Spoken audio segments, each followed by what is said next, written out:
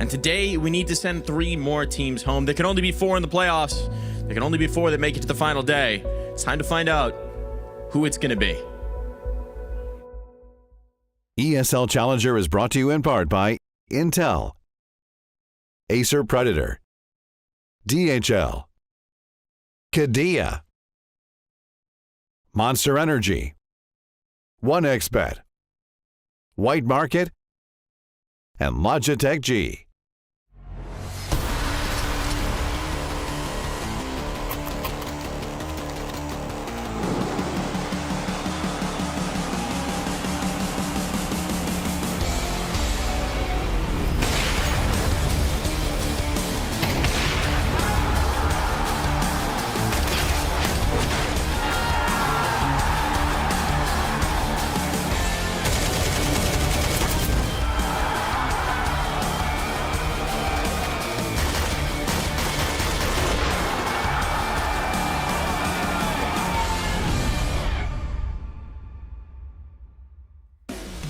Welcome to ESL Challenger Jönköping. It is the second day of the competition here. Group stage is currently underway. You heard Mike say it there. We've already said goodbye to a team, but we are also saying well done to 2 of our semi-finalists, Aurora and Ent, already confirmed.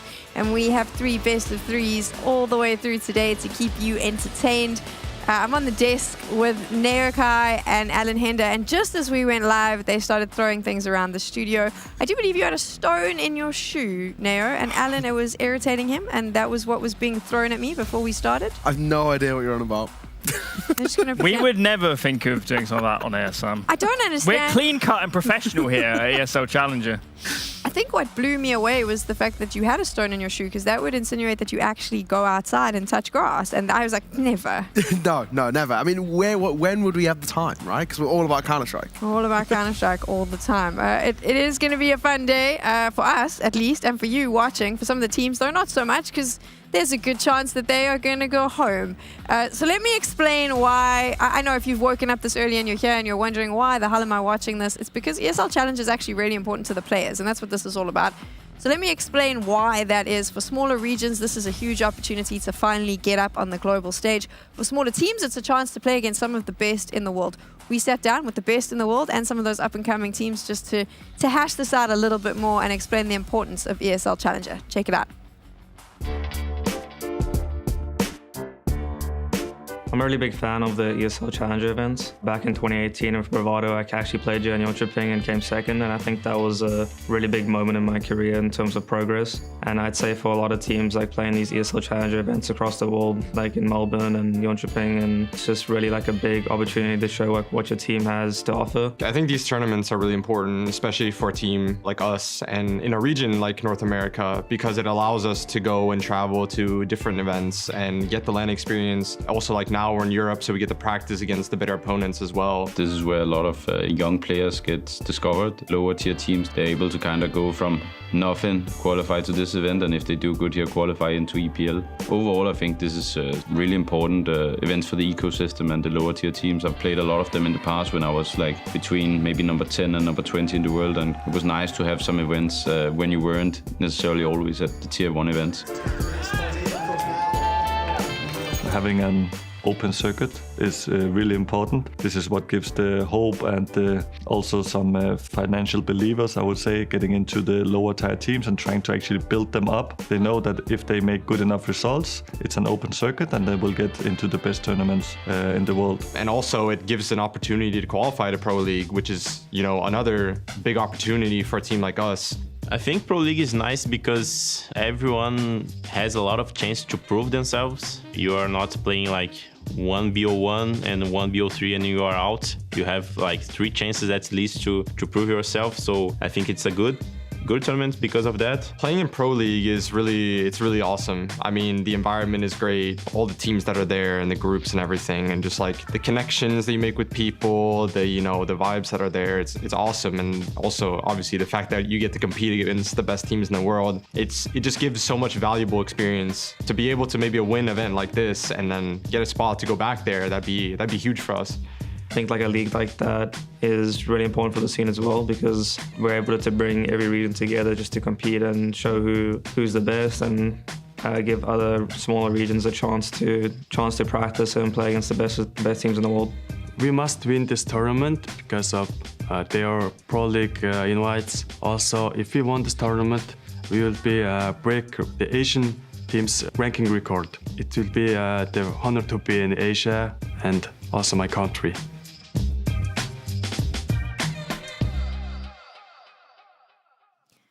Boys, come on a journey with me now. I just came up with this. I don't know if it's going to work, but I imagine that what we're doing here at ESL Challenger is kind of like a jumping castle, a bouncy house.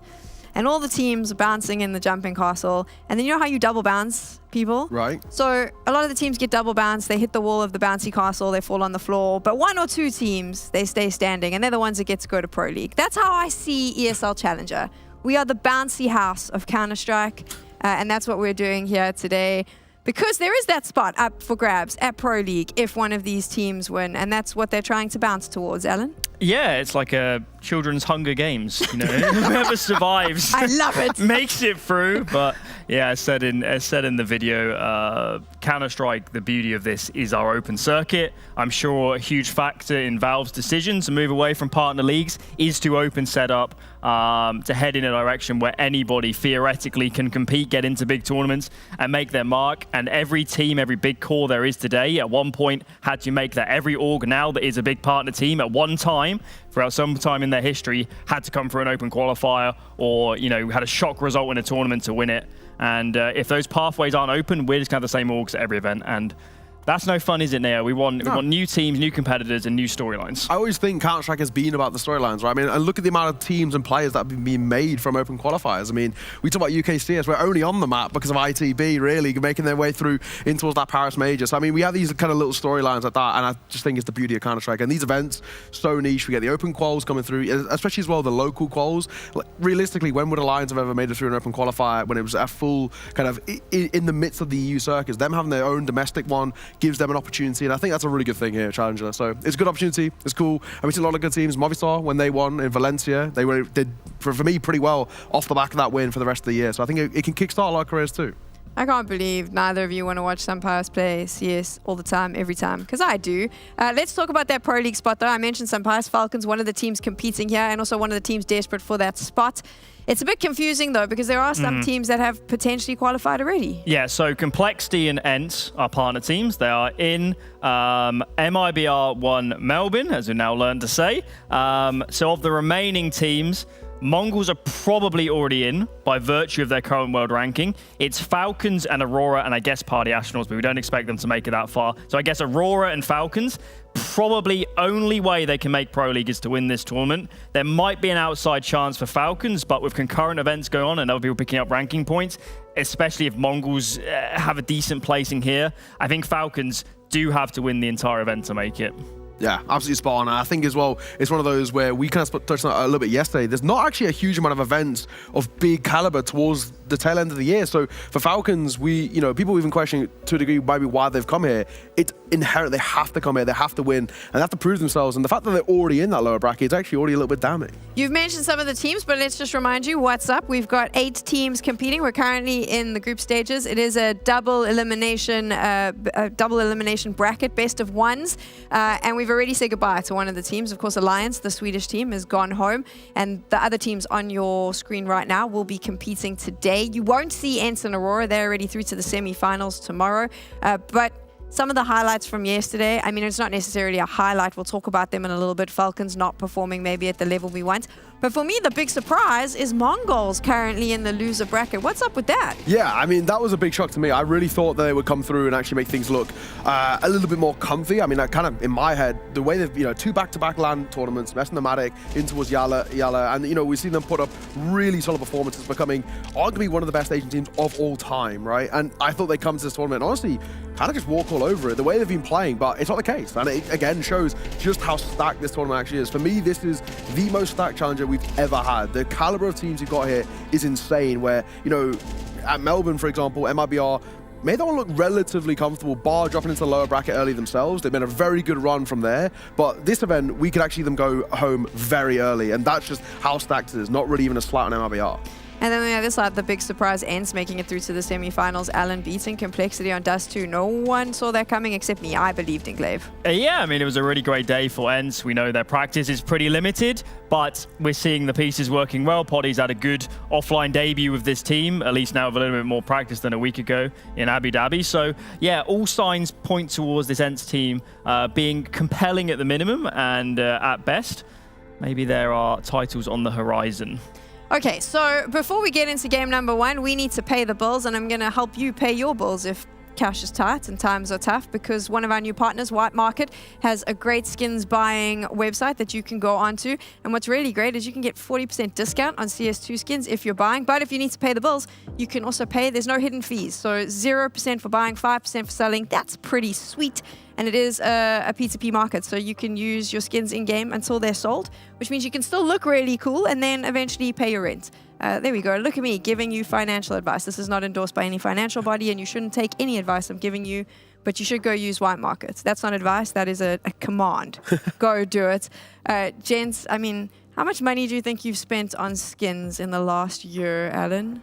I feel like Alan doesn't spend money on skins. I was about to say, I feel like you're not a skins buyer. But actually, because I've been around a while, I have skins of quite a lot of value just by being around. So you're right, Sam. If I wanted to go on holiday, maybe I should sell up and use White Market. You should do that. There we go. Now for you, how much money have you spent on skins? I make real bad financial decisions. I think too. like I'd probably say actually in my entire time, so I've opened over £2,000 worth of cases. What are you doing? And I've never had a gold, not even I've had like 2 reds. I'm so in the negative, but I made profit on some skins. I bought and sold for profit in the past. I'm still way in the negative, but I do like my skins a lot, so there we go. I feel like we have sufficiently helped you with your skins addiction if you have one.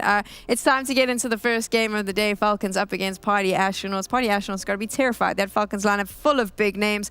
I wonder how they're feeling getting into this. Team Falcons, I would rank pretty highly. Obviously, they have some very decorated players. They got some veterans in there. I mean, people that everyone that plays CS knows. And I think, with their experience and, outside and inside of the server and just, it being a LAN environment, I would definitely rank them highly. It's going to be tough because for us, we're less experienced. We don't have that LAN experience. And I think that, a big thing that differs good players amongst the best is how you can handle your emotions and your nerves when it matters, especially on stage. So it's going to be tough. Yesterday, I called them the ragamuffins of North American Counter-Strike. The truth is they're the rejects. A lot of them have been pushed out of the bigger teams. I didn't want to say that yesterday. It felt too harsh, but now it's an elimination match. So I'll say it. They have something to prove. All of these players need to step up. And ironically, they're going up against this team who also needs to step up. Falcons, the not-so-super team we've been speaking about the whole year. They need to deliver. And nothing but a victory here at ESL Challenger will do. This is the matchup that we are going to see here in Group A in the losers bracket. One of these teams is going home. And the truth be told, there is absolutely no ways Falcons can lose this game, go home, Party Astronauts knocks them out, and us not to expect that organization to drop players very fast. And they must know that, Alan. It'd be unacceptable. I guess that's the only word for this equation. I don't see many worlds where they do lose this series, but even if it's close and we see flaws, we're going to be asking a lot of questions about the direction of this team and does the lineup make sense? Are there too many gaps? Today, they have to show a better performance than yesterday. There is no doubt. Yeah, I mean, when I look at this, it's a complete mismatch. And you've got 2 organizations in completely different just realms of life. You've got PA on Org, right? These are guys who, like you said, at one point maybe had their stints within the upper echelons. I mean, some of them haven't even played Tier 1 Counter-Strike, whereas this Falcons lineup, they are some of the best of all time, right? And they have been on what is now one of the more premier organizations we have in the entirety of Counter-Strike. So completely different leases of life here. But for PA, if they're able to make something happen here, it would be one of the biggest upsets probably of the Counter-Strike year, if not even further. We've got the Veto up on your screens right now, and you can see there what's been picked. How are we feeling? I mean, Neo, you said something that you don't feel that Falcons map pool is deep enough. I think they have the worst map pool in Tier 1. Do you have a big enough sample size of what they've played? They don't have a big enough sample size. There's 59 maps this entire year, and half of them they're losing. And if you look actually at their pool as well, they've got 2 maps that they can play. They can only play Nuke and Vertigo. Every other map is an actual liability or weakness. Dust 2, Mirage. Inferno's their perma, but Dust 2, Mirage both got one or less wins, and then you look towards Ancient and Anubis, both are big weaknesses too. I mean, this Veto, actually in every way, is favorable towards PA. However, it's just the caliber of teams PA play against. I would argue that it's not so that their pool isn't deep, it's just that it's a little bit green and murky and has some gross, sluggy algae at the top. Okay, we are going to now find out how Party Astronauts is feeling coming into this. Mike is chatting to them right now. I'm here with Fang from the Party Astronauts up ahead against their matchup against Falcons. Now, Fang, first, I understand there's maybe a little bit of a celebration on your side? Yeah, it's his guy's birthday, so, we got to get the dub for him. Got to get the happy birthday dub. Another question about your teammates. I know Wolfie wasn't exactly feeling himself yesterday. An update on Wolfie's health here? Yeah, he's definitely feeling a lot better. I mean, he had like a fever and he was throwing up yesterday. So coming to today, he's definitely, throwing up stopped. Fever's pretty much gone. So yeah, just looking forward to actually play kind of like full strength. So yeah. Now with that full strength, it's Falcons on the other side. Team with a lot of big names, a lot of big expectations. You guys, how are you thinking about this matchup? Honestly, out of our group, I'm the only one that's really played.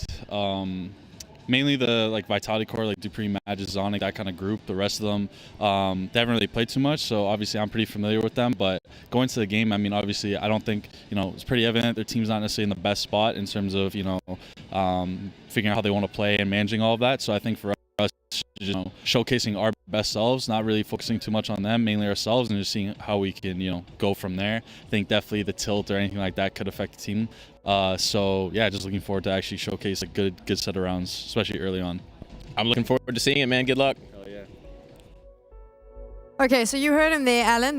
Fang believes, this is an opportunity. There's certain things that you've got to pick up. One, and I do think that there's a little bit of baby sharks in the water circling, and Party Astronauts is the baby shark, where they go, oh, Falcons, they might tilt, or it's not going so well, and we could probably abuse that. Do you think that for smaller teams like Party Astronauts, there is a confidence now that they can knock down a team like Falcons, which we talk about with such grandeur? It's a tricky one because from their position, you can't go into a match believing you're going to lose and believing you have no opportunities. We know the reality. I'm sorry, just in this matchup against these sort of players, the chances are pretty limited. But for Party Astronauts, the goals of this team aren't necessarily the same as every other team because they're uncontracted. If you're an individual on this team, proving yourself individually is of tremendous value. If you're a player like Sixy, who in the past has been on that progression route to maybe the top of the scene, and there may be issues outside of the server holding him back, just playing a good series up against Falcons, even if they lose, could be enough to put him in the sightlines of a better team. So I think, yeah, for these guys, just playing well individually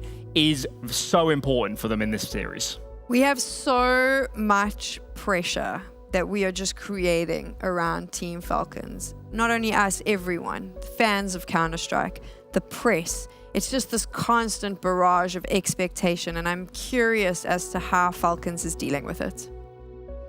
Good morning, everyone. I'm here with Zonic from Falcons up ahead of their opening match of the day. Now, Zonic, we were just talking about it before we went live. This is a place with some fond memories for you, isn't it? Yeah, definitely. I've been here many times, most likely when I was a player back then, and I have won it here. In 2010, I lifted the trophy, but that was many years ago, and hopefully, despite us having a rough start yesterday, we can find our way back and lift another trophy. Let's talk about that rough start yesterday. I know it's not the most fun topic, but that was a tough one, right? First half really got away from you guys, and then in the second, some big clutch moments from the other side, put you out of contention, took to overtime. It falls apart. What do you think went wrong? To be honest, it's without taking anything away from Aurora, I think they're actually a decent team, which I think is nowadays with CS, a lot of teams can surprise you, and the gap is getting smaller and smaller. But with all due respect to them, we consider ourselves a top team. This is the ambition of Falcons, and right now we're not delivering, and it hurts because we are putting in a lot of hours, and it's just not good enough. But when you win both pistols yesterday and we had a good game plan, it's just rough to see that it doesn't pay out. Now, looking at your opponent today, you're up against the Party Astronauts, right? North American team, maybe not as expected to go deep here. What are you thinking about them in this best-of-3 matchup? Right now with the level that we are showing, we cannot afford to underestimate anyone. So for us, it's a full game plan and spending a lot of hours and now doing the preparation also against party astronauts, because we're not in a position where we can just focus solely on ourselves. We need to prepare against all teams as we would, whether it's party astronauts or Vitality or whoever it is. Well, looking forward to seeing what the preparation leads to. Good luck, man. So that sound guy from the other tournament organizer has always wanted to go to DreamHack, and I thought it was a good idea to send him out with Mike. Sorry about that, friends. But I do think one of the things I want to pull out of that interview with Zonic is that I don't think that we talk enough about Zonic as a coach. A major winner. He's built so many successful lineups, and he's always found a way to just, I think, rise players up to their best level, Alan. And yet, he handpicked this one. And this roster, it seems like he's struggling to make the pieces work. I mean, it's a fair argument. My counterpoint would be that Vitality team took a long time to get going. A long time. I mean, well over a year, or at least approaching a year towards the end of 2022 before that team really started working. So I'd say these international teams are a very hard gig to make work. It's a different scenario than when he went into that Astralis team and they already had an established core. It is seriously difficult to get this many disparate pieces to work together. So hear me out now, off the back of what Alan said. This is something that I always find fascinating with modern day Counter-Strike, is the argument, the moment a team's not performing, like Falcons, all the conversation is roster change, roster change, roster change. But you are replacing a player with another player to fill a hole, but then 4 other holes could potentially be created by the addition of that player. So is it a matter with this lineup of sticking to what they have, which is 5 very good players, or do they need to make a change, considering they just added Dupree into the lineup? But if you want my personal opinion, I think they do need a change, because it's not a thing of where I like the players on the team and I think they can bring a lot to the level to the caliber. But for me, it's about they just do simply not have enough firepower. I think they need an actual hero rifle. Dupree was never meant to be a hero rifle. Madden most definitely is not meant to be a hero rifle. He is the most supportive anchor we've got, right? So for me, yes, this team's good. They've got a lot of great name value. They've got a lot of great talent, and of course, the best coach of all time. But they still need, in that end score previously, they had nerds, they had that raw firepower. They just don't have that oomph factor for me in this current Falcons team. Alan, change? For me, Falcons still don't know what does and doesn't work. They need to play at least 3 more months with this team, and they brought in Dupree to see, if it was viable.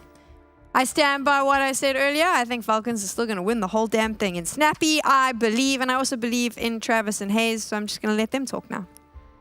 Thank you very much, Sam. And yeah, well, I mean, we go into this matchup, Matt. We look at the teams, we look at the lineups, we look at the caliber of Falcons. Anything other than a win here for Falcons is an absolute catastrophic result. Yeah. And if, in general, they lose to a team that actually don't even have an organization, that just adds to the comedic failure. It certainly would compound their problems, right? The thing is when we talk about a potential lack of firepower with Falcons, we're referring to the top level of the game, right? Not when they're playing against a team of party astronauts' stature. So surely there is no problems here for Falcons to get across the line. And you know what? We're being thrust straight into the action. Anubis is live. It's the pick of party astronauts, but Falcons have already been able to open up.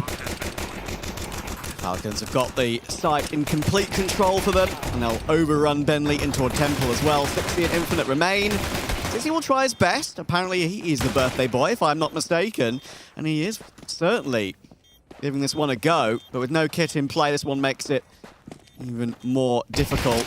Nice clear, actually, toward that headshot angle in water. 60's doing great work here, but time really is the issue, and there are both players in Magisk and Madden outside that main area. 60's going for all the kills here, and he gets the quad, but he was never going to win the round. Some nice money for 60, but that's all, really. Yeah, maybe you can spend that a bit later on. Some birthday celebrations. Certainly would be a celebratory win here if they were able to find a way. It would be the biggest upset, I'd go so far as to say, of CS2 so far, man, if Party Astronauts could find a way. But, I mean, there's just so much experience on this Falcons roster, I don't think it's possible. It's not like these guys are going to be coming into this very stressed and feeling a lot of pressure. You know, players like Dupree, Magisk, Snappy, these guys are going to be so calm coming into this particular game.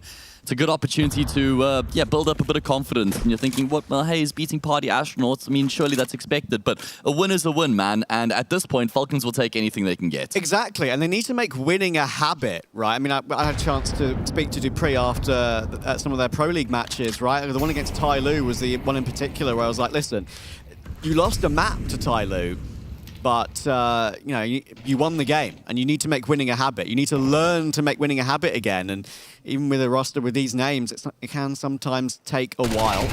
Happy that he's farmed some ecos, but he will be overrun as he runs into the stack of PA. I do like how he uses himself there to just get some information, even though both himself and Dupree go down. They realize there's a full 5-man stack over towards that B bomb site, so they will waltz into A. Bomb plant comes through, no risk at losing the round. Always important to get a bit of extra information in these sorts of rounds on the T side. And yeah, point will come through, a couple kills for PA, at least a bit of economic damage inflicted. It's a great map for Party Astronauts, Trav, that's for sure. I mean, regionally speaking, they're one of the best, you know, hailing from North America. They've played the map 12 times, won it on 11 occasions, so very comfortable on Anubis in general. Falcons do play Anubis. They haven't got a win on the map, but it's something that it feels like they're figuring it out. And I think as time goes on, it's a map that will be integrated into their wheelhouse. Yeah, for sure. It should be mentioned as well that their only loss was in the charity event for Cynic as well. So I think it's going to be pretty important to see if they can build on this run, on this map, which they love so much regionally. Yeah. They've been running over teams on it as well. I mean, beating Legacy 13-4 is certainly something to talk about. Legacy are pretty solid. But yeah, overall, they are mass underdogs. And Dupree, even though he didn't necessarily come out on top in many results yesterday, I can tell you that his performance was once again super, super solid. I'm looking to see more of that from Dupree today. Again, mentioned on the desk, of course, that he shouldn't be that person to have to do that, really. But at the moment, he is. The main question is, who is the person on Falcons then that's supposed to do that? That's kind of what everybody's looking at and wondering. Madden is the guy, I think. Madden is him. He has to be him. You know, he kind of was able to just be a bit more of a role player in Ents with somebody like Nerds, who, you know, was a very strong rifler, a star player, if you will. But now Madden has to evolve. He has to continue to develop as a player. I think he's got it in him. It's certainly a tough ask, but very talented individual. Either way, we got our first gun round. Wolfie with the AWP, rifles across the board. There's util as well. Party Astronauts have done quite well to hold on to some of that util going into the round. Still 2 smokes around that minute mark, and you know, normally you see CTs dumping their util very early on in the rounds to just block the choke point. So if you can hold on to it and kind of delay and wait for the exec to come through, can make life a bit more difficult for that T side. Like this angle from Infinite, he just tucks into this corner with the Galil. His weapon barrel shouldn't stick out with the position of this smoke. The flash is actually super good, but he only gets the one. Unfortunately, and Falcons have overrun the A-bomb site. Not much for Wolfie to do either with that AWP. I believe 60 did drop it over to him, of course, with those 4 kills in the pistol. Had all that extra cash for Wolfie to obviously have Kevlar alongside that AWP, but didn't work out for him. Madden with 2. Falcons going to get a clean 3-0 start on Anubis. Nice round coming through from them. Just able to work their way in towards middle, split themselves into the A-bomb side, covering all their bases as well, trading out Magisk after Infinite got that frag in the corner. That's the problem with that corner, is if you don't instantly get the multi-kill, you're almost always going to be traded, and if the second player on the bomb site goes down, you're just in no man's land with the pressure coming through from cameras. So will be a clean 3rd round on the board here. Party Astronauts, you know, probably just going to save around these 2 guns, makes the most sense. Look forward to the future. Falcons do play a very heavy default style on the T side of Anubis. Almost every round that they played, I think it was against Liquid on this map, was a very heavy default on their T side.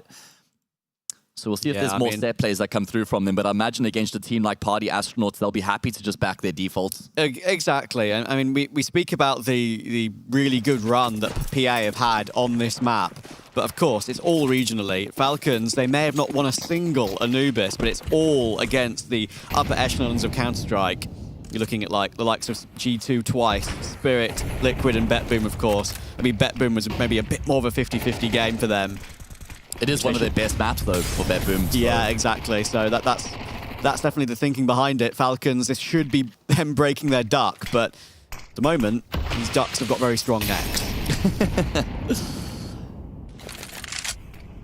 All right, well, Party Astronauts have actually spent all their money here.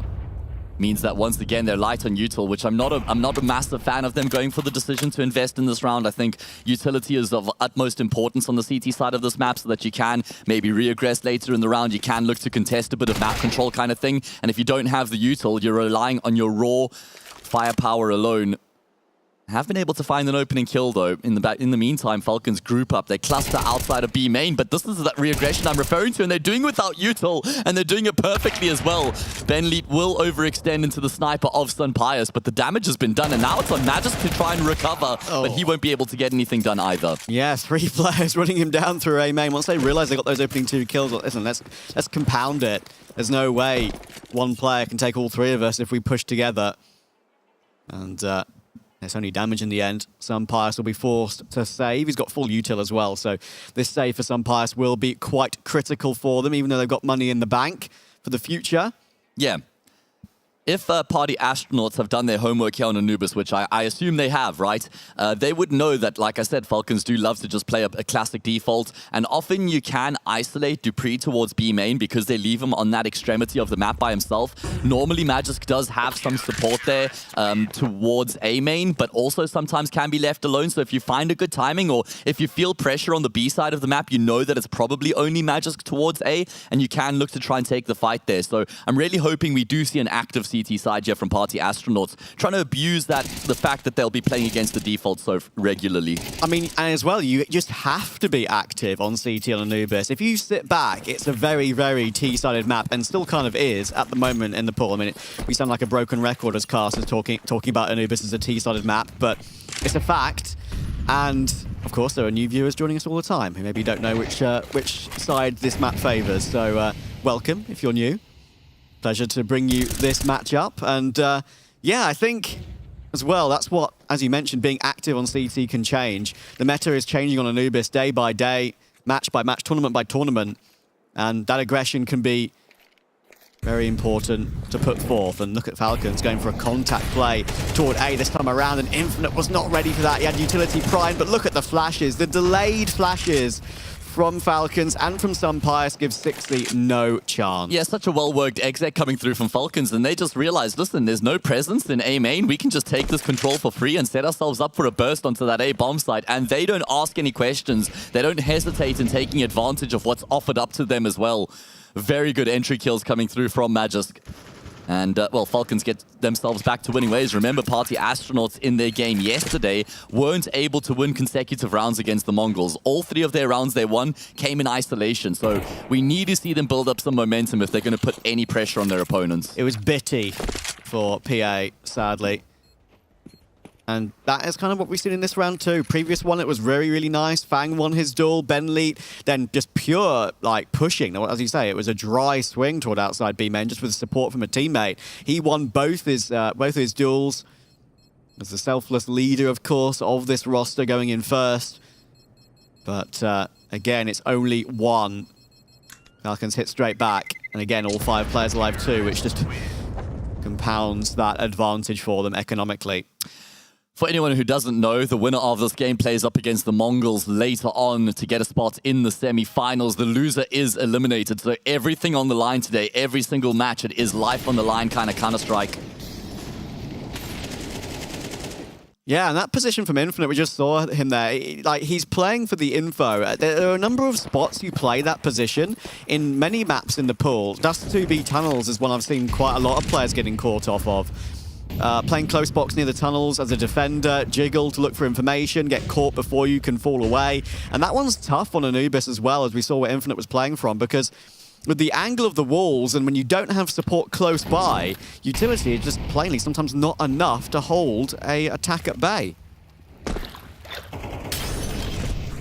You need a second player here often. Yeah. Wolfie is going to be that man to take up that mantle in this round. And that's something we could see Falcons just looking to condition here from the CT side. Force them to stack up the defense on the A-bomb side. And Magisk finds out, listen, the AWP is there probably along with the anchor as well. And you could see immediately the bomb pivots in the opposite direction. But now Fang is able to lay down the laws. He takes dupreeh down. So having a good job on either side of the map right now, just locking it down, making sure that Falcons aren't able to find a way into either bomb site. Snappy, though, does look to just try and craft a way forward. Madden's gone down. Snappy's also caught off guard, and there we go. That's much better from Party Astronauts. 5 players staying alive. Smiles on the face of Ben.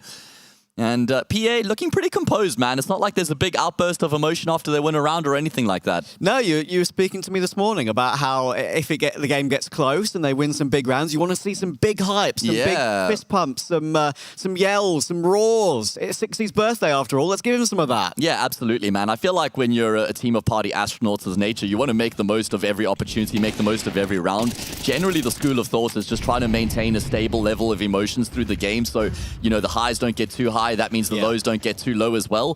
But I think like when you're a massive underdog like this, you just want to go crazy. And, of course, they get so little international opportunities. Yeah, exactly. Make the most of it. Absolutely, man. That's how I feel as well. I feel like Ben was one of the louder players in EG as well, wasn't he? I think so. So, I mean, maybe a bit of a change-up now. Matt just locking it down. First time we've seen PA look to try be very proactive at the start of the round in towards A main, but Magic is so good on that extremity of the map. Infinite's been struggling a little bit on that A defense, so they try and change it up with that bit of aggression, and 60 should have traded that. Magisk was 18 health after the duel with Infinite, and 60 couldn't hit a single bullet to trade it, sadly, for PA. And again, we could be in a situation where it's just a very quick flash in the pan for PA. Yeah, just looks one round like it. in a row, of course. Makes sense that they've just kind of rolled the dice here, decided to stack up the defense on the A-bomb side, but unfortunately they've bet on red, it's landed on black, and so Falcons will find themselves a vacant B-bomb site. 5th round coming through for them, and they're off to a very good start here in this all-important game. I mean, they're just saving face right now, our Falcons. There's just no world in which they can afford to lose us, right? Like, if we just try and set the table and think about what it would actually mean for this team if there was hypothetically an upset, it would just be a disaster of the highest order, If Falcons lose this best of 3, disband. Yeah, just blow the whole project up at that point. Just like, and that is the main thing, right? Like, I actually do agree with Alan in the sense of, as the hunts coming through here for Falcons have got enough money to... Well, I haven't actually got enough money, I tell a lie. I thought usually they go for hunts like this when you have a bit more cash. This is a little bit risky for them. Yeah, you know what? I'm going to come back to that point later, because I actually don't like this decision from Falcons to go for the hunt. They've only lost 1 player, so now it's okay. There's no big issue with that. 4 players alive is good. But if they lost a second there, money wasn't great. And if PA just managed to grind out, even if it is this bitty half of them, if they grind out 4 or 5 somehow, like... That'd be really good half for them, I think. Especially on CT. By the book, I definitely agree with you, but I think when you're Falcons playing against Party Astronauts, you actually just want to bully your opponents as much as you can, put them in your place and assert your dominance. So I think maybe it's just about like, hey, we aren't afraid of you. We aren't afraid of taking the fight to you. But yeah, generally speaking, I certainly agree with that notion.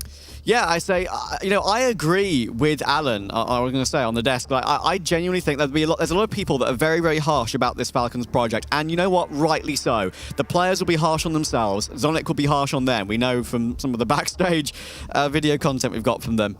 But I do think they need maybe another 3 months or so to see if they can find another successful event. They've only really had 1 so far. These players are too talented for them not to make it work at some point again, at least once more. Yeah, I kind of err on the side of Neo, honestly. I think it is one of those things where maybe it's a bit soon to be like, they definitely have to make a roster change, but if we're talking about a team who want to win a major in 2025, which was the goal they set for themselves, firepower is going to be a massive problem. Like, they're going to have to have like the most efficient systems, the best teamwork, some phenomenal synergy if they are going to find a way to make it work with this team. So there's so much that has to go right for them. I also don't necessarily think that age is an issue for like professional Counter-Strike players, really. But it is a significant difference between them and the Mongols, for example. It's like a whole 10 years, I'm pretty sure, when it comes to average age. Yeah, not far from it. So, pretty crazy. Oh, reload's heard. Nice little creep into the right corner, but Snappy does go straight through the smoke. Dupree's taking Bentley in the meantime. Magisk is here, and this time he can't get it done. PA with a slight advantage, and they are just going back and forth, trading rounds at the moment. If PA are able to secure this, doesn't look like they heard it, some noise. And yeah, jumping on the side of the A main position there, some passes definitely made that sound cue, but I don't think it's been heard, but now spotted out by 60. 4v3.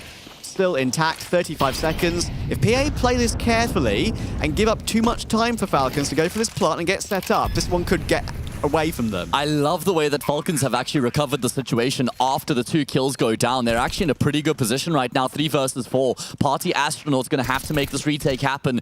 As you say, they've got an advantage, but they've got to get a move on. They've got the kits and neutral as well, but Madden's being proactive in the post plant. Forces the issue to find one, but he can't clock out just yet. Still work to be done on the job. Up close and personal himself, and Dupree forced into the fight. It's only Dupree left. 28 points of health, but he's reduced it to a 1v1, and Wolfie's got the orb. Dupree knows it. He will not give him that gunfight that Wolfie so desperately is searching for. Finally, the shot's baited out, and that is going to be Dupree holding his nerve. And you know what? Sunpius is the hero there. He actually crept around the incendiary because of its reduced radius. It meant he was able to get around it while Party Astronauts thought they were safe towards A main, and that's what let Falcons get into that A bomb site. That's one of those heartbreaking rounds for PA that they couldn't afford to lose. Very, very rough for them. I mentioned that if they let Falcons get set up, then that could easily get away from them, and it absolutely did. I promise I don't have the script, but yeah, that was. I just could see that coming a mile off, because retaking is so difficult, as we know, from that CT position. Dupree, he may have been in a 1v2, but the time he wasted there was absolutely perfect. And Wolfie even tried that fake jump on Heaven as well to try and lure Dupree into the open, to think that he's maybe dropped down onto near that defuse. Listen, Dupree's watched Zipnik's clutch enough to know that he just stands there and holds angles and waits for people to swing him. And he's like, I'm not going to give you that gunfight, man. I'm not going to peek into you. You're going to have to push me to find that fight. And either way, it doesn't work out. Opening kill comes through for Falcons as well as they continue to soar. That's a rough one for PA. Now it's a sort of round that can set Falcons up for a very convincing first half now. Wolfie had his opportunity with that fake jump. I actually think it in the end did lure Dupree out a little bit at least. He was edging, wasn't he? He was toward the left side of the pillar, yeah. I think Arm would have been spotted from Wolfie's POV, but couldn't connect. Just too much experience on Falcons for PA, at the moment at least. And we know Falcons, as we said earlier, it's a map they've yet to win on, but it's all been sort of tier 1 opposition they've been playing against. PA is a different level, and that's why we think Falcons should be taking this one pretty comfortably. And this round should be comfortable as well. Damage done, but sadly for the Party Astronauts, it's not enough. This was a force buy as well. Yeah, they've spent all their money coming into this round. A couple players with some spare change in the bank, but Falcons about to lock in a lead, guaranteed going into that second half. 7th round going to be racked up here. And Infinite is a dead man, unfortunately. Just walks into Sunpius with his knife out. Not sure about the knife out there coming through from Infinite, honestly. I mean, it's not like he's gaining anything by just shift walking away with the knife. Probably better off just keeping the gun in case he does find contact. Like I said, whoever wins this books themselves a date with the Mongols later on.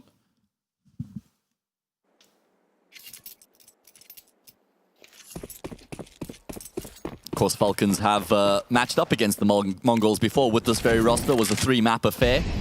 I'm sure they'd fancy their chances at a rematch. Yeah, it would be a fun one for sure, but you just have to favour the Mongols considering their recent form. Oh, absolutely. Yeah, I'm really looking forward to seeing how that one would go down.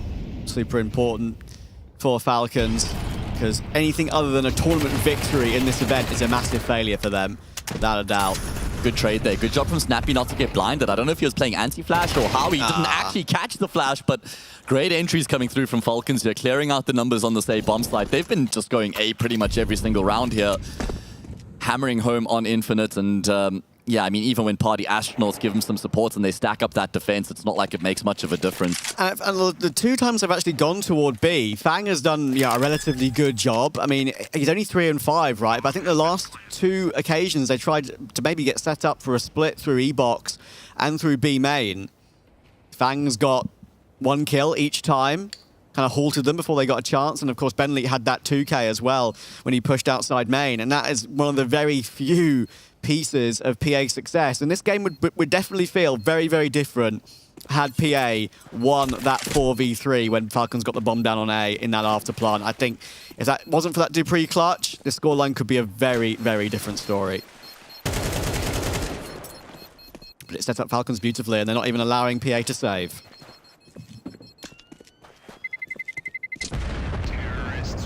Feels like Party Astronauts need at least 4 rounds here on the CT side going into their T side. And they do have a strong T side behind them as well. 65% win rates. Of course, that is almost entirely a regional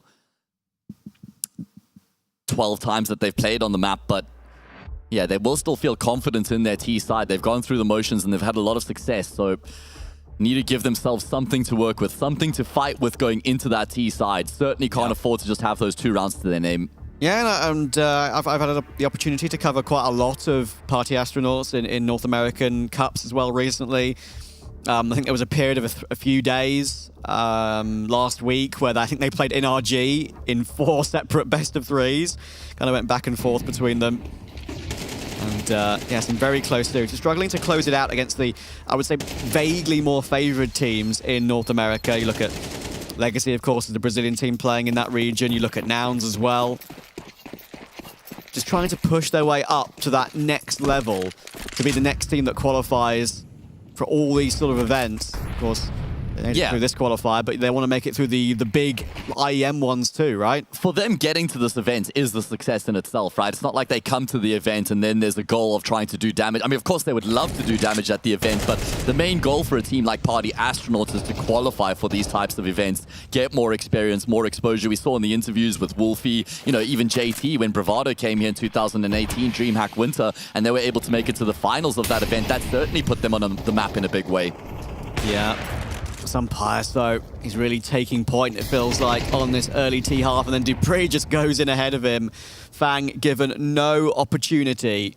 Yeah, really good conditioning. Falcons still throwing the same set of util over towards that A-bomb site, just keeping Party Astronauts focused on that side of the map, and it's almost just on a whim that they push in towards B. Off the back of that Sun Pius kill, they just activate. Dupree gets in on the action as well. This round's as good as done. Gonna have to just save the guns at this point. I mean, max round loss bonus into the next round of the half. It's important that they give themselves enough to work with, but unfortunately just haven't pitched up the way that they would have liked. And they won't be able to save much either. Oh, look at Snappy. Poor old Wolfie. Well, he's not the hunter anymore, he's become the hunted.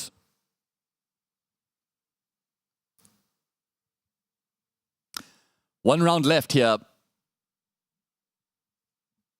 1 round left in this first half already. 9 on the board for Falcons. Business as usual. Business as expected coming into this one for the T side. Yeah. And as you can see, PA just getting picked off one by one, it feels like. There was a few occasions of that in their best of 1 yesterday. They do have a wolf on their team. Wolves tend to like to hunt in packs. I need to see more of that. Maybe he's a lone wolf, Nate. Maybe. But a lone wolf doesn't have as much success hunting. I watched my fair share of David Attenborough. There we go, fair dinkum.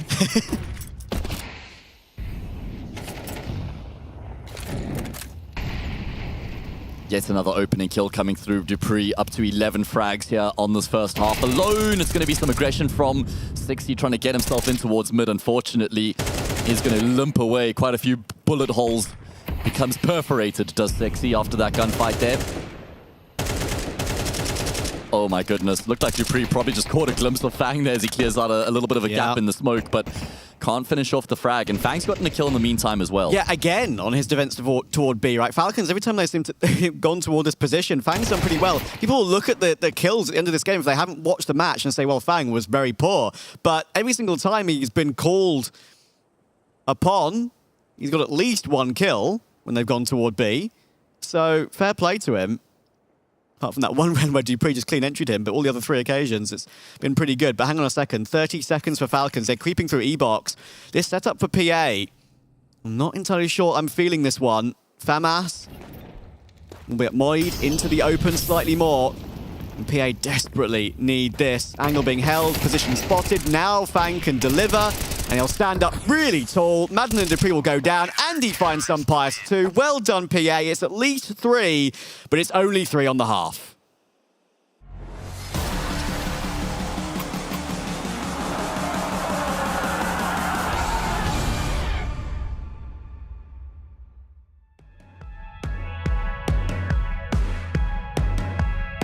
Always thought I could walk through fire, blow up the storm and see the light, yeah. I told my friends that I could run on water, and they said nobody can. They'll see me flying through the sky, yeah. Play hide and seek behind the clouds. I show my friends that I'm not scared of dreaming, and I'll do that again over and over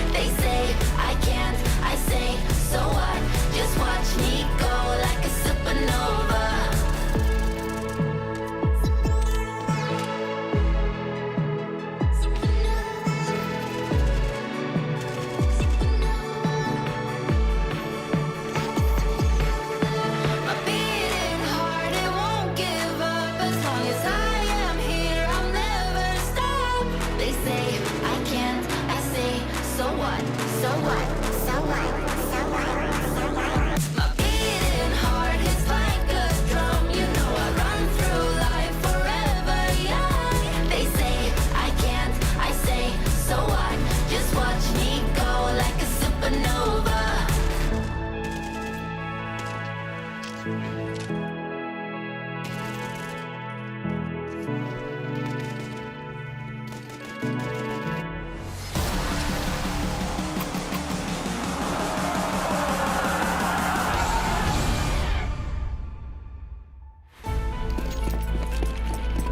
No trouble for Falcons in that first half. 9 rounds out of the 12 go their way, and they're on the brink of winning Party Astronauts' map pick. CT side for them. PA do most of their good work on the T side of this map, but they have to win the pistol, Trav.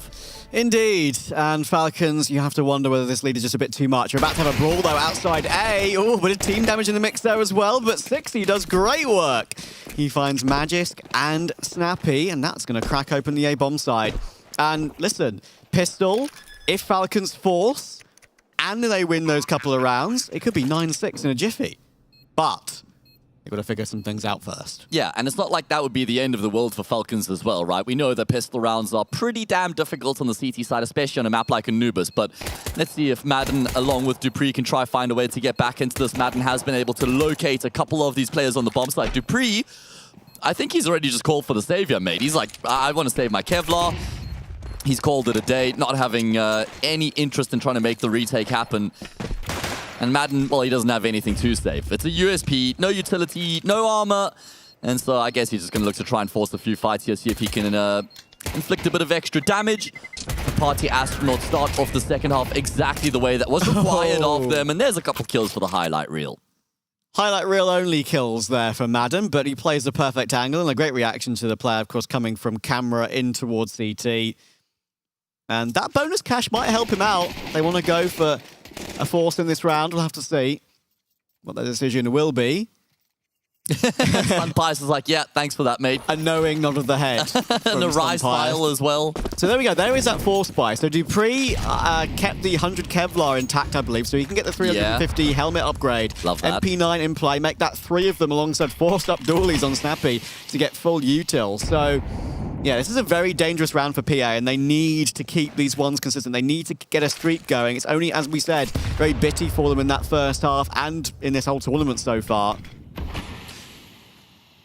I really like Falcons' decision to go for the force buy here, because it means even if it doesn't work out, they'll have that gun round in, well, what it would be the 16th round, and they'll have full util and an AWP at that point, right? It's not like they're going to be reduced to a couple pieces of util, maybe a FAMAS, maybe an MP9 in that gun round. Roll the dice here and then guarantee a full arsenal of weaponry in that gun round to come.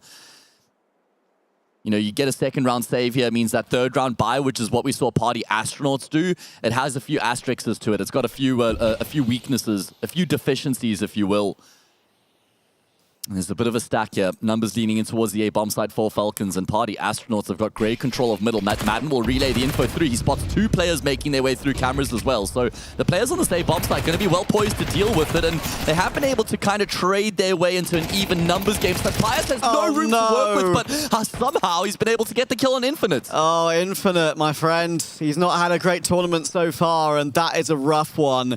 He got the drop on him. Sunpius just gets those last few bullets on the picked up MP9 and gets another kill. But Wolfie and Fang still have these skills in play. It's now going to all have to be Fang. Ooh. Can't flick around. Good reaction, but Dupree is faster with that SMG.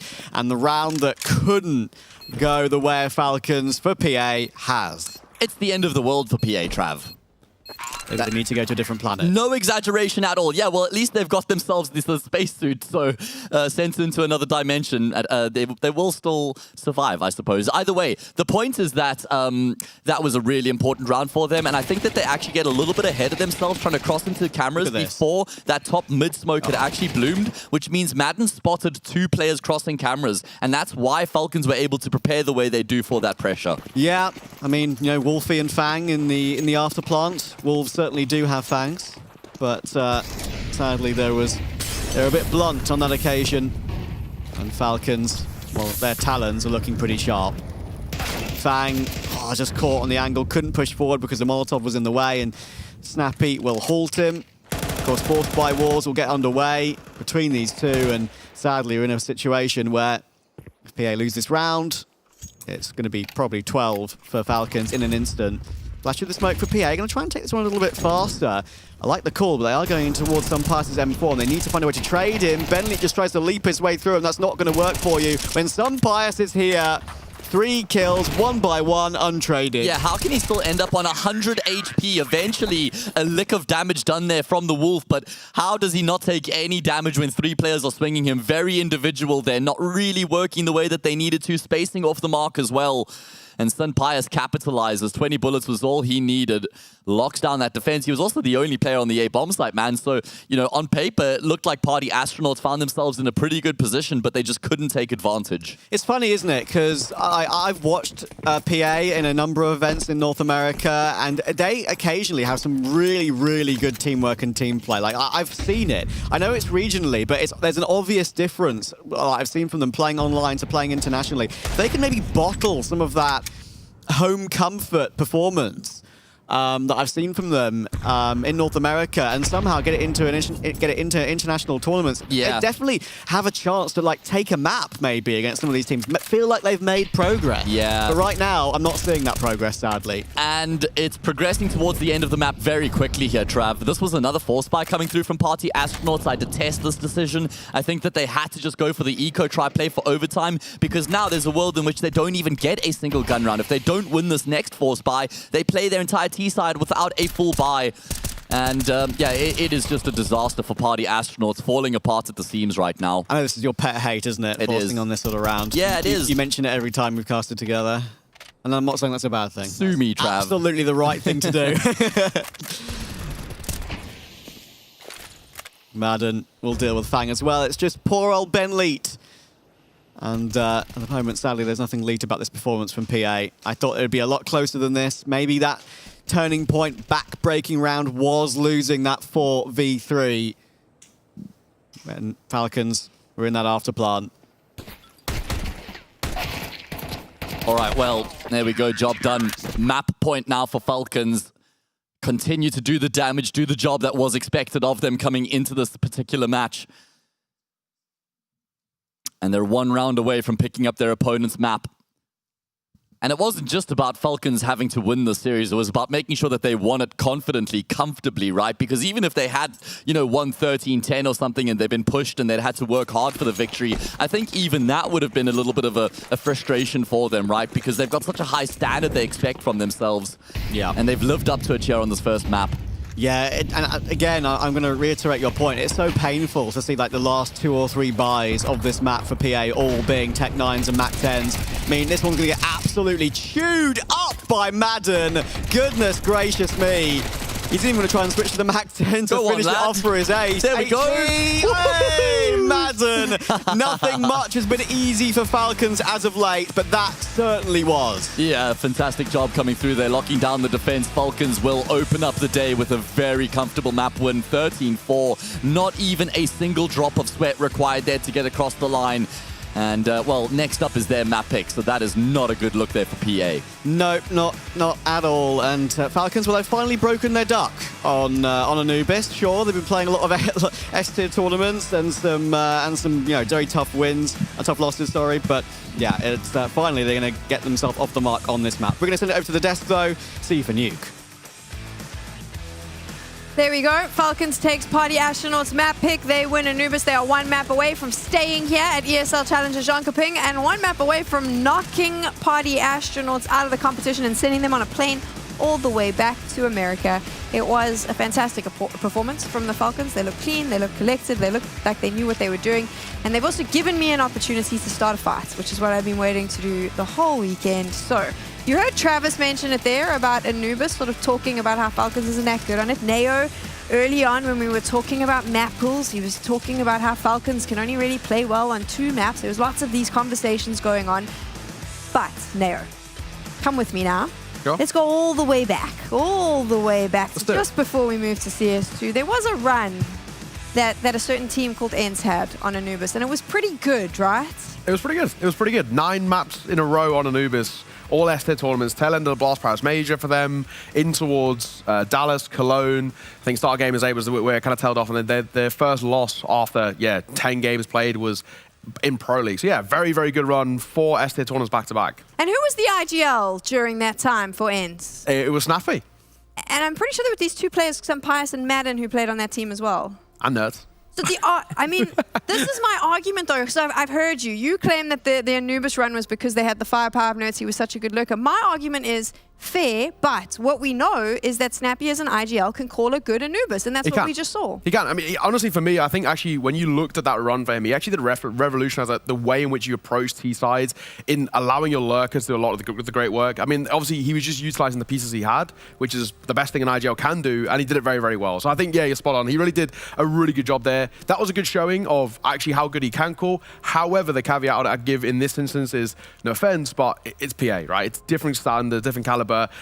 This is their first and 6. Against S-tier teams, they're still 0 for 5, right? And they still have been on a poor run of form. So yeah, I think it's really good that they've broken the duck. You know, they've got their first win in 6 games played, but it is still against Party Astronauts. If they didn't win, I'd be calling for their heads and saying, get these guys off this team, rush the changes, the whole shebang. So yes, it's good they're going to win, but it's against a Tier 2 NA team, not a Tier 1 team. And Snappy, I believe, and I'm going to stick with that. Obviously, we got to see some of those pieces Nero spoke about, Alan popping off, doing the job that they needed to do. Yeah, let's talk about Madden and Dupree. These are the players now in the star positions. During this game, they ran riot. They were brilliant, no real resistance, and yeah, certainly for these 2 players. A lot of role changes actually in this current iteration. Dupree in his latter days in Vitality was not in star player positions on every single map. A lot of anchor roles, but now back as a rotator, back in the pack on T-side. And Madden also similar sort of story where he's gone from more supportive positions to now in star spots. So these are the 2 players that when we look towards the Mongols, maybe future events as well, these are the 2 players that have to justify those positions and prove themselves to be international star players. Do you like the roles that they're in currently for them? For them individually, yes. Is it in the wider context of the scene and whether they could get other players into those positions? It certainly opens up scope where they could get replaced in the future. But yes, in the here and now, I think those are good spots. And as I said, for me, Falcons, I think they're still learning. I know it's been a while, but I think they still don't really understand what's going wrong. I feel that they genuinely need 3 months in these positions to understand what does and doesn't work. And if there is a fundamental issue, one of Snappy or Zonic probably needs to go. Here we go, Alan. Okay, well, I just heard what you said and it upset me, so I'm just going to move on from there. I don't know. But Dupree, the pickup, do you think that was a permanent pickup, or do you think this was a temporary fill because they couldn't find anything else? The wording, at least the wording I take away from their interviews and such, is that Dupree was their best option at the moment. Is at the time. I assume Dupree wouldn't sign a contract for less than a year, so they've got to at least be a middle-term option. But yeah, I mean, I think Dupree is a long-term option for this team. I think Dupree could play on one of the best teams in the world again in these positions. So we often look at Counter-Strike and we just sit there and say, these are the star players. You know, why don't we just get Nico? Why don't we just get the best players? But you know, if Mongols can play like they are with some of those players, it proves that team play is a huge factor, communication is a huge factor, and these intangibles will win you more tournaments than an individual ever can. Do you think, though, that the average age of the Falcons is too old? I think our age is a load of bullshit, to be honest. I think people massively overvalue it. I think when you look in traditional sports, players can play for a long time. It's more a question of can they sustain this in their life? Can they sustain playing that long? Does the team have the structures around them to not burn out over the long term? So there's certainly scope to bring in younger players that maybe have some mechanical advantage.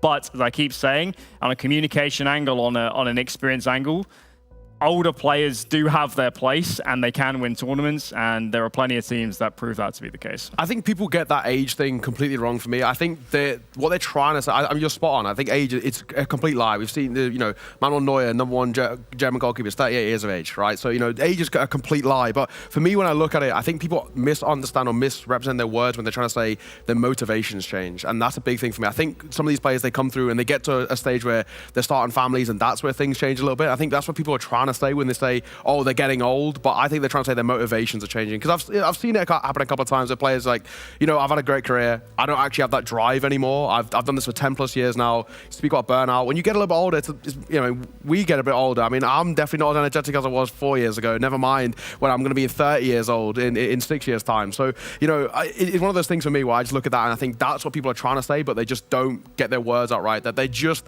start to get to a point of feeling like, you know, maybe I've done all I need to do here. I mean, I would argue that you're more motivated when you've started a family, like you're snappy, you have a young child to provide for. You're going to be more motivated to perform and bring home the bacon, for one of a better term. But this is a conversation possibly best left for a pre-show later this weekend. For now, we are going to be heading over to Nuke very soon. Party Astronauts has to win it if they want to stay here at ESL Challenger.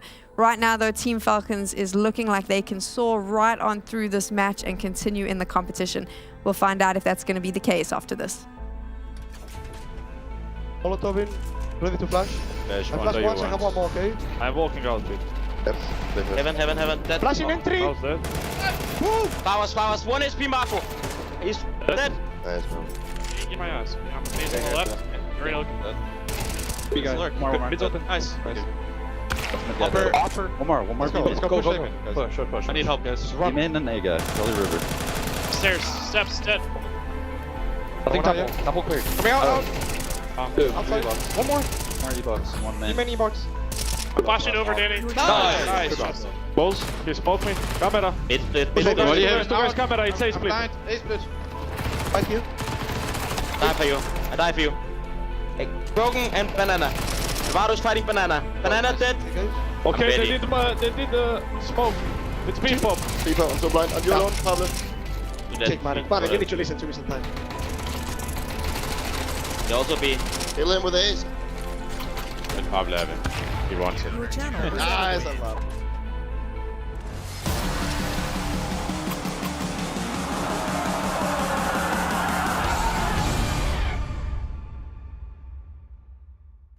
Think you've seen it all? With Faceit Watch's Point of View Selector, you can experience the game from any pro's perspective. Use the multi-view feature and customize the stream with up to 4 angles. Control what points you see while earning rewards. Drops are activated and lucky winners will receive Faceit points. And if you ever miss a match, VODs are now available. Get instant access to demos with multiple POVs and commentary. Watch it, control it, Faceit.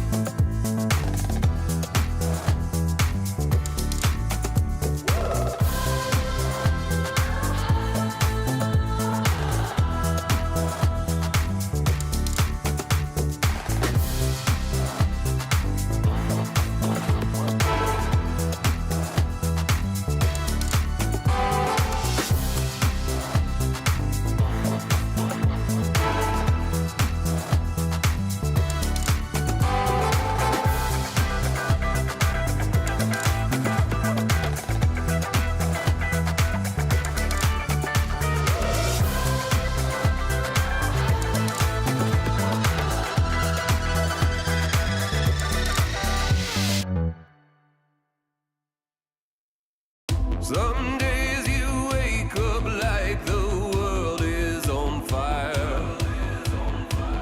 Last call came late last night, you're caved in and tired. One more lover that will never be found. Just another body in the cold, cold ground. It's a game show world if you think you can dance. It's good to be alive, give it one more last chance. I know the words burn you down like a cigarette, and when the ashes hit the ground, you are a silhouette. Don't give up if you're invisible.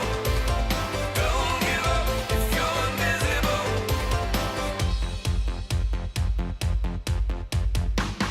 These next few words won't be the last time you hear that you caught a little bad luck waiting for the last ones to clear. One more lover that will never be found. Just another body in the cold, cold ground. It's a game show world if you think you can dance. It's good to be alive, give it one more last chance. I know the words burn you down like a cigarette, and when the ashes hit the ground, you are a silhouette. Don't give up if you're invisible. Don't give up if you're invisible.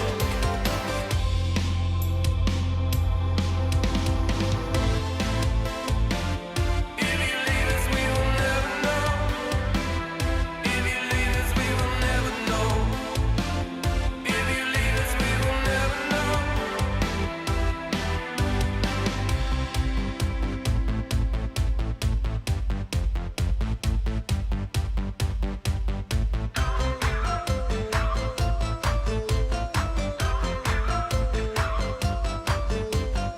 I know the words burn you down like a cigarette, and when the ashes hit the ground, you are a silhouette. Don't give up if you're invisible. Don't give up if you're invisible.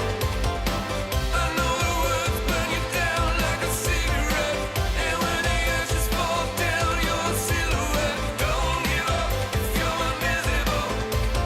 Don't give up if you're invisible. Gotta fight it for another day. Gotta fight it for another day.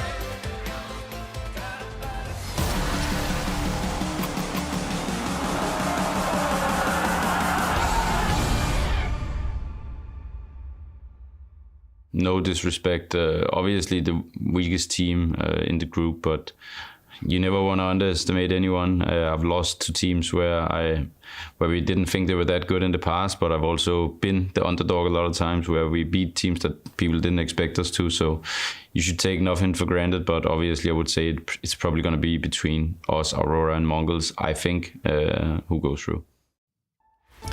Yeah, interesting. And as well for Falcons, it's about winning these games comfortably, right? I mean, listen, I don't want to say it too rudely, but I'm going to put it in the nicest way I can. It's just Party Astronauts. They need to win this game cleanly 2-0. Yeah. And for PA, we need to see them win rounds in consecutive rounds. Yeah, they haven't done that yet this tournament, have they? They won 3 rounds against the MongolZ, all in isolation, 4 rounds on the previous map, same thing. But I'm right there with you, Trav. The goal for Falcons here isn't just about winning the series, it's about winning it comfortably, building up some confidence so that they go against the MongolZ later feeling good about the level that they've brought to the tournament so far. Yeah, and as well, right, I mean, I mentioned the Tyloo victory in Pro League about trying to make winning a habit and struggling to do that.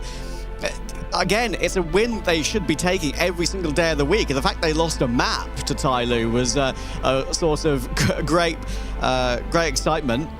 But yeah, it's going to be pretty interesting to see that. To see if they can actually just have some more consistency. And consistency is what you need to see from a team that has so much experience. And I do trust them in terms of making it work for another good run in the future. But again, like, this event is what's so important, right? Yeah, absolutely, man. Was some good form coming through from Falcons, going through the motions. Individuals look good on that previous map. And Pius had some really good rounds there. Madden as well, the ace towards the end to finish off the job. And into the game we go. To the pick of Falcons. They're going to start on the T side. We saw Party Astronauts on this map against the MongolZ yesterday, and they had a very tough time of it. Let's see if they can turn the tide. Can they open up with a pistol round win? Falcons set themselves up for a big burst in towards us today. Bomb side opening kill found by Dupree himself. At least there are trades coming through from the CT side though. Bomb plant will be found here, and it's going to be on the CTs to retake. No, never mind. They're not going to allow for the plant to come through. Really nice from Fang. 2 impactful kills, and it's just Magis. He's going to try and work his way through, but Bentley takes that one nicely. And what I want to see from Party Astronauts in this game is, you know, the pressure is now completely off. See, there's some smiles on the faces now. They've been kind of getting destroyed in this tournament, sadly. I want to see the pressure off, relax yourself a little bit. You've got nothing to lose going up against the Falcons. Play as if you're at home in North America as best you possibly can, right? And let yourself loose a little bit. And maybe playing with a little bit more of that reckless abandon could help them out in this series. We'll see. All right, well, Falcons going to force back in response. I thought that they'd pretty much locked in a bomb plant in that pistol round they lose, but I like the proactivity from Party Astronauts, just forcing the issue into the bomb site there, not letting Falcons settle down once they gained initial side control. Not much useful here for Falcons to work with either. Looks like they set themselves up for a ramp burst. It's actually only bent towards this part of the map right now. Can they do it? Can Party Astronauts string consecutive rounds together for the first time this tournament? They played 2 maps so far. They haven't been able to get it done, but it looks like it finally will happen, as they will condemn Falcons to an eco. Yeah, Madden and Snappy, if they manage to recover this one, it would be something. Snappy will still be locked behind that door smoke as well. Nothing much he can do about that. Madden might try to fly up the vent to join up with Snappy, or maybe even escort him down perhaps for a bomb plant.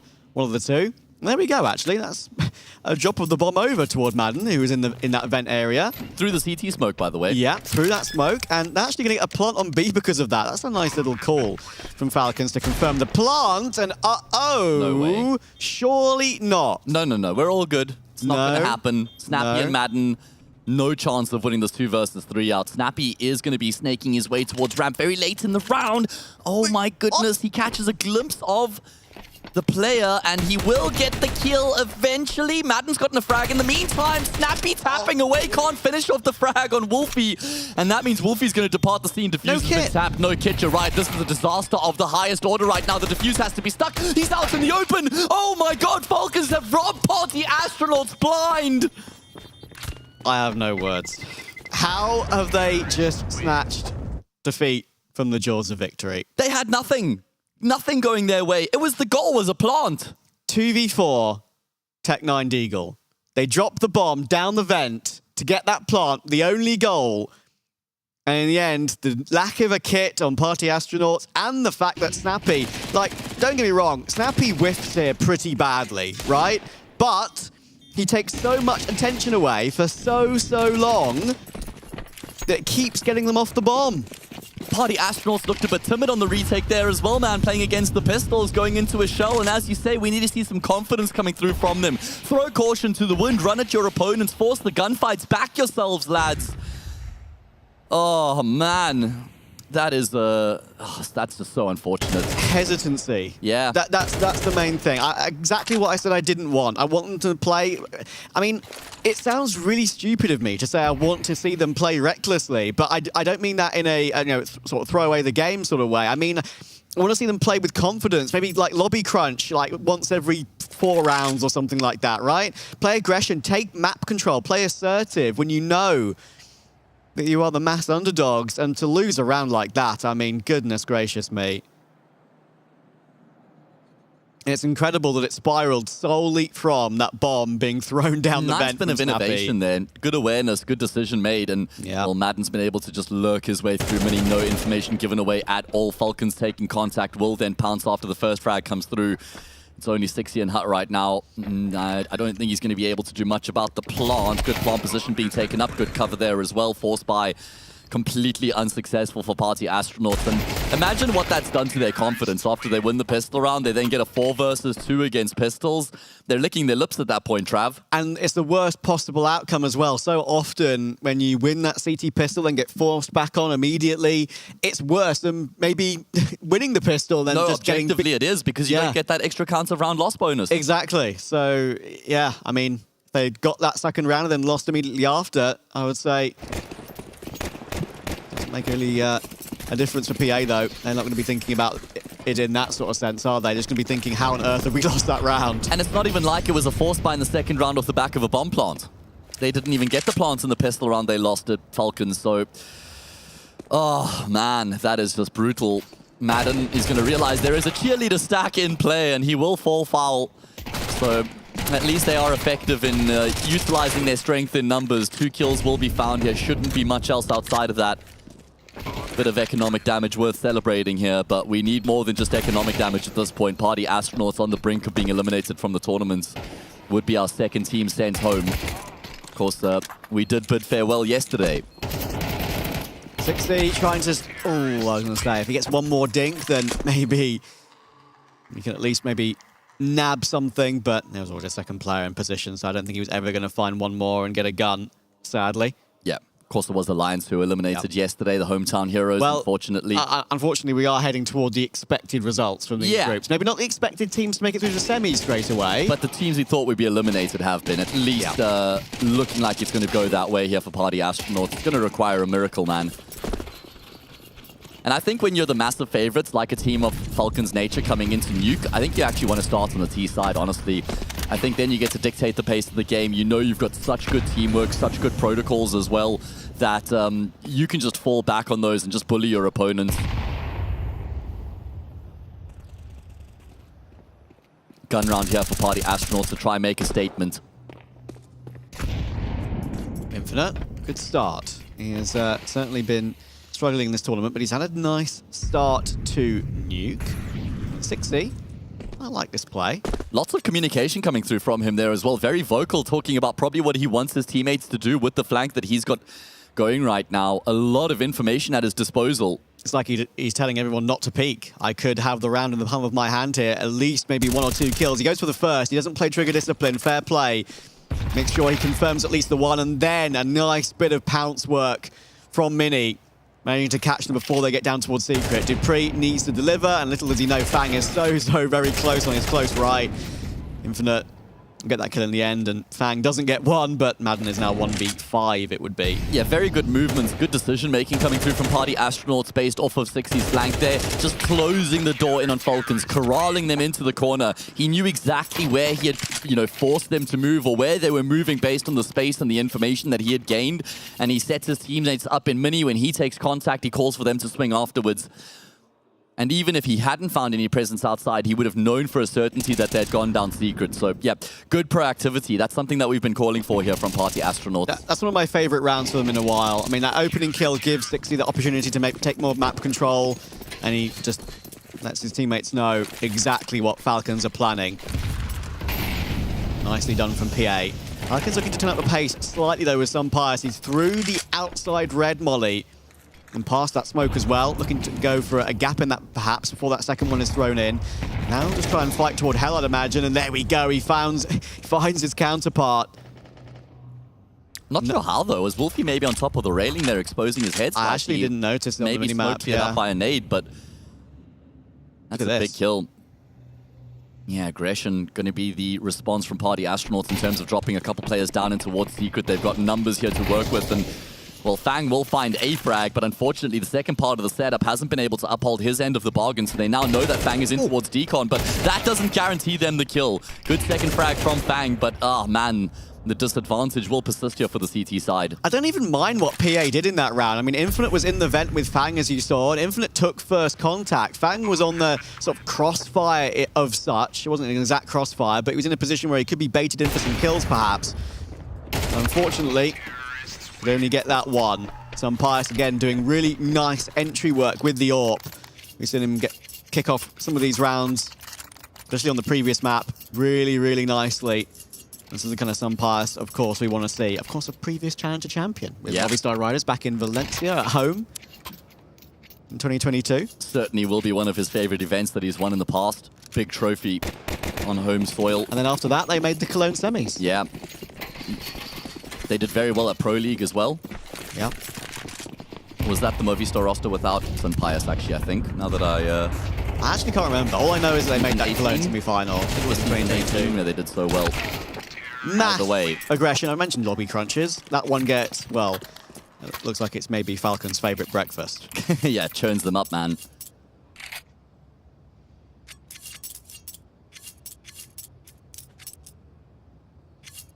All right, well, gonna have another gun round coming through now for the CT side to try and find their foothold here. Oh, Magisk, yeah, he is looking pretty fired up. Well, maybe for a second some frustration. Would have been surprised if that was the case, but nah, just feeling it right now. Falcons going through the motions. And continue to move with pace and vigor. This is exactly what I was expecting from them and coming into the T side. And that's why I said I think they'd be happy to start on the T side because they can dictate the pace of the game. However, they can't do much about that from Fang. A triple kill in very quick succession comes through from him. Yeah, when that nade smacked him on the neck, I was like, surely he doesn't get more than one now. That's going to do so much damage, plus what Falcon's going to put forth with their weaponry. Oh, that's a bad miss from Wolfie, and that HE is going to be pretty good. 2v2. Infinite, very low as well. Fang not exactly healthy either from his heroics earlier on. That nade, that 1 HE has kind of brought Falcons back into a slight advantage because Madden is just happy to wait. There's a whole minute left in the round. He can just chill and see if Party Astronauts go looking. Surely not again, right? Can't afford to happen again. Madden, the common denominator between the 2v4, forced by a round win in the second round of the map, and this one here as well. He has started Nuke fantastically, such an important cog here on the T side as well. 35 seconds for Magisk and Madden. And the two M's marry together to recover the round. Really important kill from Infinite. That's a great catch. Now Magisk, what can he do? Low HP, should find it, does find it. It's now very, very winnable. Fang has got the AWP picked up. I'm not sure if he's got a rifle to switch back to. I mean, he could drop the AWP out just towards Secret, pick up a rifle in transition. He was really hoping that Magisk would try and head down Secret, but Fang's going to hold on to the AWP for the 1 versus 1, and Magisk has such a good read on where he's going to be coming through from as well. Full confidence right now. It's the perfect off angle for Magisk as well, especially against an AWP. Fang's going to have to hard clear this and hit it instantly. Magisk, all the experience in the world. Once again, all that Incendiary, that Molotov, it's not going to spread. Oh, it's not going to spread. That's so frustrating for Fang, and he's not going to clear it properly. Magisk breathes a sigh of relief, as you can see on the player cam. Man. That's a painful one for Fang. It's happened again. It's happened again. They've gotten themselves into a really good position, and they haven't been able to convert it into a round win. A triple kill there from Fang. Surely he would have thought that was enough. And as you say, the molly doesn't spread. It's not even like it was an incendiary. It was a T-sided molly that he had thrown there. Point. And it still doesn't go deep enough. It's happened again. It's happened again. Losing a man advantage. It's happened again. I watched the Euros last night, if you hadn't guessed. I think we should stick to casting. Either way, 6-2 eco round now for the CT side, and Party Astronauts, they're on the brink, Trav. They're on the brink of being eliminated from ESL Challenger Jönköping 2024. And the thing that hurts for PA is there's definitely been glimpses. The rounds they've won, they've had decent protocols in. I like some of the ideas. But there's been no way for them to keep consistency and string them together. Even in the rounds they've lost, they've been able to get themselves into some good positions, but then they've just dropped the ball. Infinite deep in towards Tweaky, gonna get cleared by Snappy, but he does still come good with the kill. Shouldn't be able to get anything more than just the one frag. That's why his teammate Ben is trying to assist him here. Drops off of HUD, tries to force the issue, but Dupree's covering the bases right now. And, well, Wolfie with the USP wouldn't have been able to get much done. 7-2, Falcons half win guaranteed. As they are on course to book that date with MongolZ a little bit later on today. I think that one could be a bit of a sleeper in terms of not being a boring game, but being more exciting than maybe you'd expect. Could be the game of the tournament so far. Yeah. Of course, we got MIBR versus Complexity up next, and that also has potential to be a red-hot match. I mean, I'm super looking forward to watching the Mongols and possibly Falcons, of course, should be Falcons going up against Loser each other. eliminated, of course. Yeah. And both teams would certainly have expected to make a deep run in this competition, right? You don't make it to the semis if you lose that match, so there'll certainly be a disappointed team at the end of that game. It'll be Lucy and Brandon to take you through that game, but we'll be keeping a BDR on it from the green room. I think that Aurora versus Falcons best of one yesterday was definitely my favorite game of the tournament so far. Oh, yeah. But I've got to mention, really enjoying what I've seen from Ent too, with Poddy and SDY. Yeah, great start pace. yesterday. Hang on a moment. Pace for Falcons in toward the A side, and it's getting absolutely munched up by Party Astronauts. Sunpias has been tagged down to 17. It looks like we maybe have some progress, and this time that is not going to be a plant toward B. They're not letting it happen again.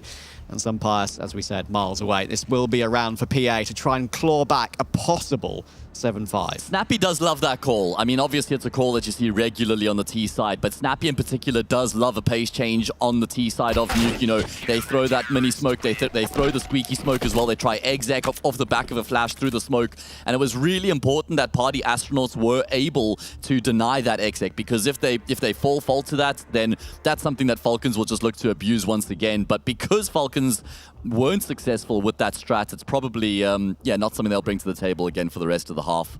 I'd see another nice round for PA, like a really solid A hold. Maybe it was, slightly misplayed by Falcons, you could say, with some of the utility perhaps, but again, it's you feel like it's so close for PA to maybe just get a streak, get some momentum. Momentum is a invisible thing, but it can certainly be felt. Yeah, something that they haven't experienced yet here in this tournament. Can they try build them up here towards the end of this first half? Really important that they give themselves something to fight for going into their T side.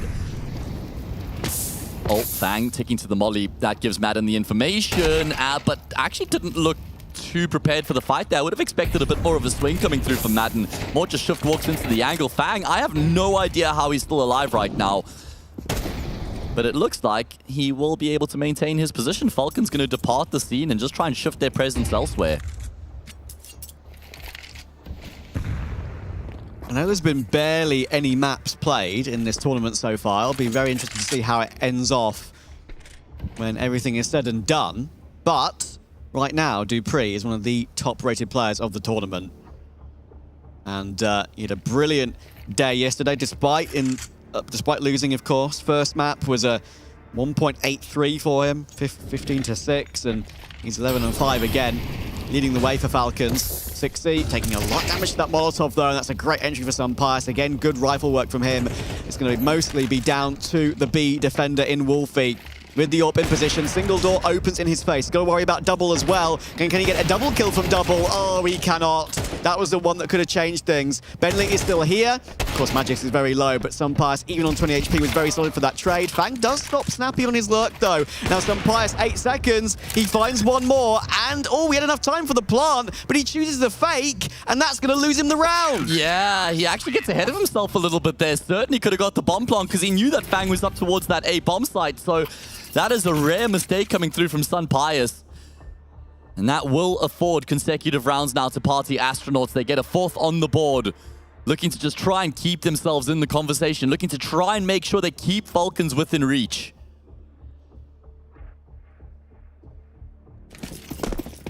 Moving parts in that round for Falcons. I mean, we know that Snappy is very commonly going to be one of those players, maybe alongside Magis, that you said before, with on that sort of door lurk around A.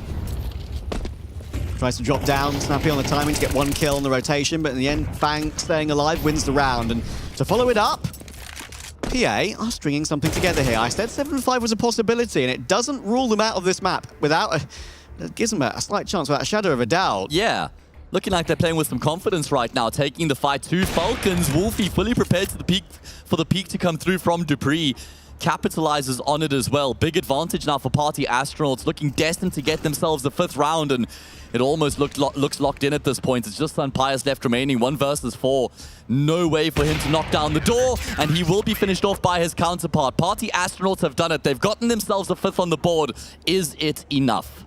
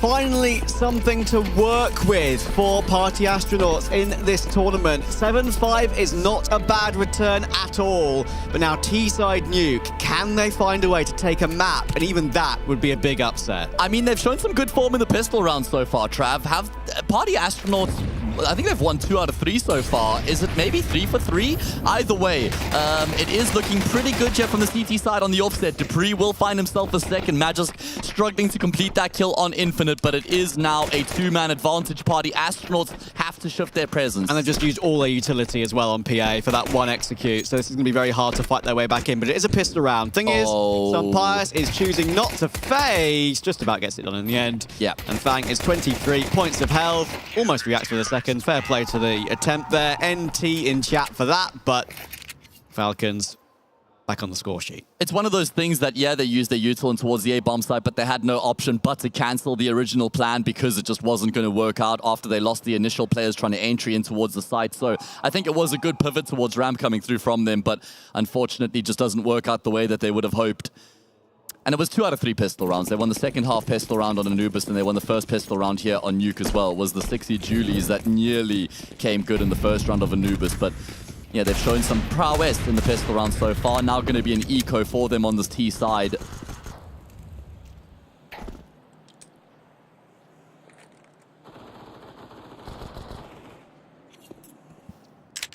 And a chance here for Falcons to just rack up some extra money.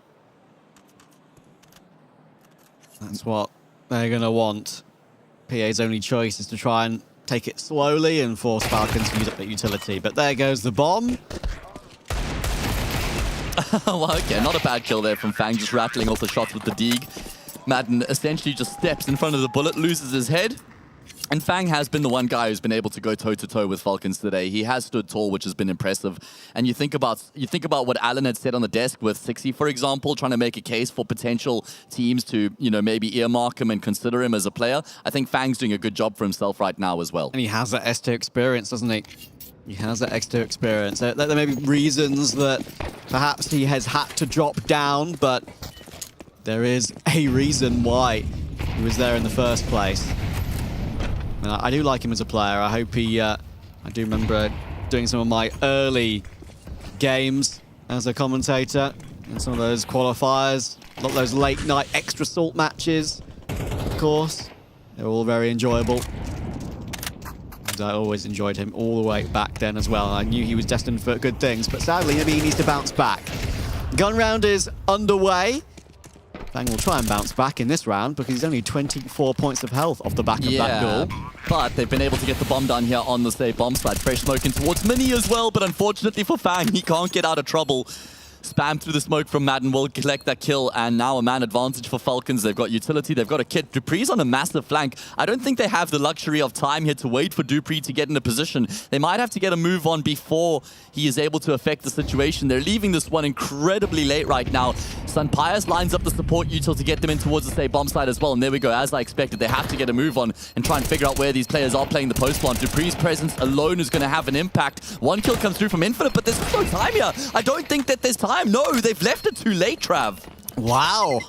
And you're right about them wanting to wait for Dupree and worried about that time on the clock. I saw they had 3 defuse kits, and I was like, okay, they've got some utility. They can use this and get onto the bomb pretty much ASAP, but... They overcooked it. Yeah, they waited too long. Absolutely right. There are not many things that get overcooked that still taste nice. Yeah, that's a good point, actually. Got me there. Can't think of one? No. You got one? No. I guess the clue's in the name, overcooked, so yeah. I mean, I guess you could say that. There's the classic meme, isn't there, with like, is it meat, where it's like everything above a certain level is overcooked or whatever? Yeah, well, I think eating raw beef's not the worst thing in the world because the enzymes get damaged when you cook it. Either way, I'll give you some culinary lessons a little bit later on because Party Astronauts, they feast on Snappy. No snaps for Snappy. And this round for PA, of course, they only barely won it in that previous round. So the buyers was a little bit awkward. Galil's, Mac 10 still in play, but for how much longer? Infinite does get his one, MP9 will be swapped to. But they do have this advantage And you know what? I mentioned about PA playing with a bit more reckless abandon. Well, I really appreciate their decision to go for basically a full ramp rush in that round. And it looks like it's going to work for them despite their health. Job's done. Falcons have already accepted their fate in the round. They're going to commit to the save. Despite the fact the damage that's been done, they wouldn't have been able to confirm that. Dupree's just trying to lock them into the bomb site. Madden's on the opposite side as well. Just trying to inflict maximum damage now, really. And there we go. The low HP player going to find out the hard way where Dupree is positioned. Eventually, Dupree will go down. 60 should be able to get far away enough to keep his M4 in play. But, yeah, I mean, considering that Falcons lose the round, at least they're able to take a few extra players down. Okay, so the logical answer to this game is that Falcons will still find a way to win this. They're still in the lead. They should take it 2-0. Fair enough. But I'm seeing worrying things from them. Yeah. Like, there are still bits and pieces where you look at it and it's like, this is why they've been losing at the A tier and S tier level. And when you're seeing those deficiencies and those cracks kind of being exposed by a team like Party Astronauts, then that is a real concern. Eco round now for Falcons, and a good chance for PA to close the gap to 1 round, Trav. But they've had a problem against rounds like this in both days of play so far. Even with when it's just maybe a couple of rifles in play, even if it's less than that, even if it's MP9s and 5.7s. It's true, but we're seeing them with some newfound confidence, so we want to have faith, man. We want to have faith. So do I, man. I want to have faith. We want to have a game in our hands. I mean, for you and I, you know, in a selfish way, this is our only game of the day, so I want to maximize this opportunity, man. So the longer the better. Let's keep this ball rolling. Ooh, snappy. Even with the pistol there, that could have been a chance to trade Bentley. He was down to 45 health, but a good catch. And the only real threat is that some pious A1S. Been a big enjoyer of the A4. Well, of course, now it's been reduced to 3 grand as well. I think I do prefer that M4 overall. Those extra 10 bullets just feel so nice. Spray pattern, of course, with the A1S is a little bit easier, which does make it more comfortable at range sometimes. I feel like you need to burst with the A4 more often than not. I feel like we're getting closer to a place where it's kind of like a map-dependent or a role-dependent thing. You know, we could see players switching between the two, but we haven't really gotten there yet. Still, you know, quite heavy personal preferences between the two different M4s. Yeah. There are some specialists for sure. I think I saw Result use the A4 yesterday and in the previous tournaments he's played. And there are just some players who have got that M4 A4 spray absolutely down and they look really clean with it. Twist's one of them, I think? I think so. But I think he does use both. Okay. Which I kind of think is the way that Valve have, you know, intended for it to be. The way that you can now have them both in the loadout as well. Yeah, there's been lots of discussion about that in terms of why on earth are you letting me play your wonderful video game but limiting what I can choose to buy. I think it was, you know, multiple people have sort of given that idea. Why don't you just let me buy everything? Why does it have to be a choice-based game? It shouldn't be. It should be, give you every option out there.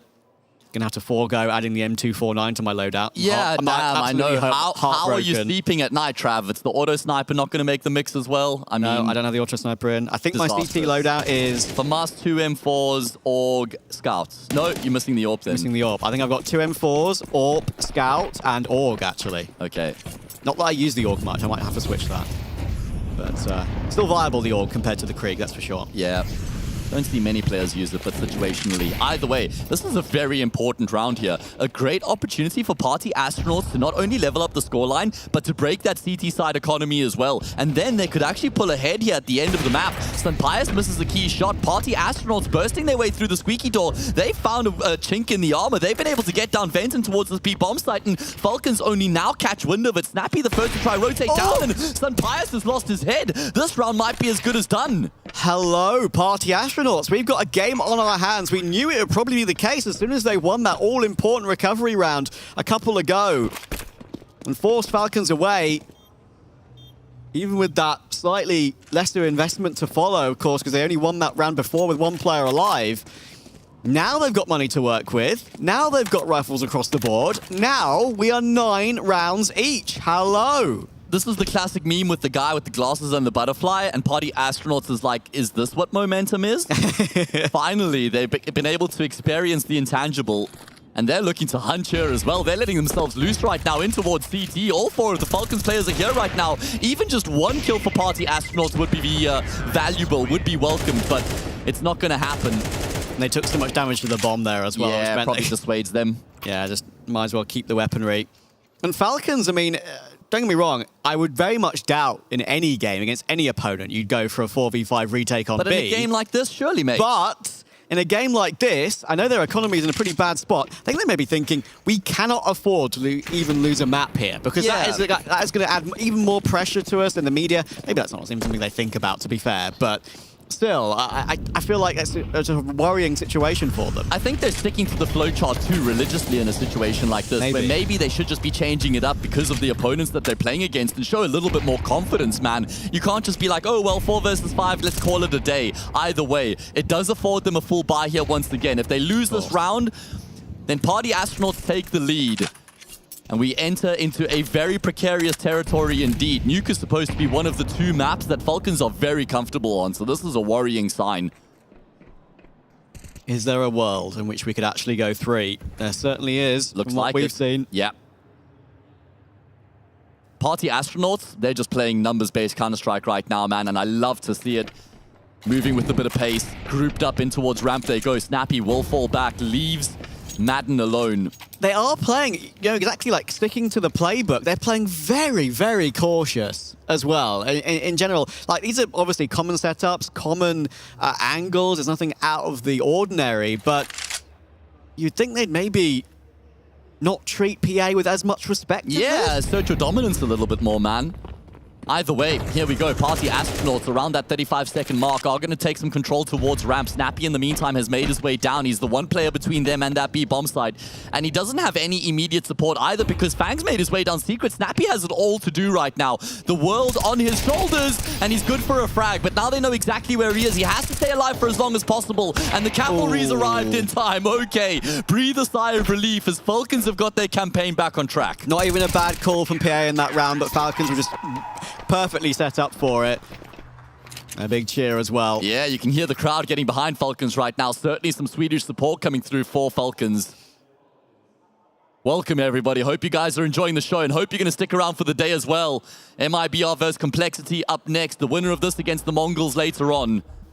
I'm sure the MongolZ Ultras will be back in force for that. Yeah. They were there for the first game of the morning yesterday, which is just shows the dedication of some of these fans, which is wonderful to see. It's what you get out of regional teams as well, like national teams. Obviously, with international teams, you kind of spread it out a lot more, so you don't get the same sort of support from one country, and that is what I love about seeing, from a team like the MongolZ.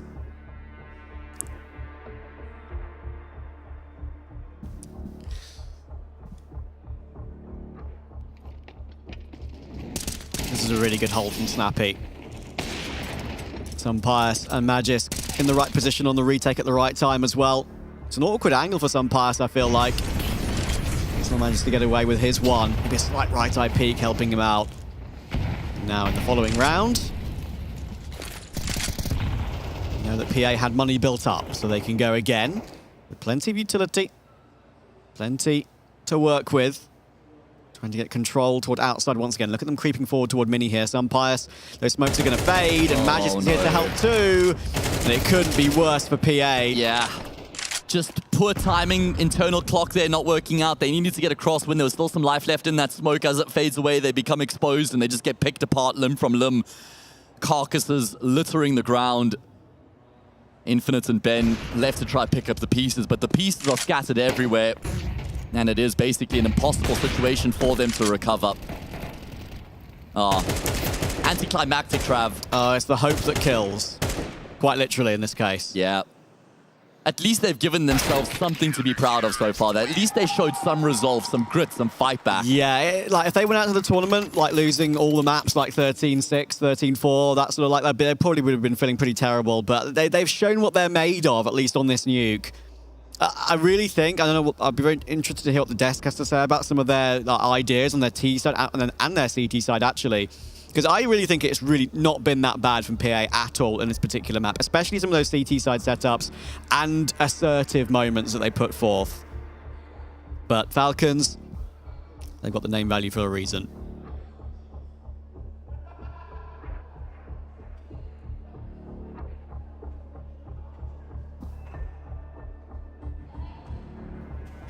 All right, well, do or die now for Party Astronauts. Going to spend all their money coming into this next round. Probably going to be something quite punchy here. Tech9's 1 AK in tow as well. Falcons have found their footing once again. They're going to be feeling a bit more confident with the 2-round lead. You win this one, the map and series is as good as done.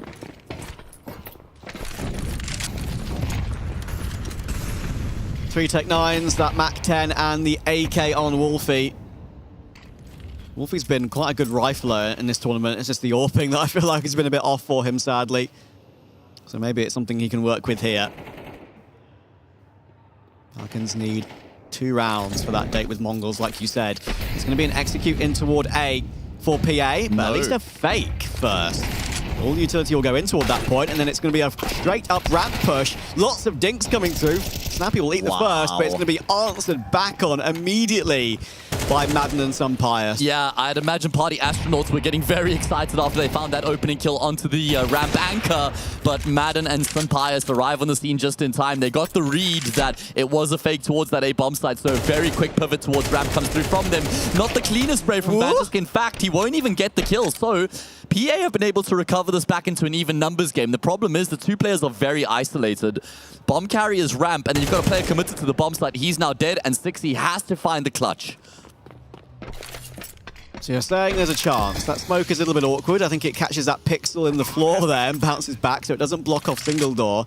Very awkward and frustrating for him. They'll know he has to be committed to the site here. Hasn't been able to open up a door, so it does certainly reduce what they have to clear as they make their way forward. Sunpius, of course, very low with that AWP, but he's got an all-important incendiary. It's not going to be used on 6E's position, though. He's got a chance in this one. The longer the time ticks by, Sunpius is the only one with that kit as well, so if he jumps onto the bomb at 1 bullet from death, what can he really do with that? Where's Great Dupree? clear from 6E, and Dupree, he's only just getting into the action. 6E's going to clutch it out. 1 round the gap again. There we go. What a brilliant recovery. Party Astronauts giving Falcons a taste of their own medicine. Dupree and Sunpius just taking so long to get in position. Again, we see Falcons playing very hesitantly in the retake, and it costs them massively. I don't even know if the control room window was broken there, so I don't think that Dupree had anything to be concerned about outside of the B bomb site itself. There is a world now for PA. 6E, the birthday boy, gets a 1v2 against Falcons. And a brilliant hold, and calmly played. And yeah, Sunpius wanting to go for the first peek with that smoke on the site that was still up.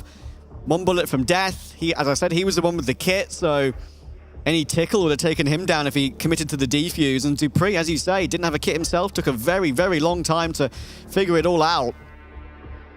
He wouldn't have, even if he got the kill, I think he wouldn't have had time to run back and get the kit and get the defuse. Oh yeah, absolutely not. No chance. That is not like Magisk. Basically just painted the outline of Ben there. Yeah.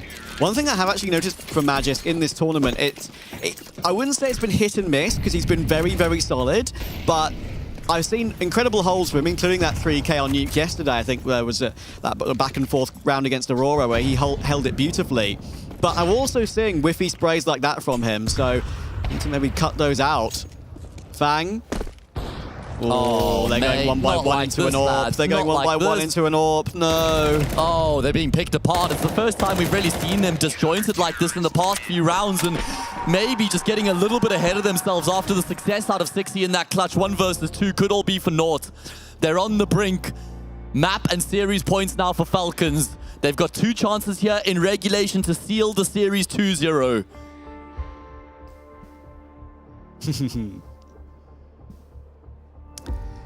Falcons, good little recovery at the end of this game because pressure would have actually started to build a little bit with PA drawing so close, losing important rounds as well.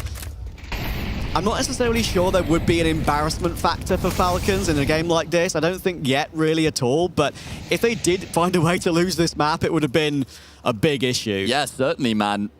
A disaster. I mean, even for people who didn't watch the game and just saw on HLTV, they would have dropped a map. It would have been a massive shock, right? So just trying to save face right now more than anything else. Yeah, I mean, they've just got so many years of experience. They can cut all that stuff out. I mean, I don't think it's... That's what I was saying coming into this as well, right? They wouldn't be feeling the pressure in that regard. Yeah, they're just... they know how to handle themselves in a team, and especially with the rife madness of social media, smartly of them. So let's see if this rush is going to finish off this game. Pius will get another, and Snappy, oh, he's so blinded up, but everyone's so very blind. Everyone's stuck on each other. 3v4 though, make that a 2v4, make that just 60, and he needs a massive birthday gift to win this round. He manages to recover the AWP, switches to the M4 instead, and he's got the bomb on his back, and he's got 40 seconds to play with. Yeah, he could find some isolated jewels here as well. It's just about which direction he goes in. A player on either bomb side. Falcons hedge their bets, covering both sides, and there's actually a moving part here as well. This is a really smart reposition coming through from Magisk. There's no world in which 60 expects this, so gonna have to just try and clear out his bases as he makes his way forward. A beautiful angle being held by the Dane right now. 60 will step into it, and you know what? He will come good with the kill. Magisk misses the shot again, and 60 looks like there's something worth celebrating here. It's all on Madden to try and finish off the job here in the 23rd round, as we expected to be the case coming in initially. Surely not again, 60. Surely not again! He gets the angle on Madden as he comes up the vents, and 60 does it again. And that certainly was super sexy. He has saved them from being eliminated from heading to the airport right here, right now. He's bought them at least one more round, Trav. One more round. 60 says, I'm not done just yet. Goodness me. He's not even had the best game in terms of numbers, but it's all down to the impact frags. And let's see the grin, 60. You deserve it. 2 massive 1v2s. Winning that duel on Magisk was unbelievable. Yeah, the way he cleared out that corner was quite special, man. Magisk could have had a bit of a right-eye peek there. Yeah, true. He had all the advantages. But he has looked pretty rough today. Certainly some rust there on Magisk. We've seen the spray not looking great from him. And now we have a situation where, well, at least Falcons have full money coming into this, Trav. So they've got everything that they need to try and deny Party Astronauts finishing off the job. And I don't think that Party Astronauts are going to have a great buy here. No, they don't. Oh. So, yeah, that's your reward for winning the round. Good job, lads, but good luck. One player alive again. This has to be Pacey. There's no way this is not Pacey with 3 Mac 10s.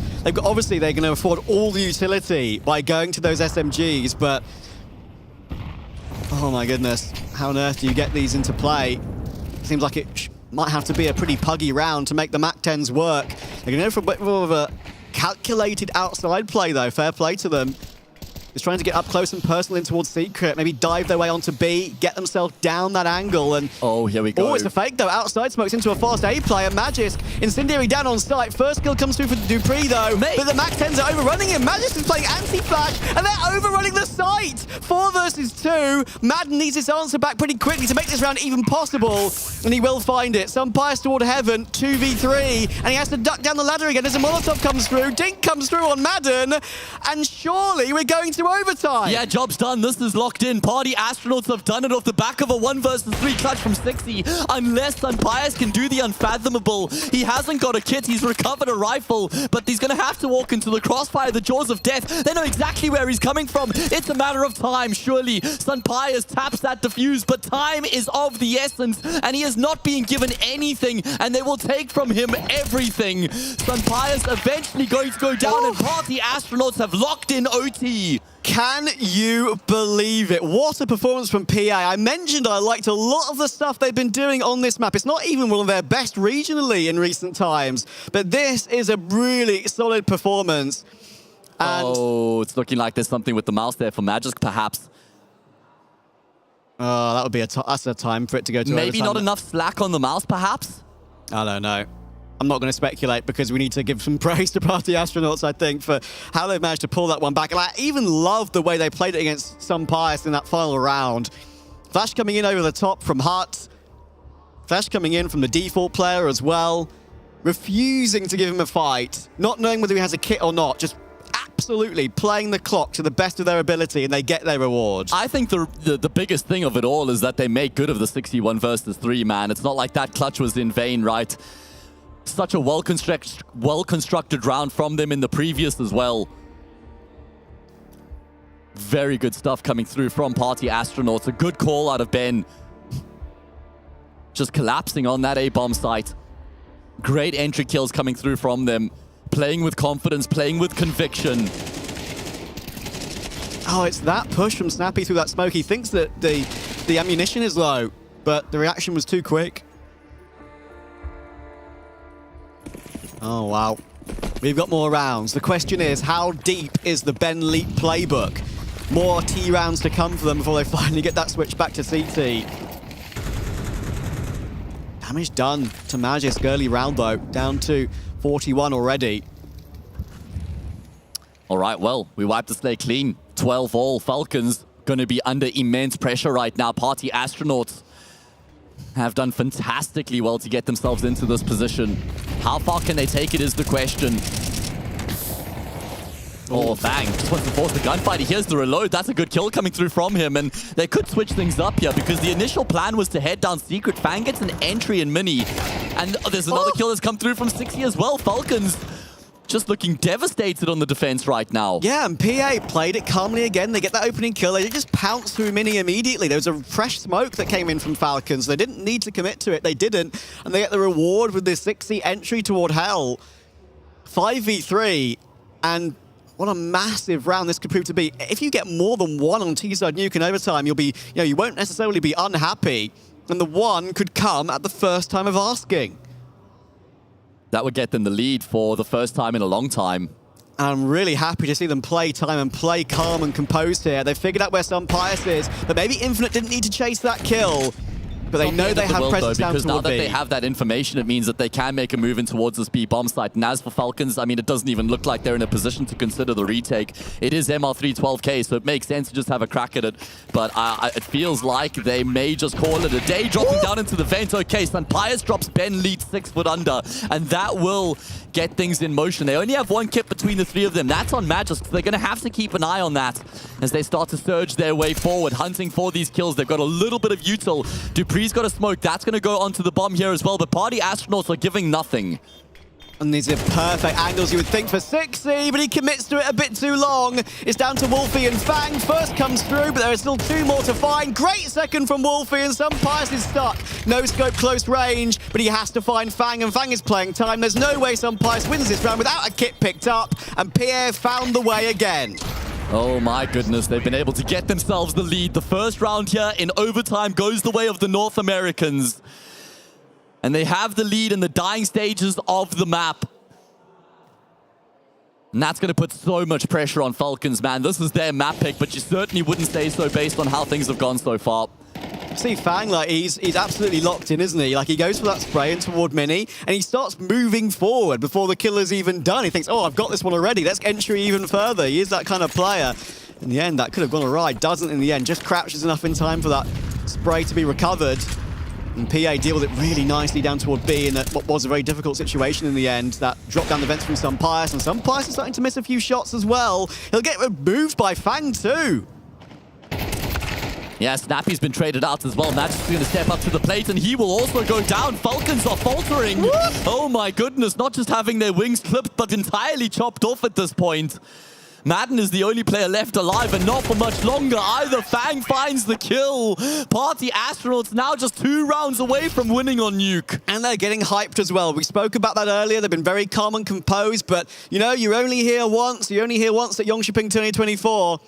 Take advantage of it. Have some fun. It looks like they certainly are right now. Big smiles, big fist bumps, big high fives. They know they've got a wonderful opportunity to take this all the way. And of course, it's that third map decider of Ancient, which we didn't think we were ever going to see. Yeah, and it's not like that's a promising map for Falcons by any stretch of the imagination. Party Astronauts are going to be in a fantastic mood right now. They're on the brink of completing a flawless first half of overtime. Winning 3 rounds here on the T side would set them instead to close out the map, no doubt, on their CT half.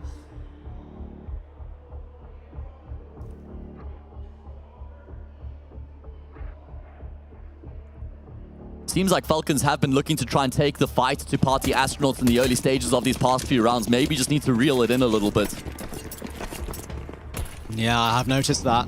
PA have been kind of hearing them on the sprint, on the flank. And I've been catching them really nicely.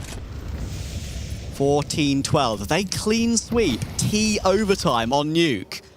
Wouldn't that be something? This whole performance is something. Yeah, absolutely. This is a performance to be proud of. This is something they can carry back to North America no matter how the map ends, and yeah, be happy with how things have gone here. But they want more. They want the map itself. They want to see the light of Ancient as they set themselves up for a big exit in towards the safe bomb site. Dupree rains death and devastation from above, and finally, it's the Sea of Blue in the kill feed.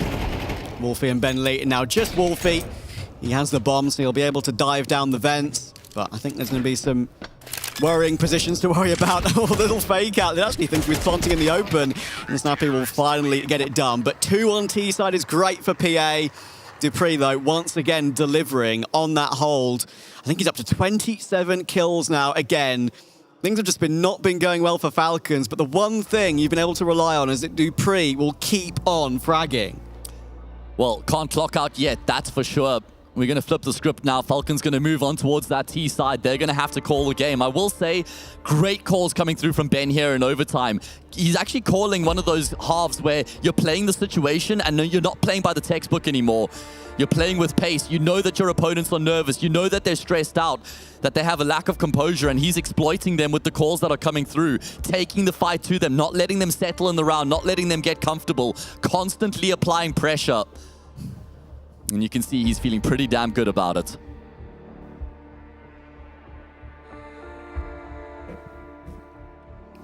The small pause adds to the nerves. Figuring out the headset, I believe, there for Dupree. Is that a yellow umbrella mouse pad? Is that a How I Met Your Mother reference? That would be something. Wouldn't know myself, mate. Those who know, then I respect your knowing. And for those who don't, you're like me.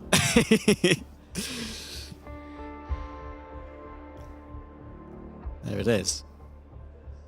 Very worn mouse as well, by the looks of things, but sometimes the worn mice can feel the most comfortable, can't they? He hasn't changed his mouse before a tournament, has he? No, I can tell you that. At least not recently. Probably a bit nervous too. Party Astronauts 14-13 on CT side. The magic number, of course, is 16. Global Offensive. That's it. And it's an opening kill here from Fang as well.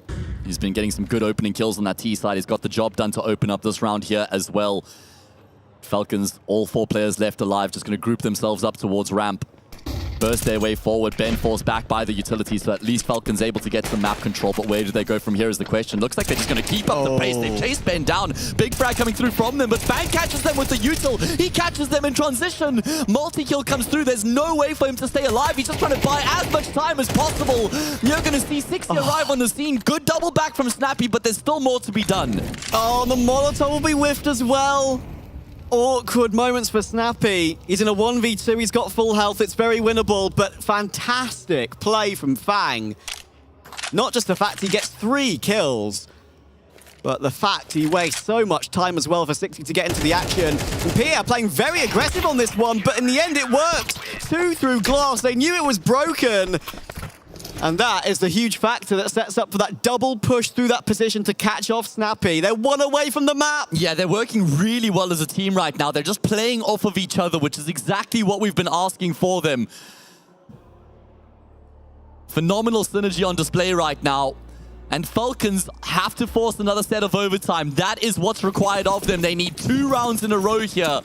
Map point for Party Astronauts on the brink of taking this to a 3rd. Dupree again hit an insane entry to kick off that. Just didn't hold any bars, dealing with Ben Leak and going straight down toward B. But met Fang. And the Fang bit. 15-13. 2 opportunities. And they're going to be going in toward ramp once again. This time Dupree is first to drop. Ben Leak gets some revenge. And he's sticking around for another one. I love that plan because Wolfie is not expected on that timing either. 5 versus 3, some Pius, Madden and Snappy left to recover Nuke. Yeah, Falcons don't have much to show for the 5 versus 3 bar, a little bit of control. It's a very similar round to what we saw in the previous. This time, though, Madden has been able to cross into Secret undetected, so he takes down the Rotator.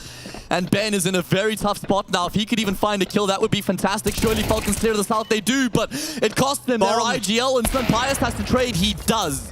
Bomb recovered, 2 versus 3 in the post plot. Madden, massive job on his shoulders right now, holding the angle, gets stepped in on. The spray's good for 1, but not the second. It's down to Sunpius to keep Falcons alive on Nuke. He's got 1 HE. He's going to play with the door to play a bit of fakery.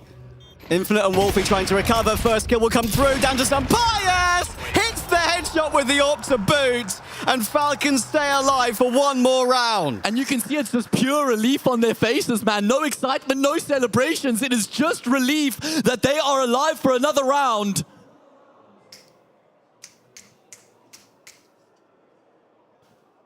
One more round here, potentially. The end of the map, or we run it back in OT2. That is what we're faced with right now.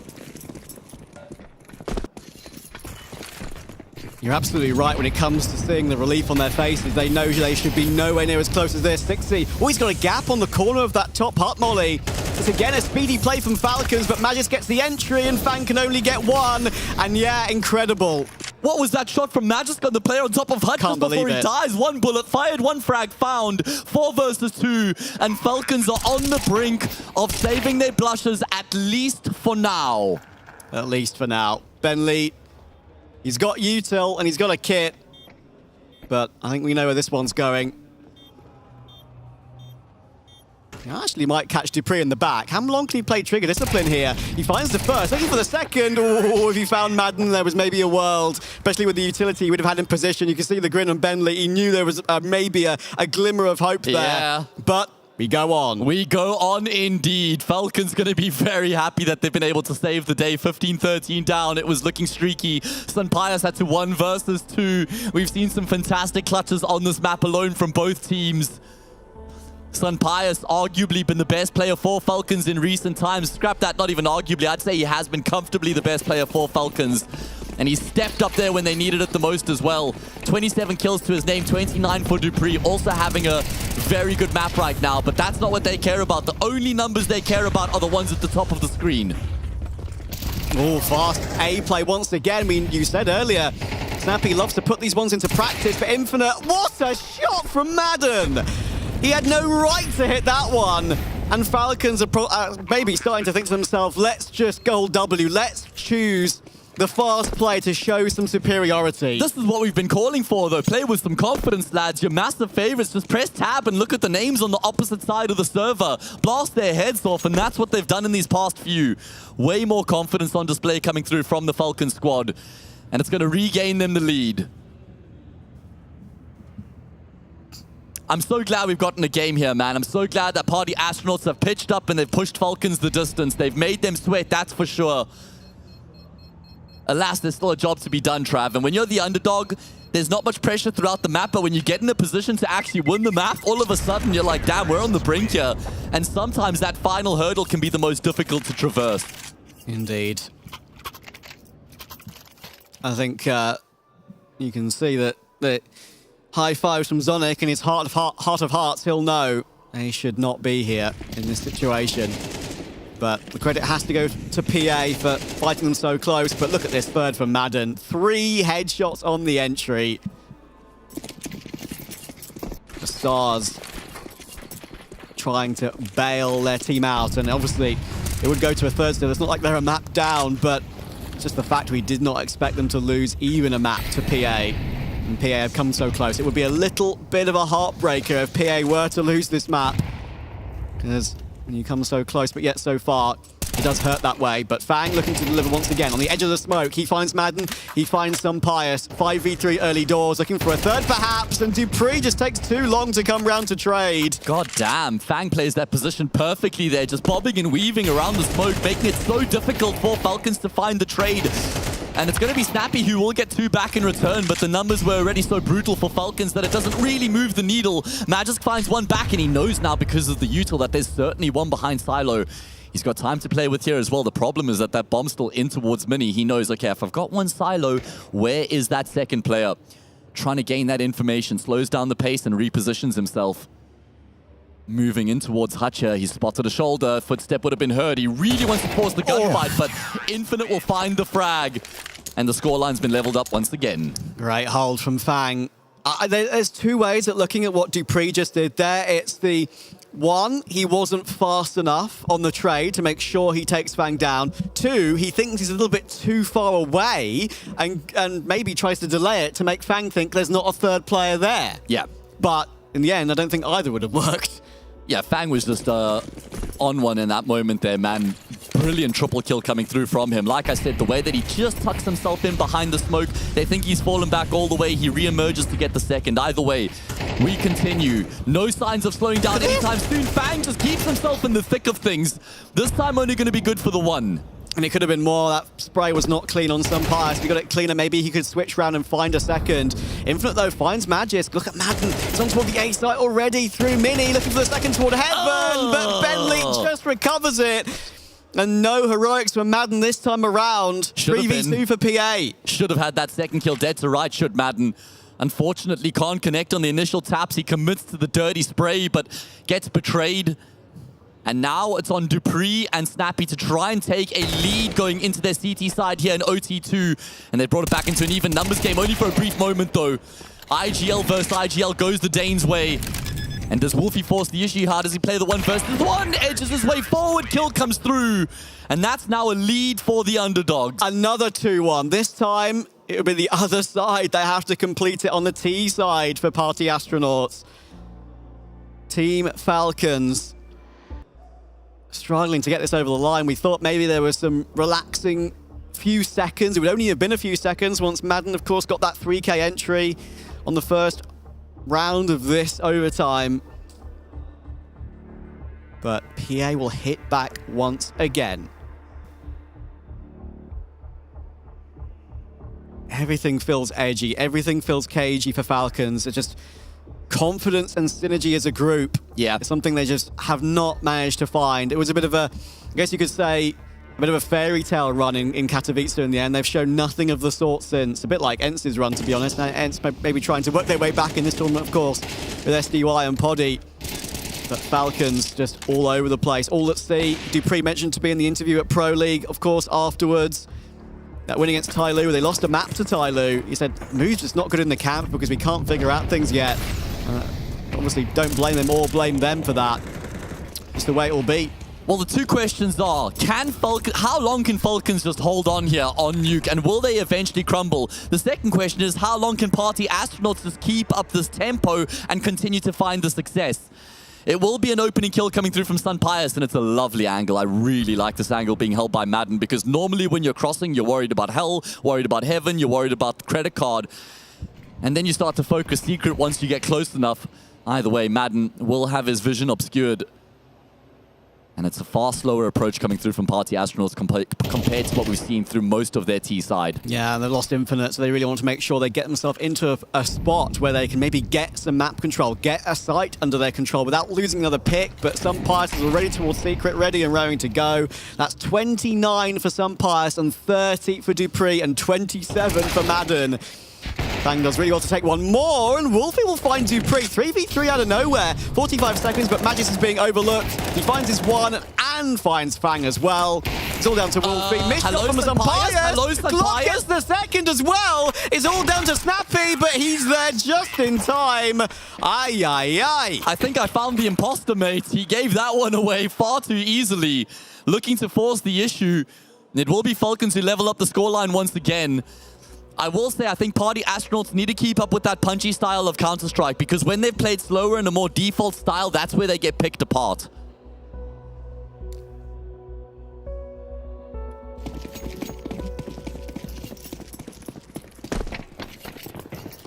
Round number 35. Here we go. And will make his way through that mini smoke, but the HEs take him down to 39, barely seeing a soul. 17-17. Which of these teams finds a map point? It's either a match point or a map 3 point. PA still got enough utility despite the round down to a minute 10. Infinite will get some swaps over, but that's a great catch from Madden.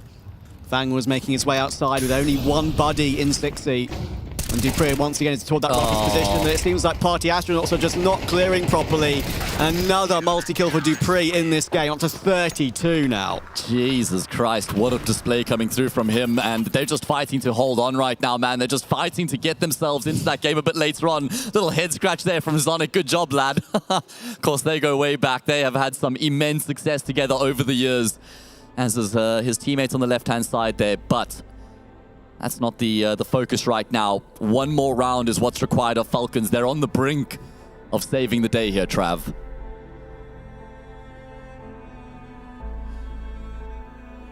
Well, on the brink. Whatever happens for Party Astronauts, they've done themselves proud in this map. Falcons,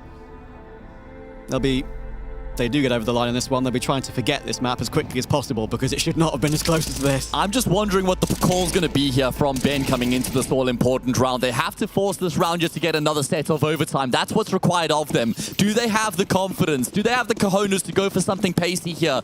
Team Falcons have looked the most fallible when there has been a lot of movement going on in the round, when it's been an aggressive play coming their way. So what will the call be here from PA? Molly on top of Hut early on. And then it is just going to be the group of players heading towards ramp. We've seen this a number of times from them already. Snappy, HE will come through. Yum, that could yum. be a really well-timed Yum, yum. HT. And look at some bias. Wolfie and Infinite, though. 2 quick responses. Dupree is still there toward Hell. Another multi for Dupree. Infinite and Fang. 2v3 to save their spot in Jönköping. Oh, Madden had an opportunity, but couldn't take it just yet. It's still alive. It is still alive indeed. Madden is aware of that threat that could be coming through from outside. He's the only player towards the lower side. Right now, no immediate rotations. Madden will get taken down by Fang. And now we have a 2 versus 2. Information's there. They know that both of the players are in towards the lower side. And we've seen Falcons take too long in these sorts of rounds in the past. Party Astronauts just hold their nerve though, Trav. They haven't actually activated after they get the kill, which has given Falcons some time here. But I'm going to let them cook. Where do they go with this one? Oh, Infinite did so amazing there on low HP. Just takes 1 bullet through the door. That's enough to bait Fang in and keep Infinite alive. That'll drop the bomb, of course, on the side. Infinite had gone down, and Fang takes Magisk too. Dupree, from his heroics earlier on, is only 38 points of health. And PA, with 24 seconds, they're choosing B. They could have gone up toward A, but it doesn't matter. It's a ridiculous headshot from Infinite, and we have more rounds on Nuke. They've done it again and again and again, and they've carried themselves through. Another set of overtime required. OT3 is where we now find ourselves. I did not expect to say that coming into the series between Party Astronauts and Falcons. An unorganized, no org for Party Astronauts. Unorged against one of the most illustrious orgs in terms of the backing and the resources that they have behind them. But boy, are they taking the fight to them regardless. Bit of a taste of North America. That was a ridiculous clear from Infinite, man, and we're not slowing down the pace at all. Ben is straight out, and unfortunately, he's straight out pretty alone. This is going to spiral, I think, for PA here. Fang gets one back, but this one is a bit disconnected. Still a 2v3, though, and of course, Falcons' rotations, they may be here.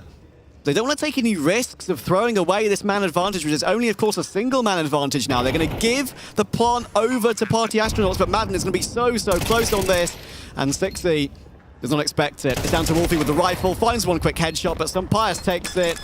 And Falcons will reach 19 first. It's the same question I posed earlier. How long can Falcons continue to do this? How long can they keep themselves in it? You can see that it's just there's frustration, man. It's just about trying to get the job done and finish off this map. Oh my, I do like the call coming through there from Ben. Looking to get in the faces of Falcons just after they forced it into another set of overtime. Still a bit of wiggle room here for them to work with as well.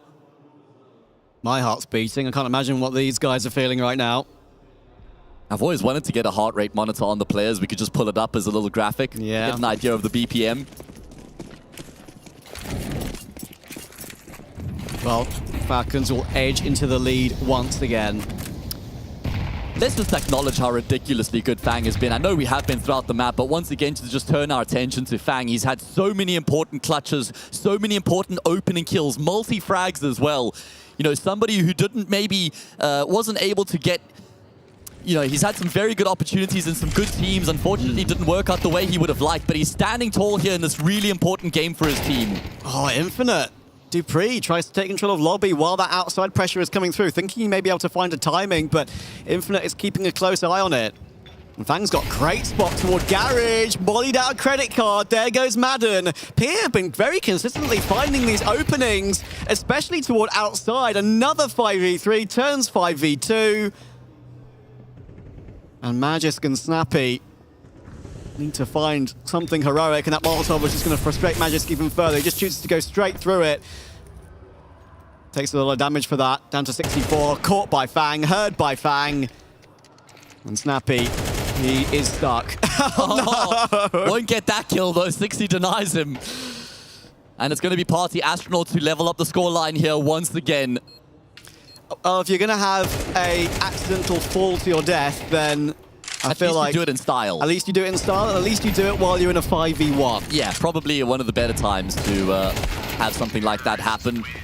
Either way, 19 all. Falcons just can't find a way to pull ahead here. Party Astronauts just constantly keeping themselves within arm's reach.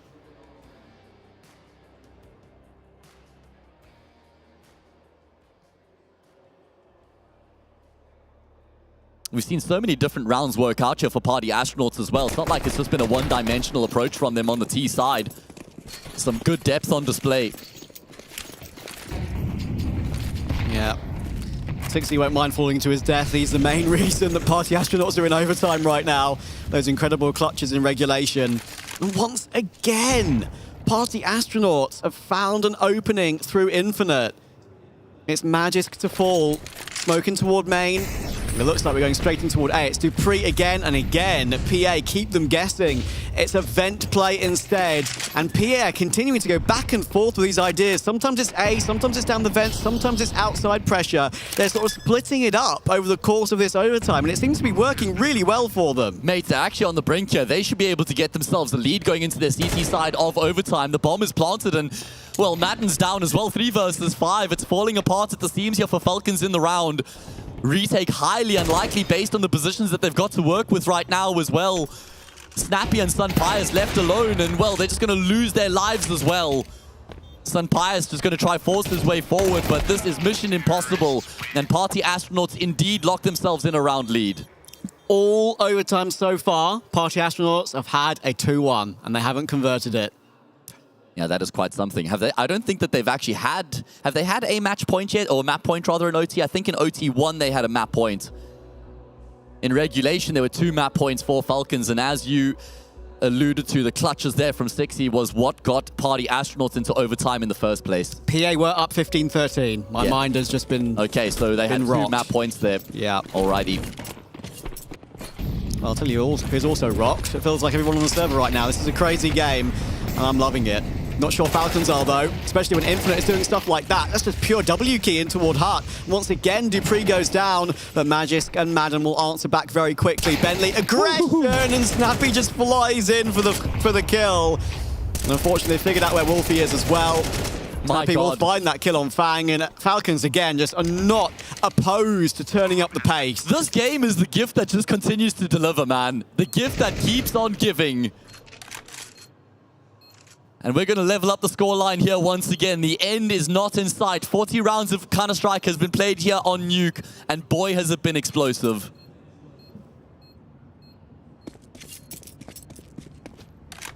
Wolfie will choose to save the AWP in overtime. Probably doesn't need to, but I don't blame him. Maybe he'd be struggling a little bit if it went to that final round. You know what's crazy, Trav, is when you compare the numbers on either side of the server, there's actually a really big kill disparity. Falcons have got way more frags than Party Astronauts, but like I said earlier, man, those aren't the numbers that matter. Party Astronauts getting the important kills, winning these rounds, scoreline leveled up. Have they got what it takes to finish off the job, though? That is still the question that goes unanswered.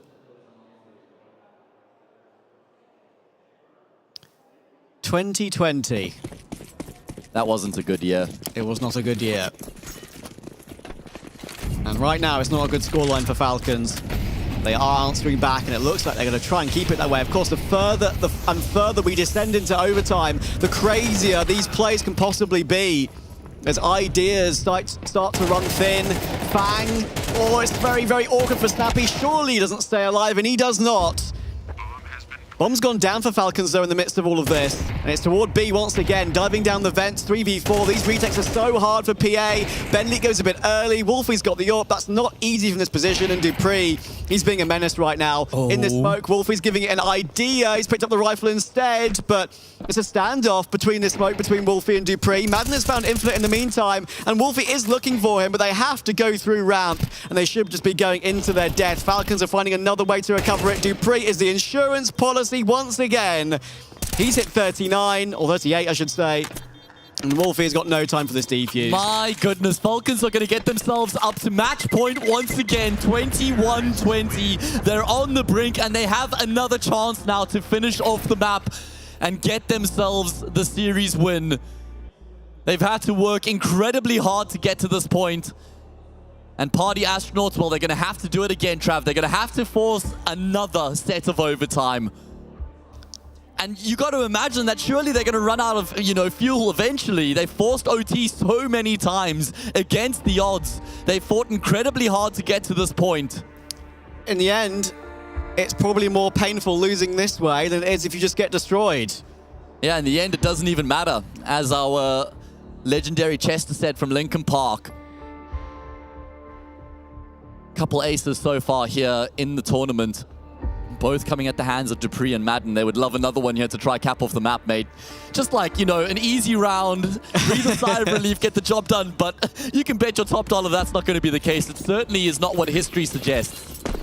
The facial expressions of PA have been pretty chill throughout this game, but for obvious reasons, Falcons just looking super, super under it. But they have a chance to finally get it done once and for all and to book that date with MongolZ later today. Madden pushing forward, and there goes Fang. He's been so good at opening kills in this game as Fang, but could that be where it ends for him? 60 through the smoke, good response, 4v4. Yeah, Crown Jewel has been removed from the defense here for PA. A 4 versus 4, plenty time on the clock, but a kill will be collected by 60. He seems to stand tall when they need him the most. Only 21 kills from him so far.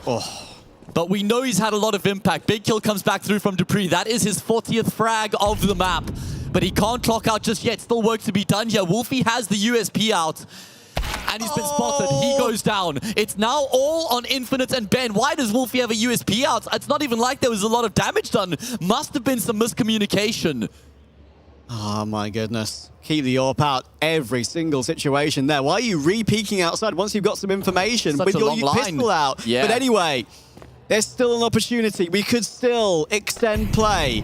Bentley gets one back. Oh, it's only a dink for Infinite, and it's the Molotov that takes him. If the molly wasn't there, that kill might have come through there, and Sun Pius could have died.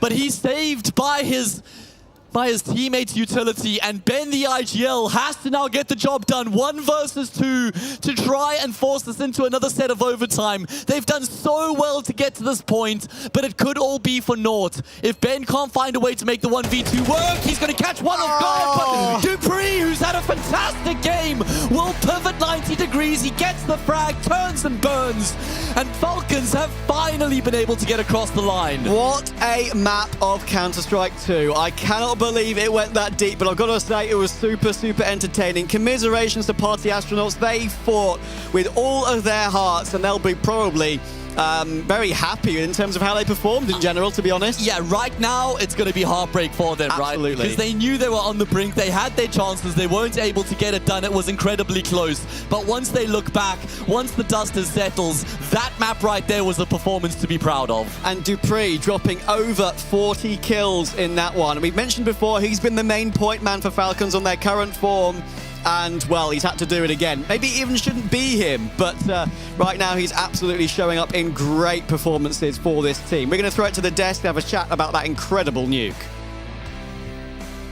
Party Astronauts can stand up and they can hold their heads up high. They went toe-to-toe with Falcons here on Nuke. They gave it their heart and soul, 3 overtimes, losing it right there at the end, but they might be out of the competition. I think that they can go home feeling proud of their performance and they can be happy with what has been achieved. They won't be, though. They will be bitterly disappointed because a third map was so close to them. And now I'm gonna have a little bit of a conversation here before we get into the interview, because there is something that I want to say. I'm not a professional player.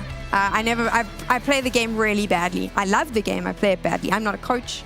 None of that. What I am is a fan of Counter-Strike, and I am a fan of every single one of these Falcons players. I want them to succeed. They are phenomenal. They are in and out of the server incredible players. They won this. But holy shit, it was not good. This is not good. And I know that they will feel the same. We're going to go to a winner's interview. They're not going to be celebrating. I was tilted. And the reason I was tilted is because I can see every single one of them in the server trying so damn hard. And for some absurd reason, it's just not working. They fought. They stay another day. But surely they must be sitting back going, what can we do? It feels disingenuous to now have to throw it to a winner's interview, but I believe in Falcons and I want to see them achieve something. I'm just so scared on their behalf. Well, I know a guy who's probably scared for a lot of that, Nuke. Something about Nuke right now. Few overtimes, few rounds played there, Snappy. What's going on that map? I don't know, like, I think obviously we should have closed it way earlier. And they even had chances to close it towards the end, like in one of the overtimes. I think Sunpire's had a good clutch with the op. But yeah, I think just too many mistakes and hesitation, to be honest, in certain rounds. And yeah, that led to a poor Nuke for us. Now, looking at this, you know, it's a better day in the office today, but you've still got more work to do. There's another opponent waiting for you. There's MongolZ up on that next step. They've been the new hotness in the Counter-Strike scene. What do you think of them? I mean, they're playing very good Counter-Strike. I mean, they won Yala Cup, and in general, they've been playing great for the last 3 to 6 months. I think even before that. So it's going to be a tough opponent, and we definitely have to step up if we want to win that game. Now, speaking about your opponents here, Party Astronauts, right? They're coming in, unsigned team, taking you guys the absolute distance on Nuke. What did you think of them now that the match is done? I think they're obviously a good NA team. I think they definitely pushed us. I think we also allowed it ourselves, to be honest. But at the end of the day, they could have won the map. So to be honest, they must have done a lot of things right. Now, looking at that final matchup, we've talked about the opponent, we've talked about the context, but you guys have a win under your belt here. That's got to be a bit of a relief. Do you think that that's going to change the mentality in the camp now? Maybe. I think, to be honest, the main issue here was maybe that we thought it was going to be a win, and therefore we kind of did non-winning plays, I would say, and too much hesitation when we should go. I think that was one of the main issues on Nuke, and also I wasn't holding ramp in a good enough way, so it was like a few combinations. Well, we'll see what it's going to be later on. Congratulations on the win here. Good luck going forward, man. Some issues, some concerns, but at the end of the day, a dub is a dub, Sam. What do you think? I still believe in Snappy, Mike, but I'm tilted AF. Ellen, what did you think of that game? Frustrating to watch, just as frustrating as it looked for them on the server. You've seen some of those players play the biggest games, the biggest stage of the Counter-Strike, and they've looked considerably more relaxed than that. Hearing from Snappy, he chalks it up, of course, to, I guess, an underestimation of the opponents. I'm sure that was a factor, but I think if they played like that against any of the teams here, they would have looked weak. They would definitely lose to the MongolZ playing like that. And for me, it boils down to the communication, not always on the same page. And when someone makes a mistake like that, or you die because of a miscommunication, then that frustration just boils up and up and up and up. And as said, you could just see on their faces, that is not the sort of Nuke they wanted to showcase today. But now, when you look at the scoreboard there, Madden was friggin', he was popping heads, Sunpire's, Dupree was on fire, and yet it didn't matter. I mean, we've got highlights of Dupree and what a great job he was doing. They still couldn't close it out. Yeah, I mean, Madden had the highest ADR on the server. Magic had some of the best util usage in the server as well, but even still, it didn't matter. There's a couple of rounds in particular where you just really saw this side fall apart, and this is the big thing. I think PA, they saw a weakness and they exposed it. I mean, I want to give a lot of credit to Fang. What a player he was this entire game. He really actually went toe-to-toe with Dupree, which in kind of current form, Dupree, that's no easy feat. I mean, Dupree has been actually pretty electric since coming in towards this Falcons side. Obviously taking a lot of those resources, a lot of those pretty high impact roles, but also delivering, right? 42 kills the Pre got in this matchup. But Fang wasn't too far behind, right? Only 5 kills behind, which just shows he's still got that level about him. He still can play at an elite tier 1 level. Whether it's NA, whether it's international, for me, that showcases Fang still got it. Yes, his mental state may have kind of dipped a little bit at the tail end of Cole, but that was a really good performance. He kept them alive for a lot of that. Ellen, I mean, that is why Party Astronauts comes here, right? This is the audition for teams to say, hey, look, we're a bunch of players that are available, so they need to perform, and they did that. There was some really good performances throughout that Party Astronauts lineup on Nuke. Yeah, absolutely. I mean, Fang, of course, was fantastic. Ads was infinite, and I think for Fang in particular, his storyline, obviously going into Complexity, is just a little bit demoralizing, really, because he comes from that extra salt team. He goes into Complexity, and you're like, yes, this is it. We've got a new star player, an aggressive player for this region who can, who's prepared to take risks and get into fights. And obviously, towards the end of Complexity, it didn't go his way for whatever reasons. He never had success towards the end of that team. But Fang surely didn't just lose all his skill overnight, and we saw it in this game. And yeah, if I'm one of those upper echelon NA teams and I have that position available, Fang for me still has to be in that conversation. And also, I got a fun game for you that Party Astronauts has got me thinking about. Try and say this like 10 times fast, which is 60 sexy clutches, because they were pretty sexy. And also completely game-changing as well. They looked dead, right? There was a position where we were talking about Falcons. Yes, it was a little close, but they were closing out the map. 60 pulls off a back-to-back 1v2 and then 1v3 on 2 completely different sites in completely different scenarios. I mean, this is a guy who actually coming in towards overtime had single-digit kills, and into overtime actually got the most kills of anybody in the server in OT specifically. I mean, 60 mentally, he looked completely kind of checked out in regulation. Then he pulled off those 2 clutches, game-changing, in towards overtime, constantly stepping up for this PA side. And I think having a player like that who, he is the high-impact guy. We need to see numbers out of Danny, and sometimes we don't. He has these slightly inconsistent performances. I'm glad that into overtime, off the back of those clutches, was able to really bring that sort of level. That 1v2, especially in that lower site, was ridiculous. Alan, you want to play my game?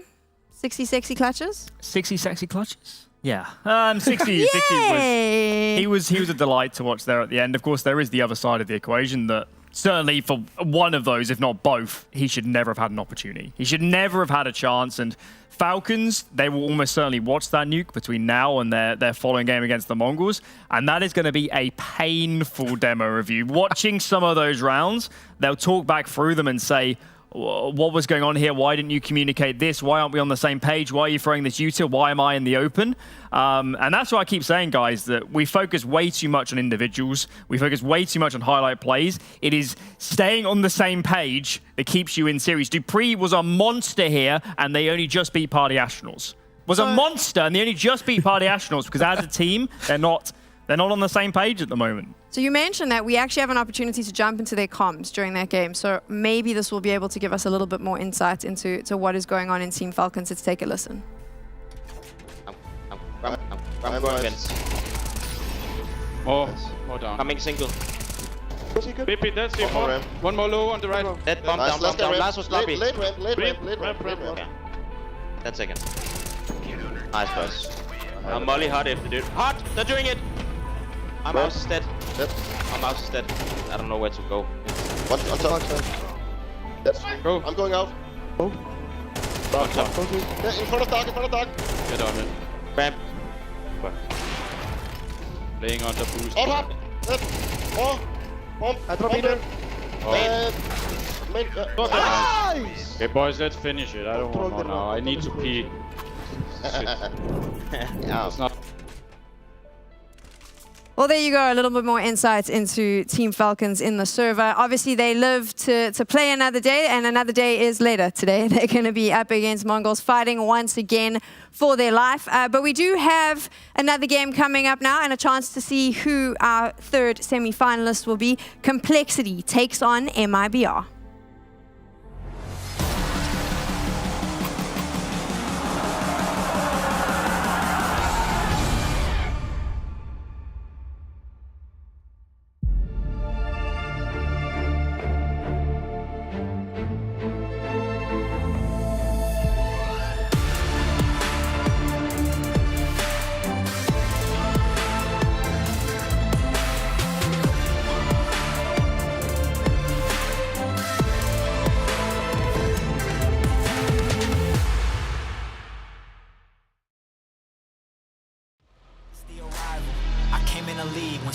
title.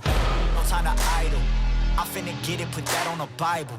This is survival. Gotta treat every move made like the final. One by a mile. Nobody believe it, they all in denial. Hey, look at me, look at me. Still in the show, that's the crook in me.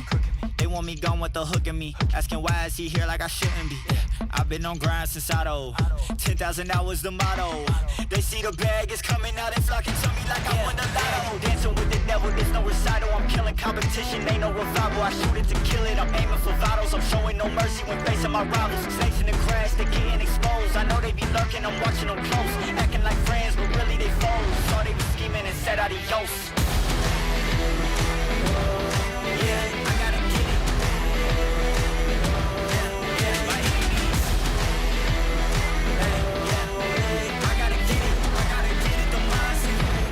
Get it, don't mindset. Ay, back with a vengeance, back on the grinds, back to the business. Ay, God is my witness, they watching my moves like shows they binging. Ay, best keep distance, all of my haters send best of wishes. I get to the bag with the quickness, no I don't need no assistance. No, yeah, no playing it safe. I said let's get it, you say not today. What can I say? You ain't gon' go for it, get out the way. Yeah, got no time to waste. Can't be with me if you're not at my pace. You're not at my level, you're not in my race. One foot on the gas, I'm pushing the brakes. You dancing with the devil, there's no recital. I'm killing competition, ain't no revival. I shoot it to kill it, I'm aiming for vitals. I'm showing no mercy when facing my rivals. Snakes in the grass, they getting exposed. I know they be lurking, I'm watching them close. Acting like friends, but really they foes. Saw they be scheming and said adios. Yeah, I gotta get it.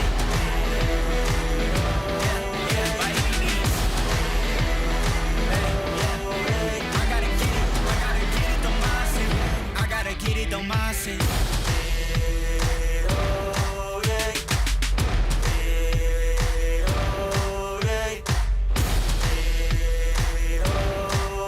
I gotta get it, don't mindset.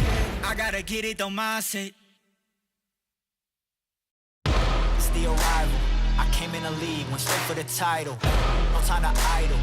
I finna get it, put that on a Bible. This is survival. Gotta treat every move made like the final. One by a mile. Nobody believe it, they all in denial. Hey, look at me, look at me. Still in the show, that's the crook in me. They want me gone with the hook in me. Asking why is he here like I shouldn't be.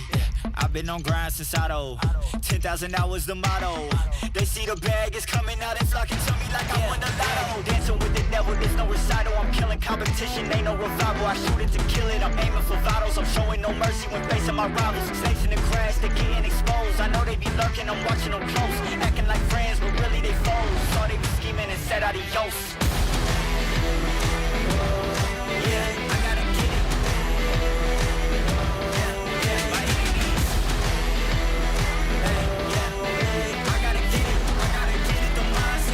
I gotta get it, don't mindset. Ay, back with a vengeance, back on the grinds, back to the business. Ay, God is my witness, they watching my moves like shows they binging. Ay, best keep distance, all of my haters send best of wishes. I get to the bag with the quickness, no I don't need no assistance. No, yeah, no playing it safe. I said let's get it, you say not today. What can I say? You ain't gon' go for it, get out the way. Yeah, got no time to waste. Can't be with me if you're not at my pace. You're not at my level, you're not in my race. One foot on the gas, I'm pushing the brakes. Dancing with the devil, there's no recital. I'm killing competition, ain't no revival. I shoot it to kill it, I'm aiming for vitals. I'm showing no mercy when facing my rivals. Snakes in the grass, they getting exposed. I know they be lurking, I'm watching them close. Acting like friends, but really they foes. Saw they be scheming and said adios. Yeah, I gotta get it.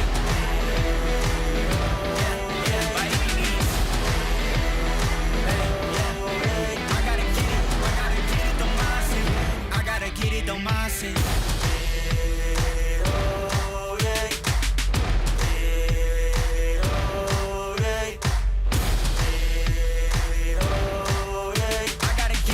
I gotta get it, don't mindset. I gotta get it, don't mindset.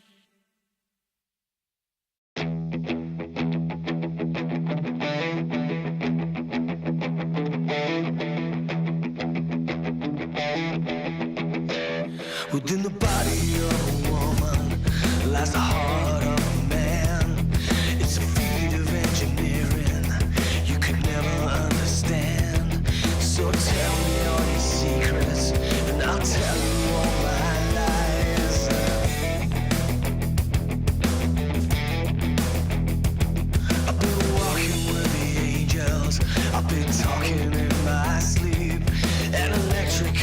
sensation, pins and needles in my feet. It's a full-on fascination with a twisted combination. We can catch the lightning. It's the perfect crime and does it hurt so bad when we touch too much?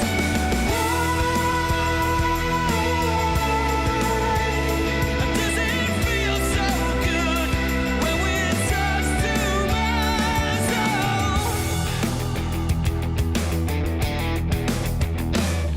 You can follow every instinct, you can fight the best you can. It's not easy when you're dancing, holding someone else's hand. I've got nothing more to tell you, I got nothing more to say, no.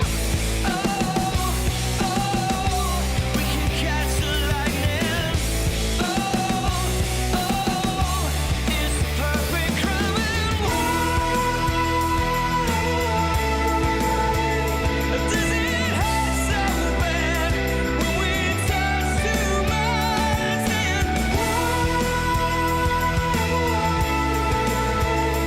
Does it feel so good when we touch too much?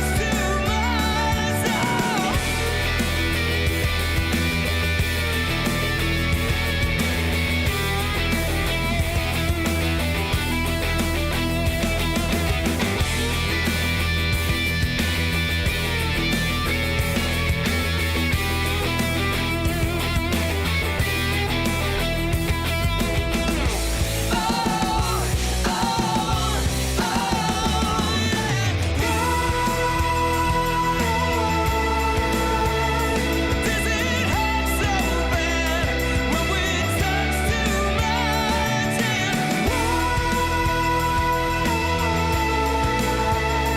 Does it feel so good when we touch too much?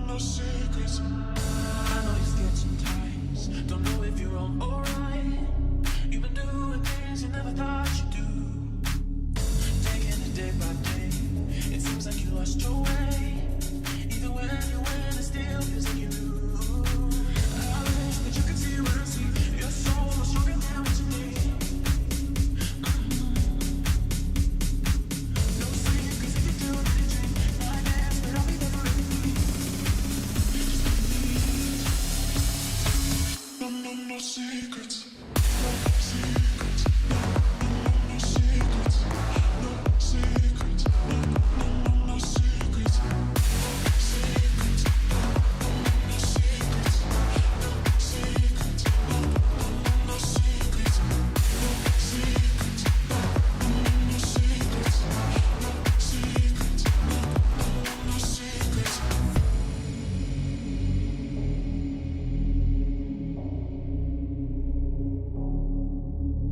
When I feel your hands all on my body, and I wrap my legs so tight you got me. When I feel that tingle down my spine, oh, you notice when I come alive. I wish that you could see what I see. Your soul is stronger than what you need. No secrets if you do what you dream. I guess, but I remember everything.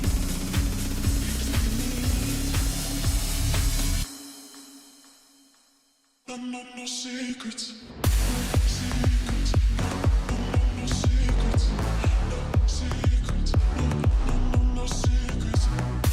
Secrets. No secrets. No secrets. No secrets. Secrets. No secrets. No secrets. No secrets.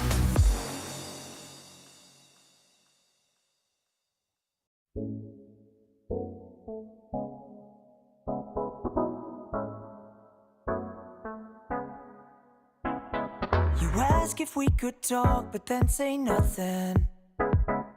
Maybe you just had too much to say.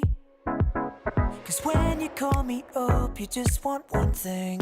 And maybe in the end you'll get your way. But I just wanna know, oh, oh, oh, oh, yeah, if we should take it slow, oh, oh, oh, oh, yeah.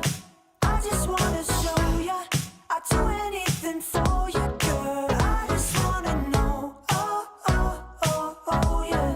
I just wanna know.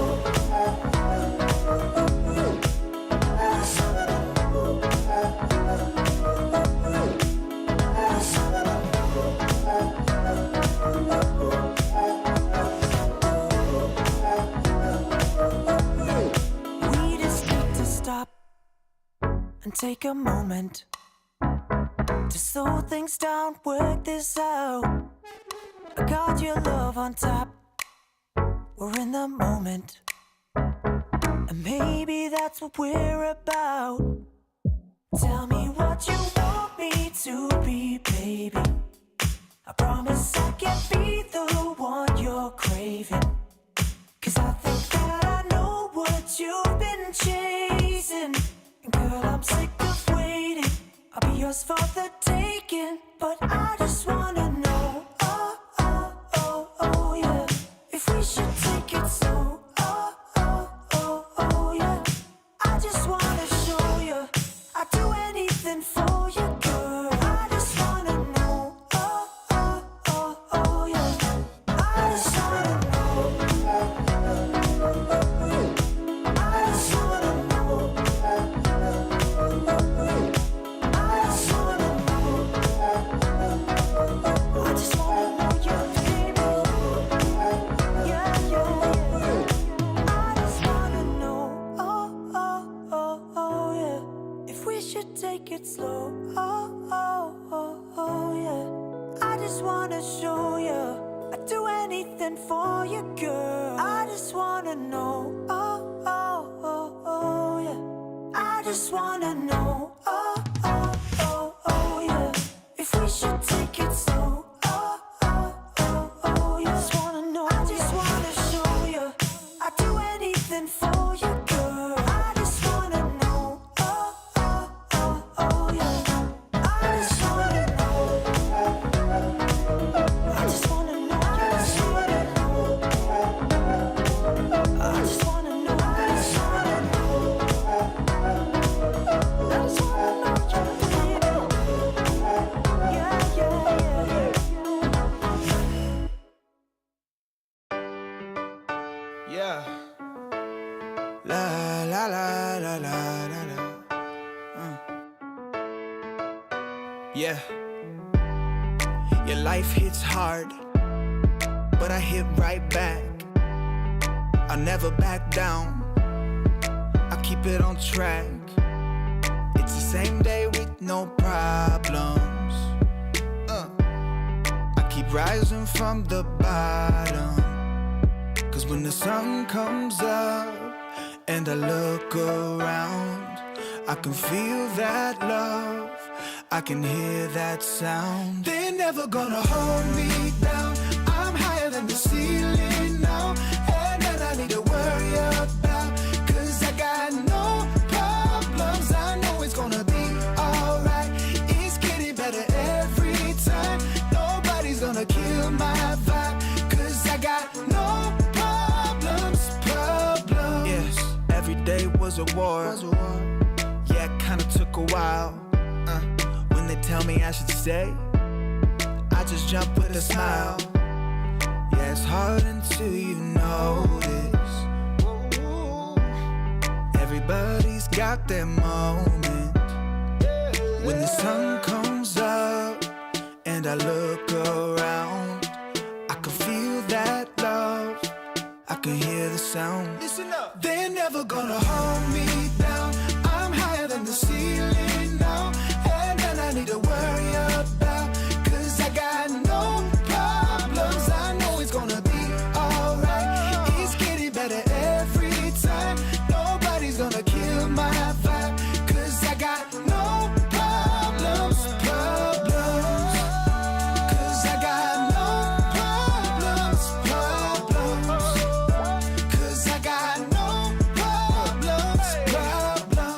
a little down, say it, no problems. Let you in, but you out, sing it, no problems. They're never gonna hold me down. I'm higher than the ceiling now. Have none I need to worry about, cause I got no problems. They're never gonna hold me down. I'm higher than the ceiling now. Have none I need to worry about, cause I got no problems. I know it's gonna be alright. It's getting better every time. Nobody's gonna kill my vibe, cause I got no problems, problems.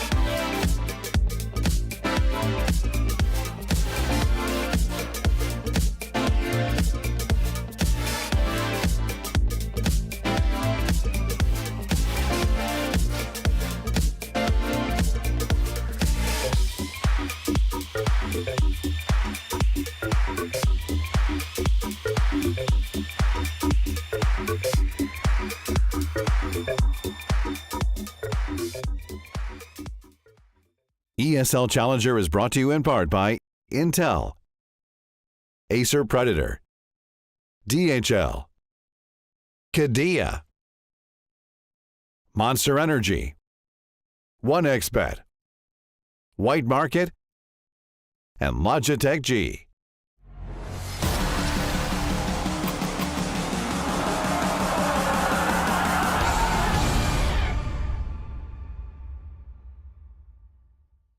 I think MIBR is an interesting team. I think they're one of those teams that have like a really high skill ceiling, but they've been struggling to find consistency. I mean, they won the last ESL Challenger event that they played, so I think that's something to take note of. And I think if they play well here, they can also do really well. But I'm hoping that if we play them, we'll be able to beat them. It's your second best of 3 on day 2 here at ESL Challenger Jönköping, and it is Complexity from North America.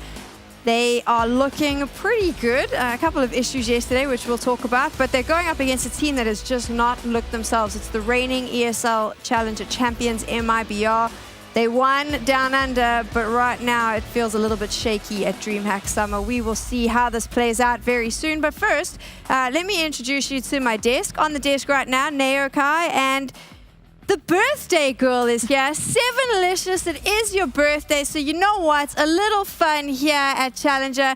We got something special for you, because I like to celebrate good things. I'm still upset about what we just saw, so we had to have a celebration. Happy birthday. Nao's going to sing for you now. Hang on, a hot moment. I don't want us to lose viewership here. We're going to lose viewership if I start this. There we go, you got to sing. Happy birthday to you. Happy birthday to you. Happy birthday, dear Tilda. Happy birthday to you. Hip hip. Hooray. Hip hip. That's right, lovely. Thank you so much. I'm gonna, before we burn something. One more.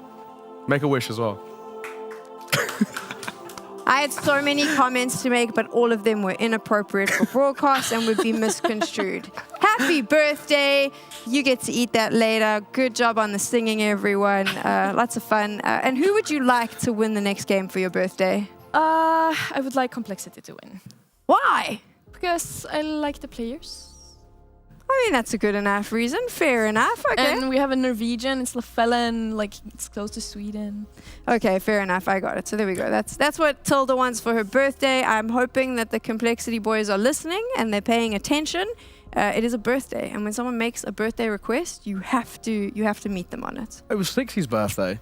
It is 60's Now, birthday. don't take the shine. Now, why are you trying to take the shine away from my girl? What the hell? This is a celebration of Sevenlicious right now. Oh, not 60 though. I mean, 60's. He did There we not go. get V what Dog he has just wanted. let us know 60's birthday gift. Oh, that's rough. You're going home.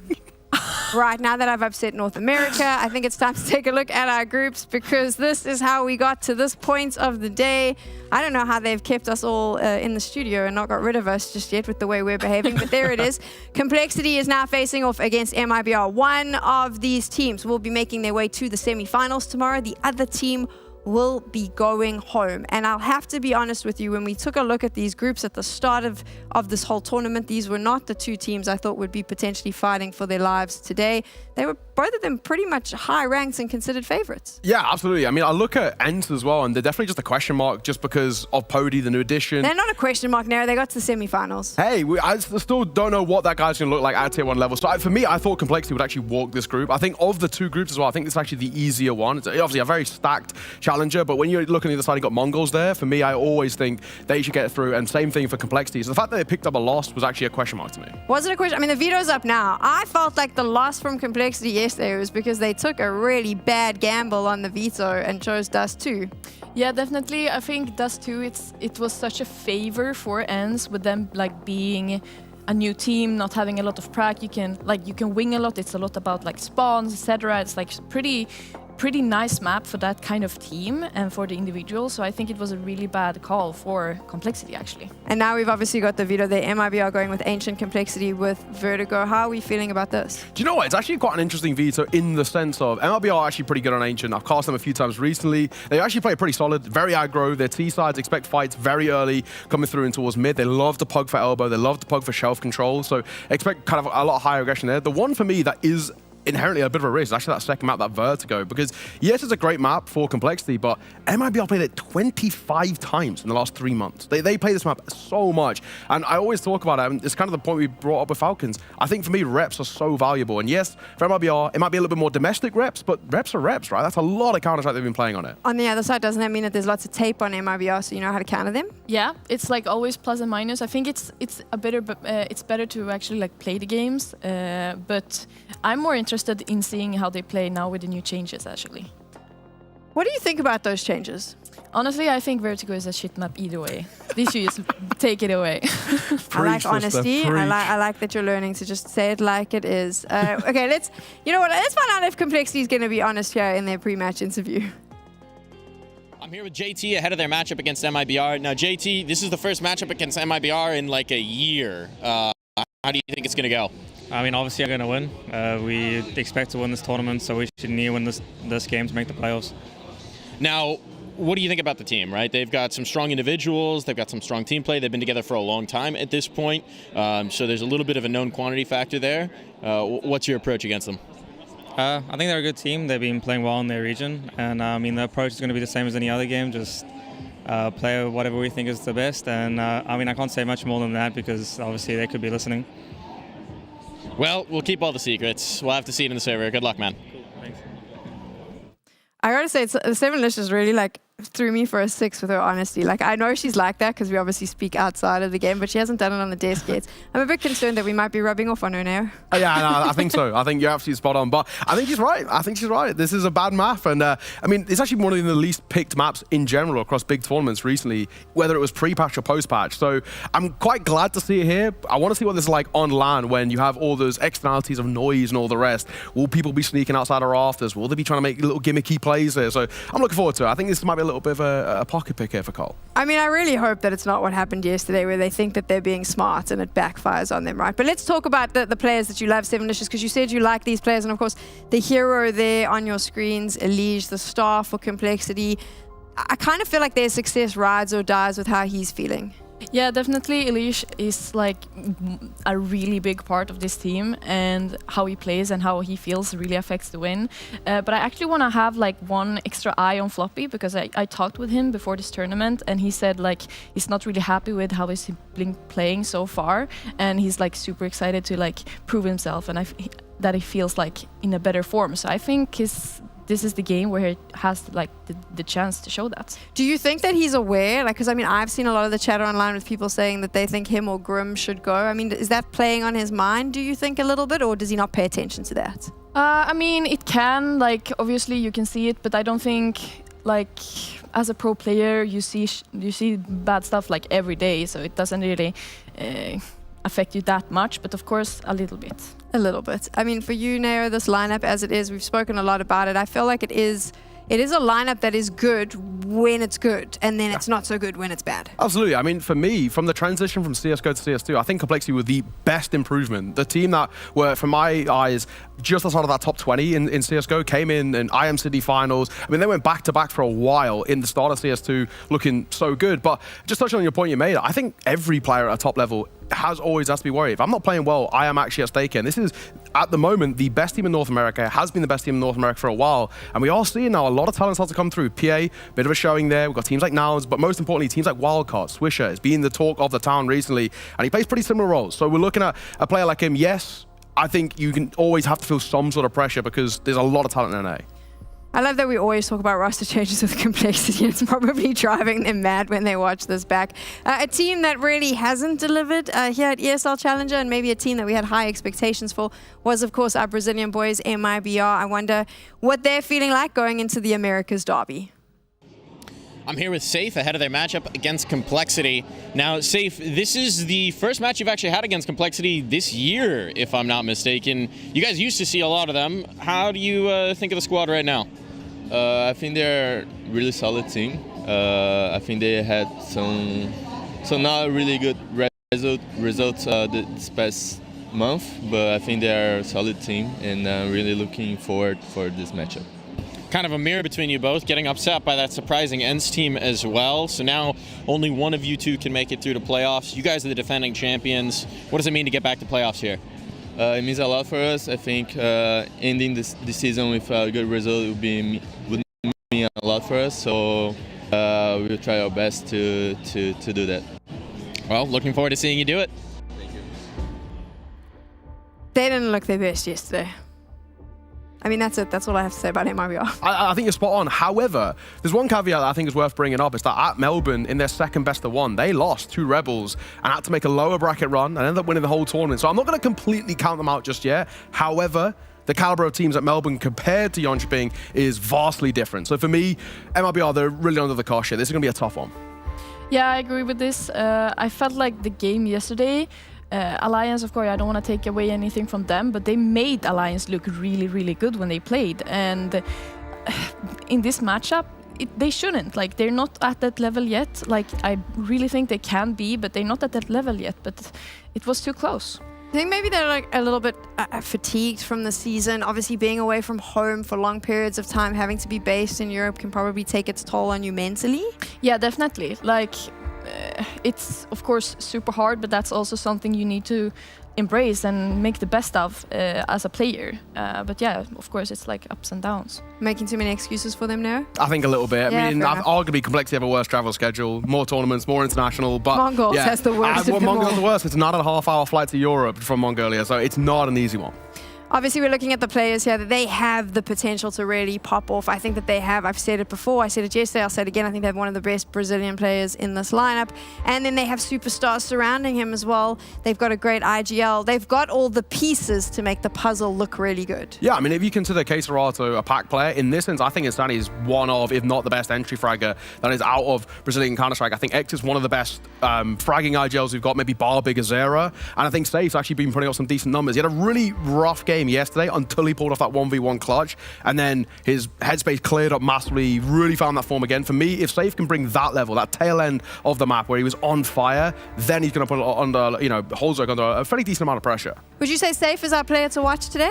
Yeah, definitely. We saw yesterday, like he needs to get into that momentum. He needs to get that, but when he's there, there's like nothing stopping him. And I believe like if we see both these teams on their A game, we're gonna be here all midnight. Do you think that he's had a little bit of a wake up now? Will he bring what we saw towards the latter end? Sam can't talk today. It's because there's chocolate cake here and I just want to eat it, right? Do you think that he'll bring what we saw towards the end of that game yesterday? I hope so. I think this will be a little bit more familiar to... They haven't actually played this year in an official at the very least, but they're a side that are a bit more of a known quantity. I think yesterday they took a long time to get going. They really did look uncomfortable for 80% of that map, basically. And for Safe individually, for me, he is a player who has a lot of talent, but I think he has a really high ceiling, but then also at times can be a little bit of a low floor where he really dips in and out of consistency. So I want to see this form. But the same arguments can be made towards complexity too. He's all spoke about this numerous times already on this desk about MongolZ. So I think it's familiar arguments. Who can come in strongest in terms of that mental space is where I look is who's going to take the early kind of control in this best of 3. What type of Counter-Strike are you expecting on Ancient? I'm expecting like structured but explosive. Of course, I think both these teams are very like they play very good type of CS and very like interesting CS. So I think it's gonna be very fun to watch. The big fight I want to put kind of out there is watch out for Elige on CT side and how he takes elbow control. We're going to look at individuals like Insani and Exit who play very puggy. They're going to break smokes into towards elbow and they're going to try and deny any shelf control coming through. Elige loves to try and take the space, but he doesn't always get that luxury. And if they find a way to stop him, slow him down, don't give him that mid control, that's actually where MIBR are going to take a lot of control for me. It's a really important fight. It's actually how MIBR structure their T sides very heavily around that T side. They don't really do that much lurking towards A, or when they do, it's pretty non-influential. It's all about that mid to shelf control for me. So that's the big one to keep an eye out for, but Elige is going to do everything in his power to try and stop it. So it's, you know, Clash of the Titans, really. Final question, just because I like to make you make all these ridiculous predictions. Anubis is the decider map. Do we get to it today? I don't think so. I hope so. I hope so. It would be fun for the plot. For the plot. I love it. 7Licious, we are slowly bringing you to our side here. So there you have it.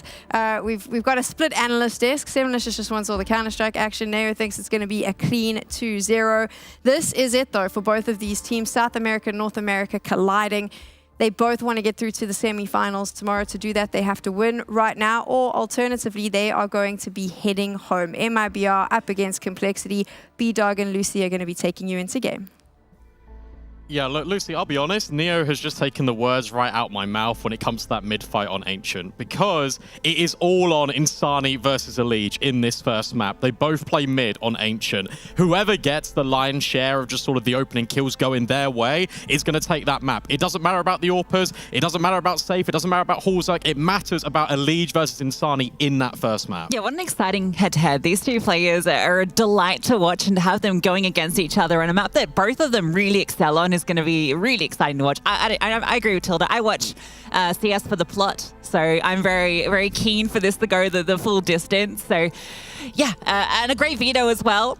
Okay, not everyone agrees on the Vertigo, but I'm excited to see Vertigo because we haven't seen it a lot at the top level. Complexity played it against Mouse in Dallas, won that in OT. So I feel like they come into this and it's a bit of an ace up their sleeve. Yeah, the thing is, I don't know how it's going to go because it could be a similar story to that BO1 with Ents in D2, where they've played good scrims on it, they're feeling like they're going to do well, and then it doesn't quite go to plan because you're now in an official capacity, you're now up against the lights, you're now up against the pressure. You lose this best of 3, suddenly you're eliminated. Suddenly, there's no chance for playoffs for one of Complexity and MIBR. It all kicks off here on Ancient. MIBR's map pick, so they will start on that T side. At least the Complexity, there's no Dust 2 in this Veto. True. Double dualies for MongolZ and Elige. And a wealth of utility in the back pockets of MIBR. 4 players on this B site lying in wait. It's the perfect CT setup if this is going to be the B hit. It's a fake out on A, a smoke being thrown. All a misdirection by Drop to hopefully pull rotations. It has made Elige budge. The rest haven't. And MongolZ being baited in with the dual Berettas, gets the opening kill, but his teammate falls, and now he's under pressure, and he's run down Brenson with the 3K. Still a player to deal with. Grim lets them know he is here, finding a little bit of time to allow Floppy to rotate. But in a 4-on-2, they can just go to A. Yeah, it's that guy again. I mentioned him yesterday. I'm going to bring him up again. When Brendan is on it, he's the one finding all the impact. And he's even rotated towards A. Floppy can't do anything about this in towards mid. It will be a phenomenal clutch, but you just can't see it happening. He's now been noted in towards mid. No one needs to peek him from MIBR.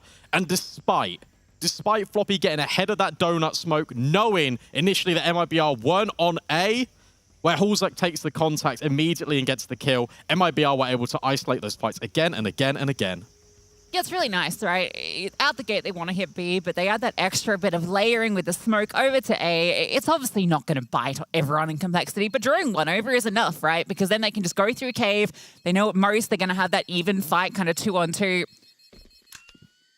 Dealing with the player that's baiting is the big part of that, right? Because then Halzak's alone. It's also one of those things as well, where Elige has moved, that is subconsciously making you have a little peek in towards cave initially. Because if he's there, you just play your crossfires. You don't need to actually reposition whatsoever, but it's that just allure of trying to gather that little bit of info. But Brenton was immaculate. Beautiful with the clock. So Insani do a similar clock round yesterday as well. Lining them up, knocking them down. Gonna be the fourth spy from complexity. Grim's a UMP enjoyer. Wouldn't catch me dead, but it does mean he can get a flashbang, so better make it worth it. Floppy on the FAMAS. That's not been dropped over, no. Halzak's just saving money. So lack of heady and lack of util could be an issue. I think even on that pistol, you saw that Complexity had 4 players over towards B because they had the read. Des spoke about tape, and it is 107 maps played in the last 3 months. That's a little bit awkward. But MIBR, they overwhelm anyway. Grim only finds 1 kill with that SMG. Yeah, it's a kind of tough setup to be running when it can be completely undone by a single Molotov.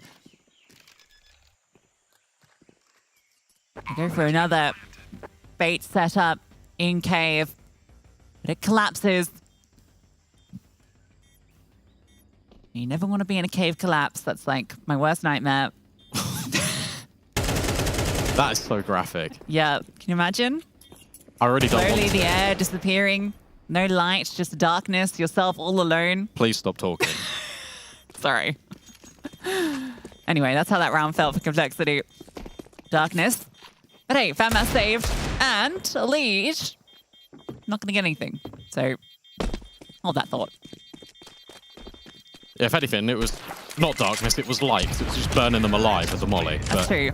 Regardless, that's your force. Sure, Halzak saved some money, but that was, what, pistols, a FAMAS on Floppy, as you mentioned. This one now gets a little bit more tricky. It's a slow start for complexity. And they've been victims of this over the last sort of couple of months. It really feels like they take a while to warm into these games, and you feel like they can't really do that, especially in MR12. Floppy at least keeps his FAMAS. A hero FAMAS. He's got head armor now, so, you know. He won't die to the Mac 10. He won't die to the Mac 10. Or the Galil. Galil, yeah. So, you know. Something. It might be putting a little bit more attention into middle, as Insani, as mentioned by the desk. And 4 CTs. Looking to pounce. JT has the flash to set over the play.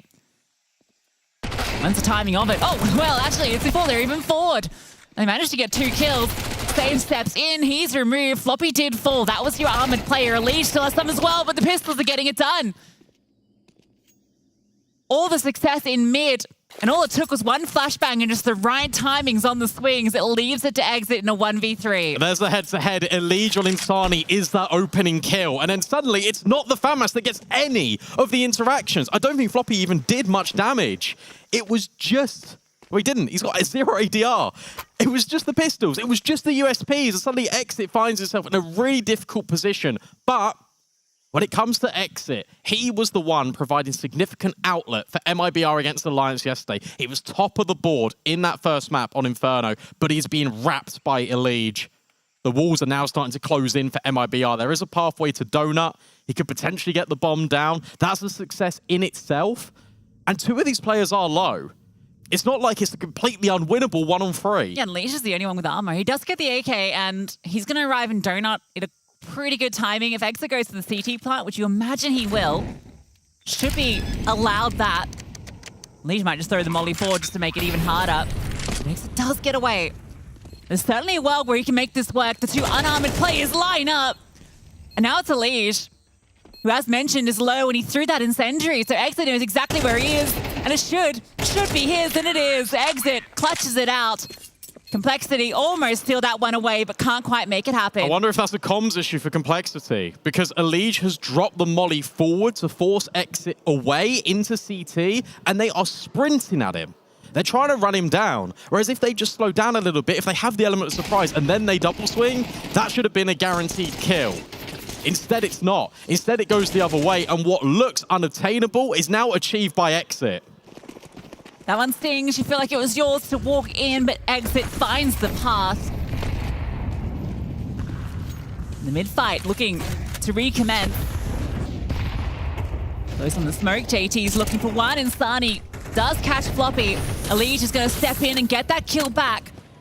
So again, coming out best, but does get scathed as he tries to escape through red. These spams have been so good. Look at JT, look at Elige. They're both walking wounded. And where they've had to readjust to try and get this mid-fight, it's pulled all the rotations off B. MIBR scale shelf. And they now put pressure on this site, and JT can't do anything apart from peek deep from long. Brenson's going to catch him on the timing, surely. Oh, Nearly. Yeah, tag on Exit. Not the headshot, now drop. Lets them know he's here to lock down red. Bomb still needs to get to B, but you can already see this is going to be a save from Complexity. Just got that up on Holzerk, who's yet to be able to fire it, and he will get a chance. Oh, you really want to hold on to this. Drop's just going to tease him. That felt fairly simple for MIBR. Well, yeah, because all it was a fight in towards mid. Complexity even broke the smoke at Cheetah to try and scale and try and cut off MIBR, who was splitting mid from two different angles. But MIBR just ignored them. They just ran shelf and got the kill immediately on Floppy. And it was nice to see Floppy kind of take that advanced line with Elige. Because Evalicious was saying, look, Floppy's not happy with his individual performance. He puts himself in star roles, but at the same time, you don't want to overcompensate. You don't want to try and be that guy that is winning.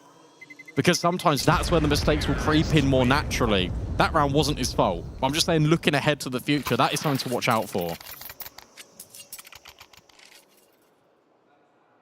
MIBR be very happy with how the start has gone after a shaky-looking start to affairs here in Jönköping. Seven just mentioned, kind of made Alliance look good.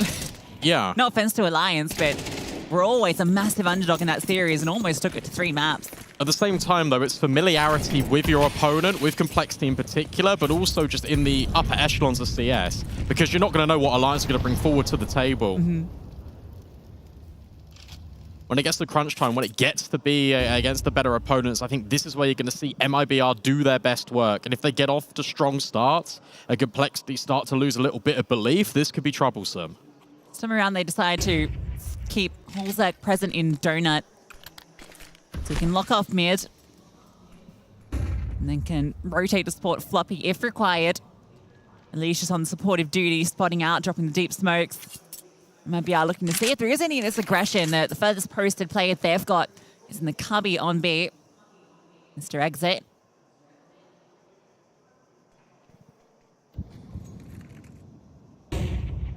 Look at how passive this is from Complexity. Where that fight came in from mid last gun round. They're allowing MIBR all of this control. There's no extremity push. There's no take at all. They are just delaying with utility. And they can do this because there's only 45 seconds left. Yeah, that's one thing about this slow round. Oh, what? Okay, that's just a spam through red. Unlucky for Elige. MIBR looking to capitalize on it. But the bomb on the back of drop peeks in towards middle. Does fall. Sani will recover. Now you got this double layering. It's a 1-for-1. Still even, but Grim's alone. Grim needs the support. Running out of bullets. Actually has time for the reload behind default. And maybe he could do some more damage. A kill on the save. And the dink onto Exit. Will it be enough? MongolZ here with the AWP, smoked off, it fades. He's looking for this player. He's just planted the bomb. Waiting for the peek. And Sani not budging. Some bullets from Floppy make him feel uncomfortable, but he knows MongolZ is present with the AWP. Doesn't want to give him that opportunity. Exit hits his shot. MongolZ does have a kit. And Sani's not giving him anything. Scope in. Insani's hearing that, waiting for the moment to strike. Exit to take first contact. No, Insani just loops around and confirms the round. That was a perfect way to play that after plant from MIBR. Exit, upgrade into the AWP, low HP. Insani knows with his life total, he can't swing. Even with that flash over at long, it's so dangerous for him to actually jiggle that angle because MongolZ probably takes him down. So by him remaining, notice how he positions himself just behind the pillar, not in line with the wood paneling, so he can't get spammed. And then he relies a lot, trusts Exit to hit that shot. And from there, that gives him the room to sort of play the timing. As you mentioned, that was expertly done. Complexity don't get anything in that after plant. If Grim had gotten the 2K, that would have been a very different round. Oh, drop. Almost caught by JT spams. Brought very low. And they have got the whole squad over at B. They push out through that smoke just to see kind of what the setup looks like. They don't overcommit. Brenton just has a little peek. They've got the second volley ready to go. Although, only one smoke on Exit, who's actually not with the squad at all. Maybe just waiting to see if Complexity get curious. They have a double layering in Jaguar. The Molotov. We see both. Do you see both? Yeah, 100%. Locked in. Flashbang. Worked. And Insani able to capitalize on both. He's not done yet. Spots the play up. Holding a sight. Still, MongolZ peeks into Exit. Insani with the third. A collapse on B from Complexity. This is domination. This is complete domination. And where MIBR are growing in confidence in rounds, and where Complexity have never shown that they're going to push ramp, where they're going to push cave, they just disrespect their util. They're ahead of it immediately.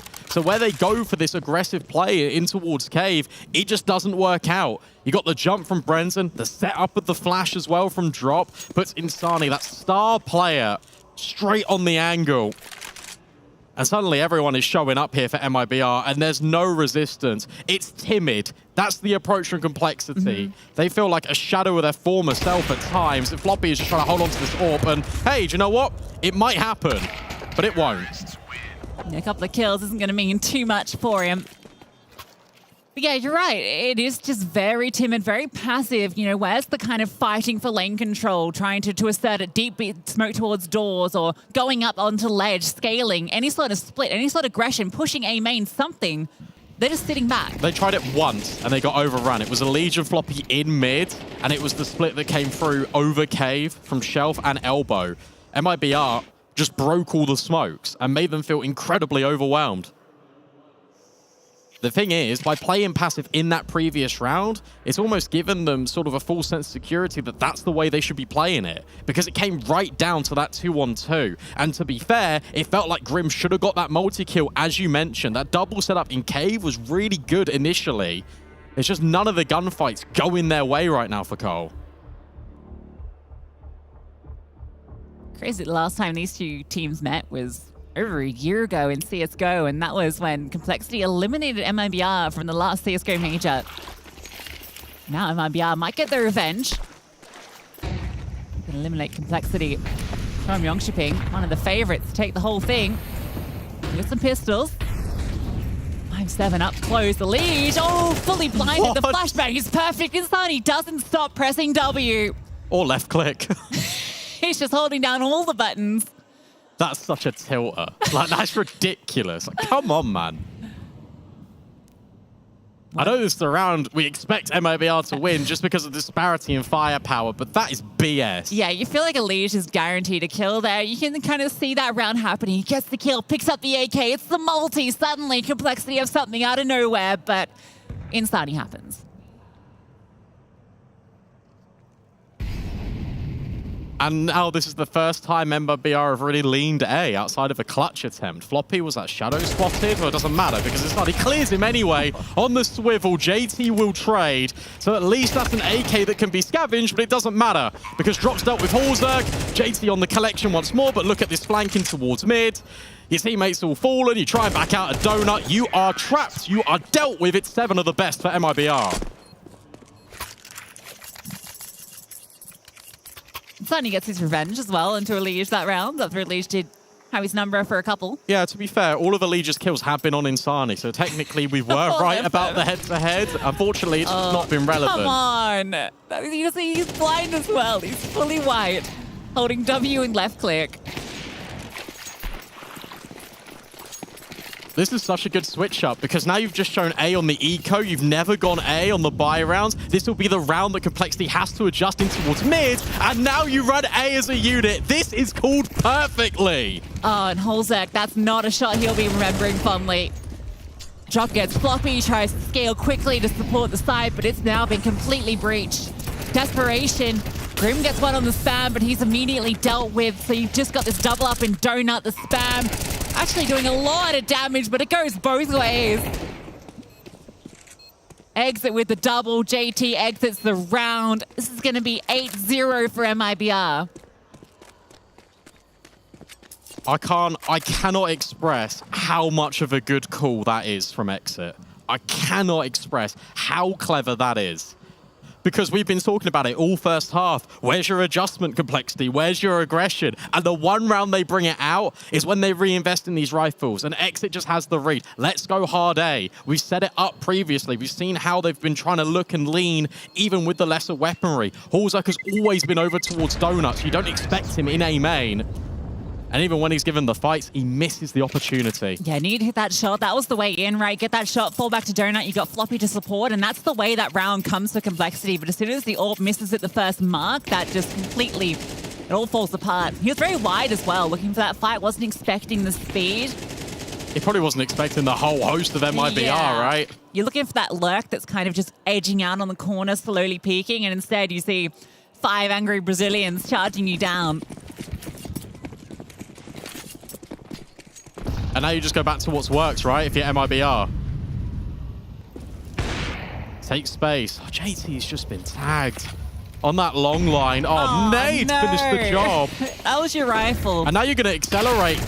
Grim, though, holding the spray. But he gets dealt with immediately. Maybe Halzerg could be the outlet with the P250. 2 kills immediately, finds the AK, but Exit will trade. It's a 2-on-2. It's the best shots Complexity have had in a while. But with Safe taking the back lines, Floppy, it's actually maybe skirting around the smoke. Never mind. Dealt with by that AWPer. And Elige is left completely alone. It is Elige. Oh, he doesn't look long. Okay, he sees the body. Gets himself an AK, and he can lock off the bomb. It's just the AWP, but it's safe. And of course it's safe. Another clutch for him under his belt at this tournament. Halzerg does his best as they force the issue through the smoke. They just wanted to get it done. They get 2 kills. The HG's onto JT. Grim gets spammed through the smoke, and they just decide, let's commit. Halzerg's there, gets the double. You feel like he's almost done enough, but not quite. Elige almost gets that moment. You know what's horrible there is if Halzerg actually just stayed on the P250, you might have even found that 3rd kill. So he was kind of caught quick switching, and then by the time you start shooting with the AK, they're already out around the corner. Not that he was to know. I think anyone in that position's picking up the AK. Absolutely, absolutely. It's just devastating. It's just the speed of these executes now for MIBR. It's the constant variation. A complexity they can't hang on Ancient. Yeah, that's symbolic.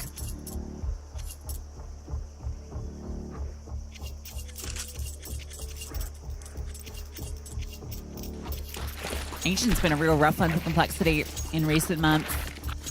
Just a single win under their belt. Used to be a map that would be guaranteed these Elige highlight kills in middle constantly. And on the T side, I still expect to see it. Here we go.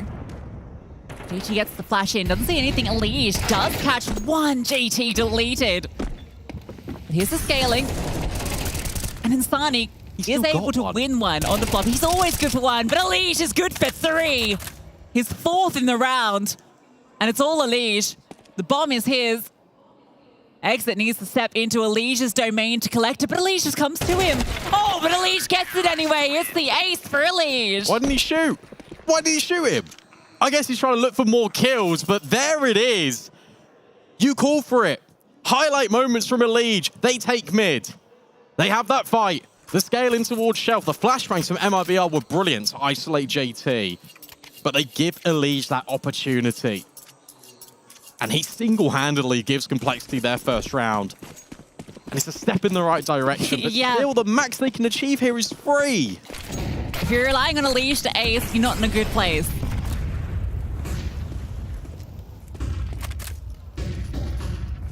Unfortunately, that's been Complexity for the last 2 months. Spam on the mark, but too many layers. And Safe removes Elige, who was getting aggressive out A main, had MongolZ to support. So now what do? You've lost your one-man wrecking machine, and MIBR still have theirs. Which one? I think that's the best bit, because any of them can step up. JT will at least find exit. IGL and IGL violence, but they will reset. They will move back here, MIBR. It feels like the only piece of map control they've got is B. And MongolZ has pushed A main with the AWP. JT caught a spam kill on Insani as well. These 3 players are limping. This one should be Complexities. It feels like there's no way for them to fumble. Not with all the health, not with the player advantage, not with everyone in the right place. This has got Complexity's name all over it. And with those 2 kills, that will confirm it. Safe actually doesn't need to save. Got plenty of money. I suppose Insani doesn't, so being able to drop doesn't hurt. And MongolZ, you can't afford to lose this AWP. You imagine it would be scavenged up anyway. Safe's even going to molly him off. That's ridiculous, but that is just to hold on. That is just to save his sniper. So Complexity will get 2 rounds in a row, which is very good. They're actually starting to build a little bit back in, but it is one step at a time. It is a very long journey here on MIBR's map pick. You feel like they've already done the hard work. The coffee's hit in for Complexity.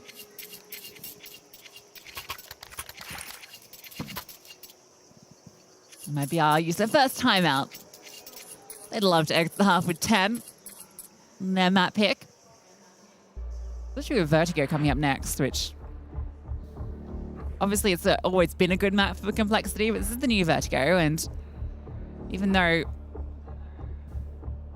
it is the pick of Complexity, MIBR have always been a very good Vertigo team. And here's the thing as well, right? If you get blown out on Ancient, MIBR are winning every individual fight. If the whole team looks good, we've already seen in this half alone, Complexity have looked very passive. It feels like they've looked like they've not wanted to take a lot of these fights.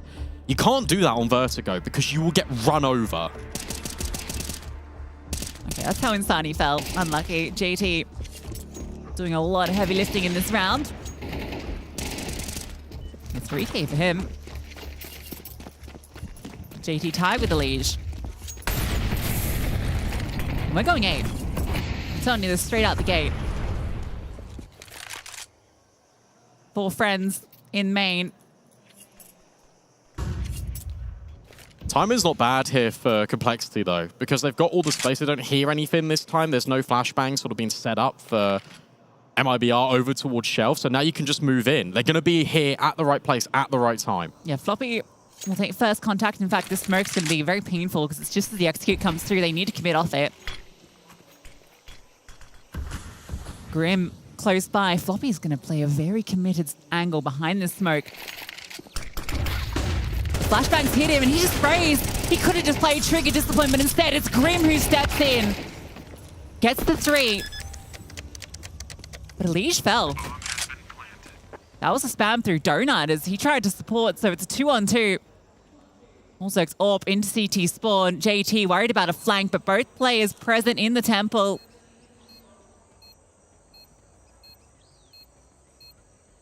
at least there's you two, but they're so far away, and these Ts are just spread in towards Temple. Now you got to clear everything. Double smoke, though, and double kit. So all the tools they need. One goes to A main, one goes to the bomb. MongolZ can get on it, and he's the only one remaining. A HE gonna go straight in his position, will reveal him, and he is spotted and dealt with. Double digits for MIBR.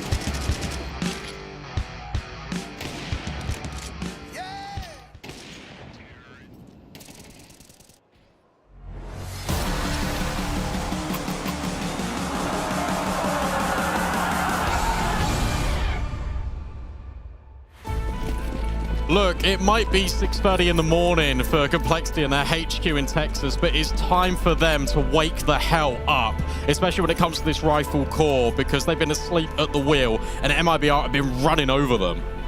Yeah, we need a few more yeehaws. And these ninas. Yeah, call an ambulance at the moment for Complexity. Meanwhile, smoke. That's going to allow them to scale into A. One lands on Donuts, no save. Will not be able to see a player to deny, so bomb plant 100% locked in. And a post plant set up. Now there isn't a kit in the hands of MIBR. They opted for the double dualies. Exit with a flashbang. A late lurk from JT. This is going to be critical as this round progresses. Drop. Going to be spamming off those dualies. I've seen him quicker, but he does connect. Actually, no, it's Brendan with his. But Grim gets a double back. And JT's flank can now start to activate. MongolZ hits one as well. This is a pistol for Complexity. Yeah, finally, right? There we go. Life injected back into Complexity, at least for now. And to be honest, when you take a look at these riflers, we've had all this talk about Elise, we've spoken about Floppy. One guy we haven't mentioned is Grim, and he's been, by and large, on this map in particular, just the best rifler for complexity. Sure, Elise got that ace, but you take away that ace, and look, he's on 3 kills. Yeah, it's like, it's between JT and Grim for me, which is, I don't think we're ever where you want it to be. I mean, Grim's fine. JT, not so much. Don't disrespect the GOAT. Actually pretty decent fragging IGL, all things considered. He's always good for one map in an event, I feel. Like, there's one map he'll just pop off and he'll get like 25 kills. He's very good on Ace in particular, I feel. Nice little flashbang, but Floppy able to fall back. He does have the bomb, so he needs to be a little careful. You've spotted that bomb. Someone helping keep this little A stack in play. Full economical for MIBR. They've got so many rounds to work with, they don't mind letting this one slide. Just make sure it's clean complexity. That's all it is. Just make sure that you get everyone alive here, or if you lose anyone, make sure it's just the MAC-10. 1 minute left. They got the site. MIBR, it looks like they might look for exits because they don't know how many SMGs are in play. They don't want to feed complexity money. No, especially when complexity have such a long journey ahead of them back into this. JT in the prime position. Well, maybe not the prime position for a MAC-10 at that range, but at least he'll be, you'd think, accelerating. Like, why wouldn't you send him in just to, or send himself in, I suppose. Just go try and farm up some of these kills. Uh-oh. Oh, yeah, hold up. Don't get too costly. You've lost 2 players. Floppy's low. JT will need to pick up this rifle before it gets blown out the server. Okay, they kill everyone, and they get the rifle. It's all good. Nice. All right, fine. That's what you need. But now it's the guns. And we know how MIBR was so good just in those gun rounds. They're not going to shy away from these fights in towards mid, especially with how that first half went. You know they're going to be pushing. You know they're going to be forcing the issue. It is up to complexity to have a good support network to help Elise in mid.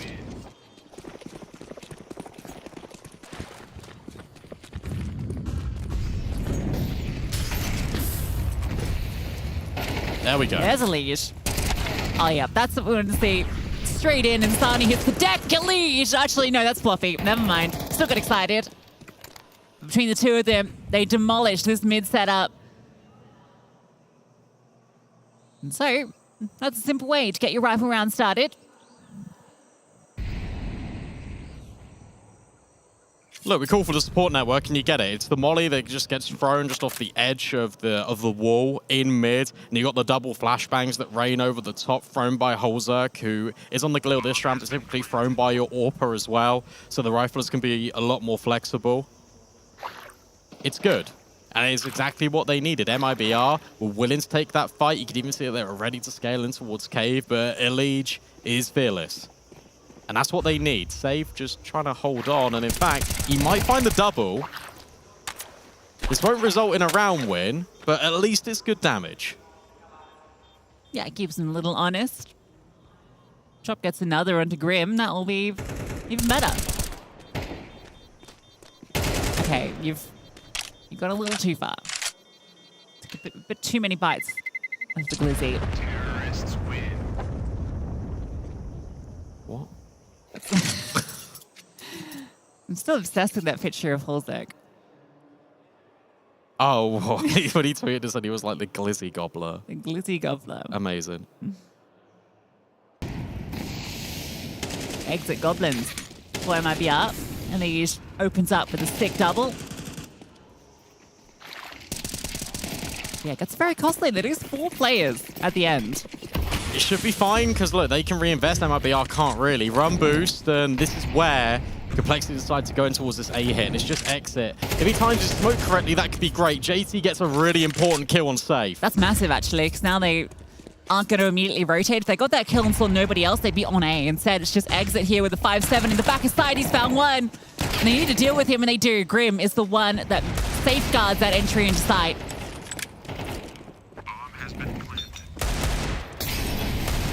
Now you probably just want to hold on these 2 AKs, take them into the next round, especially for Insani. They're actually, surprisingly, at the bottom of the board right now. at least on the side of MIBR. Yeah, that's not really a criticism of him. It's more just impressive, the fact that all of MIBR have really sort of arrived, and this is 10-5 without Insani having one of these pop-off games. It's MIBR without Safe having to have one of these like clutches every now and then that we do see from him in Challenger. I think another conversation. Just had one clutch. Yeah, true, but it's 1 out of 10. Hasn't been necessary. It hasn't been sort of a reliance piece.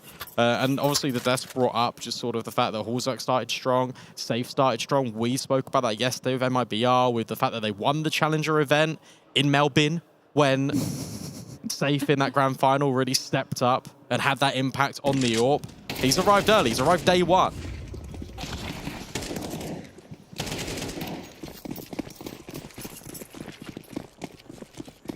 And he's on the AWP now, uncontested. Halzak's on this rifle, but it might be faster here out of Cole. Yeah, 4 players immediately at B. Just Grim close to the middle, keeping some occupation. Zani wants to fight. Alish just walking in. He's ahead of the smoke. Drops holding passive. They've crept in, and now he sees them. Calling out to his team. He needs support. He's only got a player in cave. Staying alive for a while, but not for long enough. Support gets dealt with. Alish finds drop. Save. And they just walk straight into B. Easy as you like it. This goes from at the half an 8-round game to now the narrowest of margins. Just going to be 3 between them. And I'll be honest, it's rounds like this that make me really happy and should get you excited if you're a Complexity fan. Because these are confidence rounds. These are not, we're shying away from the fights. This is, I will have a lurk time in on B. I will walk up here, says Alish. Floppy, come with me. We now know 1 player's at long. It's a double swing. They then double swing cave. Every kill is outnumbered for MIBR. The flashbangs are perfect. It's done. Yeah, if Safe had started B, it would have been a very different story. Even Hunt, almost everyone Safe will hold onto the AWP just about. Which will allow an investment into this one. Drop can drop. They need a CT round. Neither of these teams can just get a CT round. They just like pressing W too much. Timeout for MIBR, looking to find the answer to get this 11th round. Has eluded them thus far in this half. It's interesting because normally when MIBR play on this CT side, they win about half of the rounds. They don't need half of the rounds, they need 3. So if you're playing all 12 of them, that's in your percentages. That's there, surely, right? Don't get nervous now. This is a Complexity warming into things. This is a Complexity that is trying to come alive on MIBR's map pick. Suddenly you snap this away from them, the whole story changes as you look to Vertigo.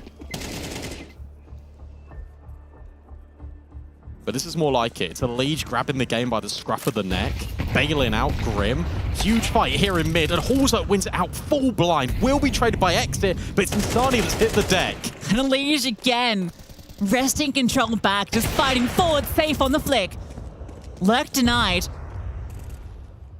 Now it's a bit messy. That bomb is all the way back at elbow. Look at Alish. But Alish is walking through red.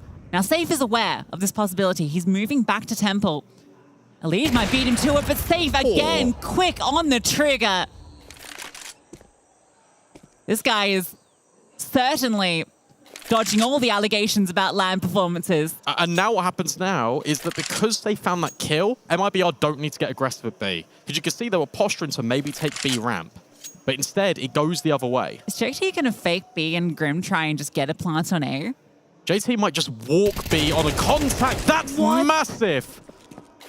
And for JT, he can now fake B effectively. And that bomb can still commit over. JT knows that Safe is here, but Safe collects on him. 3 HP. That's the cost it comes with. A Grim plants the bomb. He knows exactly where Safe's coming from. At least he can re-pick up that AWP. But the only way Safe wins this round is with perfect timing. No kit.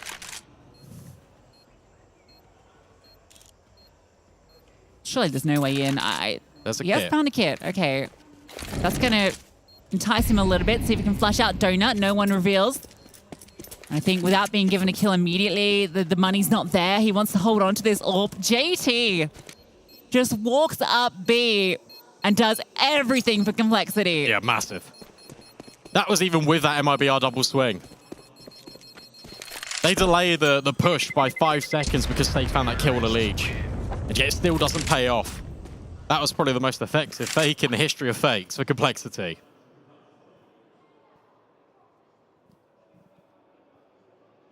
Yeah, it's not quite a fake when you just kill anyone. Safe's going to feel hard done by. He did so much work in this round, getting these 2 great kills onto the lurking players, and then his teammates just die. GG.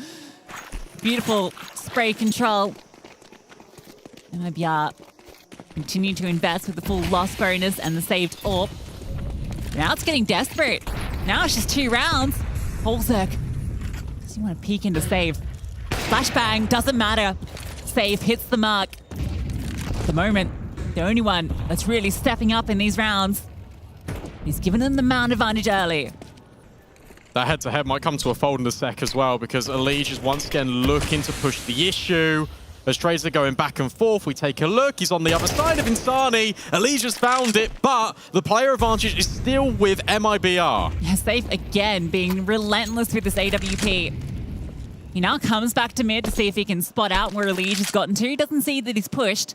That's good information, and with no one entering onto B, Exit takes a look into A main. This is a great reposition off the information they have. Oh, if he just burrows here. 1 kill is enough. This is a great angle. Surely if anyone comes to the left, it should be Exits. And it is. Elige not ready for that very close angle. Now Grim is in a good position to get the refrag, but these rotations are going to be fast. He actually abandons that. Moves off to see if he can catch these rotations. He could go B in a weird world. I don't think he will, but there's an avenue where he can. Well, when he doesn't see anyone donut, he's going to think the rotations have to be CT. And now he's realized, yeah, I needed to find a kill immediately. Taps the bomb, but that's just going to get them closer, draw them in. There's no trap here. He's going to be pounced upon in a moment. And Safe, a triple kill for him. MIBR finally break this CT side drought. Yeah, it's really interesting as well, because for MIBR, you assume that as soon as Safe finds that kill on MongolZ, he'll be the one that moves. Instead, he remains there because B has been a posing problem, and it means the rifle goes over towards Red Room instead. And it was Insani.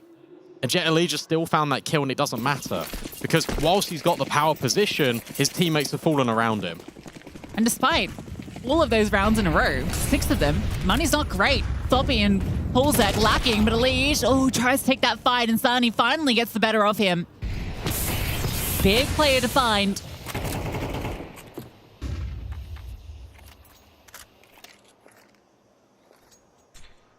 All the T's group.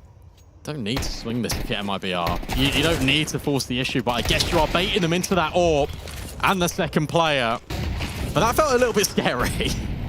Grim can still make it scary. A 1-on-4. Bomb plant for that money. Knows how that AWP was in play.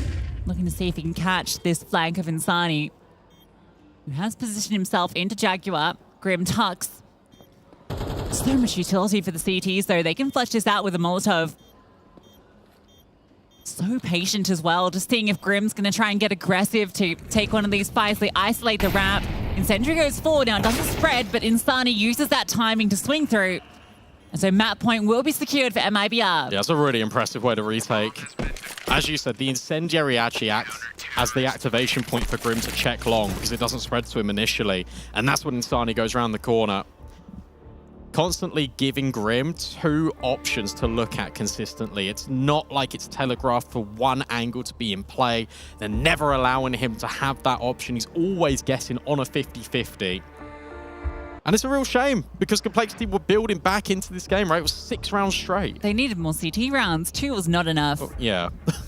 Like, at all. Like, they needed 3, 4, really. There's anything more than 2. 2, yeah. It's like the 3rd worst amount you can have. It's still a credit them to be fair for actually being able to build back in this. It's not like it's a blowout because this does set up the series to be more of a marathon rather than a fast sprint for MIBR. And we're talking as well, we're talking like they're already out the map 1. They're not. They've already done 6 rounds in a row. There's every world in which they can do 4. Safe's hitting everything right now. That's the scary thing. Well, this money might suck, actually. Yeah. It wasn't great in the last round either. Same players that go lacking and into middle lead. He's burned, has to bail. Over the top comes JT and Sani's caught on the jump up, but the trade is fast. Good dink though, exit is low. So's Elige.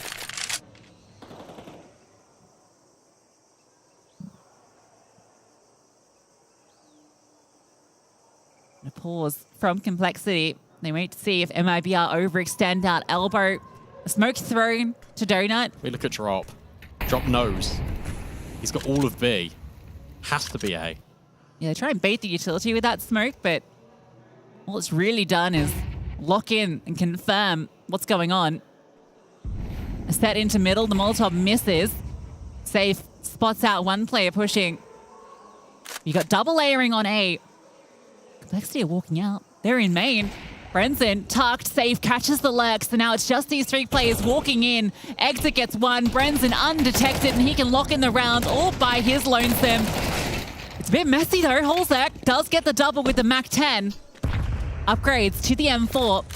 A flashbang forward just to send Safe packing, but nothing can stop Safe this map. MIBR take Agent. Yeah, they were really poised to set up after that first half, right? Complexity, they try their best. They build in on that T side, but it was just too much. It was too difficult to try and overwhelm. And once MIBR get 1, that's the confidence reinstated back in them. And now for Complexity, it's all or nothing on Vertigo. There you go. MIBR takes their map pick. They're going to be reasonably happy with Ancients. It is a very T-sided map, though, Sevenlicious. So that early run, I don't think we can read too much into what they were doing. 9 rounds on the trot, I believe. Yeah, definitely. Ancient was very, very T-sided for both these teams. We could see that clearly. But that's also something we've been seeing a lot of T-sided games all during this tournament for every team. So that's also something interesting. Yeah, absolutely. I mean, what's the tell of the tape, right? But both sides actually had quite lackluster CT sides. The only difference is where we saw Complexity maybe find a little bit of form at the very tail end of the half. MIBR activated on that C side just a little bit earlier, and that was enough. I think for Complexity, they just got let down by that first half. If they had even maybe 2 more rounds, we're talking about the potential of that going into double digits, maybe even overtime, maybe even them taking the map. But too little too late is basically fundamentally what happened. So what would you have changed in the first half if you were Complexity? It's a big ask. I don't know if you want to take this one, but I mean, nothing was going right. No matter where you looked, B-side control was pretty lackluster. Constantly being caught Yuto in hand was the big thing for me. It just felt like their timings were very off, especially in towards Cave. And then the big one, I ran it to death on the opening segment here. That mid control was so important. The only kills Elige got were on Instani, and he instantly then get traded by Exit. That mid elbow control was so important, and it was essentially what won MIBR that map. Let's take a look now at the 2 Oppers because it's fun to put them head to head. How did they perform? Obviously, holzek with his brand new Complexity contracts up against Safe. I mean, obviously Safe really, he played super well this game. He was everywhere, he hit all his shots. holzek, a bit more rough for him. And yeah, I think Safi is a big part why they ended up winning. And the big thing as well is actually in all fairness, it took Safe a little bit of time to get activated. He actually struggled for a little bit, and then I don't know what happened in towards the last kind of 60%. He found a new level. The same thing that happened on that Inferno when he won the 1v1, but Safe was hitting some ridiculous shots. He pulled off a 1v4 clutch, just grim, and because of his health, he didn't go for it in the end. But man, he was on some electric form, and I think holzek, he actually just never really got in towards that 6th gear. So one of the superstars in Complexity is Elige, and I find like when you create space for him and he's allowed to perform, things go better for them. What do they need to do to create more space for Elige? I mean, you shouldn't just count on one player. Everyone needs to have enough firepower, enough skill to be able to perform. But I think it's also super important, of course, especially IGL, to set up your player the best possible way ever. And I don't know, make space, try to get him, like if he has an off game, try to get him some eco frags or whatever, like whatever works. Fair enough. Any standout rounds for you though now when you look back at this game and go, okay, cool, this was a moment where maybe things needed to change on both sides to change the game? Yeah, I think there was one which it was completely just not Alicia's fault. Insanity jumping through a smoke full blind, jumping one-tapped him. And I think that's where for me, I think at this point it was like 8-0 down or something, but it was relentless. This round was one that was so important. They had just won an eco on this site. They hadn't gotten a full buy once over towards the A site, and Exit makes one of the ballsiest calls you can do out of spawn and says, Rush B, we know they're on a full buy, we know they're on eco that last round, let's test them once again. That's where the AWP plays as well, and they did something really good on the fly. They know Horsley's been having a bad game, they know he's been struggling, so they punish him, and that's exactly what you've got to do. Find out what the weakness is and just keep driving it home, and Horsley misses an absolute sitter, then gets decimated. The swing comes through from Insanity on towards that cave player. Donut gets cleared. Before you know it, Complexity has been about 15 seconds and they've lost the round, and they're scratching their heads thinking, how has this gone so badly wrong? Yeah, I really like that call. Also, like with switching tempo switches, like not only going for that mid control that they've been winning a lot, but also do these kind of tempo switches and like switching up the game, and it worked so well for them. We've chatted a lot now about MIBR and Complexity, and I know you want to hear our thoughts on Vertigo, but before we do that, I do believe Mike has some Party Astronauts players with him. I do indeed. Look who I found in the audience. It's the birthday boy. It's Mr. CXCI himself. Happy birthday, Danny. Thank you, guys. Big 2-4, right? This is going to be a good year? Hopefully. That's the goal. All right, now looking at this game, didn't go so well for Cold in the first. What do you think? Who you got? I think they're going to 2-1 overall. I mean, their Vertigo is really good, so they should be fine. All right, full faith in the NA boys. We got Viathan over on the other side. You got the same assessment? Yeah, 2-1. It's gonna be good. They get to Anubis, it's over. All right. Now I've been trying to get somebody to do this whole time. There's a lake near here. I know it's a little cold out, but you're the birthday boy. I feel like you have to jump in the lake. No, we'll get Grim to do that. I mean, if he's still competing, you can't be. He'll do it later when he wins the finals. There you go. There's the prediction. Grim, if you win the finals, jumping in a lake. He's not looking at me. He's not looking at me. But we'll see if we can speak it into existence here, Sam. North American biased players are biased. Just kidding.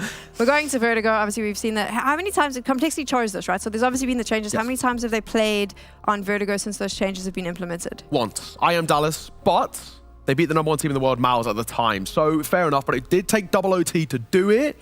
However, this big ask, MIBR do actually play this map a lot, and they've actually played it fairly decently and recently as well, but you got to take the caveat, it's domestic South American opponents, it's not the #1 team in the world. So there's a caveat, there's Complexity beating the #1 team and beating them in OT. I am Dallas on LAN, or MIBR playing it a lot, but at home against domestic South American teams. So it's kind of a pick your poison situation here. I mean, domestic South American teams aren't exactly bad. It's true, it's true. They're not bad, but they're not Miles.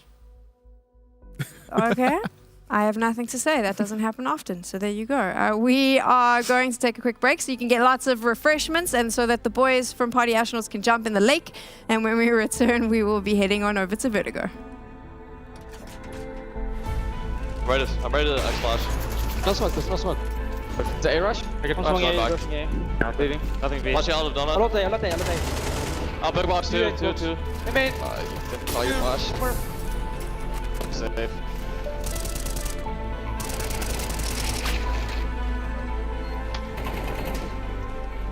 See anything? Nothing B. Try him, I'll walk down. I'll blind. Two even. I reblocked the B. The blind electronic. Bit. Scared snack. They're empty. That's a 2 A guys, right? 2. Yeah, CT smoke. Use 2 smokes. The smoke that is. Son. B, coming in. 2. Coming out. We're dead. Don't need a molly there. Default. Close it. Hopping donut.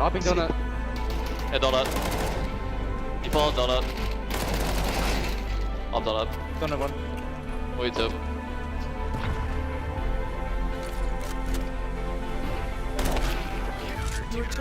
Nice try.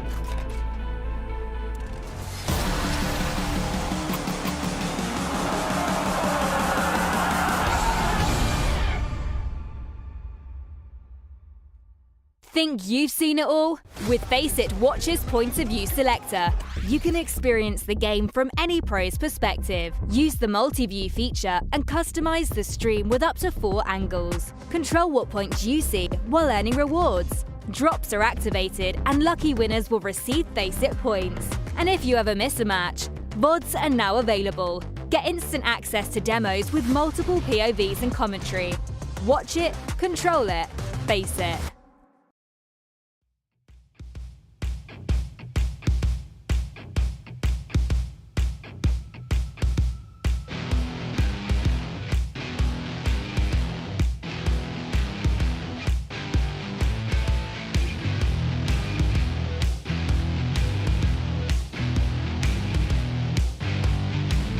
As I'm going to the corner, I see you coming down. I don't know if you're gonna make me touch the ground. I saw flowers on your bed. I need a time to take a breath. It's gonna make us safer bet. 'Cause I know that we will stay together. It's springtime, and you know we have no reason to cry, no reason.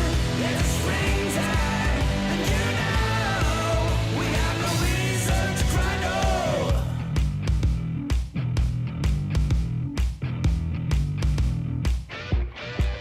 I'm so tired of looking back. Now I see my future bright. Can anybody show me the path? Can anybody turn on the lights? I saw flowers on your bed.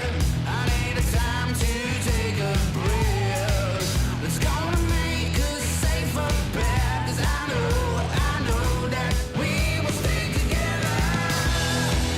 It's springtime, and you know we have no reason to cry, no reason. It's springtime, and you know we have no reason to cry, no. It's springtime, and you know we have no reason to cry, no reason. It's springtime, and you know we have no reason to cry, no reason to cry, no.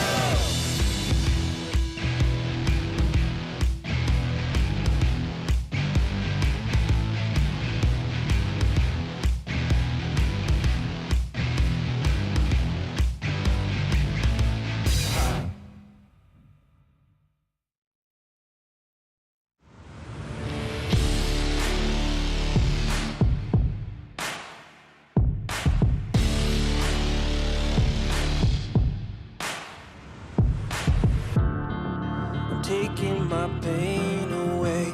Nothing else more to say.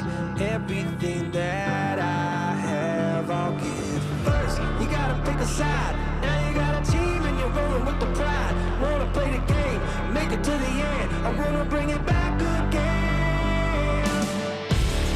I feel it inside. I'm reaching my stride. I'm standing my ground. I won't give in. I'm moving ahead. I'm back from the dead. I'm ready to fight again. Raising the roof, raising the roof, raising the roof. I'm raising the roof. All the mistakes I made, now I can change my fate. No one can take this heart away. First, you gotta pick a side. Now you got a team and you're rolling with the pride. Wanna play the game and make it to the end. I wanna bring it back again. I feel it inside. I'm reaching my stride. I'm standing my ground. I won't give in. I'm moving ahead. I'm back from the dead. I'm ready to fight again.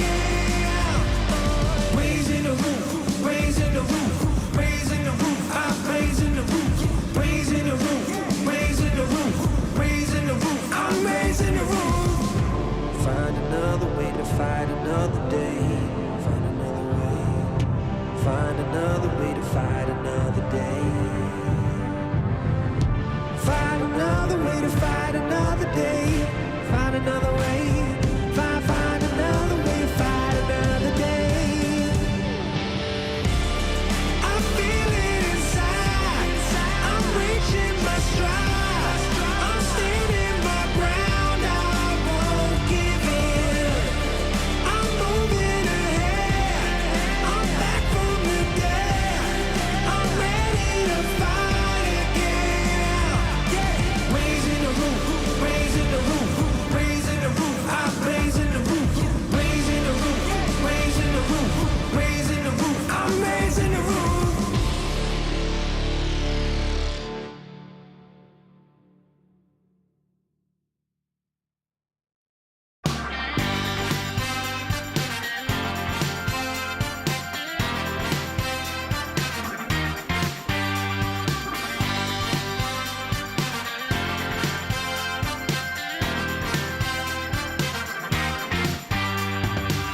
Just got the news that you're still in town, looking for a safe place to hide. Well, you better close your window and lock the door, 'cause I'm gonna get you tonight.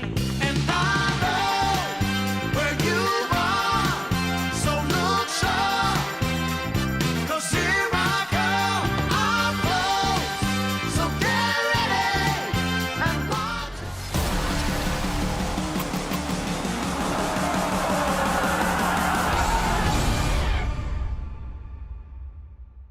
I guess Complexity is a very good team. They are struggling these last tournaments, but when you struggle in the Taiwan tournament, it's not always like everything is wrong. Maybe they need to fix some things to keep winning, to get back on the winning streak. But I guess they are a very, very good team, and it would be very good to play against them. I played a lot back then against them in North America. It's always good to play against them. I'm sure they're feeling very good playing against Complexity now after that map one. Complexity did start to come back towards the tail end. We saw the individuals coming online. We saw that magic starting to happen, but it now needs to come to head in Vertigo. Yeah, I don't know anymore. I'm going to be honest. I think Vertigo is going to be very difficult. And I know that we've spoken, the desk has spoken about it, the fact that, hey, Complexity beat Mouse, it took double overtime. Pain are really good on this map, and so at MIBR. I don't know why I said Pain. Anyway, MIBR, I've only played this map once since the changes have come out as well, and that was against domestic opposition, as Neo said, 16-12 against Galoris. So that was an OT. And now we head here. The thing I'm looking at right now is the CT setup here for Complexity. We won't be there to start with. We'll be on that T side, but Floppy will be the B anchor. Complexity's T side was where they were able to get things going. Oh, what? That's one way for Exit to get things going, and he follows up with the second. So it's left to Floppy and MongolZ. Continue up the ramp. Still a player tuck sandbags. Safe has gone completely undetected, and he's just going to tap away Brenz and hits another. Excuse me, Exit. Run that back. Please run it back. Yeah, they're happy with that. It's like, yeah, good job. Do it again. He wasn't even aware he killed the first guy. Oh, I'm sorry, he did not stop moving. And that is heartbreaking, especially when you have built back into this game, if you're Cole. You came back on that T side, and now you've just been brutalized by the MIBR pistol. And they all fought ramp. That was a very classic old Vertigo strat.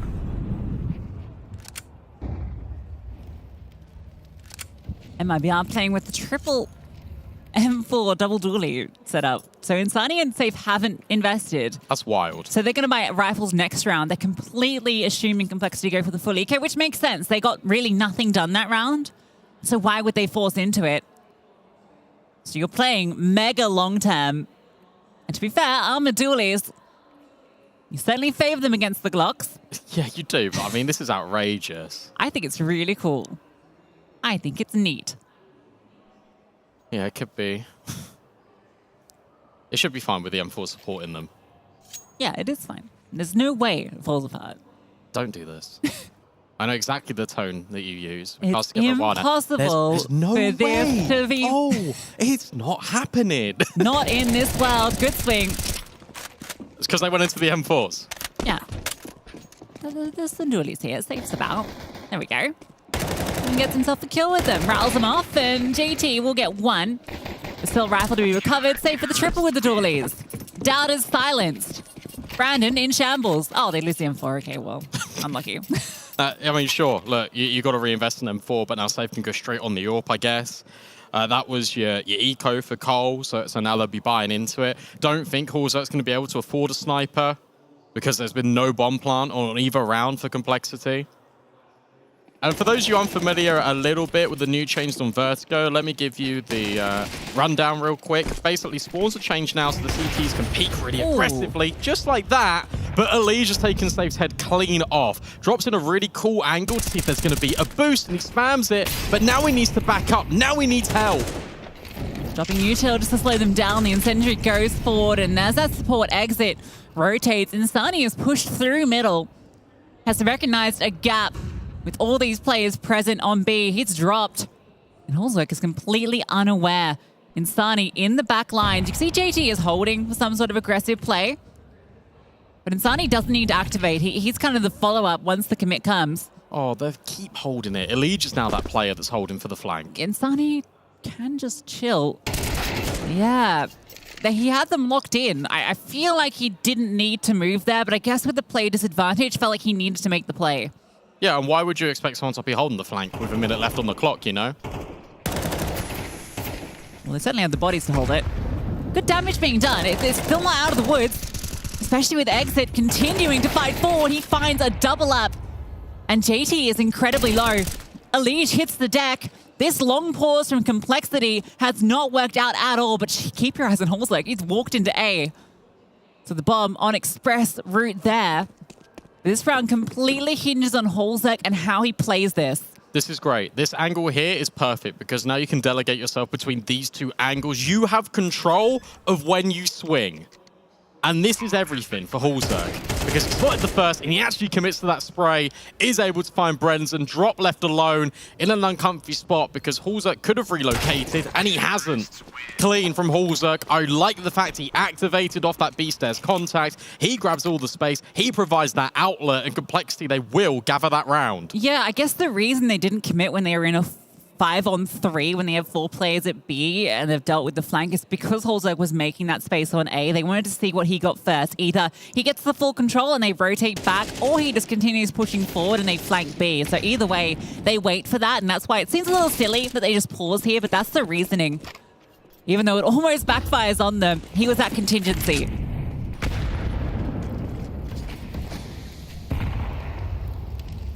Will be an investment for MIBR. No dualies in play this time, however. It's MP9s, it's pistols. At least there's a couple of rifles. And for MIBR, they're using these spawns to get really aggressive here on A. And this sets up really quick flanks. The thing is, this angle is always checked, always considered. But maybe with this contact taken deep, Brendan could have a chance. Oh, why wouldn't you put Exit here with the MP9? This feels super risky. You're one of your 2 rifles this close. Maybe dropped a spam one out. They don't check it, and he's still good for 1. Oh, what? Double dink? They're both on 2 HP. How's that happen? Safe, able to get one back. Droppers just spam them out the server. I need to see how both those players ended up on 2 HP. Well, I got dinked through the smoke. Crazy spam from Drop. Grim's got no util. That round reminds me a lot of MIBR yesterday against Alliance, where it feels like they have no business winning half of these rounds, and then suddenly they just get it. And they're just able to completely turn around on its head. They're able to make things happen. Maybe it's destiny, maybe it's fate, who knows? But MIBR, they'll take it all day long. Sometimes you make your own luck. But that double dink is absurd.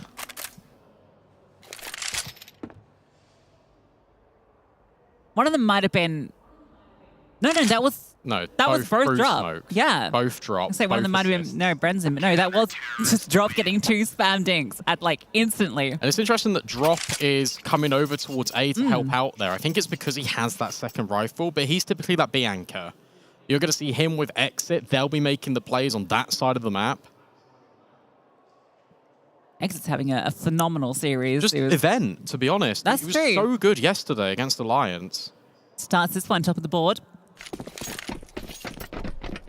Courtesy of an absurd pistol round. So we have the Grim saved AK, surrounded by Glocks and a Deagle for Floppy. So they're gonna crawl through middle. Parade of crabs. The good kind.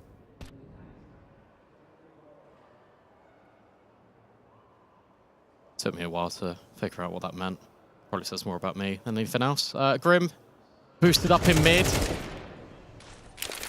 They want to try and get this rifle online, and he has found safe, and that's a rifle that can be recovered, but a double rotate from Elevator. MIBR have got to be careful because you can't walk into the guillotine.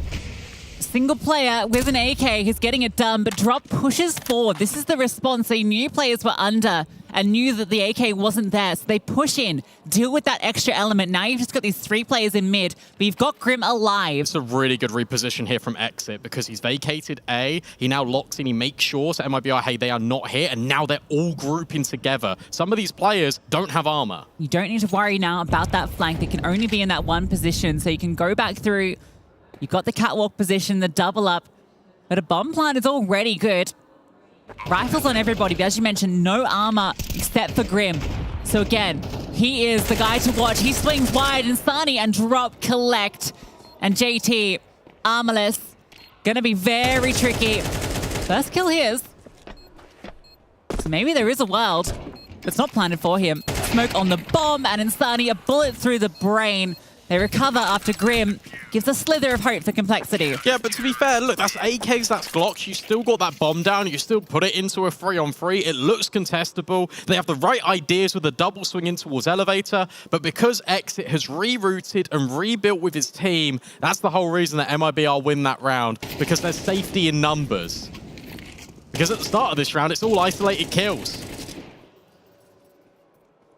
Yeah, safe pre-fires on the Grim as he gets boosted, and Grim's not at all deterred.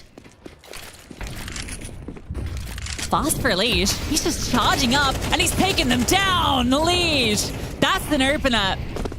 A master of the rap, and he shows us how it's done.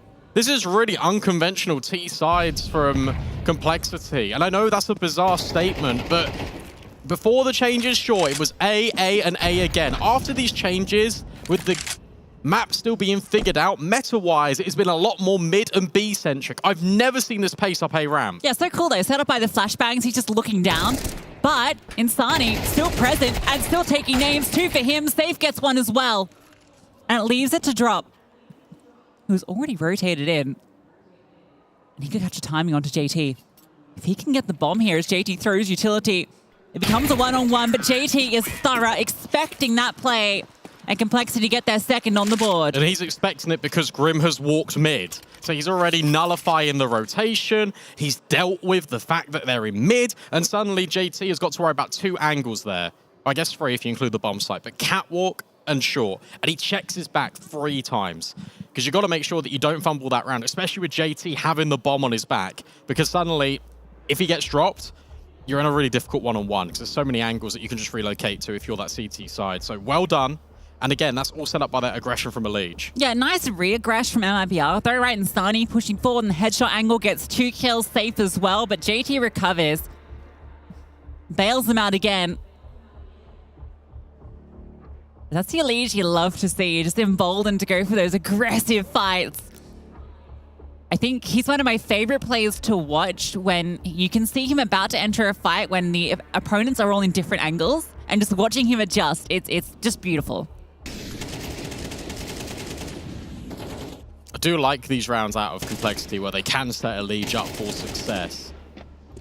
But at the same time, we saw on Ancient, it can't be replicable for so many rounds in a row. You can see how much it means to him, the fact that he gets that double entry, and he's still concerned that the round is not yet won. Every round feels like a challenge. This one shouldn't be. has been one rifle dropped over for MIBR, so they still have a little bit of bite in round 7. Well, they were able to do a lot with the 2 rifles they had last time that were kind of surrounded by pistols and MP9, so don't count them out by any measure. Complexity would love to break them. Get this T side rolling where, again, on Ancient, that's where they did their heavy lifting. Vertigo's in a weird place now where I'm not sure if it's possible to really say definitively which side is going to be stronger, particularly with teams having different strengths. Yeah. I feel like for both these teams, the T side is their strength with the rifling core that they have. I would say it is for Complexity, especially because they aren't just focusing and tunnel visioning on mid to B. It feels like they have sussed out A, and the fact that they are putting a lot of aggression over there and now having this fine balance with these eco rounds, you know that they've been well drilled. You know they put a lot of prep time and reps offline to make sure that they can overwhelm teams. Going against the grain, going against the meta. This is why they've picked Vertigo. Exit's dropped rifle, doesn't get much done, and Insani would love to hold on to it just so that Exit can have a reasonable investment into the next round. But I don't know if I fancy his chances. There's a fireman down the ladder and straight into Hulzak. So Complexity put it within 1 round, and all the momentum is with them. Yeah, Hero Rifle gets nothing done. It's not... Drop's going to be the one that goes wanting. Yeah, and he's your B player. So that means that probably Exit is going to come over and be with him. You're probably going to have like a 2-1-2. It's Insani instead. Got the spawn. It's interesting. They're really flexing with these rifles. They are playing like more spawn-based CS. Yeah, Vertigo's changed these days with the spawns. If you get that deep, like the really far away B spawn, it's really hard to beat the timings. Whereas the A spawns feel a lot more open in terms of getting to gap. You can pretty much do it from any spawn. So B becomes a lot more spawn-based. Did he see him through the gap in the tarpaulin? I don't think so. Do abandon B early, and Insani comes to double up in mid with drop, and Complexity gonna turn tail from ASU. They are heading over to this B bomb site. And MIBR aren't going to respond just yet. You feel like that flashbang might draw the rotation, save moves. He doesn't have utility to slow this down, so it'll have to be retake, you imagine. They know what players in mid because of that Molotov from Grim. Safe. Was sitting backwards, but it doesn't matter. Floppy domes him. Safe. Yeah, I think you do. Drop might hang out, see if he can get himself a rifle to save, rather than just this 5-7. Or even just collect the one off safe. But instead, it's JT that collects. What a really weird setup for MIBR, because Insani took the B spawn, and then rather than going in towards B with drop and putting him danger, for example, they just put him mid, and they're playing retake B, and then they don't retake. Hulzak just spamming through the wall. Oh, that's so cool. Do you see what he did there? He dropped the smoke, so it blocked the shadow, the light. So they didn't see the T's walking through. Okay, that's very cool. I was like, why is he dribbling this smoke? It's a bit random, but it was to block the light. That's so cool. They got a couple of weapons out of it as well. So for $300 worth of investment, you take that all day long. Yeah, they've been in the workshop.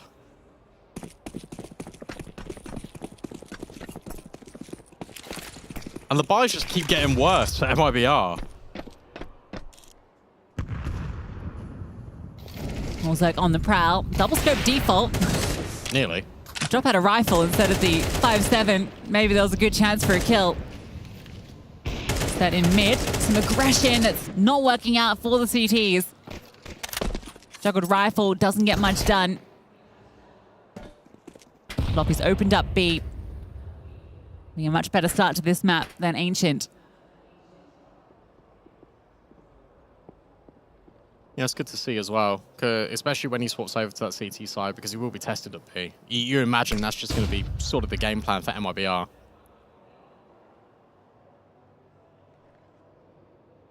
And as you said, Complexity sort of need as many T rounds as possible because we know MIBR are a force to be reckoned with. The fact that they got 10 on that T side of Ancient is concerning. There's that smooth. Yeah. So, can you see? No, but you can hear that Molly doesn't quite spread it exactly as Brenton was hoping for, but he is trapped. Utility's really good, but Safe will trade on the USP of all weapons. Yeah, just the main thing with that is you can't pre-fire when you see those shadows start to move close to you. The walls, they're closing in. And nothing will be saved. They still have the investment into the next round, but at least you won't have the AKs. So Complexity happy with that. Yeah, but Safe will have the AWP. So that is the main thing. In the lead for the first time, our Complexity of this series. Confidence starting to come back.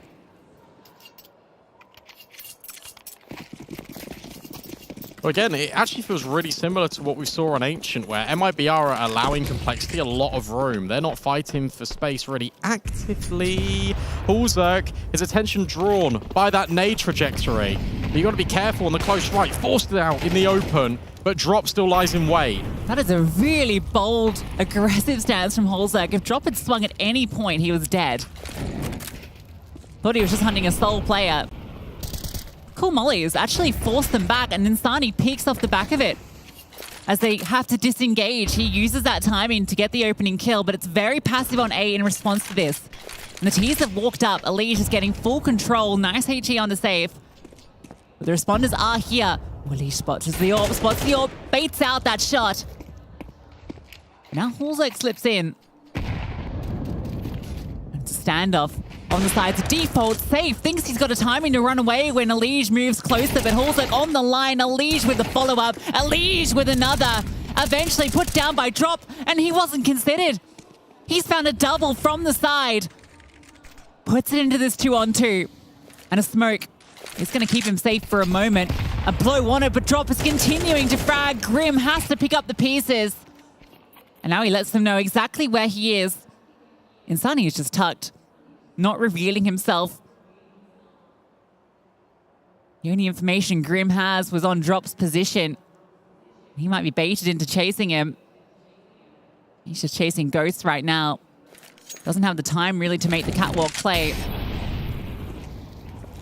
Still dodging Insani, who now lets him know where he is. Bit of a cinch from his own Molly, and Insani able to finish the job that Drop started. Yeah, look, the last thing you expect of your Complexity is a third player from MIBR in gap. A triple gap setup with one player back in elevator, one hiding on the line, and then one just tucked in around the corner. And Drop goes above and beyond. Drop does more than enough. He actually collects all the kills that setup should have got in the first place, but it wasn't one-on-ones. He got every single multi-kill. I think there was a bit of a comms issue as well between MongolZ and Grim, because MongolZ went round the corner before Grim blew open the smoke. Crazy round from Drop, and that's that new gap in elevator. You can just walk through quickly on the rotate. Nowhere is safe.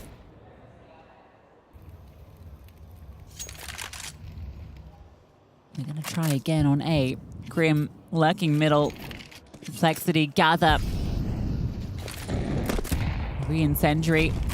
Good HE, does a lot of damage. Softens them up for these rifles who start to move forward, but MongolZ, he's on the line. The flashbang is good, and the kills are better from exit.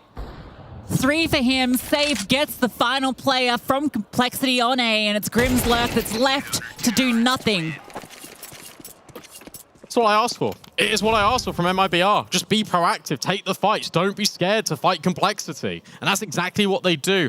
And the variance here from MIBR in the previous rounds they the push ramp is that they did it with utility. It's not contact. You can see that Complexity was set up ready for a push, but they weren't ready for that flash. Yeah, MongolZ had the perfect spot. He could have just ended it all, but the timing on the flashbang is just superb. Spot on. Does everything and more. And now in this final round of the half, Complexity only have 2 rifles. The Deagle's in the hands of the other 3. And a lack of utility as well. It falls to a single flashbang and smoke. Whereas MIBR have everything they need. 2 players on B as well, which is where Complexity make their move. Liege might be 7 and 10, but he has 90 ADR. He's tagging everyone and just not finishing his meal. And instead it's Drop that gets his. Instant trades out of Insani. This B hold is much better from MIBR. It's Grim and JT yet again left in a really improbable situation. Grim brought down so low too. Should be a rifle for JT to pick up, which is something at the least. In fact, a boost going to be assembled. Oh, the no. HE. Good night, Grim. There's no way. Boom. Out the server. Where's your boost now? JT, what you got left? There's one. But safe on the other side. Ooh, missed his shot. You don't want to give JT too many chances. Top of the board. But pinned in. And they can play this fairly safe. You'll retreat to double up with exit. You've got this flank that's slowly moving through. Safe edges around the corner, gets the shot, and MIBR will end the half with 7 rounds.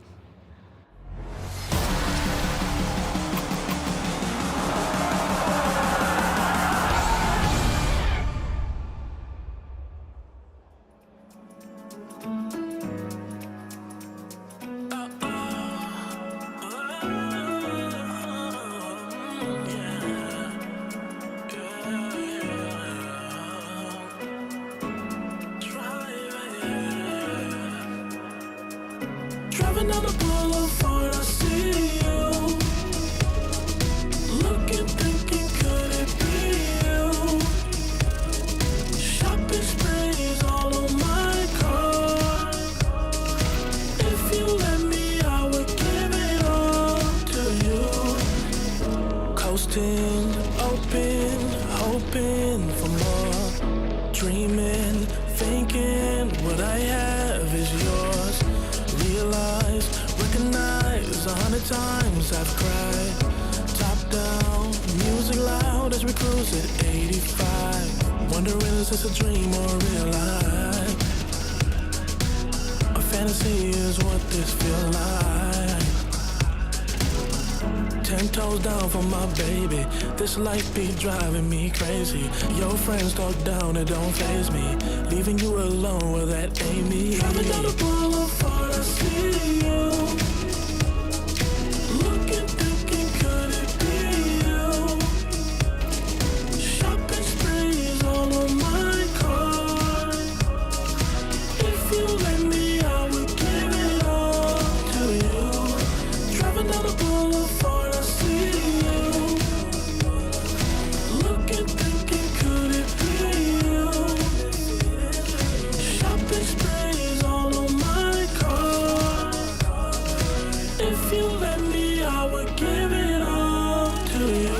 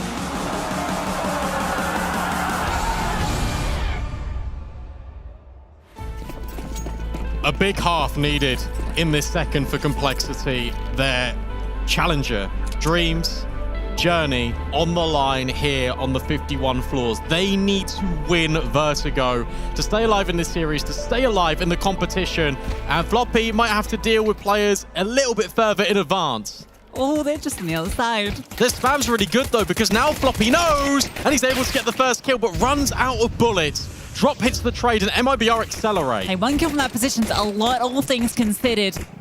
Elige gets Gush, but Grim is here to support, and so is the rest of the team. JT arrives, and it's just a peppering on the B bomb side, but 2 players gushed. MIBR disengage. And they have the advantage with the health. And you feel like where they are on such low HP, you don't want to rotate immediately just in case MIBR re-exec onto this site. So now MongolZ is looking between like 8 different angles on A. This rewalk has to come in from Complexity, but it always feels a little bit dangerous. It always feels insecure because of the HP bars. But at least they did it, because now they can be ahead of this rotate. Complexity are just going to move. Everyone's coming over. That smoke's just going to confirm their suspicions.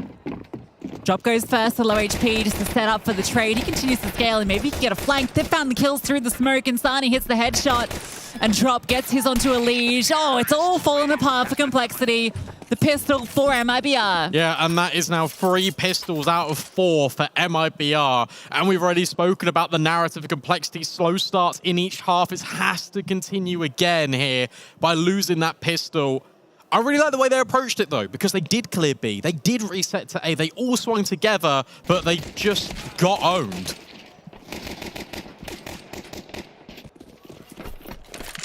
Gonna be the force buy from Complexity. It needs to be a success, otherwise we are potentially saying goodbye.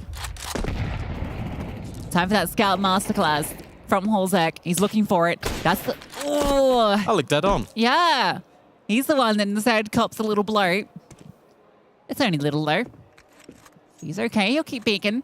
No armor on MongolZ, but the range on his side. And there is a player close, tucked in JT. MongolZ ready to blow and go. But JT, he's the one that falls first. MongolZ didn't spot a single player. Yeah, the nade wasn't actually in the middle enough, so it didn't completely wipe the smoke. The idea was cool. Execution, wanting. Execution needed on MIBR, if you're Cole. The thing is, by removing JT, that's going to keep everyone at A. KSA's just rocking the USP that he picked up from last round. Yeah, I mean, they had like double dualies on that round before, right? So they'll just work with whatever. Safe just wants the money. Floppy goes looking for info off the back of MongolZ, finding the contact, and that's an open runway now for B. Yeah, they've got one smoke that they can drop deep. There it lands. And Insani. Insani! It's all him. 3 kills, opens it all up. Why not get the 4th? MongolZ desperately just looking for anything he can find. He's getting tagged. 3 players is so low, but it doesn't matter. The Glock will run him down. Imagine if the pistols were still alive. It becomes a really exciting round. Unfortunately, he's the last player standing. But it doesn't quite go to plan. That was the force. Now Complexity needs the eco. And now you're giving MIBR significant breathing room here in this second half. You know when even Mike Somber in the audience said it's not a good sign? They need your energy, guys. Complexity on the back foot. MIBR looking to eliminate them. It's got to be the eco. A stack on A. You know what's cool, actually? Again, Safe doesn't care for a primary weapon. Is that if MIBR win this, their semi-final opponent is Aurora, the team they beat in the grand final at Melbourne. Yeah, that's the story of revenge or just confirmation that MIBR are that better team. Not only when it comes to HLTV rankings, but in that head-to-head. And for Aurora, that would be a very cool opponent. Those nades are massive. The swing will come in, though. MongolZ finds the opening kill. Safe on his Glock, of course, removes Grim. And suddenly everything starts to remain a little bit more conventional. Floppy's on B. On a massive rotate, MIBR will get double digis. Yeah, some serious damage, but not the kills. There's barely 2 players worth of health pool remaining for MIBR, but it will be double digits. Complexity's CT side yet to take shape.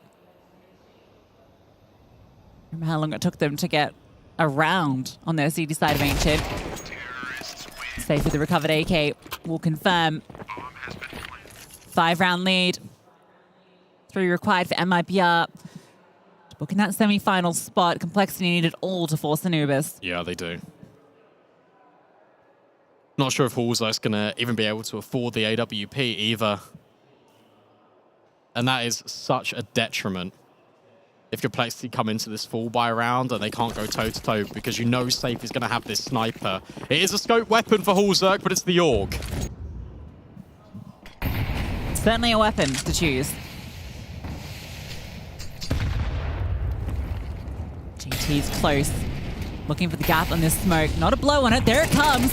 And he pantses them. 2 for JT. Safe will hit 1 back, but JT runs out of bullets.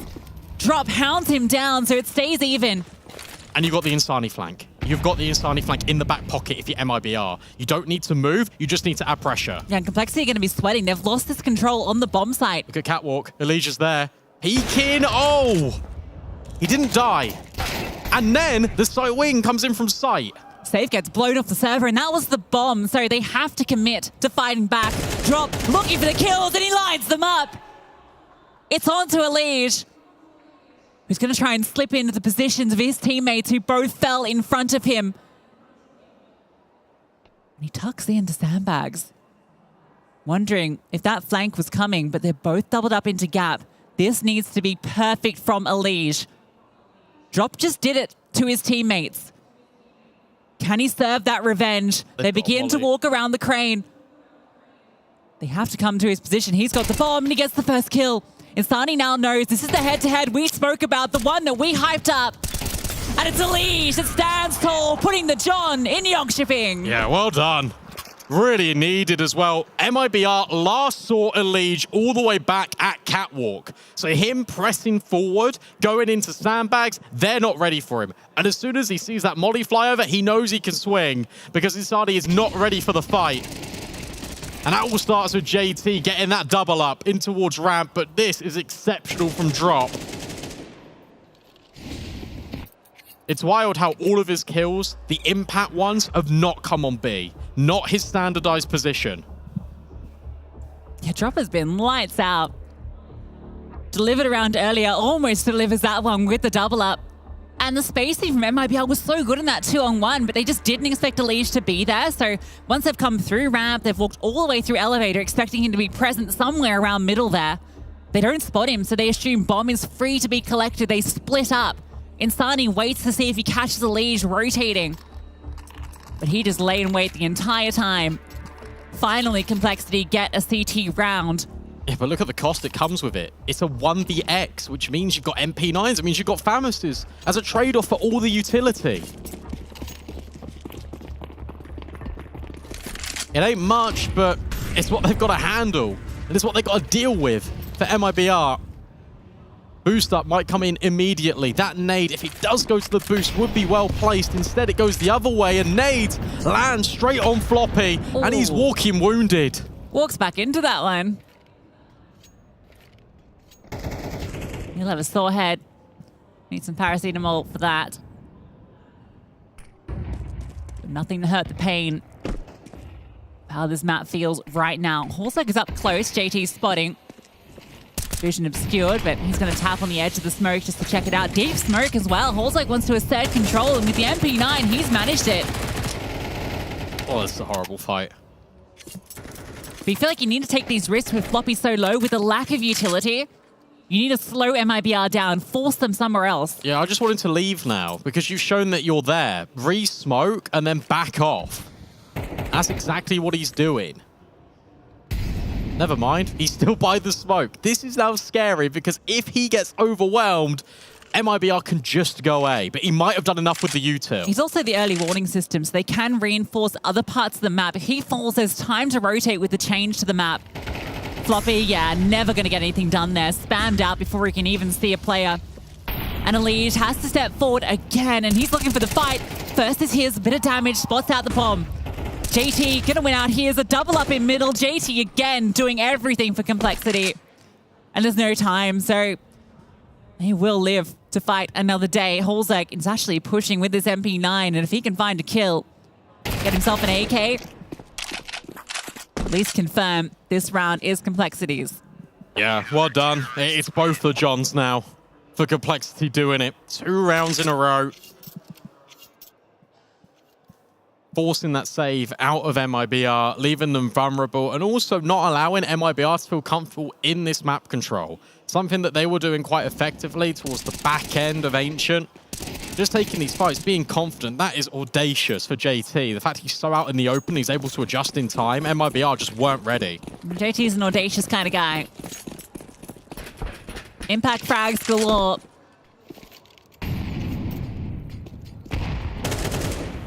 But is it enough? Look at the kills. JT's at the top. And Grim, where he was so good on Ancient, quiet as anything on Vertigo.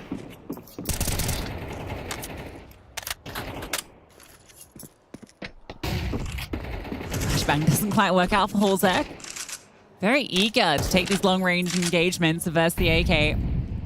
And this is just hero AKs. One removed. The second dropped by MongolZ. That's a 4K.5. Sharp shooting with the M4. He wants the full house. And he spotted out the player that could deliver it. MongolZ gets himself an ace. Yeah, important for MongolZ. Doesn't even need the AWP. Shows that he can do it on the rifles. And again, proactive pushing. Complexity getting in the face of MIBR. Not allowing them to set up. Sure, it's a weak buy. It's the hero AKs, but the AKs find nothing. And a confidence booster for MongolZ, who also, alongside Grim, have been struggling to get going in this map. But a nice little 5K, that'll do it. And they were good shots too. Flick to the head. Give him that confidence. That's 2 aces for Complexity so far in this series.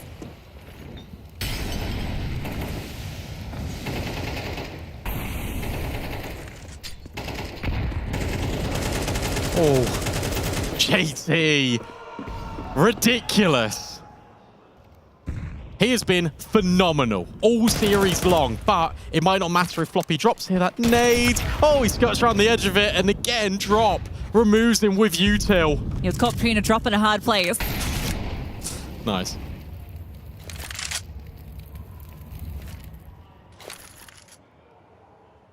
Insani Grim. That's now the next fight. Insani, his mid lurks haven't been active. Whenever he's actually been ready to go, he's been left. Instead, he's now going to be joined up with. This double swing on Grim could completely unsettle Complexity in their defense. Oh, Grim has been on struggle street. He's going to fall back as they come, and that adjustment is enough. Spots out the second. Don't swing. Don't need to. HG, he swings. Oh, yes, he does. Elite helps him out, but it's Grim locking down mid. Yeah, good. He waited for that extra second to get Elige in play with him, and then suddenly it's a 2-on-1. Or a 2-on-2. The MIBR are not ready for that additional player. These are confidence-building rounds, and these are rounds that Complexity are taking the game to MIBR. It isn't anything particularly techie when it comes to the strats. It is just duels. And they're winning them. Slow starters are Complexity, but they've brought this within one. And for MIBR, they're put onto pistols.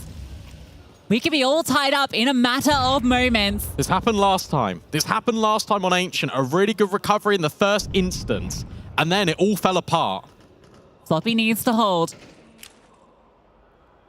But he has Elige and Grim in mid, who are double laid and can support very quickly. Elige is already going to abandon mid, support Floppy, who's fully blind, spraying wildly, and he's actually ignored. Pulls out the USP. How is he still alive? What is happening? He's still there. He's still afloat. He gets away. This is a joke. Elige is the one that falls. And now Grim can step in, and Floppy is finding the kills. Between them, they collect everyone. What? There's no stopping the flop there. Fully blinded, doesn't matter. Finds his way out of that with a couple of kills to boot.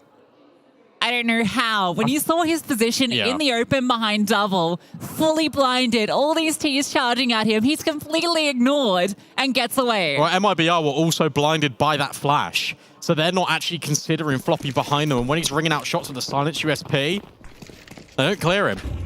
All tied up. Big round. Complexity building a bank. MIBR starting to lose that momentum that's sustained them so long through this series. Brenson forward, Brenson and exit, get the double, but Grim steps in. It's an explosion on ramp, and there's still Elige. Never revealed his position, but he's going to be checked and safe adjusts. Floppy rotates, but it's a 1v3. Bomb spotted on safe. Floppy trying to make the play, pushing through the smoke. Sitting in it. Wanting to see if he can catch someone off guard, but you imagine MIBR with 3 players. Just need to play this together. Insani is going to scout out B. Floppy lets them know he's on A. So Insani scales forward, gets the site, and they can rotate back to B. Insani just confirms it. Finally that mid lurk from MIBR, and that's only to lock in the round.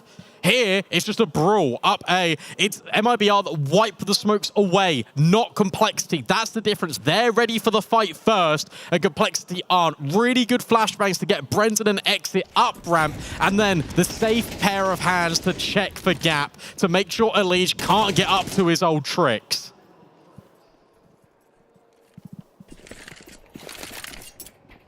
Back in the lead, but Complexity, still plenty of cash. The AWP misses the chance. This is it, though. This is the round. They need to win this. Otherwise, their bye coming into this against Series Point is going to be horrible. MongolZ so keen for a fight, looking everywhere for it.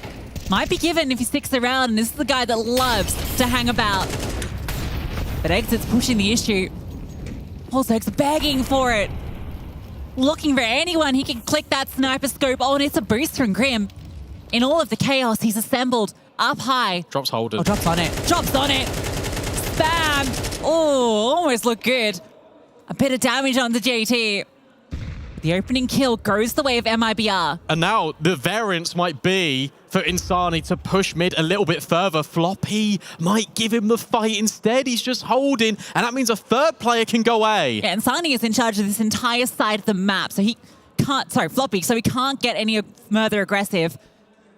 We wonder, is Insani going to be the one? No, it's the lead! Oh, we didn't see it, but he sees all of them. I think that's the lineup. He's seen one player on ramp, and he has sprayed them all down. And you got to call him Johnny Sins, because he is screwing MIBR. Show us that one back. Back shots on ramp, through the tarpaulin. What a sick, twisted joke of a quad kill for Elige. He doesn't know anything about it. Look at this, because Drop is thorough. Drop considers the boost, the spam doesn't connect, and then Elige, or his spam, it does. It's Brenton, and oh, that's just so unfair.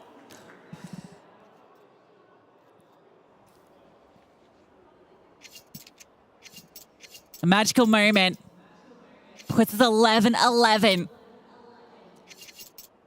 Complexity granted the wish, denying MIBR that series point. And MIBR got a Galil into this one. Utility's going to be lacking. But they've got the loss bonus. So this is why it's different. This is why Complexity needed to win that round. Because if they had lost, they have no money. But because they've won it, it's still okay. And now they've got a little bit of reserve in the bank balance. Flashes the scale-up ramp quickly, being thrown from the stairs. MongolZ can't get involved. Good damage, though, to the HEs. But the bullets of Brenton get the opener. He's 7 HP, and he's found the first kill.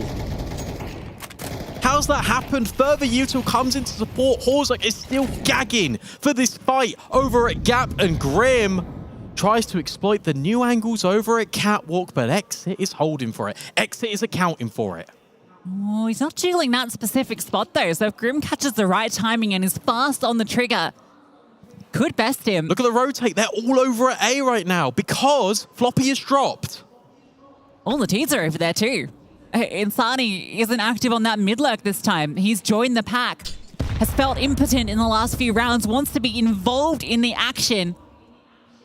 So he's here. MIBR paused, but Complexity aren't going to be too worried. The only gap was middle, which Elige has a look, sees no one's lurking.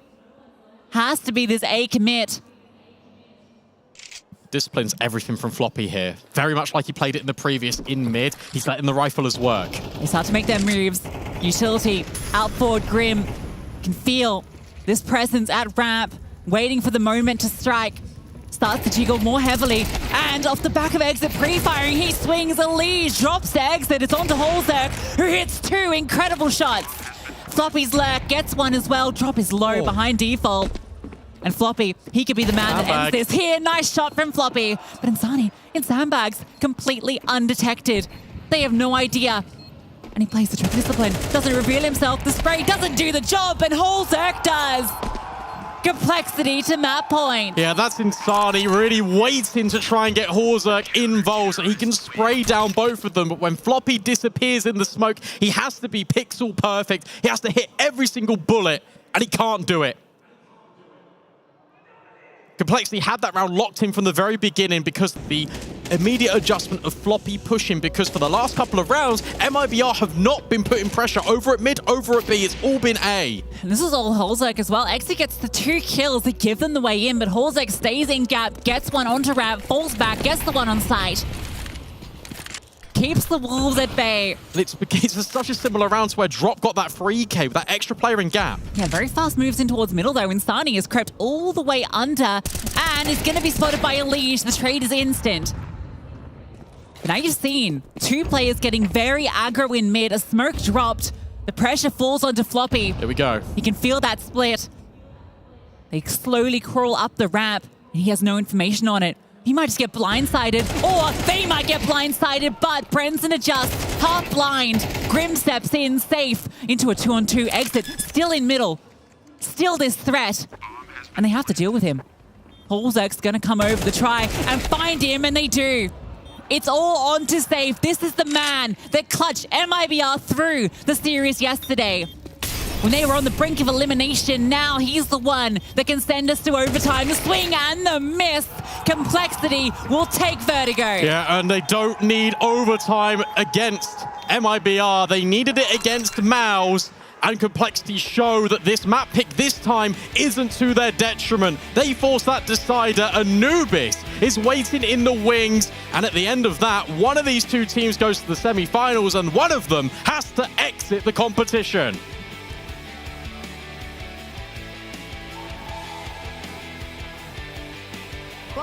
Go. We're going to a 3rd map. Complexity is able to clutch out Vertigo right at the end there, and I'll say it, if it wasn't for Elish, I don't think that would have happened. It was close, right? It was really, really close. There was a strong moment where we were looking at that and saying that MIBR were going to take this 2-0, which in itself is ultimately a massive upset, right? When we look at the grand scheme of the Americas Counter-Strike, Complexity are seen as probably the most premium organization team that we've got right now. So even the fact that it goes to full 24 is wild, but you're right. Without Elish, that actually looks like a no contest for a large majority of that. Yeah, and something funny also, like, it looked a bit like in the beginning or in the middle of the game that Elish started to get a bit tilted, it looked like, but he managed to get it back, and thank you, Elish, because they managed to win the match. You mentioned the tilting thing, and I've spoken about this a bit, and I spoke about it yesterday, and we were speaking about it in the green room, where I said I worry that Elish's emotional state dictates how this team performs. He was looking not impressed. They were losing, and I thought, here we go, Complexity's gonna bomb out of ESL Challenger. Yeah.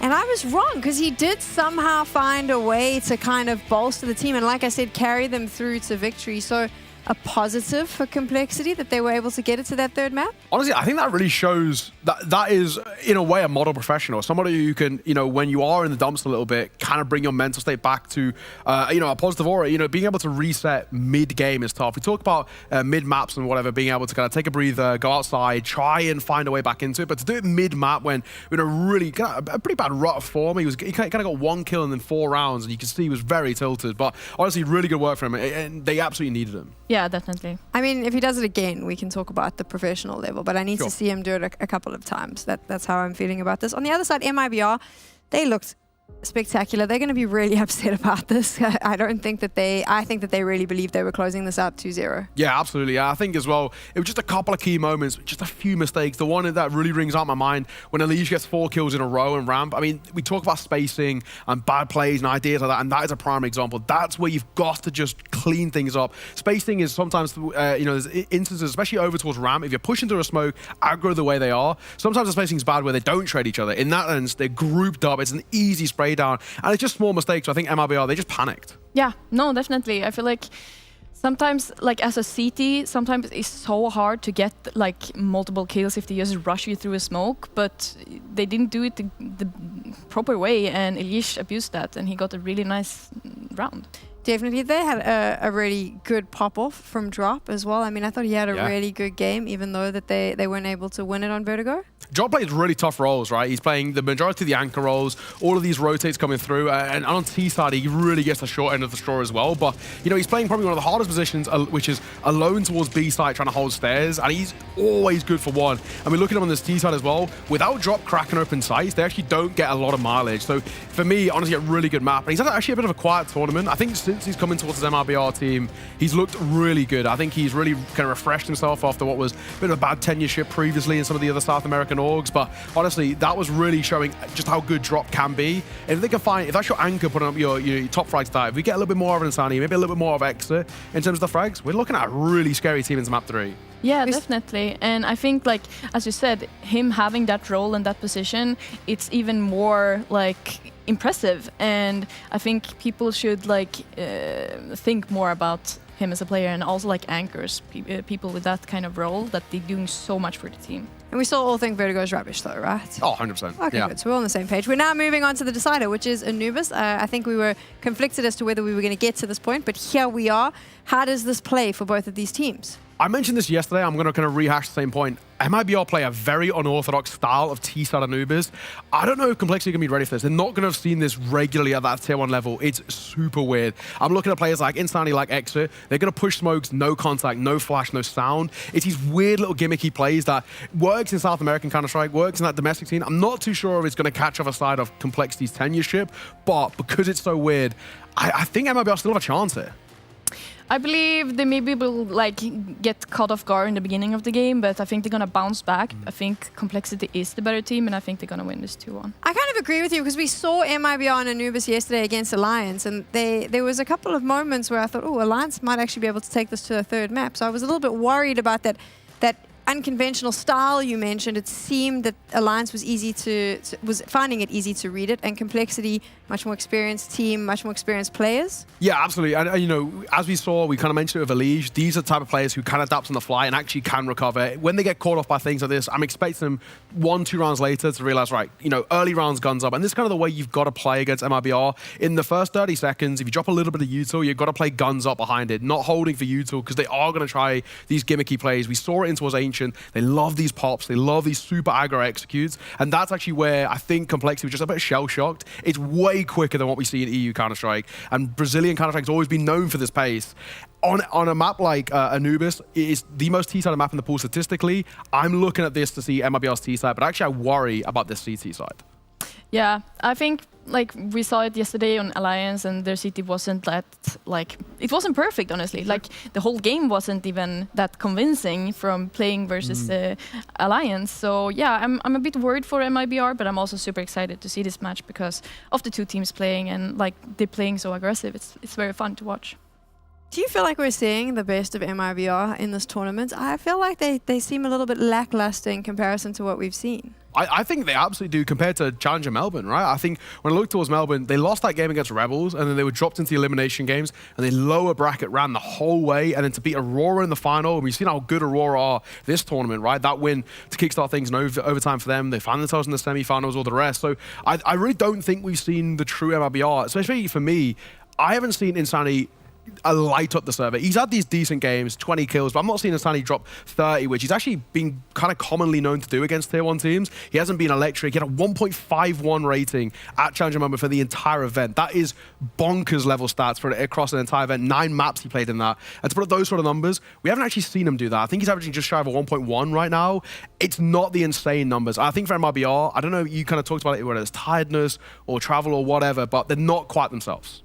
If you want to be a professional team, though, this is kind of what comes with the gig, right? So you don't have any excuses. No, definitely. But also, I believe, like, I'm kind of disappointed in a way in both Complexity and MIBR so far. I feel like both these teams can play much better. And I hope we're going to see that for this last map, hopefully. TLDR be better. There we go. One map apiece for each of these teams. It is an elimination game, but it is also the game that will guarantee you a spot in the semi-finals here for ESL Challenger. Who will take that spot? We'll find out right after this. Double Molly Going after. Ramp 2. Kill 2. I'm gonna shift towards it. 2 more, guys. Going. All three. Stand back. Stand back. You definitely need.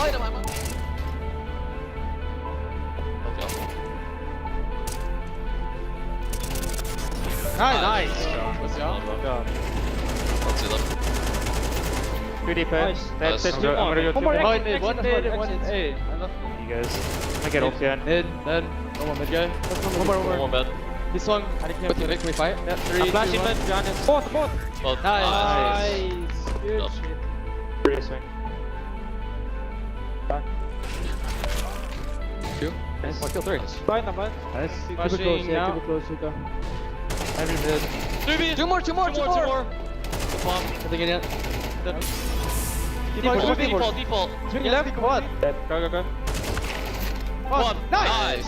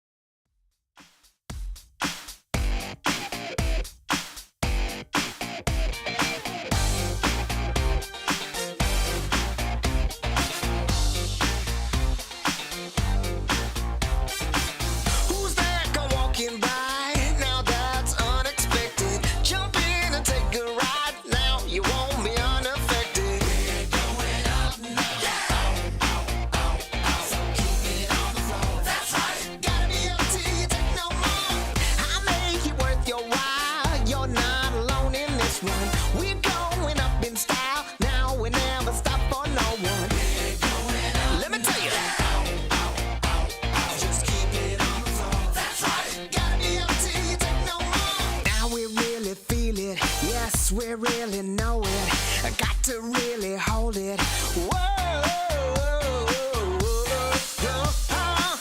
We're gonna get. Who am I? This dude can't fly. Who am I? And who cares why? Keep it going up now. And do what you do. That's right. Keeping it up.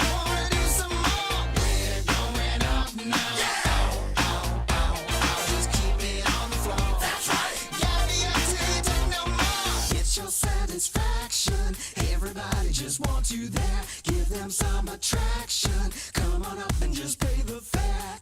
We're gonna get down. We're gonna get down.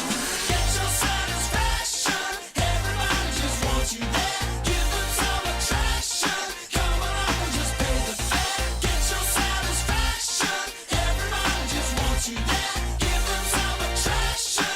Come on up and just pay the fare. We're gonna get down. We're gonna get down.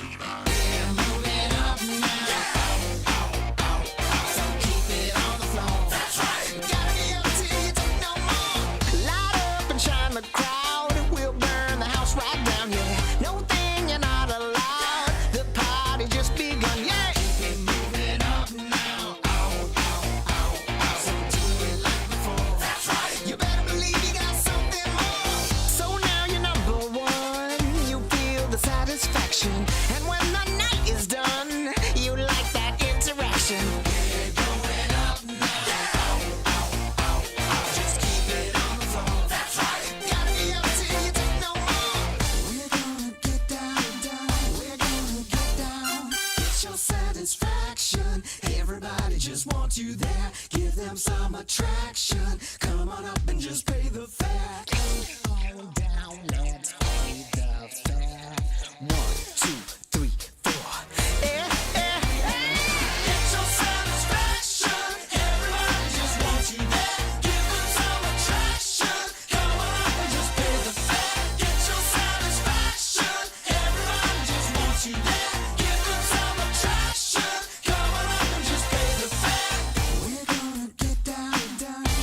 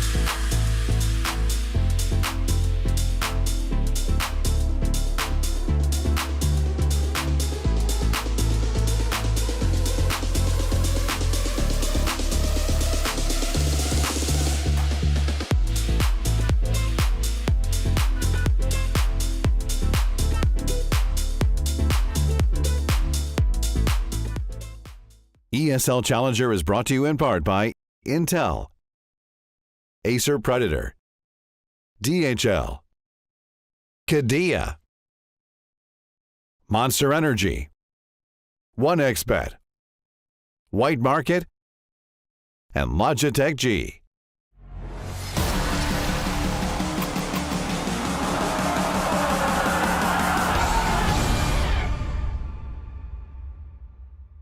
I wouldn't say there's like any negative pressure on the team to perform, but I'd say that everyone on the team wants to do well here and we want to win the tournament, and we're not happy with our recent results. So I'd say there's some pressure within, like to win here and to do as well as we can, because we know that we can do better.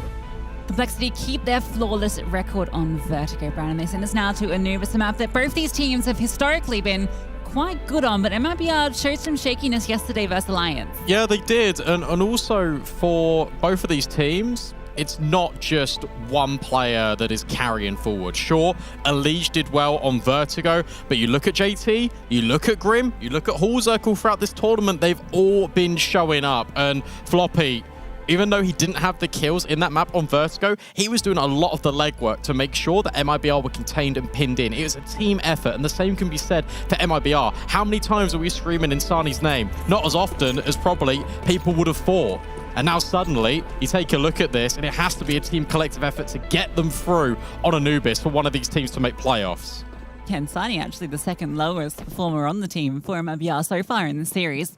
And a split into a stacked bomb site aggression, but Save has dismantled them in main.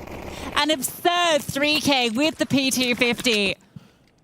And just like that, MIBR have suffocated and silenced this pistol round. Well then, that's one way to get the T-side pistol round. Safe go get a triple. That was utter destruction. And he's not normally the player you look on for pistols at MIBR. On Vertigo, it was Exit. On Ancient, it was Brenton. Again, this narrative, every single player is stepping up when it matters. Yeah, I mean, Save's a pretty damn good pistol player. We've seen all these rounds where he's just had a pistol instead of a primary and can still somehow get those kills. This guy's got that good left click, as you imagine most AWPers are. All you need to do is aim and click, which Floppy does, as he looks just to save his dual Berettas in armor, drops the smoke. And he might be given that. Insani gets around this corner quickly, but no. So Floppy will take those over, but it's really not a lot. That was an absolute destruction. And it was over before it even really began. Yeah, the split wasn't even needed at that point. Look at this. Tap, tap, tap. I think the body shots came through from a supporting player, but the P250... an extra upgrade, enough to get it done. So it's a forced investment. Floppy gets the FAMAS. Surprised he didn't drop the dualies to Hallzirkle, actually. But as for the scout, he's not going to be very close to anybody anyway. No mucking about either from MIBR. Brendan the only one with a MAC-10. Everyone else has got AKs. Yeah, Safe's not going to be rocking that P250 only or anything absurd.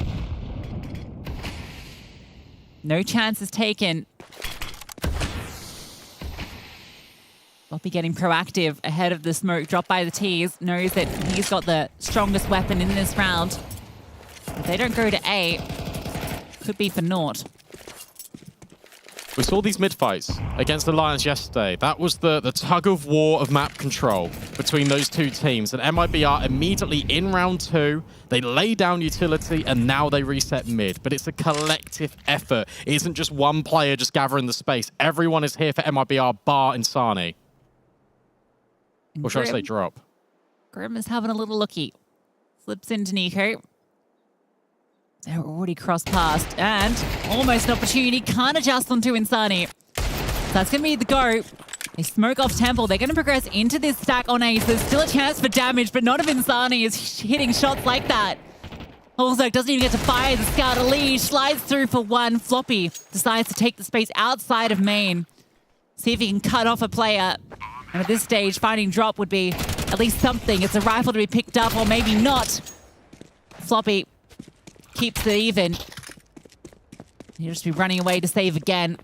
All his action has been exit frags. I think what's really interesting is the way MIBR always play these rounds when they go for mid to A splits. And it is very much the case that they put all of the reinforcements in mid, and then Drop does a lot of the dirty work behind the scenes. He's the one that sets them up with util. He's the one that mollies off camera, for instance, to give them space in the first place. He's then the one that holds these really deep flanks to make sure that Complexity can't rotate over. And he was doing that to full effect against Alliance yesterday. So that's what you got to expect. That's what you got to account for if you're Complexity. If you see multiple players in mid, there's always going to be Drop at rugs. Great to see such a strong crowd out for these games today on Saturday. We're going to see which team goes through to that semi-final tomorrow where Aurora lies in wait. We've still got more action coming up later. MongolZ versus Falcons is going to be a blockbuster. Not that this one hasn't by any measure, certainly delivering. So save Galil. A couple of pistols around it. This one weaker than the previous. But this time Floppy is going to start B with that rifle. And a flash peek. JT is the one that gets the kill. Nice shot with the Desert Eagle. And Sani looks to try and get some presence back in towards middle. Elige is here. He has armor behind the dualies, but it needs to be perfect. And Insani clears, adjusts, and devastates. And I think you would have seen, perhaps on that swing, that Floppy was on the B side. And an A split can be put forward. Yeah, if MIBR have done their homework, which you imagine they have done, you know that Floppy is the A anchor for this team. And if you've heard the Galil rattle off, you know it's going to be him over there. So that's why MIBR just reset. They get the kills of Insani. He can now be that consistent threat in towards the middle of the map. JT and Floppy can go clearing, but that's going to be the early warning system for MIBR. And to be honest, they might not even need the early warning. Insani cleans house, and MIBR keep the slate clean. Yeah, nice easy ace against some mostly ecoed players, but he'll be happy to have collected that after a quiet series so far. Adding to the ace tally of this game. One for MIBR's books. You don't want to see an Insani that's on fire. Simple as you like. Great control with the spray. Safe gets the AWP out. MongolZ has his. Complexity finally get a full buy. We just need them to respond. And there it comes. Through middle with Elige. On the hitman of Insani. A prize scalp to take. I'm still looking at A. I'm still really interested in these fights between Drop and Floppy because it carries over from Vertigo because they play the same roles. So it's consistently going to be that head-to-head. JT trying to respond to the presence. Oh, very fast in. He runs out of bullets, but exit bails. Just trying to get tricky with it behind the Molotov. Putting that pressure on early, but that's not going to be their final destination. They do want to give A shot. Now, MongolZ is present here with Floppy. And with the time ticking, yeah, he's going to drop that smoke. Going to cut the seconds down further. They've never gone B, MIBR. So this is why Complexity have got this lean over. And again, they don't see anything. They'll hear this smoke, and now everyone can be here. 4 players lie in wait. A break on the smoke, but Floppy's ready, and he's collecting heads. 2 for him. MongolZ back on the follow-up. It's a rebound from Cole. They answer immediately. There's the flop arriving. No exit frags this round. He's the ones that sends MIBR out of it. Now, Complexity can't really send too much on the hunt. They might give it a bit of a look in. Can't offer up too many kills to save. And you've just got these rifles, but they make them work. And it's simple, really. It's Elige getting the kill in towards mid. MIBR are putting no pressure, not even in towards dark. Nothing being made, no util being dropped. And it's too easy for Complexity just to suss out that it's going to be this A hit. A well-timed procedure on the smoke. Even when it gets wiped by MIBR, Floppy's ahead of it on the off angle. And MongolZ's there just to back up his buddy. That round's actually really easy for Complexity. MIBR, normally they've been making these rounds costly, they've been making them challenging. That one felt like a walk in the park. Running on it, yeah. Oh, okay. Well, this one's going to be harder. That's middle in a nutshell. And Insani very quick to capitalize on this space. He's got them sweating. 2 players have to respond to this pressure being piled on. So very early on, Insani is going to draw numbers here. And then MIBR can decide how they want to finish. And it is going to be that mid fight that I'm going to be keeping my eye on quite a lot in this map. Even though I've already spoken about the drop and floppy one, it's still the Allegiant Insani bout in mid. Because the game plan for MIBR, every single T round will be trying to get Insani further forward. He sprays floppy, but he will at least get traded by exit. That's further information to Complexity. That means that JT has to remain in mid. And suddenly Grim is left alone on B, but only for a moment. 40 seconds left. MIBR are going to reset into this area, and there's 2 players here. Yeah, no util to support though. Rotation will come from MongolZ, so all 3 CTs will arrive. But Drop charges in, gets the first kill, gets the second kill before he's traded. Clean entries from Dark. MongolZ doesn't even get a chance to get involved. That's ridiculous. To be quite frank, I'm speechless because it felt like Complexity had the entire read on the situation. 40 seconds left. MIBR going to the bomb site that is reinforced by JT, who's actually just reset off middle, makes the call that they're not going to come that way, and they don't. They drop down through window and they go underground. But Drop with those 2 massive entries, the fact that Complexity don't get a trade there is sickening. Lack of any defensive util. There's nothing to stop Drop on his warpath as he charges up. It's because of the setup. Their crossfire is so deep that they think they can just win out the fights. Yeah, that's why it's going to be difficult against the T side that's just running at you.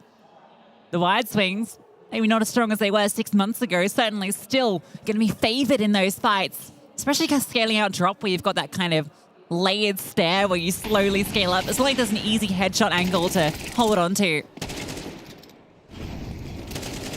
It's because they dropped that molly in the first place that they're always going to clear the angle that that Grim was in. Even though Grim was never playing over towards Glyph. He is this time. Forced by put forward for Complexity. MongolZ is on the AWP. He had saved it over in the previous exit. Takes a lot of damage on the molly, but they're just disrespecting it. JT bombarded out of the server, and now Allegiant Grim have to put up some form of resistance. Allegiant's rotated. He's putting the pressure on. Save catches Floppy on the push. They don't need to commit to B.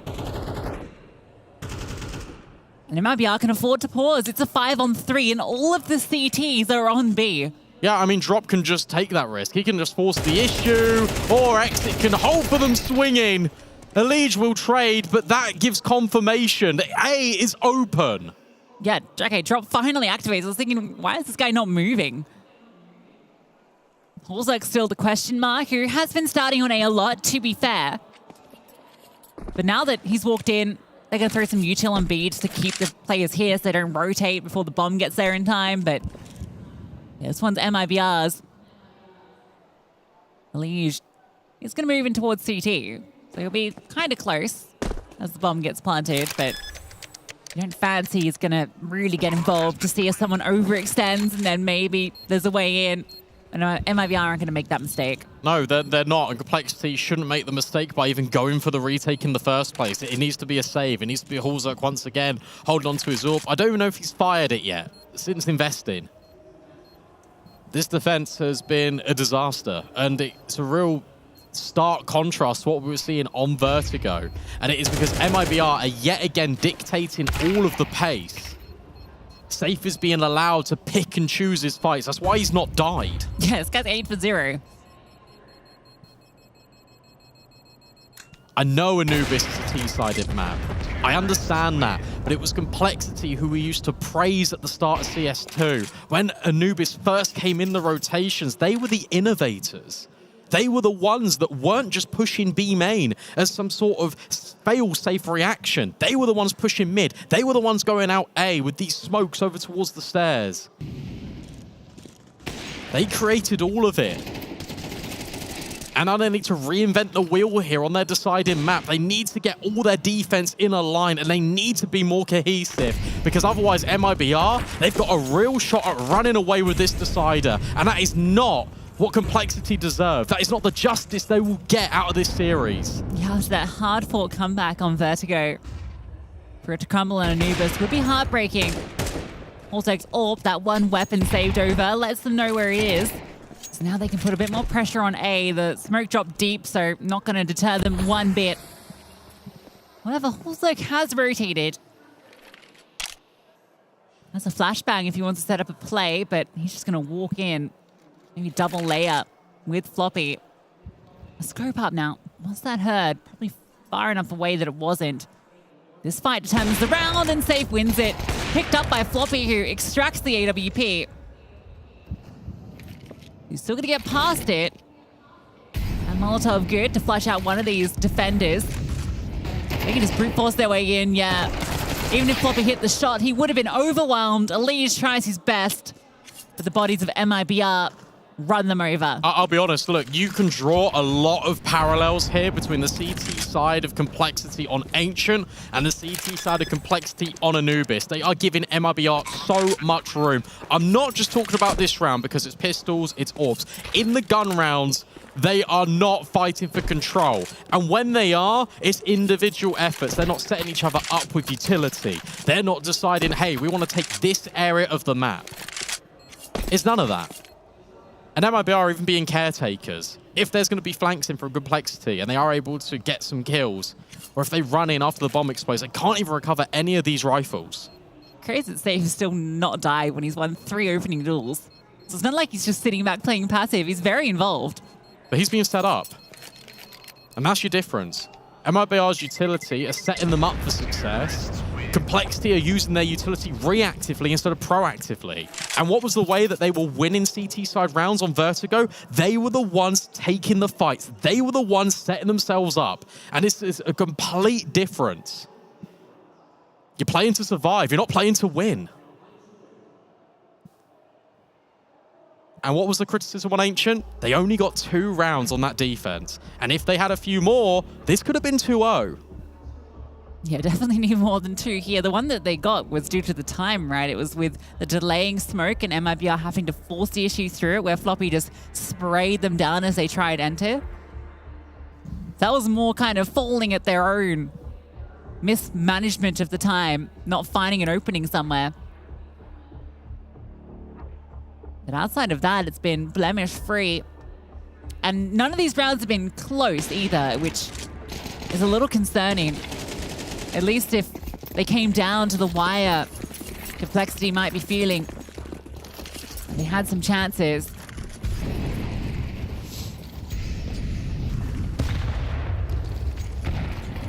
Not seeing too much aggression either. We've seen the stairs smoke thrown a few times. Here it comes again. That's 2 rounds in a row. Nothing behind it. You imagine that's trying to set the conditioning for later on, but this time MIBR are just hitting into B. And JT holds for one. Grim steps through, spraying, can't convert. But good damage done. The rotations arrive. The smoke is not blocking off Temple, so MongolZ gets a line to fire off, but the flames keep him at bay. And Grim still stays alive. That smoke bailing him out, and then some. Holding onto this B bomb site. They cannot find Grim. And he's getting every single one of them. Exit runs out of ammo, and Grim holds it down. And to be honest, that smoke might have forced MIBR into B a bit earlier than they were hoping for, which means they go straight into this crossfire. But from there, that's a really sloppy round from MIBR because they completely lose focus of Grim as soon as that flashbang is thrown from him when he gets smoked off. And the reason why you throw this flash normally is to disengage, is to retreat in towards Temple, in towards CT. Instead, he hangs around. I don't know where that smoke came from.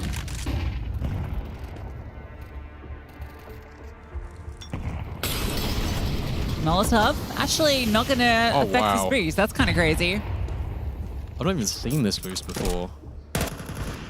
In the double doors creates a cool off angle, and thankfully, they aren't upset by that molly. Yeah, luckily for them, no one is actually pressing forward in middle. Sani not part of it this time.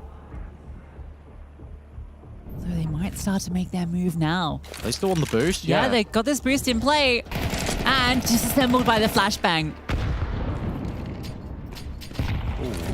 Interesting use of the nade there. They don't break the smoke. They don't take the fight. They're just using to delay. They're trying to put more chip damage on MIBR before they commit to the swings, and JT comes at a cost. Exit has pushed Dark. And now your rotations from mid need to Scarpa. Keep your eye on Elige. He's pushed mid. Oh, he's dropped the bomb. Safe. Hits the deck. Now they have to go back and collect it, and Elige is just repositioned. He's looking for that lurk. Elige is doing everything in this round, and he's still going to get past Grim and Floppy. And Grim steps in for one. Floppy with the double. Drop has to do everything. That's the first kill. Now we're seeing Drop pull out some miracles for MIBR so far. The bomb is in his grasp. Spots out the first, and MongolZ there for the kill. Complexity 2 in a row. These crossfires on B have been fantastic. Entry path from MIBR has not been on this site. And we've not really seen them going towards B. It's been really A-centric. It's been trying to overwhelm Floppy in that area of the map with Insani scaling mid. This time, Elige takes that risk because Complexity need rounds in this first half. The fact that he pushes, the fact that he knocks the bomb off, it doesn't matter that he then doesn't hold it. Because the entire idea is to cause disorientation, because then it can mean your B players get set up in that crossfire in the first place. And you can see how effective it was with Grim and Floppy. MIBR not ready. MIBR a little bit lost in the sauce because of that push from Elige.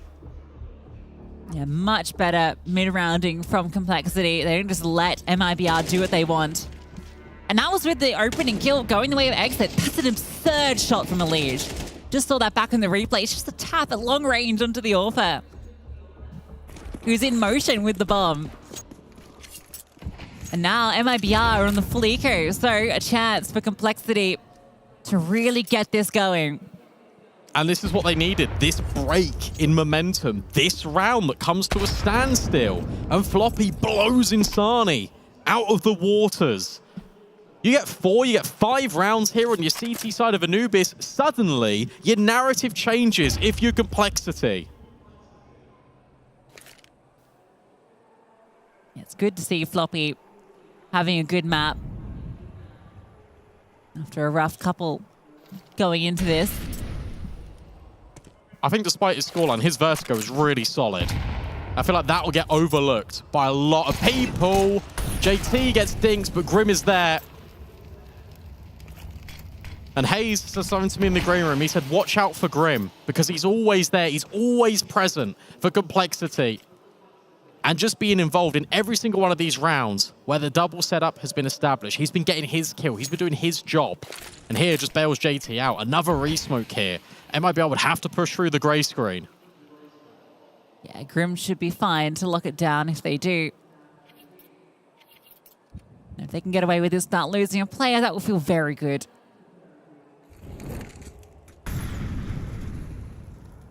Grim wouldn't mind a few more eco frags. And Elige is here. A lot of dinks. Grim's USP, in fact, the one that does it. So it is Grim that collects them all. Another quad kill for him. 8 of his kills coming in 2 rounds, and he'll be very happy. Yeah, he's fine. It's what they needed as well, just a little bit more confidence for Complexity. Winning these rounds cleanly, not allowing MIBR to get the bomb down. Sets them up to potentially even close the half at an equilibrium. That would be massive on the CT side. This is already looking good. Yeah. You add a 5th, it's fine. 5 is great. Honestly, you're happy with that. Although, Complexity's pistol rounds have been a struggle. Yes, but MIBR on this CT side, oh, it's not been pleasant viewing recently. MongolZ pushes the issue. They're taking the fights. Yeah, finally, a bit of initiative. MongolZ has felt a bit left out in some of these rounds, I feel. Often having to be the rotator. Oh, JT tries to slip into the smoke. Grim's there to support him. MIBR going for individual fights, and they are not winning them until Brenzen gets one. But again, Complexity's layering. Superb. He's been so quiet, this map, Brenzen. Not stepping in, not delivering. And here, again, from Grim, he's been trying to bail out There we go. JT, but Insani is always the X factor. A 2-on-2. Halzak is here with the AWP, but this feels uncomfy. Incredibly uncomfortable. Have they heard Floppy? Well, they're aware that he's pushed before. Insani gets this kill. The round is maybe done. Insani, all on his lonesome, offers up a double headshot on those two players swinging from dark. Halzak will peek, and if he hits this shot, that was the way in. Give it another chance, though. Brought low, and it's safe on the other side. Who, again, we've mentioned so many times, his skill in these clutches. Halzak just charging, barreling, and he even gets the dink, but the dualies aren't enough to get it done. Safe clutches, but that round is Insani. Yeah, that round is stolen and robbed by Insani. About to go on a monologue about how Complexity are using Grim as this bailout factor, how he's been so essential in trading out these kills in dark. And look what happens there. He's actually fallen by the B main player. Brendan's able to find him, and then suddenly Insani just unlocks the door, and they don't even go B. That's Insani, who's having one of those maps.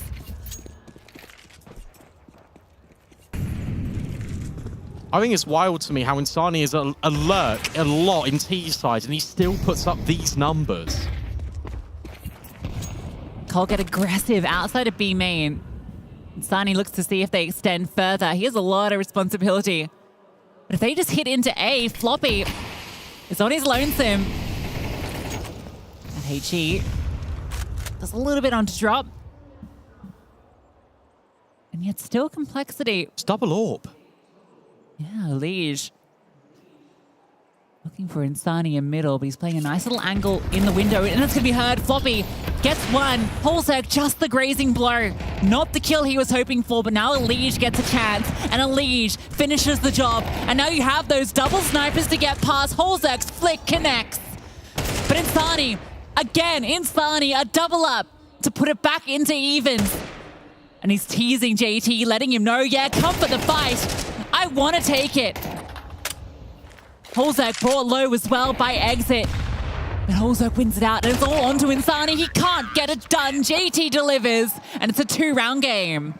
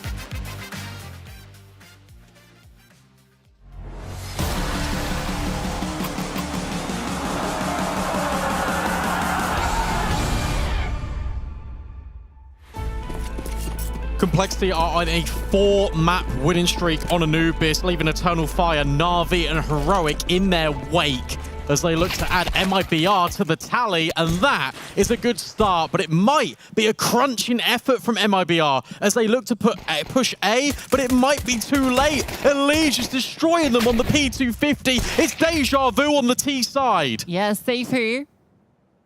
Elige gets the double, and finally Complexity get themselves a pistol round. They have been lacking them in this series, and just generally it's been a struggle. Yeah, they've got a third of them now. 2 out of 6. Something. And this one, maybe the most important. Get this T side rolling. Exit on the exits. Complexity will make it a 1-round game in a moment. MIBR have been want to force. We've seen them a few times go into it. If exit keeps the armor, you imagine they definitely will want to. They're actually hunting. So Horzek will take him down. Good start. And the last time they got that pistol in this series, it was when they started that comeback on Ancient. It was when they went from 10-2 down to 10-8. So this already feels a lot better. Only a 1-round game. MIBR, if they force into this, you're potentially giving a lot of leeway over to Complexity for them to build on this T side. It wouldn't surprise me if they eco'd. Yeah, it might be talk about kind of how great Insani has been, but it's really just been him and Safe for the most part on this map. The other 3, Drop had that one moment where he entered into Dark, but outside of that, I mean, Exit 2 of his kills were just the kills in that round. Been relying on the individuals, whereas Complexity, it feels like a few more cylinders are online. Yeah, JT's done his work in the first 2 maps. Now Grim is stepping up. Floppy's having a really good game. And Grim, this is scary. This is solo mid. The good news is everyone for Complexity is just in A. Grim actually removes himself. He doesn't give over an AK. Yeah, don't lose the heavy weapons. Let's keep a hold on those. Get a few kills with them. That'll do. Tied up in a moment.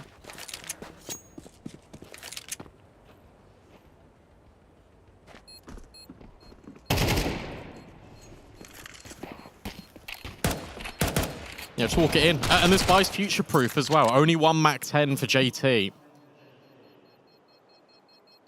Doesn't get involved and finds the kill. Instead, it's just all of the rifles. Nice shot from Brendan, but that's all it will amount to be. We've got a tied game. Yeah, 1 rifle removed. JT don't think he has time to pick that up.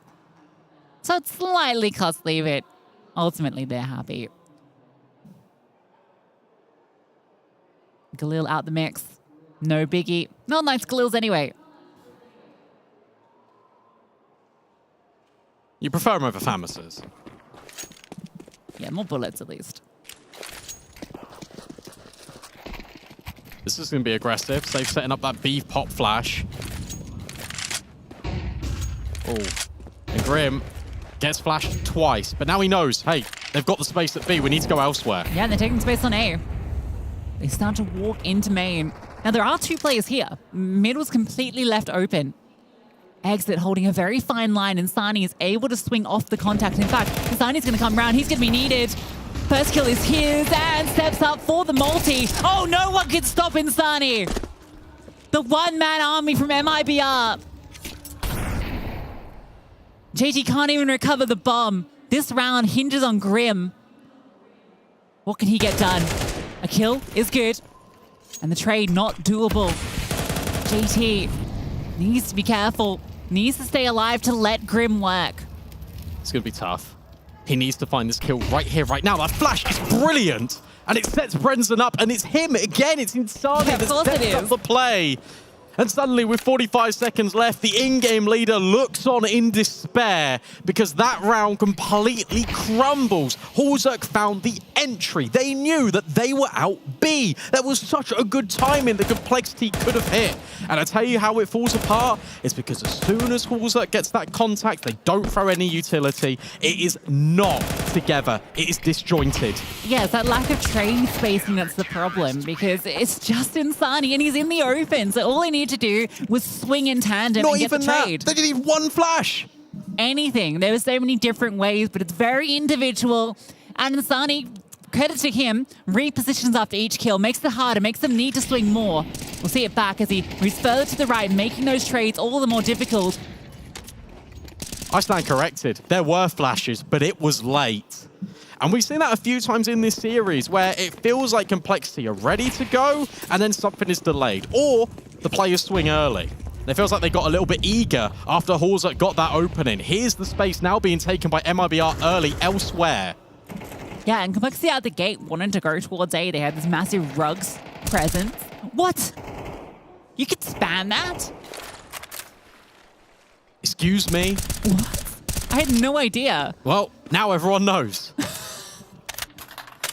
Floppy's like, what? How'd that happen?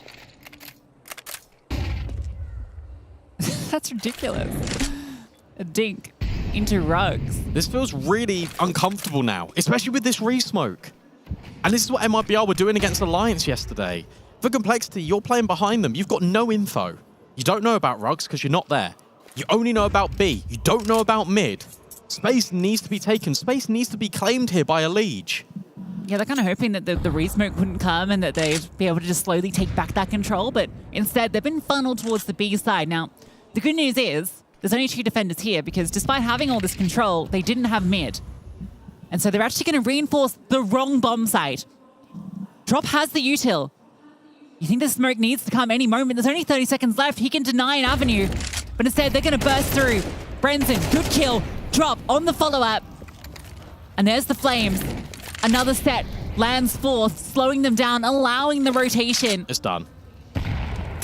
You can't get in here. It relies a lot on Floppy just running through Temple and trying to be that outlet, and you can't. There's no time, or is there? Because Ali just found another kill, but Floppy dying in mid puts the cherry on top and ties this all in a nice little bow for MIBR. No time for Complexity. Yeah, Liege might get the kill, but without that bomb on his back, no way to plant it. Great hold on B, despite not dropping that smoke at the right time. You know, they have to rely on the individuals fighting. Playing behind Obelisk is perfect. But the round is all set up by that control they get early. They completely deny all of Canals. But because they deny all of Canals, that's why Floppy's play in mid is so late. Because they don't know what the control is going to look like. 2 rough rounds for Complexity.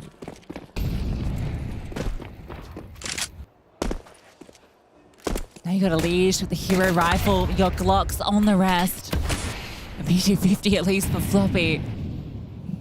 This is a Liege's round and a Liege's round only. He's going to walk towards Dark and he's gone. Sure, you pick up the AK, but you got no armor. Double digits looking to be locked in by MIBR. Do you know what's brutal about this? Is if you remove the HUD, if you remove the kill feed, and you played this game, this CT side would look like its Complexities, because that's what they do every game on Anubis, and MIBR are doing it right back to them. This is what I expected from Complexity. Instead it was timid, instead it was passive, and now MIBR are just taking the fights right to them. JT can't get involved. Yeah, it's the difference between playing to win and playing not to lose, right? That passivity that comes when you don't want to give up any critical kill that would allow MIBR just to run you over. And with the way Vertigo went, with how close it came down to the wire, it's had them a little bit sweaty.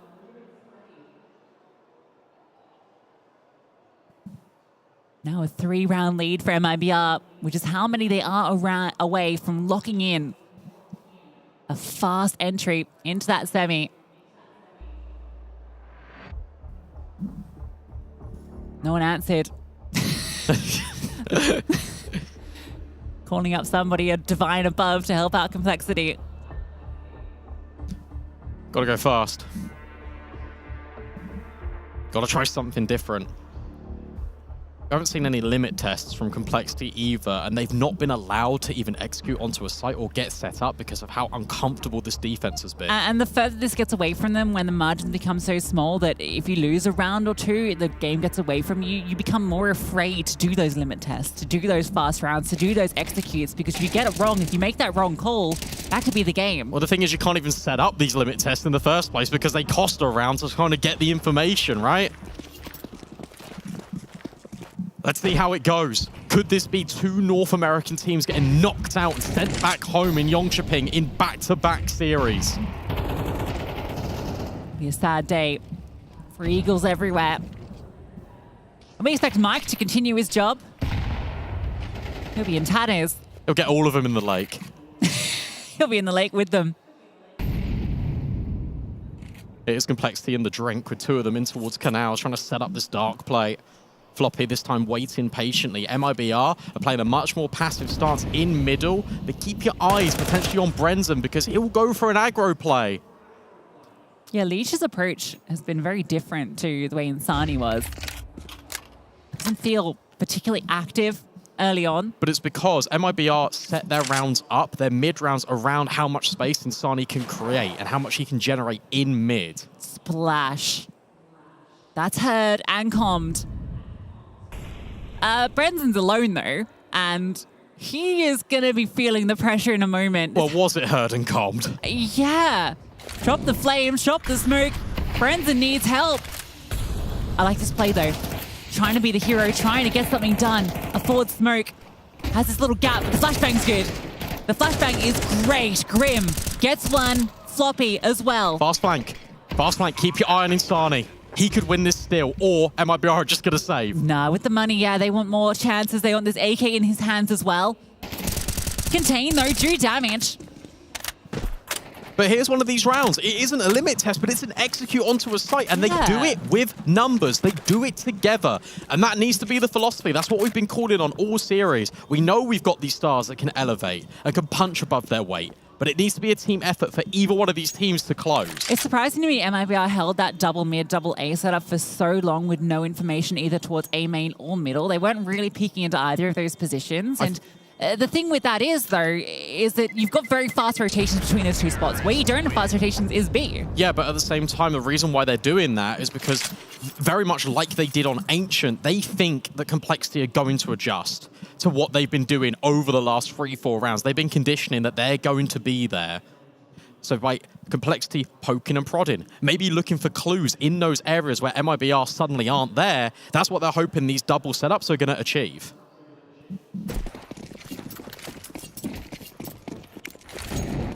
In fact, they achieve zilch. Yeah, back to a more standard setup now. 3v.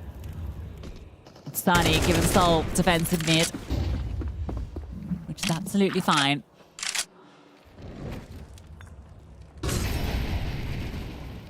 JT with ears peeled. Yep, smoke, but safe on the other side. Sniff out anyone trying to sneak through. They aren't going B with that lurk smoke. Let me tell you that for free. They might walk into it a little bit later in 30 seconds, but they're hoping this invites MIBR to get proactive. Yeah, applying pressure equally, this time in middle as well. Deep smoke towards dark too. Letting them know they could come from any of these avenues. It's going to be A. Yeah, certainly feels it, doesn't it? All players get ready to group. Grim can come as the late lurk in middle. So again, they managed to pick the site with the least defenders. Look at the util though. And look at Insani. All the people you want here. Brendan's going to rotate too. Oh, almost caught. Exit gets the kill and the flames get dropped. Insani though, he hits the deck. And Exit, he's sweating behind the bomb side, trying to get something back. The USP almost does. Brendan able to step in.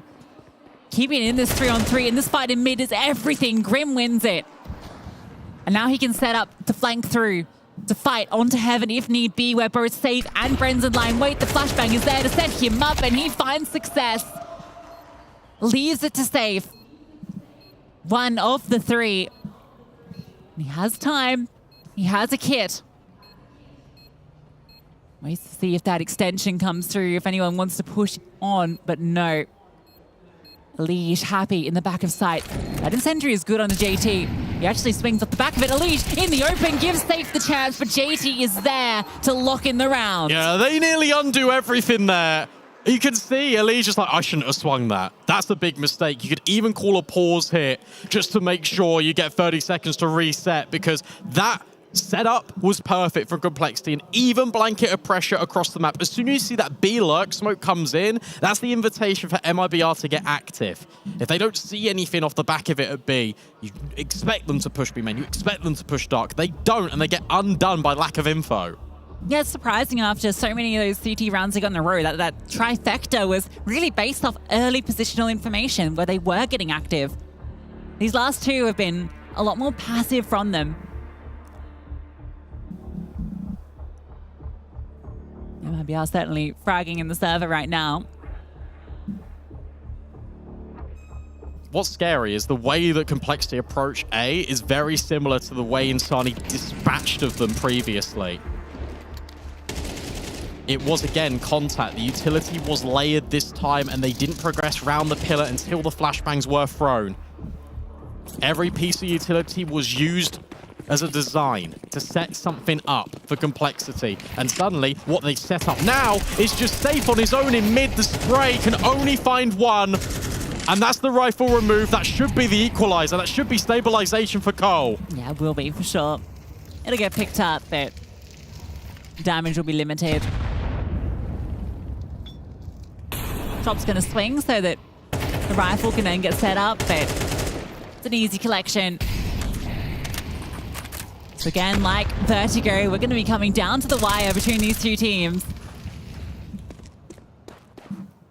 Don't want it to get too costly. Shouldn't do now.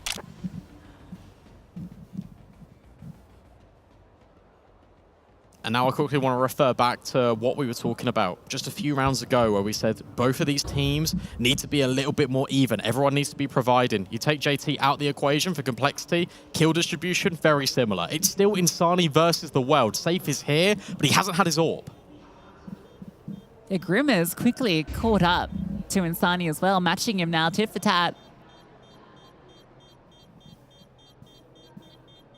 Floppy continuing to be that second man as well.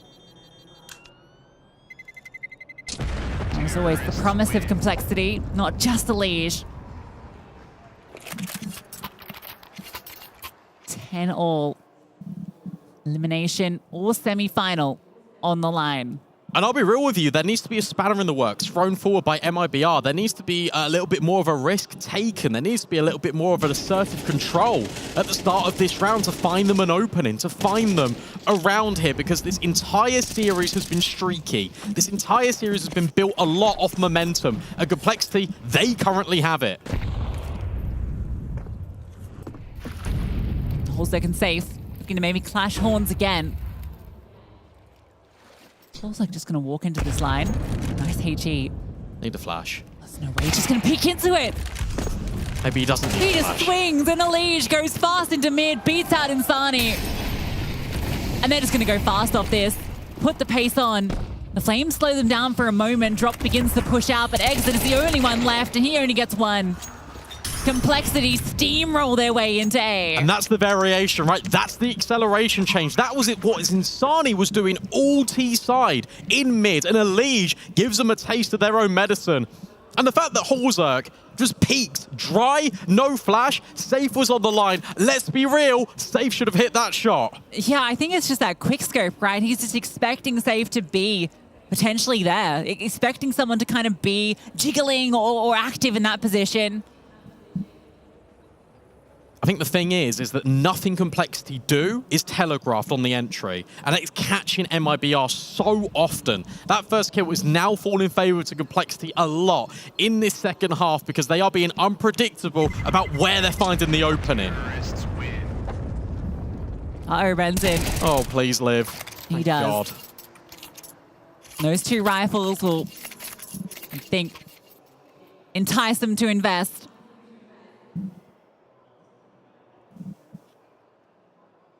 That's now 4 in a row for Complexity. Now there's some smiles in the dials. Mike not too stressed about that lake just yet. There's that opener from Holzerk very quick. And again, they want to give A a go. Holzerk and Floppy both get a kill apiece. This is now 5 rounds, by the way, and Sani has gone without a kill.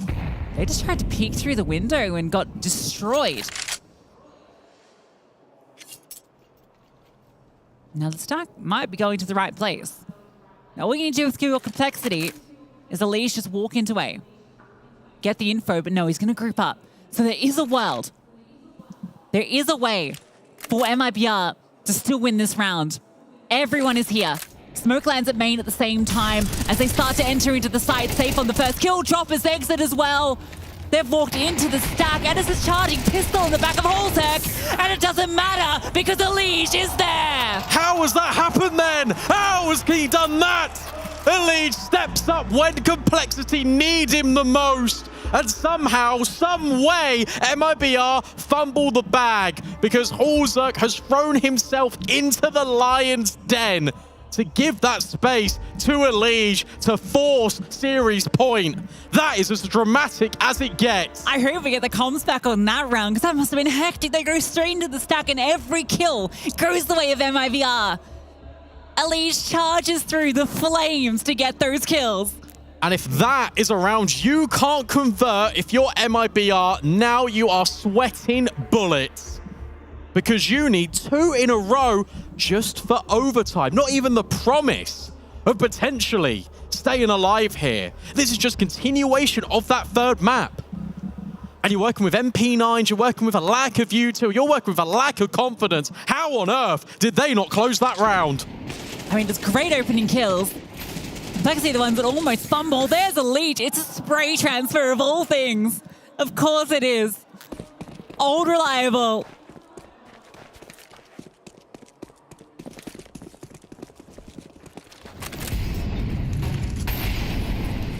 That might be the one that does everything for MIBR. Look at this play again. It's a change of acceleration for complexity. They are hitting A. Yeah, Leash is feeling his old self now. Was humbled earlier. Starts to go fast. Grim on to exit.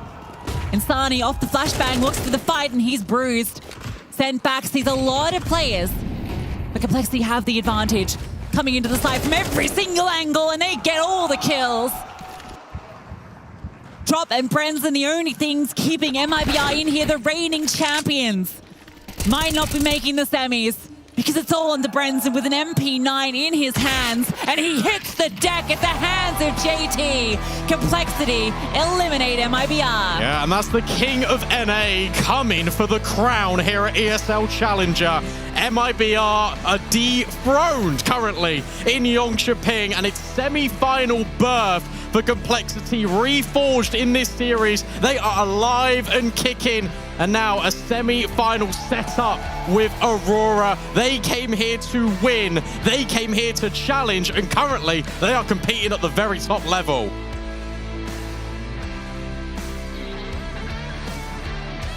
B-Dog said it so well, but I'll add a little bit to it. The Complexity ESL Challenger curse is broken. We normally see them go home at this point in the competition. Not today.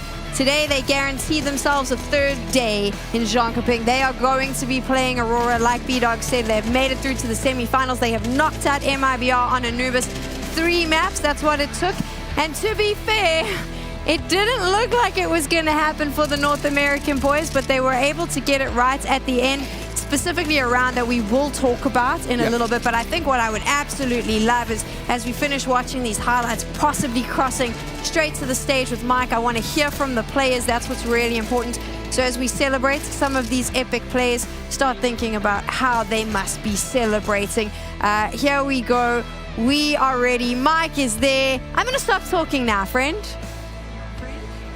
Thanks. Now I can start talking. I'm here with Ricky Floppy Kemery. You just take the dub. I gotta ask first off, that round where you guys rotated into the stack on A, everyone starts dying. How tense were you? How tight was it? I don't even remember the round right now. I don't remember. It's a bit of a blur, but did we win it? You did. Elige wound up killing everybody. It was looking at B. Yeah, at B. Okay, yeah, no, I was gonna say, yeah, that was scary. I don't know, I'm glad we brought it back. Like, that is what it is. Brought it back indeed. You guys were playing from behind more often than not, right? Doesn't seem like the pistols are going your way on this one. What's the conversation, right? Every round, every half, it feels like you're starting out from behind. How do you will yourself back into these games? I think at this point we're just used to it. So you just got to bring it back one round at a time. That's it. Into playoffs now. Bringing it back one game at a time all the way now. It's a date with Aurora in the playoffs. You looking forward to it? Aurora? Ooh, that's going to be a fun game. These guys have sick aim, so it's going to be fun. You ready for them? I'm ready. We're ready. They're ready. What do we think, Jönköping? What do we think, Sweden? I think they're ready. I think they're ready, Sam. Mike thinks they're ready. We've got that. The audience thinks they're ready. I want to talk about the map, the specific round that we heard Mike talking to Floppy about as well, which was ultimately the moment that Complexity was able to win this. That is the place we want to play at, and that was what was able to get them the victory. But more importantly, it was the ability for Elige and his team to pull together when times were tough and get the job done. It was absolute make or break. I mean, we looked at it as well, and without that, they really would have fallen apart. And there was a couple of moments throughout this game where they needed heroes like Elige, and he stepped up in a big way. I think as well, Grim did incredible work coming through, especially on that T side. And it's tough, right? Because when you look at the other side, and Stanley put up really good numbers himself, Safe looked consistent, both on CT and T side. You saw the individual shine for MIBR, but I think for me, it wasn't a story about individuals. It was about the team. And even though JT's numbers were a little bit lackluster, his calling was excellent. The round in question, the moment that Complexity was able to turn this in their favor, it's coming up on our screens right now. Walk it through us. Walk it through us? Walk us through it. Oh, I was so I was so nervous watching this because it's actually funny because MIBR, they makes the... Oh no, this is another round. Oh. This one's not even that bad either. This is yeah. actually where, to a degree, things went south for MIBR. You've got two kind of gambles here. Do you actually go for this in a 2v4, or do you actually try and save to play for the next, which is what they did. They saved here, and then things went a little bit south in towards the next round. It was 3v5 on towards the side. They gambled correctly at MIBR, but it ended up being make or break for them. That's actually where the econ shattered, the mental shattered. I think the confidence or the life went out of the side, and where actually you got to see that little bit of Elige as well. I mean, that spread down was pretty naughty. Let's walk through the winning round, though. We obviously don't have it on the screen, but we do need to talk about it. Floppy spoke about it as well. He couldn't even remember it. That's how high the adrenaline was. Yeah, they're popping on towards the A side, but so JT's made a call. We're finishing A here. They have about 35 seconds on the clock. MIBR, I mean, credit to Exit, has gambled, right, boys? Let's stack on the side. We're going to stack on towards Obelisk. They're playing 2 Dark, 1 Obelisk, and they're playing off the back of Util. Molotov is meant to stop these players running out from water. They call it correctly. 2 get killed through the smoke, then goes into a 3 versus 3. Then there's 2 back and forth trades, and Elige gets a spray down for the final 2 to win the round out. It was ridiculous, but that was without that. We're looking at that saying MIBR taking the round. They actually without a bomb plant, Complexity's economy gets shattered as well. For me, that felt like overtime or bust, right? So I think that's a big one. MIBR, they win that round. I think they actually take it to overtime. Yeah, definitely. It was heartbreaking in a way because they made the right call. They stacked the right side, but when Elige does that, you can't stop him. Like that's a winning round, obviously. That was the winning round, and there was also some really great performances from different players on both sides of the server, just popping off. I mean, I do want to jump in here. We've obviously got Insani. He had a great time. Grim as well. What do we think about this? Yeah, it was actually a really good kind of head-to-head between these two. They don't actually traditionally play the same exact roles. They got a couple of overlaps, but generally Insani's that main impact player. They look to crack up his sides. Grim's a little bit more of a support development for Elige, but actually the way they play the T sides were very similar. They actually let Grim do a lot of work on mid, which is where Insani does all of his best work. And X has actually changed up how Insani plays Anubis now, where Insani used to be this player who would, be the dedicated entry, cracking up an A and B, but now they've actually left him as a little bit more of a lurking player, similar to kind of what Nertz does, for example. Actually why he became so good on teams like Ends. And he has become incredible. But Grim, I mean, talk about Mr. Reliable. There's always been question marks about this guy, but for me, I've always loved the way Grim plays. And I mean, he showcased it here today. He absolutely killed MIBR in that second half. Yeah, definitely. I was very impressed by him because he wasn't only like really good at taking map control early, but he also like set him up in really good positions to get late round lurks and like for them to be able to take A side and him getting a frag in mid and just take that whole area for himself. It's very, very impressive. One of the things, I mean, if we're going to talk about the bigger picture and we talk about all 3 maps, I think B-Dog mentioned it on the desk at one point where, on the cast at one point where he said he was concerned that Complexity was playing to survive, not playing to win. And I saw that quite a few times. And then I saw the change when they kind of went, hey, we've now got to go for it. I mean, were you able to see that mental shift as well? Yeah, definitely. Like, playing not to lose, it's very common, unfortunately, and like you get more scared. You don't really play on your own like initiative, or no, your own. What's the word? We gotta think of the English word that you're trying. Your own momentum, right? Yeah, like. Use the Swedish word. Just use it because we're I in don't even Sweden know the and you Swedish can. word, but like Okay, fair enough. you need to you can't think with your brain always. Like you need to just go on Play the with thoughts. your heart. Play Yeah, your heart. exactly. There we Like go off the vibes. Go off the vibe. and you don't really dare to do that when you play not to lose. Then you like really textbook. You're like, I need to do this. I can't do this. And when you play like that, that's not when you can win. Because yeah. And I think the difference for me is when you see, you know, Complexity obviously spent a lot of time in Europe, and European Counter-Strike is all percentage Counter-Strike. It's how it has been at the Tier 1 level. Brazilian Counter-Strike isn't. It's very passionate. It's very emotive. If they're playing well, they're unstoppable. If they're playing bad, they're getting rots. And we actually saw that, right? That tail end. For example, and Sunny's a great example. Didn't get a kill in the last 6 rounds. Individually, Menti didn't really look there all too much, and they shut him down. But when he was on form, at one point he was 20-11. They couldn't stop him. So we're looking at this, and for me, looking at it and saying, you know, it's 2 massive clashes of play styles. But I think the credit really has to be given, for me at least, to JT. This is a guy who, numbers-wise, did, no offense, little to nothing in that 3rd map. But the calling he did was incredible because he just found a way to get these gaps in towards MIBR, which is, I mean, it's easier said than done on a map which is actually notoriously quite scary on. Yeah, definitely. And also, like, as the IGL, like, your job is to, like, if you don't have the best game, then you need to do everything in your power to lead your players into victory. And he didn't have the best game now, stats-wise, but he led them to victory and had very nice calls, very, very great input. So that's really, really nice to see. I think what I'm hearing is both of you saying that the South African saved North American Counter-Strike and kept them in ESL Challenger. Is that what? Yes, I'm not even going to let them talk. That's exactly what they were saying. You're welcome. Well, I mean, I'm half, so you're always going to. I knew he was going to do it. I was like, Nao always claims his South African heritage when it suits him. Yeah, born and raised, man. I was born in Johannesburg. You and me are the same. We're like, we're South African when we're doing well, and then when we're not, we're like, look at us with our British passport. Hey, I'm not going to say no to the British passport, though. Shockingly bad. We are the most unloyal people you've ever seen. Seven, let's just though she's loyal to Sweden. So there you go. Just a Swede. Just a Swede.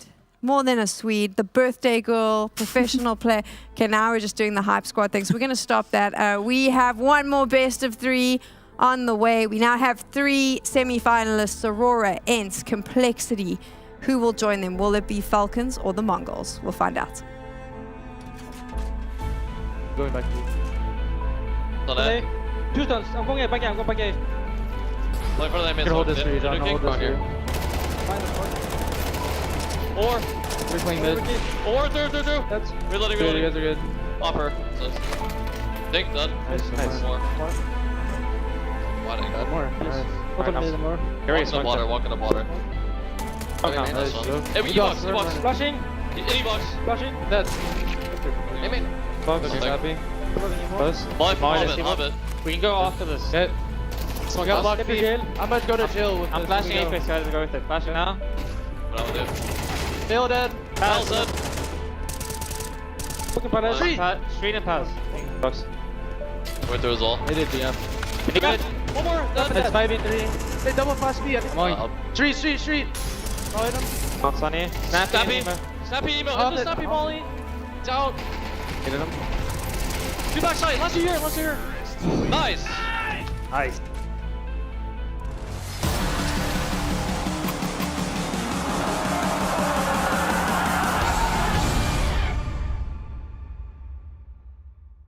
Think you've seen it all? With Faceit Watch's Point of View Selector, you can experience the game from any pro's perspective. Use the multi-view feature and customize the stream with up to 4 angles. Control what points you see while earning rewards. Drops are activated and lucky winners will receive Faceit points. And if you ever miss a match, VODs are now available. Get instant access to demos with multiple POVs and commentary.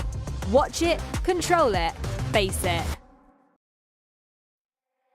I'll keep your picture in my room, 'cause it gets me in the mood. You're still a free in my head. You got me so confused. My mind is full of you. Still want you in my room. Don't wanna get rid of you. On my mind, but I am not too late.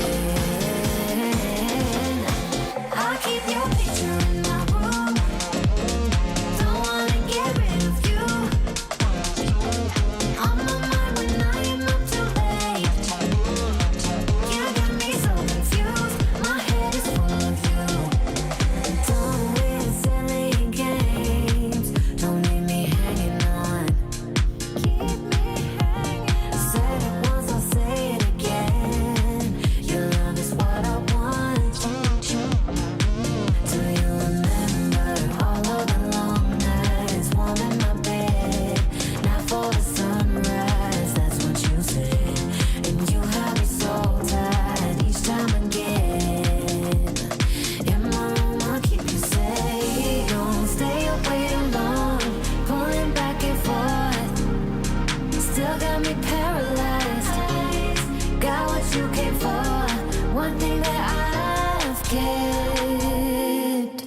I'll keep your picture in my room, 'cause it gets me in the mood. You're still a friend free in my head. You got me so confused, my mind is full of you. Still want you in my room, don't wanna get rid of you. On my mind when I am not too late. You got me so confused, my head is full of you. I'll keep your picture in my room, 'cause it gets me in the mood. You're still a friend free in my head.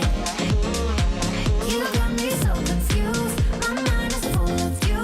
Still want you in my room, don't wanna get rid of you. On my mind when I am not too late.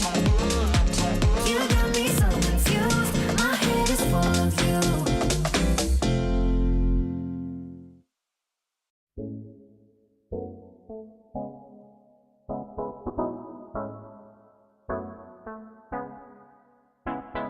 You ask if we could talk, but then say nothing. Maybe you just had too much to say. 'Cause when you call me up, you just want one thing.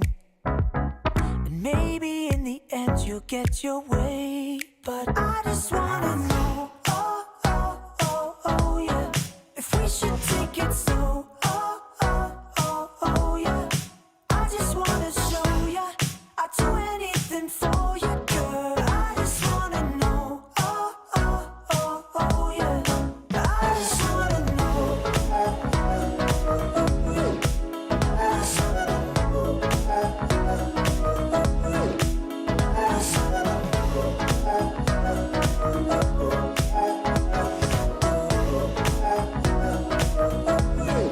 We just need to stop and take a moment to slow things down, work this out. I got your love on top, we're in the moment, and maybe that's what we're about. Tell me what you want me to be, baby. I promise I can be the one you're craving. 'Cause I think that I know what you've been chasing. And girl, I'm sick of waiting, I'll be yours for the taking. But I just wanna know, oh, oh, oh, oh, yeah, if we should take it slow, oh, oh, oh, oh, yeah. I just wanna show you I'd do anything for you, girl. I just wanna know, oh, oh, oh, oh, yeah. I just wanna know. I just wanna know. I just wanna know. I just wanna know you, baby. Yeah, yeah, yeah. I just wanna know, oh, oh, oh, oh, yeah, if we should take it slow, oh, oh, oh, oh, yeah. I just wanna show you I'd do anything for you, girl. I just wanna know, oh, oh, oh, oh, yeah. I just wanna know, oh, oh, oh, oh, yeah, if we should take it slow, oh, oh, oh, oh, yeah. I just wanna know, I just wanna show you I'd do anything for you, girl. I just wanna know, oh, oh, oh, oh, yeah. I just wanna know. I just wanna know. I just wanna know. I just wanna know. I just wanna know. I just wanna know you, baby. Yeah, yeah, yeah.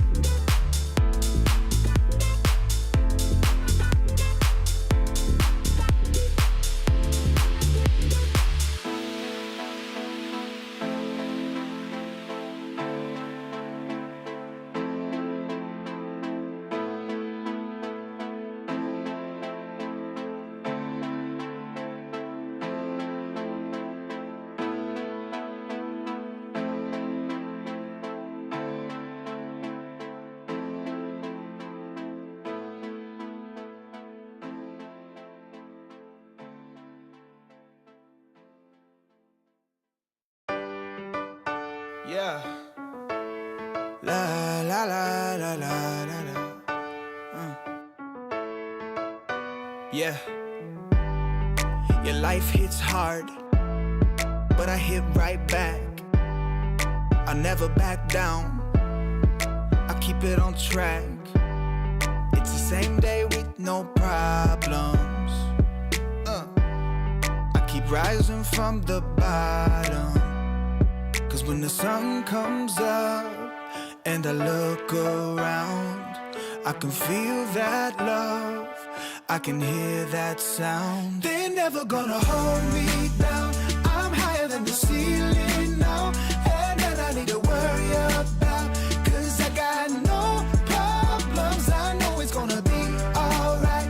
It's getting better every time. Nobody's gonna kill my vibe. Cause I got no problems. Yes, every day was a war. Yeah, it kinda took a while. When they tell me I should stay, I just jump with a smile. Yeah, it's hard until you notice. Everybody's got their moment. When the sun comes up and I look around, I can feel that love, I can hear the sound. Listen up. They're never gonna hold me down. I'm higher than the ceiling now, and then I need to worry about. Cause I got no problems, I know it's gonna be alright. It's getting better every time. Nobody's gonna kill my vibe. Cause I got no problems. Cause I got no problems. Cause I got no problems. Do you feel a little down? Say it. No problems. Let you in but you out. Sing it. No problems. They're never gonna hold me down. I'm higher than the ceiling now. Have none I need to worry about. Cause I got no problems. They're never gonna hold me down. I'm higher than the ceiling now. Have none I need to worry about. Cause I got no problems. I know it's gonna be alright.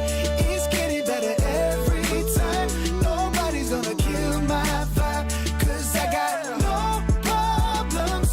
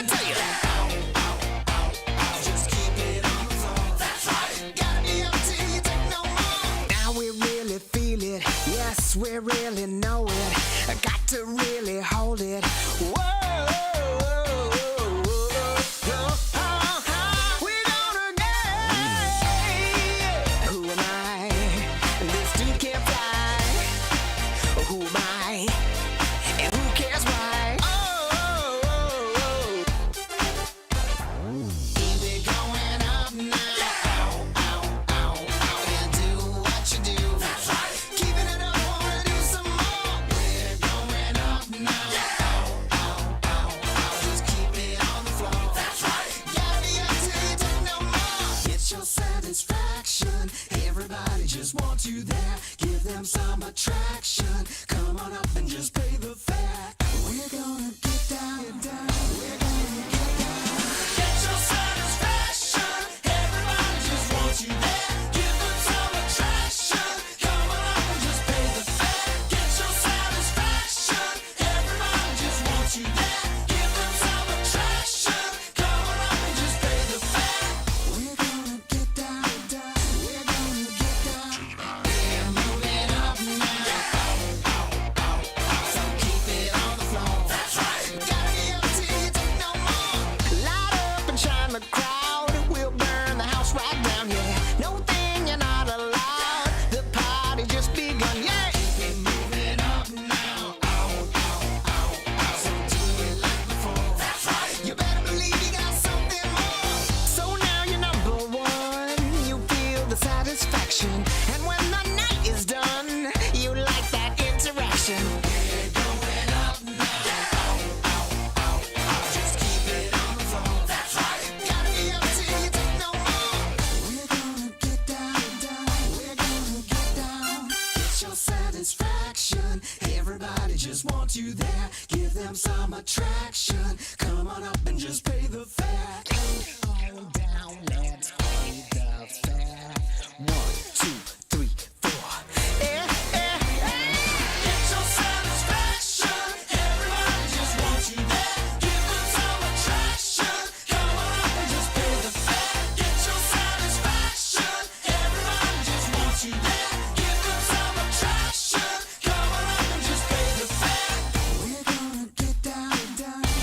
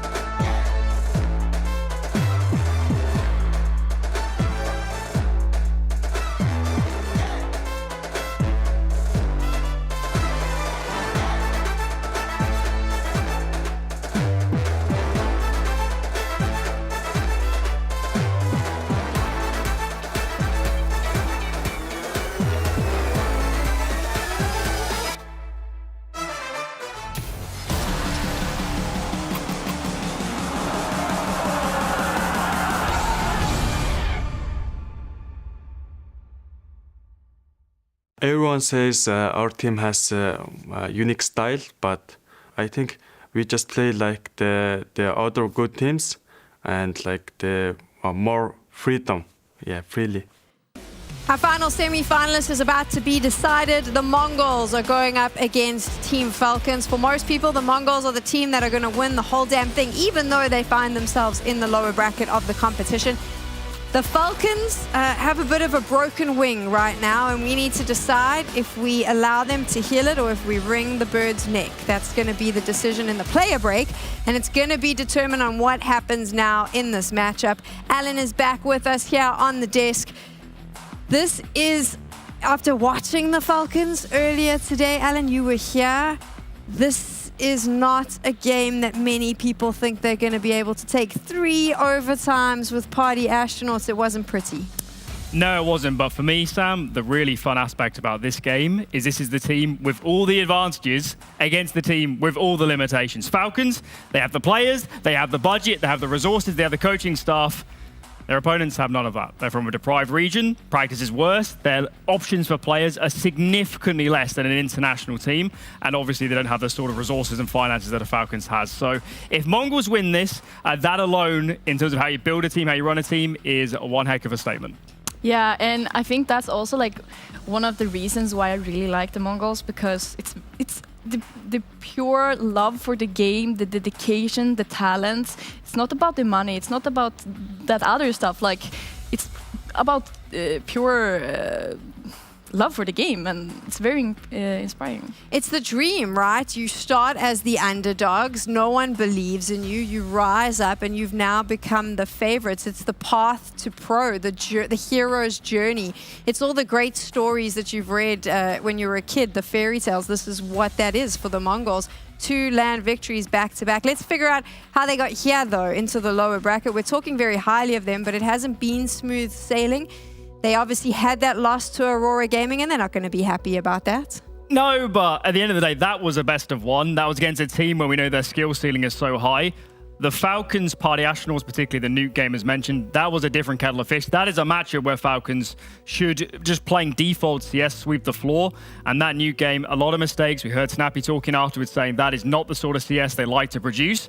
And certainly if they play like that in this series, they're going to have some serious problems. On the back of Falcons, they haven't had a really good run, and we'll talk about that in a bit. But the Mongols have had a little bit of a princess journey so far. 2 lands in the past few weeks. They've won both of them. They're here now at their 3rd land, and you can see the results there. Not a bad showing for a team that lacks, like Alan said, 7licious, a lot of resources. They have to travel 9.5 hours to get everywhere. This for them is a really positive showing. Yeah, definitely. And it's not only wins, like Yala Compass, they won 2-1 versus NIP, and Mesa Nomadic, they won 3-1 versus Bleed. So it's actually really good teams they're playing against. So it's even more impressive. Definitely impressive, and obviously the elusive ESL Pro League spot is up for grabs, Alan, which is something that for both of these teams extremely important when they start thinking about major qualification later in the year. This is a spot that they want to win, and to do that, they are going to have to win this whole event. Yeah, from the Mongols side, they do hold world ranking today. Of course, the more games you win, the better position you're in. For Falcons, they almost certainly have to win this tournament. There is no way around it, and as mentioned, the CS they've played so far is not of that caliber. They have to raise their game. So it's all to play for here, and of course one of these teams will be going home. We do have the Veto coming through very soon, so we'll be able to see what maps will be played in this best of 3, and I do think that that's going to play a big role in how this whole performance plays out. It's up on your screens right now. I'm concerned because I think map picks, I don't normally put a lot of weights on Veto's in best of 1s, but I think in a best of 3, this can make all the difference as to how this plays out for one of these teams. I mean, as we mentioned earlier, Falcons' map pool is so top heavy, and in this one, they're just going to lose Vertigo anyway because their opponent's ban. And I thought coming into this one, they had no alternative. They had to pick Nuke because it's the only map that shapes up where they have experience, even though it's shaky earlier. But they've gone left field, Sam. They said, we're going to play Dust 2. We are not confident in our Nuke. That is what has been born of this Party Astronauts game earlier today. And it's a risk, guys. Going in for that Dust 2, neither team has a lot of experience, but that is Falcons admitting that even their strongest maps on paper are not pick-worthy. So Nuke is the decider, and we've already seen Falcons Nuke, like you mentioned, super shaky. The Dust 2 pick for me, There's a lot of experience on this team. I do think, and I think it's the reason ENCE was able to win on Dust 2 against Complexity yesterday. I think that Dust 2, for the older players, they've played it competitively a lot more. They feel a lot more comfortable on it. So maybe that was in the decision, Sevenlicious? Yeah, definitely. But I also think like Dust 2 could be a really good map for the Mongols. I know that 4 out of the 5 players have it as a favorite map, and that they've been practicing it a lot. So I think that's a really good map for the Mongols. We haven't seen them play it, but if it is a favorite map, that helps. I just think that the older guys are going to be able to swing it. But then we look at Mirage. I mean, while we're here, we might as well talk a little bit about that. Alan, if you take a look at this Veto overall, leaning in the favor of one side or the other? Mongols. Mongols have a deeper map pool. If it makes it to Nuke, even that map is going to be contentious. I'd say that this series could well be a 2-0. Dust 2 is going to hinge this one. Mirage, I don't think Falcons can win that. The Vitality core, he didn't like that either back in those days when they were playing on that team. I think there's a lot of compelling reasons why the Mongols should be favored now for this series with this Veto. Right there, and obviously the players on your screen right now, let's talk about them because they've been the topic of conversation quite a bit. There is a really nice lineup of strong power here that can make all the difference. Yeah, definitely. Techno, as you can see on the screen, he's kind of the filler, the support. He gets the job done, whatever it is. So it's really, really nice. And then we have Sensu, the sort of like star player, top player, and I would say like he's one of the top player of the whole tournaments. And Blitz, the IGL, like he's super great IGL just with like calls and also the way he plays, and 910, the op, of course, who is also like crazy good for the amount of hours and time he's been playing. I've asked you this a lot over the weekend, Alan, but it is just a really good lineup of players, and fundamentally, they just look really great in the server right now. Yeah, and they also look better on this team than they have anywhere else, and that is the hallmark of a great team. So many teams take Liquid. Do any of those players look like they're better players than they were elsewhere? Probably not. And this team has brought in players from left field. They don't have the same depth of talent that other teams do, and they made it work. And certainly losing players of Score's caliber, you would not have said there's anybody in that region that can raise themselves to that level, but 910, Senzu, even Blitz individually have all raised their game in this current lineup, and that is a backbone to their success. No shakes, no cracks in the foundations. An unfortunate loss against Aurora, but I don't even think they were too phased by it. However, you know who should be phased? Falcons, because they're going up against them. I'm here with Magisk from Falcons ahead of their deciding matchup against the Mongols. Magisk, the crowd was starting to get into it for you guys. There was some cheering section going on. Are you feeling the support here in Jönköping? Yeah, I mean, the crowd has been pretty good so far, so that's pretty good. But yeah, it's going to be a tough game, so I'll see who they're going to cheer for. Now, this is a rematch from Pro League. That time, they got the better of you. 3-map series, kind of went the distance, bit of a tense affair. Any lessons you're taking from that one to prepare for the Mongols in this? I think the difference is that we have more experience as a team now, but obviously they're also in a good streak right now as a team, and they have a lot of momentum and also a lot of confidence right now, so this is kind of like a young team where we need to stop the momentum from the beginning of the game if we want to win today. So yeah, we're going to come in and fight with everything we have, but obviously we need to play some good CS to beat them because they are confident and they are in a good streak. So it's all about ourselves today. I believe if we play up to our fullest, we can beat them. So that's what the goal is today, that is to beat them. Looking forward to it. Good luck, man. Thank you. So you hear him there talking about, well, we have a bit more experience now. It's not exactly been good experiences, Alan. No, and were they ever lacking for experience? I mean, they have the one criticism of Falcons. I'm not sure that is it, but as Mike mentioned, they did face off at Pro League.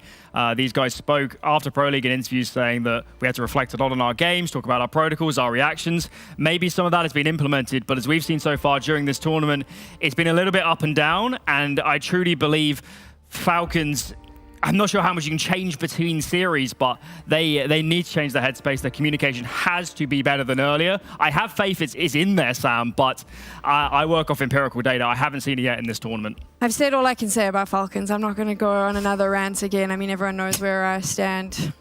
Yeah, I really like the way Magist said, though, like they have a really good they have a good chance to beat them if they get the momentum first, and I also think like that's their only chance. Like if they get good momentum and they shut it down early, I think that's the biggest chance for them to win the match or the map. But I'm not sure if that's going to be possible. Okay, so hear me out. I think that the win condition is who is the better AWP on the day. Just saying. We see Sampayas on your screens now.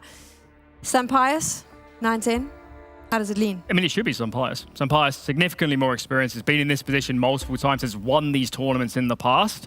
Again, has Snappy and Zonic behind him to set up the team. So again, all the balls are in the court of Falcons here. But as we've mentioned, on the flip side, the MongolZ guys seem to...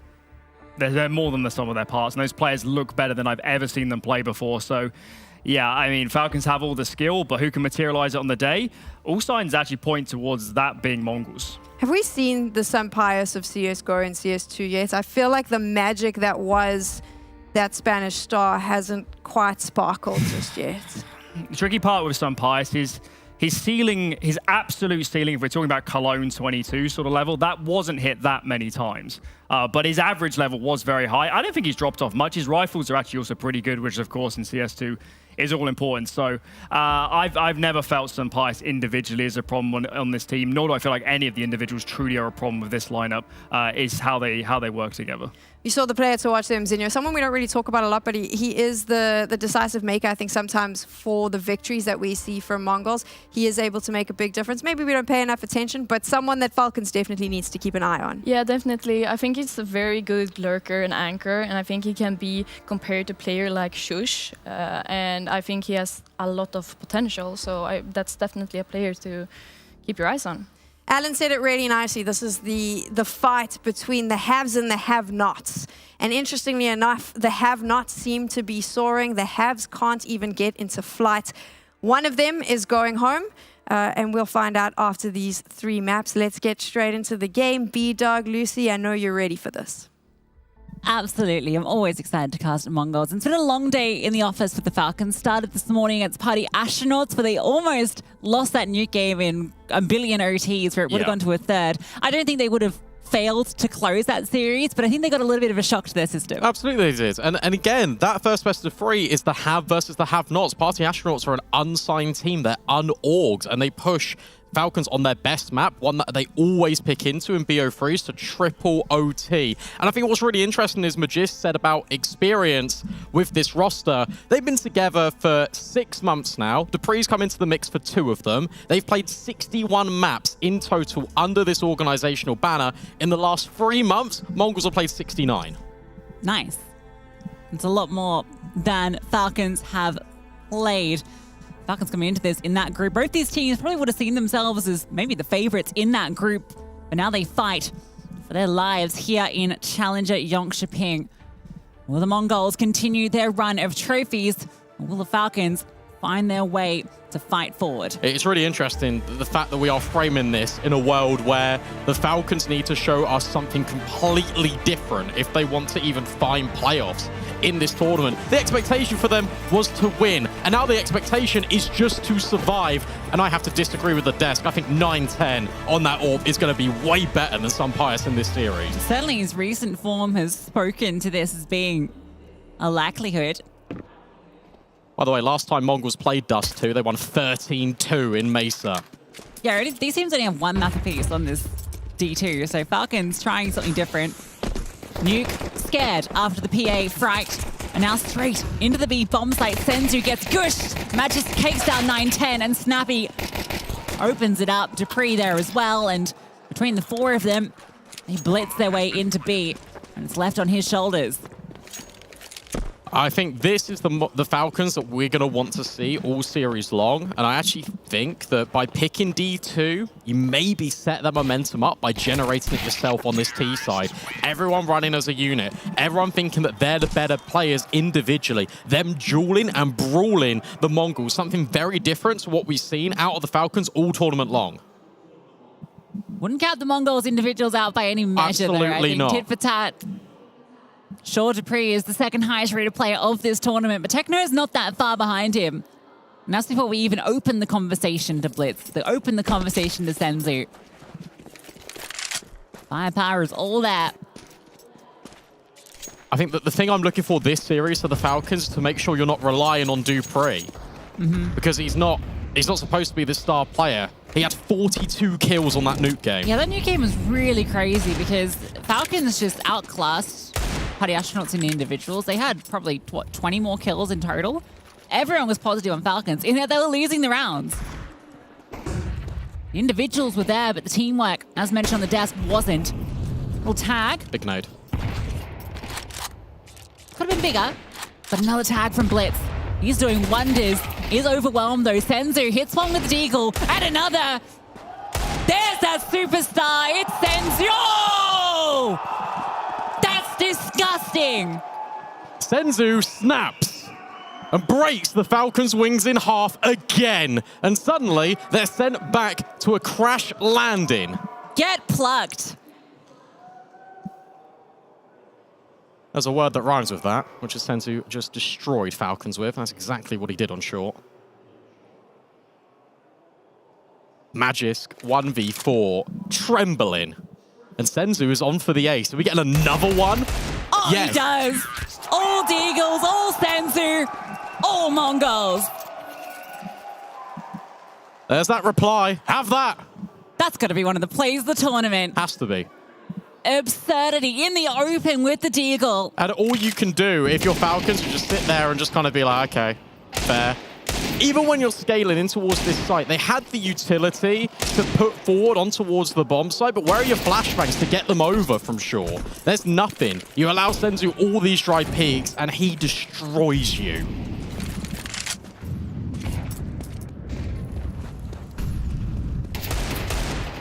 Madden trying to do his best impression, and he does take Senzu down. The Deagle on the other foot. 9-10 brought low from an early tag. So it doesn't get easier. I'm excited if this is going to be the series. We're going to go blow for blow, biff for biff, all throughout these maps.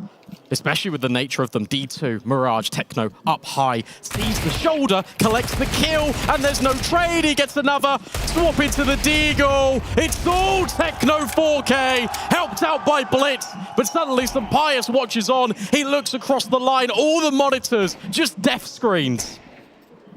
Multi-kill madness from the Mongols. Call them the Horde. Each player acts as 5, it feels sometimes. That was just Techno there. Blitz arrives to help out, but Techno had already done the heavy lifting. Nice shot. They're low. It's all body shots, and the Deagle can actually do it. He's got the bomb. He can go A. Can Pius rest this one back?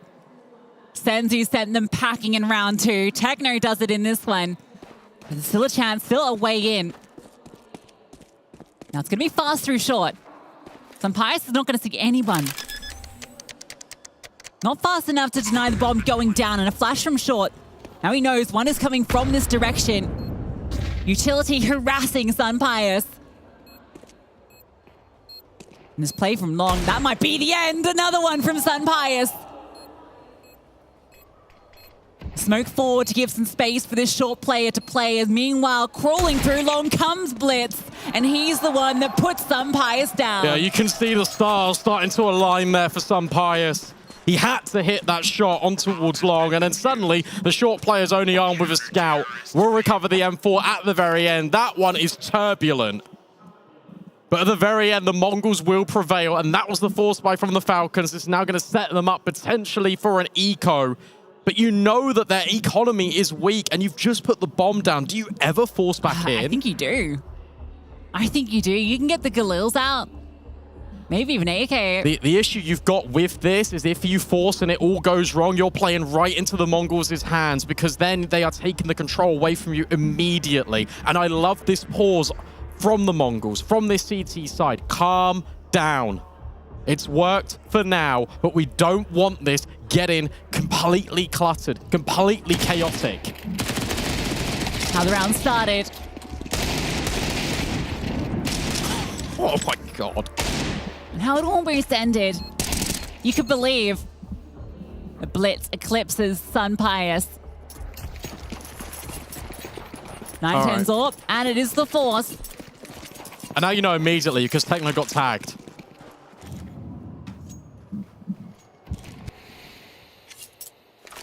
Fast up short. One player lurks long in Madden, the rest moving as a pack, and it's 9-10. AWP in hand. Ready for the fight. And they give it to him. He misses the first shot. Repositioning on ramp. Steps up for the second. Defensive smoke. All the utility goes forward. He's going to be run down. Run over. Dupree charges in. And 9-10 meets the scope of Snappy. You're already here. This retake, before the bomb's even planted, commences. Senzu hits Snappy. And they're moving as a pack. A Ravenous Horde charging up towards A. 2 on the site. But Magisk and Madden both get a kill apiece. It's on to Senzu, who provided that phenomenal round with the Deagles. Trying to hit that jump headshot. It's eluding him. How many goes? Looking like a frog out here, up and down. But not a flycatcher. Instead, he gets swatted. Falcons win the fourth. Yeah, and look, we spoke about it. It had to be that round from the Falcons. They had to make it work. And this was just a lot more direct. This is very similar to the pistol. They try and just brute force in. And to be fair, every round has felt like a brute force effort from the Falcons. But this time they have the utility. At short, they learnt their lessons from previous. They push 9-10 away, and then they swarm him. The fact that Dupree is able to catch Mazzinho out long helps out a bunch.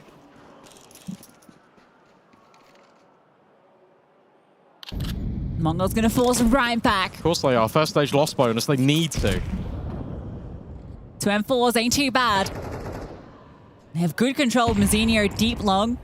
Blitz is there to support if Falcons decide to retake this position. Oh, this angle is so dastardly. Falcons have really got to be thorough with their clears if they come long. Otherwise, Mazzinho is ripping their heads off. Very similar round from Falcons. The difference being they have a player lurking B, keeping bodies present, being very active in that position. 9-10 hears the tags, gets info off the P.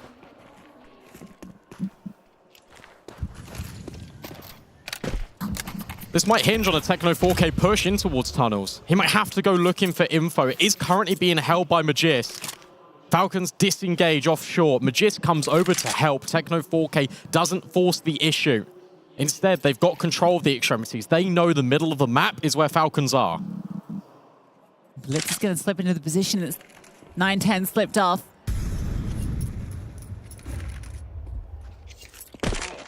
And he falls down. Worried about this mid to B. That's Smirk's going to confirm the decision. He just runs through. Dupree's waiting for him. It's Senzu and it's Techno 4K who are about to get pressed from every single angle. The 5-7 gets one, can't pick up the rifle. And that's going to allow Falcons into the bomb site. I'm going to be really critical here. I think that decision from Blitz to push ahead of the smoke has completely thrown the round out of contention for MongolZ, because it puts Techno in a really difficult position where he has to delegate his attention between mid and B, leaving Senzu isolated. They're still going to give this a look in. They're still going to give this a little bit of a push. Madden's on the perfect angle. He spots them. Mazzinho's just hoping to scavenge a rifle. He can't. And now suddenly 9-10's been dealt with. AK recovered. Mazzinho will back off. But that push from Blitz, I think, really undoes everything. Yeah, you feel like when you've already got 2 players on B, that they can kind of handle the site for the moment, and then you catch the timing to push through the smoke, or even just peer over the top of it, right? Use your pistol players to kind of set you up to make that play, because there was obviously both 9-10 and Mazzinho. Decides to try and get ahead of it, try and cut them off at the pass. Doesn't work out. So Falcons will take the lead. 1 rifle recovered, and MongolZ will have to eco around it. So Mazzinho will be the one to get it done into this.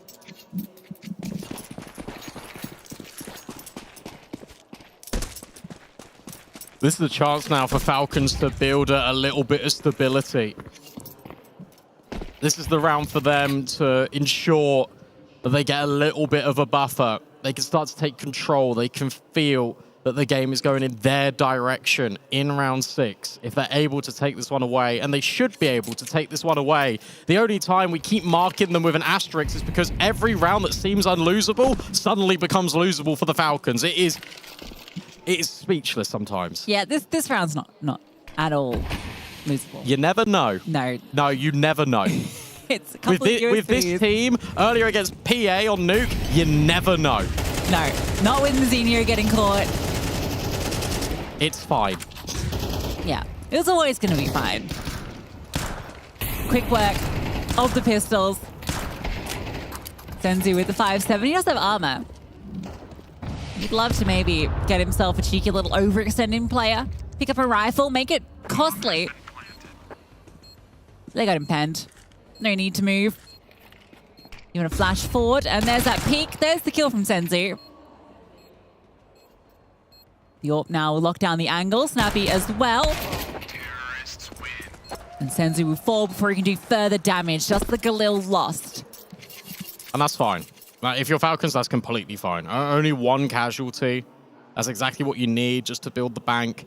For the Mongols now, it's a reinvestment, and it honestly feels like already we're at a juncture where they need to start getting these CT rounds on the board. They need to start breaking and whittling down this economy of the Falcons, because this could turn into a landslide. You hear what Magis said in that interview. If they start to get the momentum, they feel like they can run away with this series. A leg, a wall bang on Techno doesn't help matters further.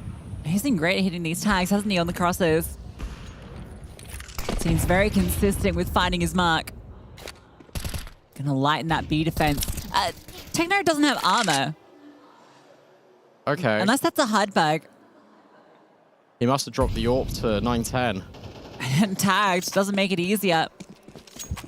And I don't think Blitz is aware of that position from Madden, who manages to skirt through the smokes to get deep, long control. And you figure with this positioning, with hearing the fallback, you're going to be focusing perhaps over towards A. That's why they're dropping utility towards short, because they know that's probably where the rotation has come in from. Mazinho, who's yet to find a kill, needs to step up, and he does. That's the pre-dealt with. MVP down for Falcons. Still 3 players present, though. Yeah, and 3 for the Mongols. Look at this. Yeah, they're going to walk together as a pack. All the information gathered. Just freezes, runs away, drops the smoke. They keep charging. Not aware. Mazinho has pushed through the edge of it. Madden does find the opening, and he makes it a double. So bomb to be planted. And some Pyres can post up towards long.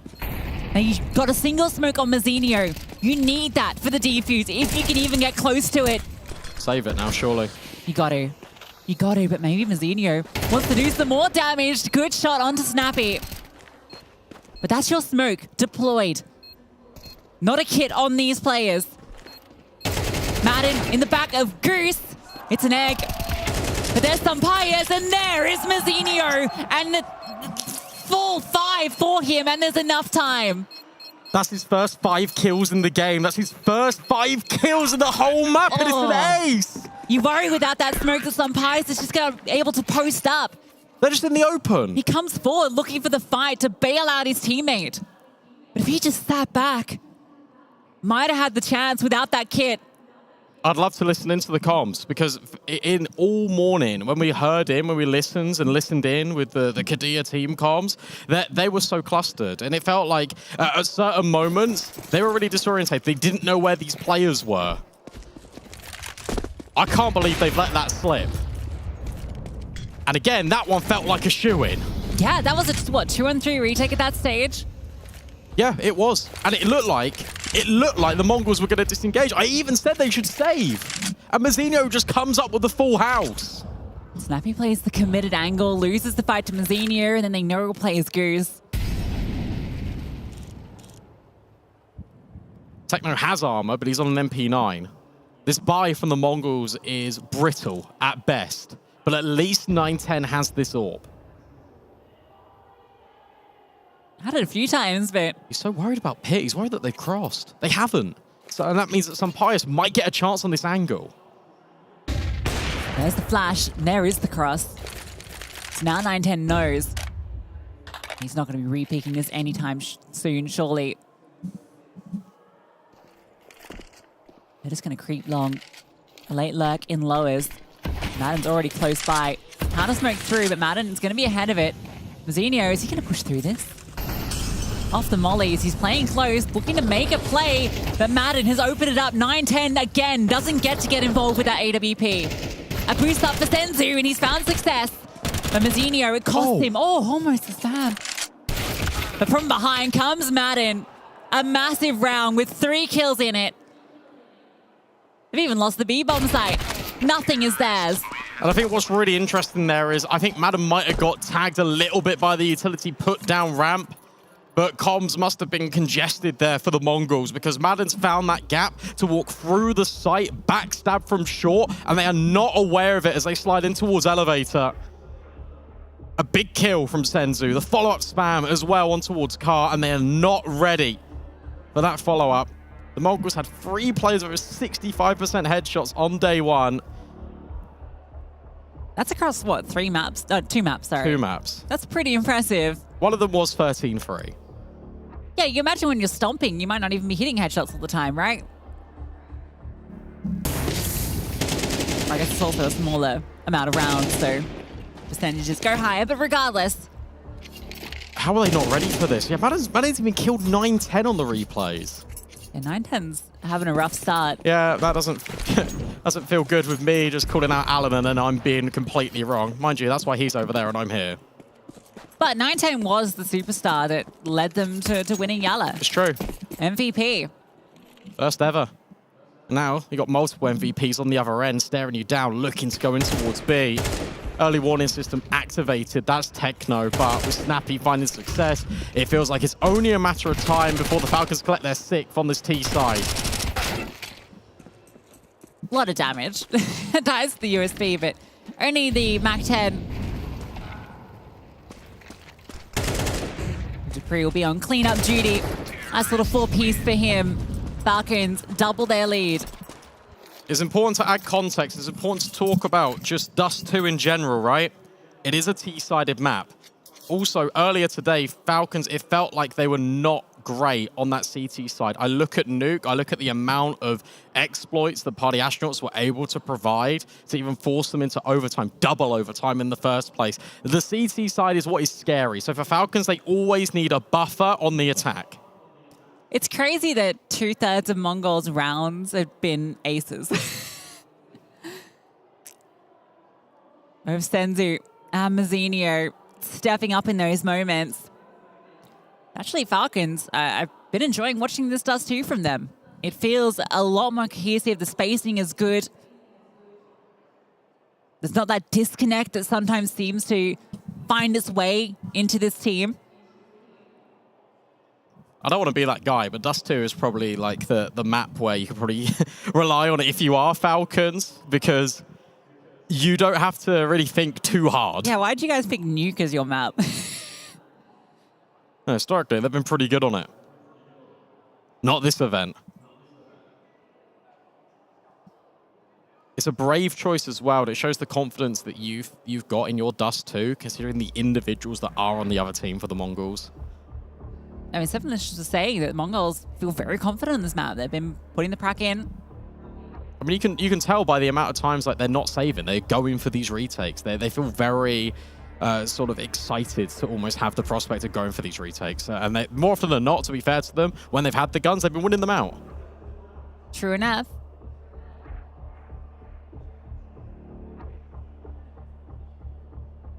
Not the start they wanted. Yeah, they farmed up in the eco. Nice sharp shots from Dupree. Off to the races in that one.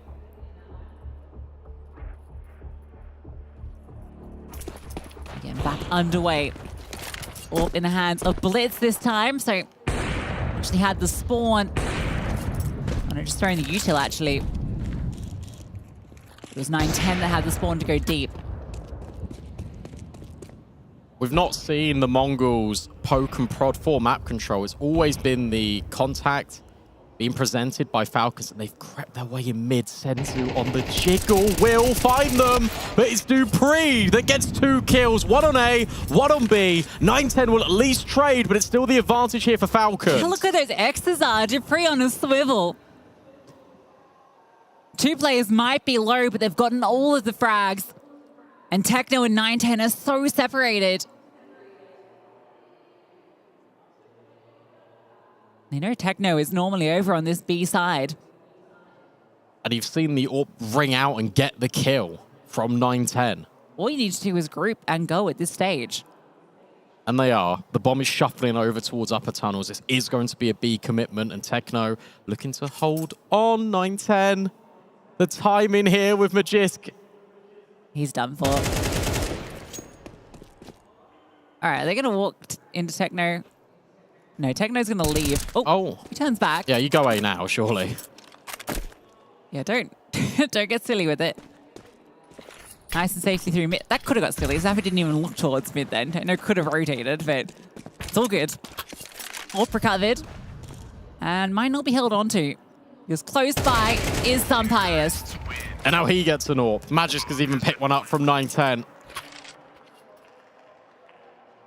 Good round out of Falcons, and again, it's them just probing. It's them taking all of the aggressive stances, and I think this is really interesting. The fact that the Mongols are giving over a lot of respect to these individuals. I mean, the tenure and sort of the caliber and the history that is rich, deep within these players on this team. It makes a lot of sense why they're kind of giving them that respect. At the same time, though, if they fought in head-on collisions, I think this game goes completely differently.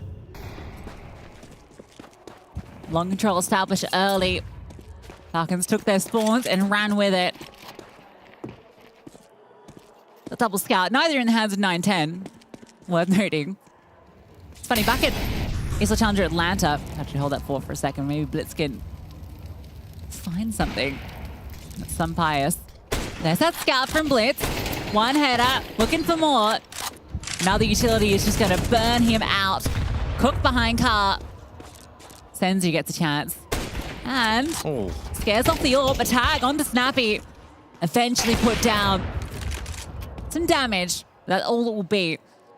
And yeah, at Atlanta, when Senzu had, what I'd say is his breakout event where he was insane, particularly against Virtus Pro. It actually felt like he was the best AWPer in the server. It's been great to see 9-10 really get that resurgence in form. But I wouldn't be surprised to see the double AWP come out if MongolZ economy ever allows it, which... It won't. I think at this stage, yeah, what do you got? 3.5 on 9-10?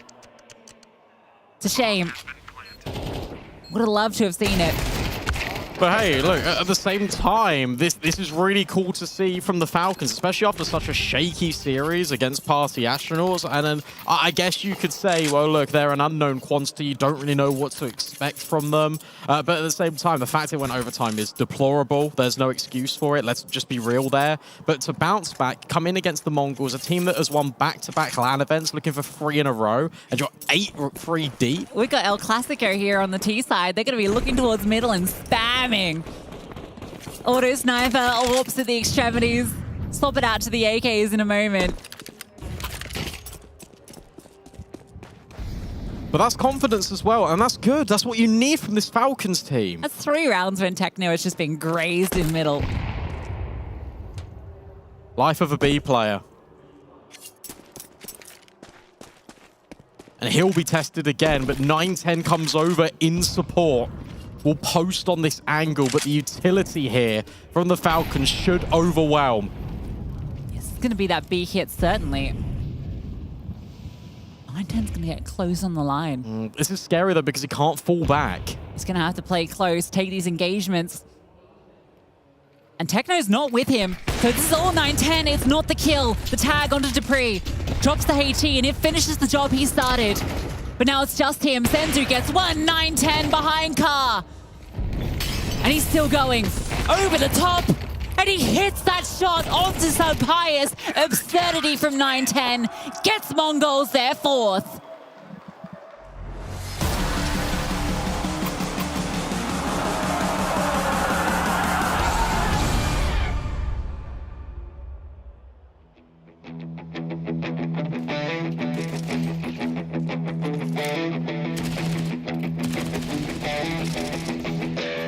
Within the body of a woman lies the heart of a man. It's a feat of engineering you could never understand.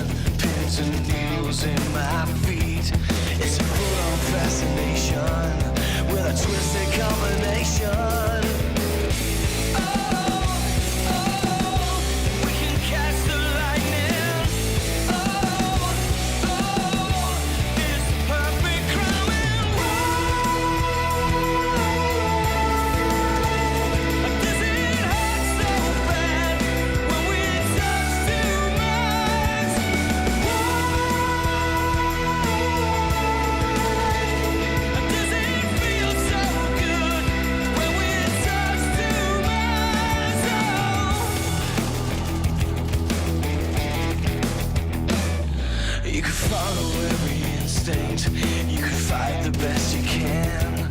It's not easy when you're dancing, holding someone else's hand. I've got nothing more to tell you, I got nothing more to say, no. We can catch the lightning. It's the perfect crime and does it hurt so bad when we touch too much and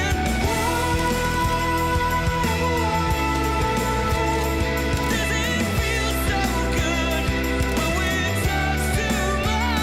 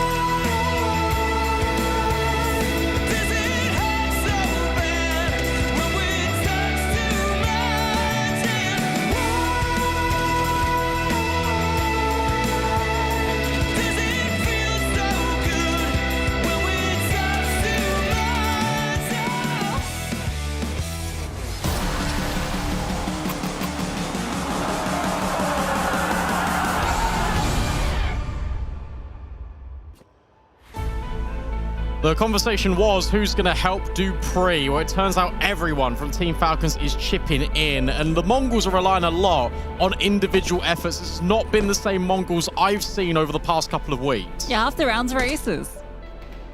One of them was because they reset the economy as well. Sampaius gets the opening kill with the dual Berettas at long. Dupree is peering over to see if he can see this short cross. Actually doesn't spot them. They come back and they give him the info. Yeah, why are they backed up with the bomb there? Is it to feign that Techno's not here? Maybe. But that seems a little bit outlandish to present the bomb and then Yeah. reset long to get one guy there. Cheeky little tease of the bomb. Also, you know Sampaius is deep out long in the first place because that's where he found the opening kill. Flashbang, brilliant, spamming away, can't find anything. Yeah, great way to deal with Sampaius. You knew it was there. They swing into Snappy and he wins it out on Bazzinio. Techno can't get his kill. And now it's a 2-on-4 as they barrel up long. Blitz gets one, but Dupree hits a straight shot to his head. And it's Senzu with the bomb. Not quite in the CT's grasp, so he is able to pick it up, but Magisk on this flank should be able to secure it. Senzu swings, and there's Magisk with the shot. The pistol for Falcons. Now, look, we spoke about the fact that both of these teams have only got one rep on Dust 2 between them, and I want to talk about the Falcons and their rep. It was at IEM Dallas, it was versus Monte, and they had 9 rounds. That's right, 9 on the CT side to set them up for success. It was actually their T side they really struggled with. But here, they set themselves up for success. They found another pistol round, and they are a hop, skip, and a jump away from sending the Mongols to their map pick, one map down.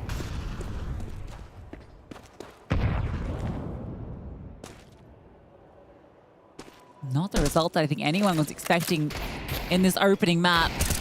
Especially with the individuals on MongolZ. Yeah, we know the pedigree of the Falcons. It just feels like they're dueling them for the sake of dueling them at the best of times. You know what I mean? Like, it doesn't feel like they're together. Even in that pistol, when they swung long, first kill was great, and then the follow-ups are just all one by one. Snappy looking for them eco frags. Gets 3 of them. Very happy camper. Not a single player falling. Sampaius will have enough money for the AWP as well. Double digits for Falcons. A very strong lead. And I don't think that Falcons would be thinking about the fact that this is their only chance to kind of get Pro League, qualify through. But I think for them, going out on the season on a high, this tournament is so much more imperative to them than Mongols, for example, because the Mongols had a fantastic end to the season. They put their region on the map. They've thrown out a lot of conversations in different directions. But a blowout on D2, the curveball pick for the Falcons, I don't think this was what anyone was expecting. I expected more of like a war of attrition, like a challenge here that Mongols would sort of bring to Falcons if they were able to close the map. Blitz trying, but not finding. There it is. Can he find the second? Yes, he can with the help of 910. A is theirs. He just charges up. Madden's caught in a terrible timing. Snappy tries to phase through the smoke. This was the MP9s. Dupree feel a little bit hard done by, not to mention Madden and Snappy, just overwhelmed by the timing in short, not expecting him that quick. Yeah, that was just a rush, to be honest. They just rushed short. They took the fight. Blitz was in the open. He was like, yeah, it's fine. He just keeps going. He just keeps trying to take that fight. He took that risk. He's got 910 there to support him. And suddenly, some Pius is left trying to save this AWP. That flash is brilliant. Another follow-up. And full blind, Techno will deal the death. And suddenly, there's no AWP for Falcons. Yeah, that one's brutal. Your first gun round and it just falls to pieces. MongolZ getting every single kill. Can't even save. Fully blinded Techno knew exactly where his target was. And winning that round so convincingly, this has now opened up that pathway for MongolZ back into this half.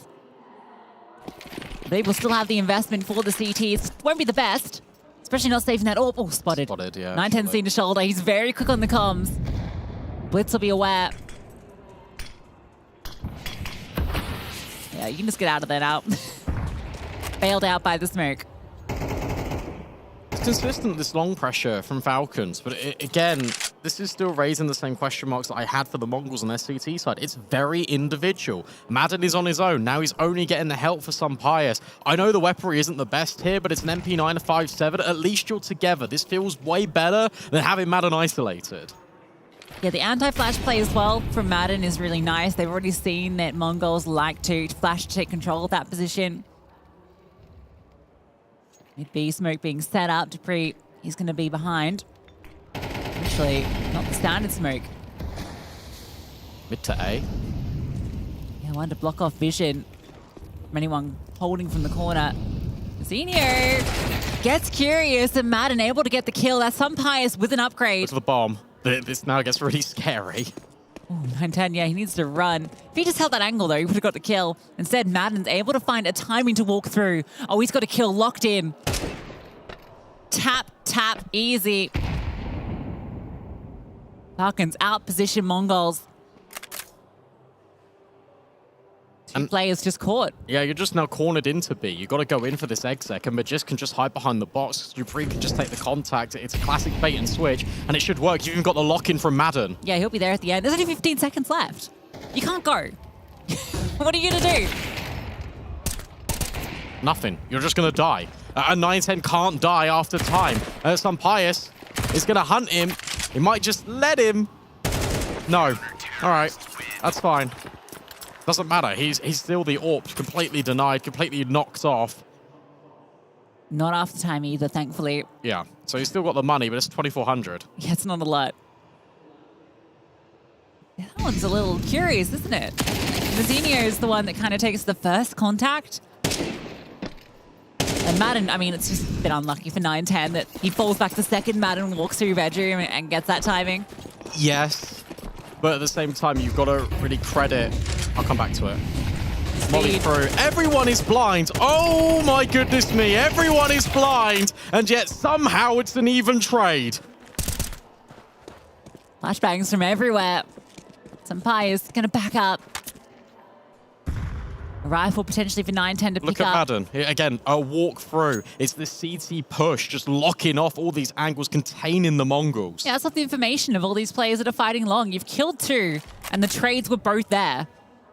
You saw the flashes as well, so you know the vast majority of the forces were over here, so Madden takes that opportunity to push. And if he catches 910, that's your player that's meant to pick up the bomb and bring it. Zenio, oh, great flashbang. Was it? Actually, Dupree doesn't get an assist, but that was a T-flash. Worked out great for Dupree, and there's Madden on the push. Falcons. This is much better than what we saw earlier. Completely different style of CS. Mongols just don't know what to do. I think that you've hit the nail on the head. They don't know what to do. On that CT side, they weren't taking these risks. They weren't pushing off the info that they'd gathered in the early round. Falcons are doing exactly that, and this is why it's so hard to really deal with players on D2 that know what they're doing. Because suddenly, Falcons can push, they've just got you in a box, and you can't go anywhere apart from straight into their setup, straight into their crossfires, straight into their utility. You're just being overwhelmed. It's not quite gaming gladiators on the other side of the server this time. No, there are 3 Danes who are in a vastly superior position right now.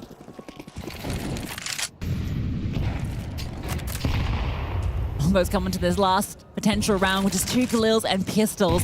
But a fight forward perhaps onto Madden, who's very close. Low in the smoke, he doesn't spot too much.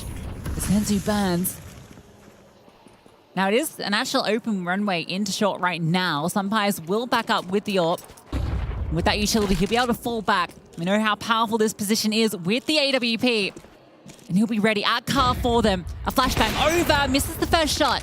But he can fall back, keep finding these different lies to fight on. The flashbangs are so good, though. Scaling has been perfect. So he focuses his attention elsewhere, trying to lock off long. Dupree looking for the heads. But it's Madden and Snappy that combine. Techno gets one back as the bomb's planted. Blitz will recover an AK. It's a 3-on-4. Blitz gets Madden. A big kill. You have 2 players coming through long. Blitz has found double. Sumpires hits one, and it's all on the Techno. A 1 versus 1. Gonna swap to the rifle. Has the kit. Techno crawls through the side and he outplays him, finds the timing. MongolZ stay alive. Yeah, they needed that. That retake felt like, as soon as the first couple of kills came in, that Falcons knew that they were just going to win the round. So it was quite brazen about the way that they approached it. There was no follow-up team play after getting the Snappy and Madden kills. And you give every single fight to the MongolZ in isolation. That's another round that it gets thrown away. Those are the cracks that start to show in this Falcons. Just game plan. Sure, they are 12-6, but it's not perfect. You can see that in all of this tournament so far. And if MongolZ win this, suddenly that's the eco just shattered. Yes, full spy doesn't look the best. The AWP is really the big ticket. Sumpires is going to have to do a lot in this round. It's looking like an A split on the cards. In towards short. Information. Great kill with the MP9. Can't get the double. Techno trades. Now Sumpires has got his attention focused on this spot, but from long they crawl. Mazzinho's close. Mazzinho needs to find this kill and he's done it. AWP is dropped. And that's going to be a bomb site. And for Falcons, they have to concede. And again, it's just the pace setting for MongolZ, right? It's just fast, it's direct, and this time they are all together. And that's been my common criticism over the past couple of rounds for them, where the going gets tough, the individuals try and bail themselves out of situations, and it has just not worked. This time, it is a lot more like the standardized MongolZ approach we've been used to seeing on the server. The support network of utility is fantastic to get them in towards short in the first place. Good trade spacing to make sure the MP9 can't do much more work on Magisk. And suddenly it is 12-7. Suddenly there's no money now. You're bringing forward one MP9. These pistols can't recover rifles. Terrorists win.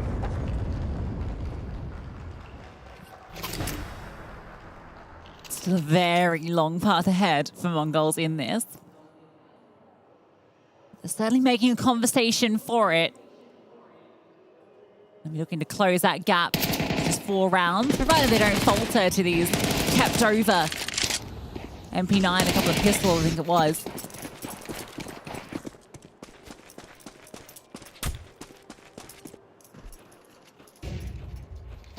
It jumps spots, doesn't see too much outside Sumpires.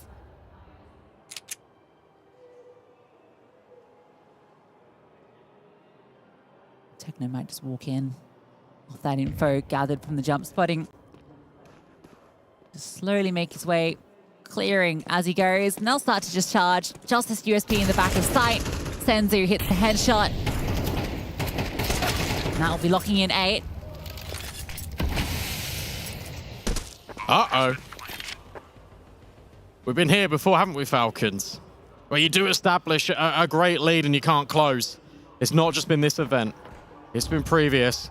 And for them, you don't want to give an opposition like the Mongols any chance, any wiggle room back in. Even the confidence for them now heading over towards Mirage, right? A map which Falcons have not won in the last 3 maps, or the last 4 times of asking. So they're making it competitive. They're making it a conversation here, and they are also deleting every Falcons player from the round flawlessly. You're getting a little warmed up now. Once Senzu is online, and we saw that ace earlier. A little bit more of that with the AK would be delightful to see. I'll have those guns back out for Falcons. Expect the AWP for some Pius. Doesn't get easier. No, it doesn't. And you think about what has worked for the Mongols. It's been these fast plays in towards short. Long control has been contested, but more often than not, the Falcons are actually getting the positional advantage over there. This time it was the AWP of Mazinho. A double up on the snipers for Mongols. That's crazy. Yeah, a double up, and Sampaius doesn't have one on his end. 2 AWPs on the T side. Senzu gonna get that mid-fight onto Dupree. And that's so early, they don't need to commit off it. In fact, if they just keep an eye on middle, they've completely split up the defenders. And that's why they've dropped these 2 smokes. You drop one on the right to prevent the A players, and then at the same time, you've dropped the one on the left. And this threatens to Magist that the Mongols could walk in between both of them and create a little tunnel. So he has to just continue to keep his attention here, and it splits up the defense. However, Mongols are going to walk into the more defended side. 3 CTs over here. And not a flash this time onto this position. Okay, one comes out. But Snappy easily able to dodge, and he gets the double. Even going to drop the molly. 9-10 tries to run him down, does find success. So 3-on-3. And out from long, he'll come in a moment. Oh, doesn't have the gun out. It's okay, he adjusts. And Madden has to clutch up. They know he's over on this B site. Misses the jump, so he decides I'm going to go long instead. It's very fast on the flank, though. And that's the thing. You can also just upgrade to an AK. He's got a molly to disrupt, but it's 9-10 on the angle. Missed shot. And suddenly the molly goes deep. Yeah, but 9-10 is completely repositioned. Oh, baits the shot. Madden looking for the kill. Can't convert it. Senzu are winning out. And Mongols get on to 9. And that is still jitters creeping in for the Mongols, don't get me wrong, because more often than not, you've always had Madden, you've had Snappy play out towards those doors. It's been one consistent angle, and they overlook it.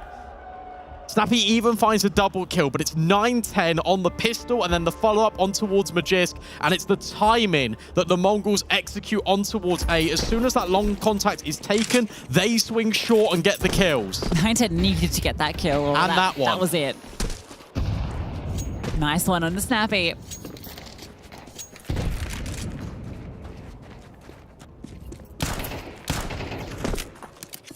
Be a 2-round game, perhaps. Just 2 pistols and these SMGs, which have taken good control, to be fair.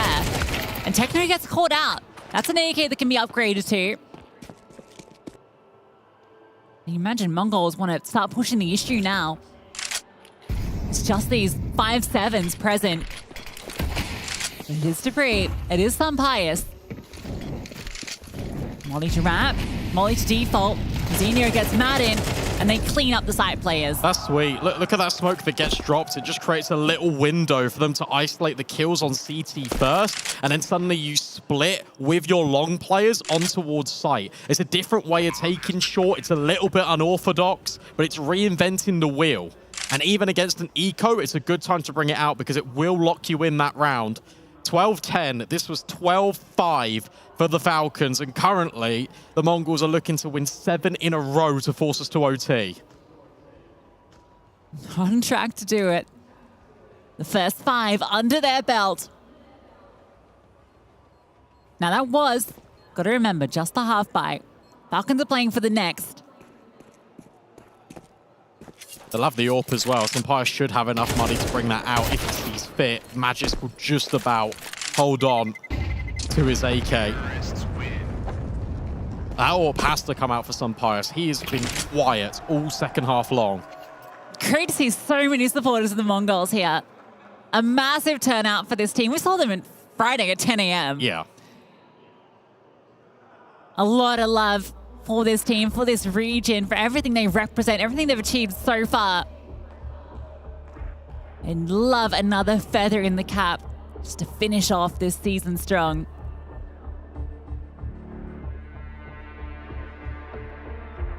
And many people have questioned them on their runs.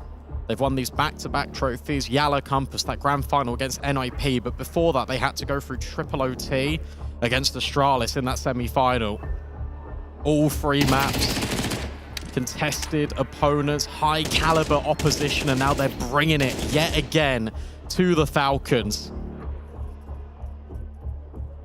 And that's frustration that you don't normally see from Dupree. Yeah, we talk about this team having a few players that get a little frustrated at times, but Dupree's not often the one you think of. Crack showing in the Falcons. Look at that deep smoke thrown as a lurk on towards short to give Mongol space in mid. If they're still ahead of it, it doesn't matter. But you think they're then going to peek short, so it actually keeps them from not peeking the doors in lowers. And it means they can drop their mid to BU2, and it's going to force Magisk over. This is a really good setup, though. They need to flash it. If they just dry peek into this, it's going to be a disaster. They should flash it.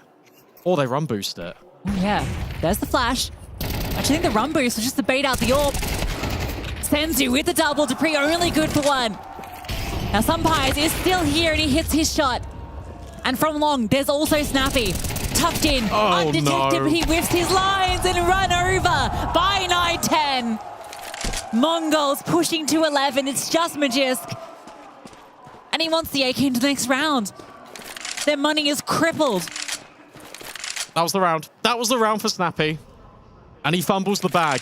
Windy on the streets of Dust too. And his bullets just don't convert. He was set up so perfectly to nullify that split. They were so focused on getting Sunpius of just crunching onto long that they didn't even glance his way.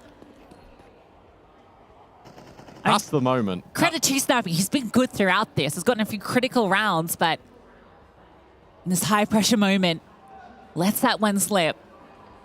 Yeah, we can give him credit all he wants, but at the end of the map, and at the end of the day, if they don't convert this, they don't win this map now, you look back at that round consistently, you play it over and repeat when you look at the demos. Because that was it. And suddenly, they are 1 round away from forcing OT. Reverse 9, 3 halves. Potential. And this is with Falcons taking both pistols. When it comes to the gun rounds, Mongols have been putting them through their paces.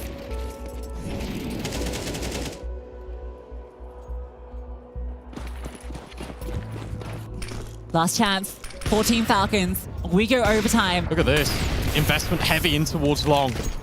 So many players. Senzu's got that AWP out again. Yeah, there he is with it. I wonder if he'll stop to an AK and spawn. Yeah, he did. Just wanted to take that fight early. Dupree gets close to mid doors.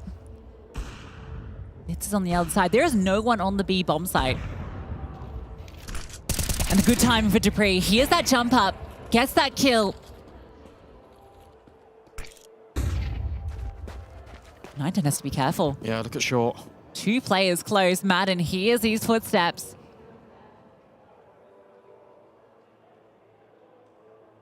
This boost up. Madden's in the perfect position. Hits the headshot. And it's taken them every round. Surely Falcons can lock this one in here. Mid to B's on the cards. 9-10 drops the smoke immediately. Another follow-up as well. The nade wipes it clean open, and Snappy will redeem himself. And another nade blows open Mazzinho. Gives his head on a sixpence to Sunpius. The Falcons have done it.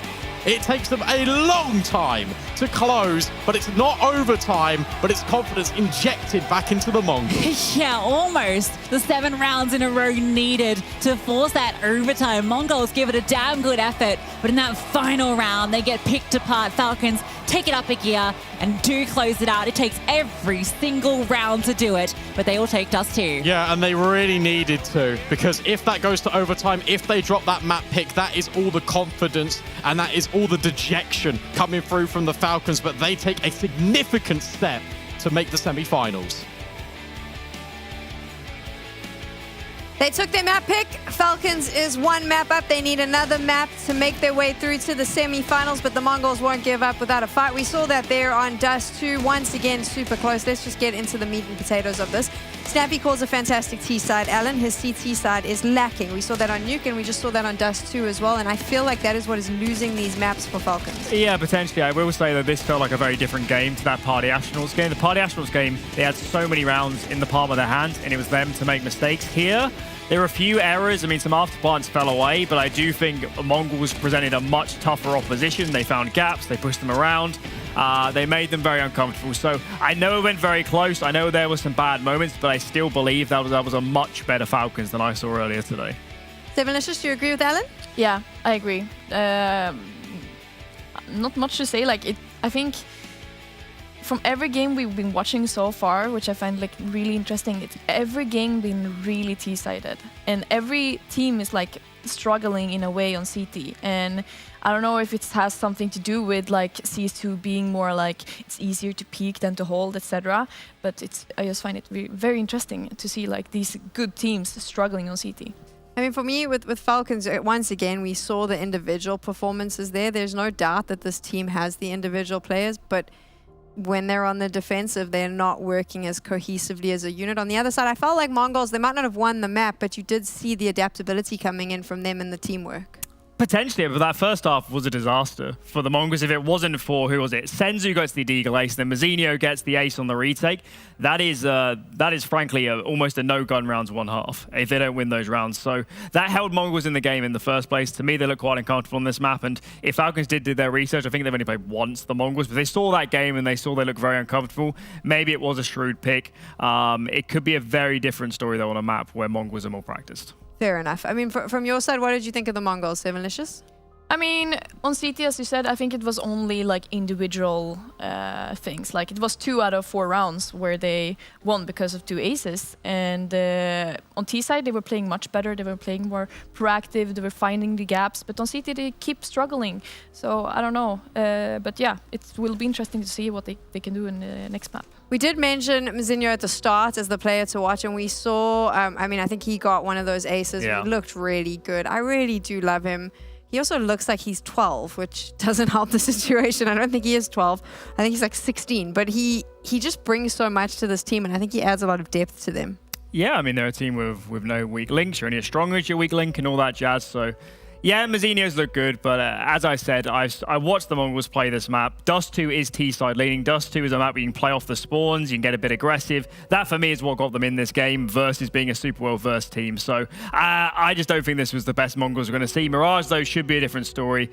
And yeah, I mean, their good stuff from yesterday should be appearing again. I mean, you did mention there that you were impressed with, well, you thought it was a better Falcons than what you saw earlier. We talk a lot about the Falcons map pool and the potential lacking depth. What did we think of their Dust 2? Did you see enough? I like their T side. I think it has good variation. CD Dust 2 is really hard to play for even the best of teams, and at the best of times, sometimes they just get long spawns and kill you, so there's not a lot you can do about it. So they'll go back, they'll watch this game. They might make a few adaptations, but frankly, they need Dust 2. They need Dust 2. They need to practice this map. They need a stronger map pool. And they've certainly got the players to do it.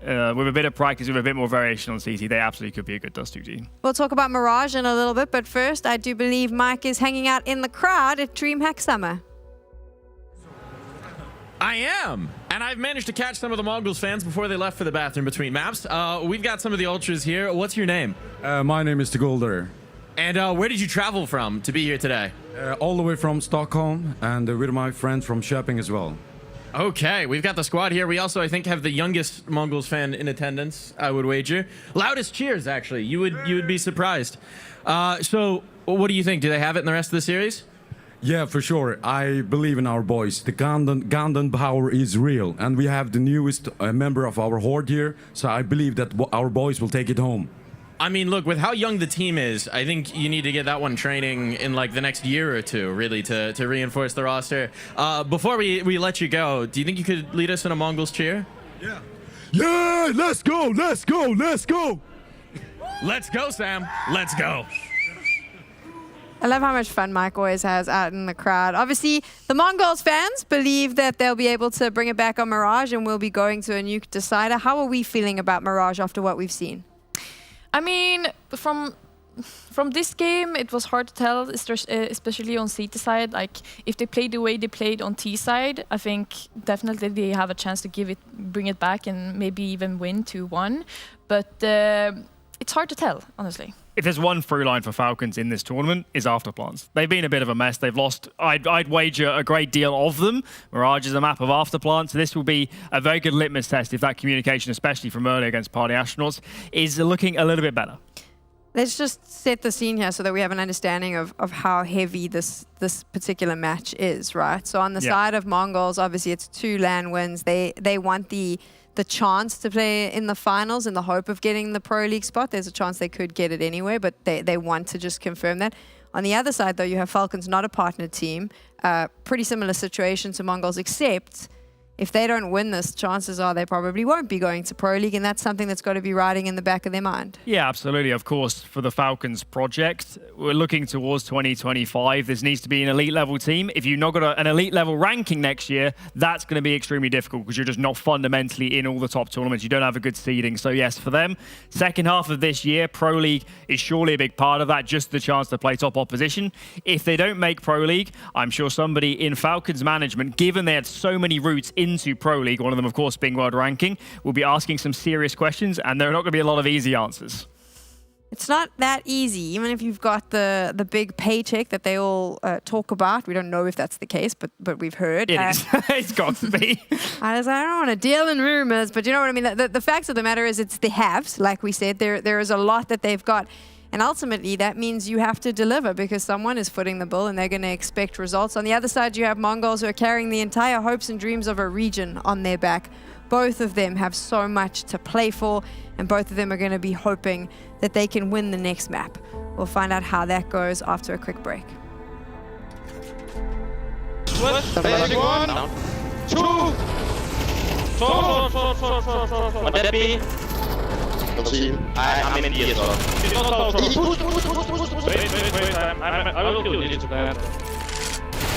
I need to. Yeah,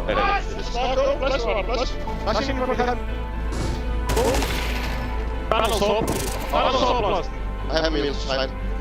He wants to kill. Sorry. This one going to go. Let's say here. One is.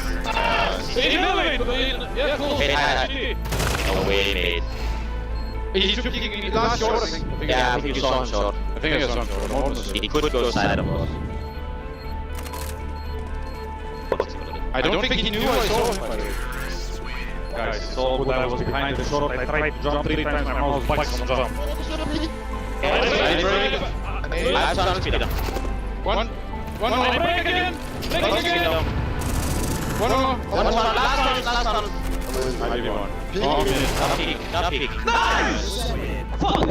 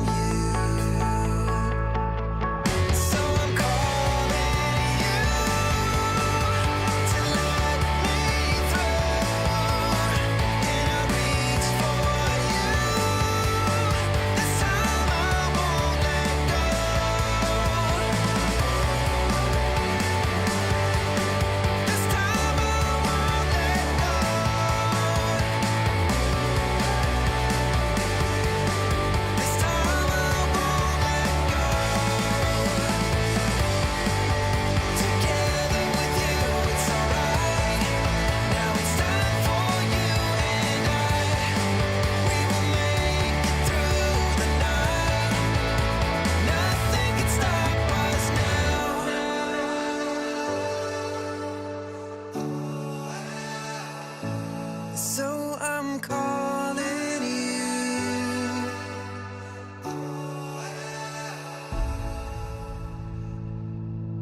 So I'm calling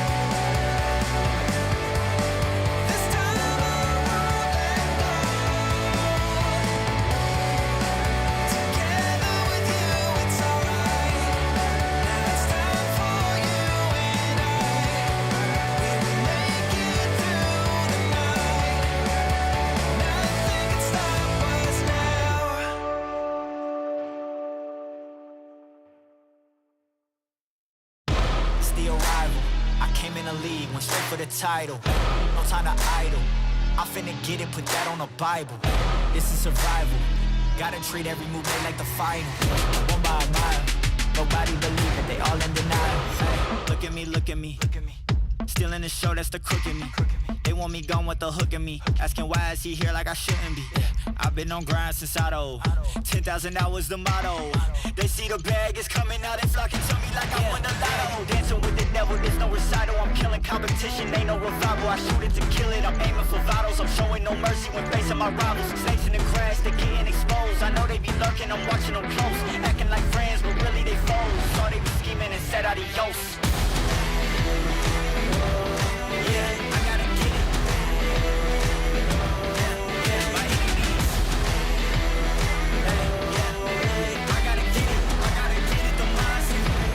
Get it, don't mind it. Ay, back with a vengeance, back on the grinds, back to the business. Ay, God is my witness, they watching my moves like shows they binging. Ay, best keep distance, all of my haters send best of wishes. I get to the bag with the quick. ESL Challenger is brought to you in part by Intel, Acer Predator, DHL, Kadia, Monster Energy, 1xBet, White Market, and Logitech G.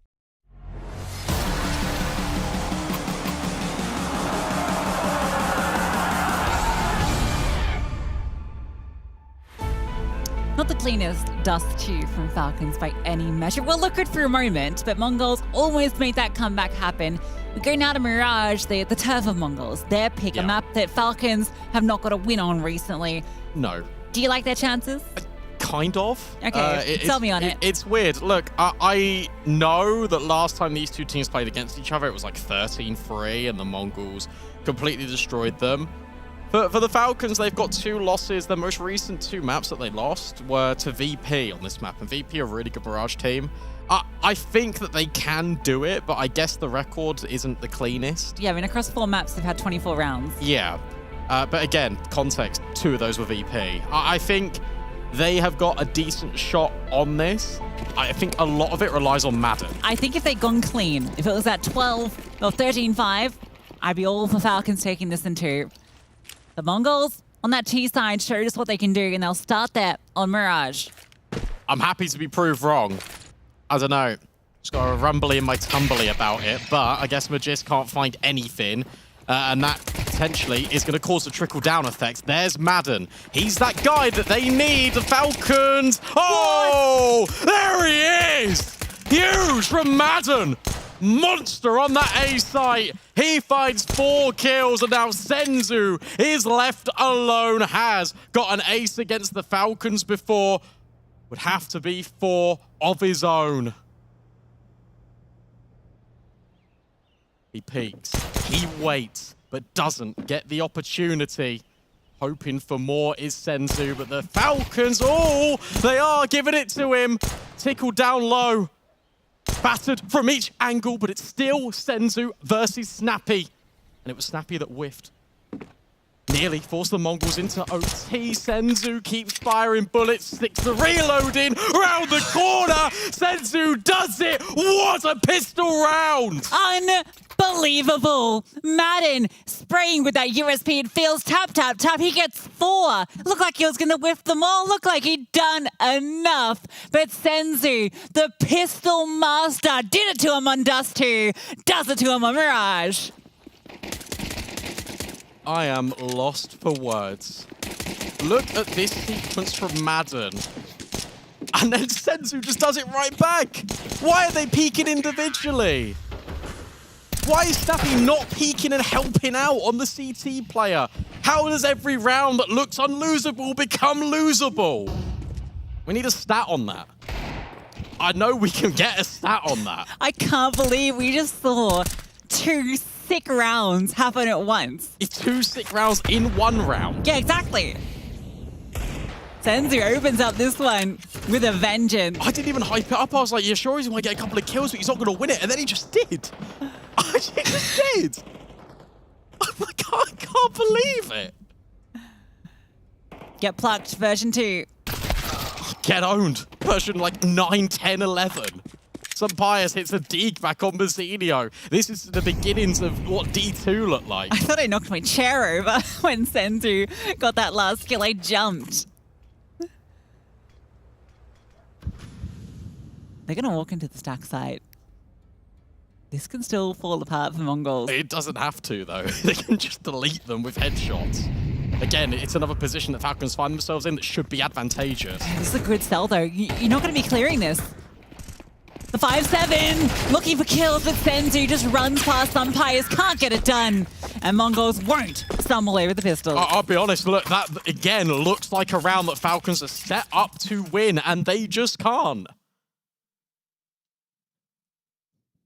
Running out of adjectives to describe what is going on, because it just leaves you flabbergasted. I soaked the studio, spilled my water bottle on the floor when I jumped off at that Senzu 4K. All right, this map has started the same way Dust 2 did, yeah. with like these insane rounds out of nowhere. And now it's just pistols, so the Mongols will just run over Falcons, you feel like.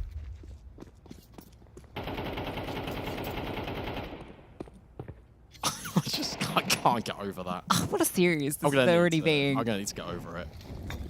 So do the Falcons. It bears a lot of resemblance to D2, where it felt like Falcons had just won the game,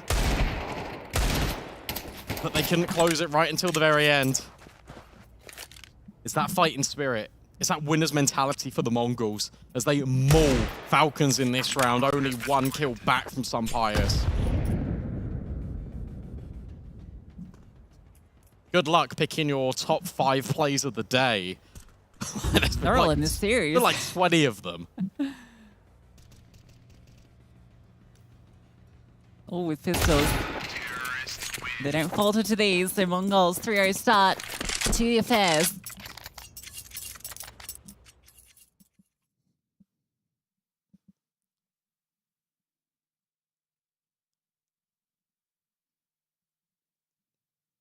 I know I'm not Sonic.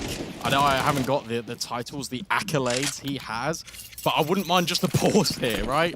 You got all your first investment. You know how important this is if you are the Falcons. At least the Orcs in play for some bias. One is on the other end for 9-10.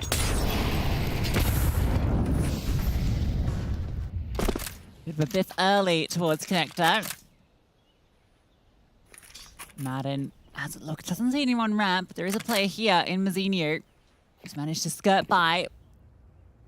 With control being asserted through this lower play, Senzu happy and free towards top mid. Peeking into the AWP. Good shot, but with the M4, not enough to deal with 9-10. Madden responds though. Good kill onto Mazinho. Ooh, they're getting proactive, not only in connector, but also in short. 2 players now walk over. Madden Sumpires thinking about battling towards Con, and Sumpires finds one through the smoke, but there are trades. And Blitz is about to get a kill every day of the week. Techno gets his from the Madden. Sumpires is still here. feeling the pressure, has to fall back. Snappy has to come and support. Bomb picked up by 9-10. Snappy lets them know, hey, I'm here. I wonder if that's going to funnel them towards him. Avoid this AWP, who's already shown his presence. That shot could have been it. But instead, they can scale. Snappy in the window. Looking to catch one on this cross, and it's Techno. Decapitates, and some Pious not there. Will even be allowed to save. Don't think they want to let him. Also, equally, you don't want to give him chances. No, he won't be given chances. 9-10 hunting's a little bit audacious, I think, but I think he might actually get the kill because Pious is on the other end of the smoke. He has a look at CT, but he turns back around. Missed shot! Oh my goodness me. Could have just used the AWP. Out you go. No more of that. Pious should live with his AWP. 9-10 will as well. And the Falcons get a 4th round on the board. Techno gets denied, but at least both snipers are in play. That's a cool round out of the Mongols as well, because the Falcons really wanted to fight forward in towards mid. They really wanted to kind of take that space. It's what they were doing on Dust 2. They were brawling the Mongols. They were happy to have these head-on collisions, these individual fights, but it's the boost up in the window, dealing with the player in ladder, that sets the wheels in motion here.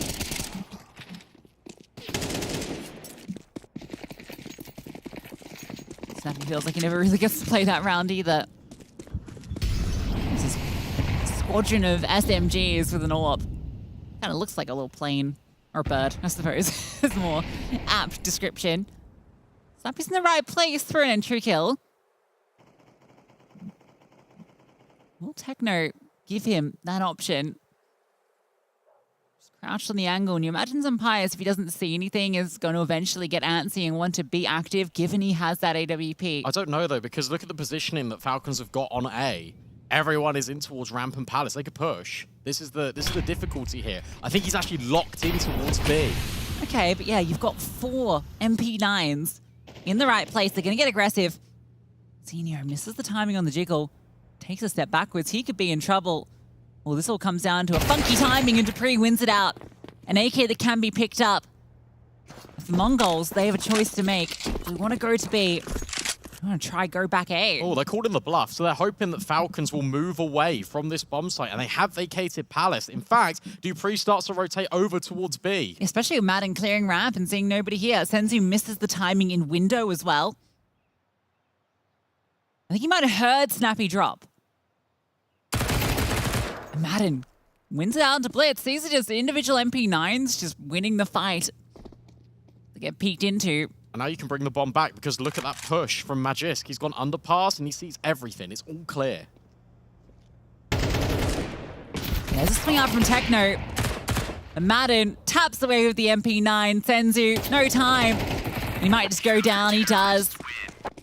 3 for Madden. The MP9 stacked on A. Get it done. Yeah, it was Snappy that pushed. My mistake. But the point still stands. The fact that they did go and get that info in the first place. Yeah, and the thing is, Senzu knew that he dropped out of window. So he knew that that was a possibility. I love that we had Duff Mike in the crowd with the Mongols fans. We had the littlest member to the Horde. There's plenty of them out there. Give it 3 years, we'll be playing for the academy. I enjoyed that line.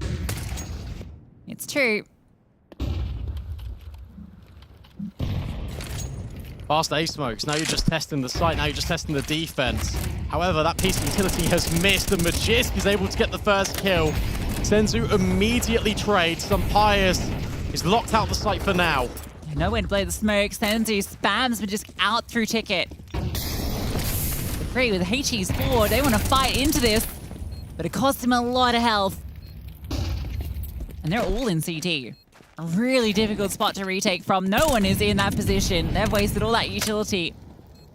It's a double up in ramp. 9-10 up on the box as well. You imagine that's guaranteed for one. And Falcons not being given anything with Dupree low. They will just back out. And MongolZ, yeah, they do just test the limits on A, and they just find that they can run on in. Yeah, pretty much this is what they're going to be able to do all half long if they want to. They can just go as a pack, as a horde, quite literally, and just take a bomb site. As long as they could genuinely, I think, execute A over and over and over again until it doesn't work, and they'd have like 8 or 9 rounds. That's the way that this game is going. That's the manner it looks like. And look at the difference when Falcons don't have momentum early. It's really interesting how MongolZ obviously knew how they like to play because he is part of the team, but how true he's almost spoken it into existence.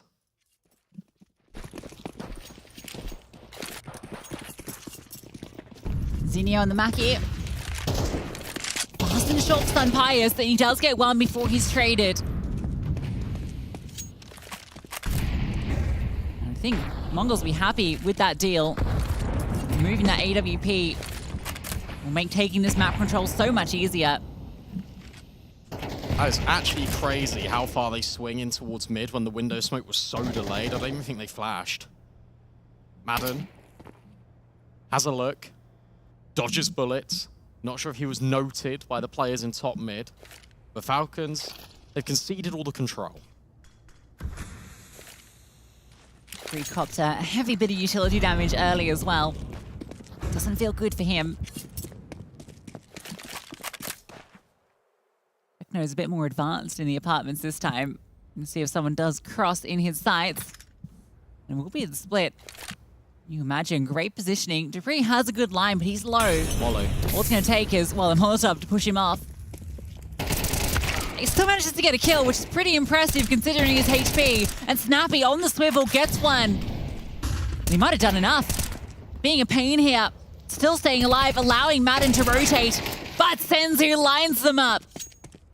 That's going to allow that bomb to go down. You've got the AWP in the post plant. And MongolZ in a 1v2. Let's see it, MongolZ, because you've got to go for this, because you've got to get around on the board here for the Falcons, but 9-10's just locking this in with the AWP.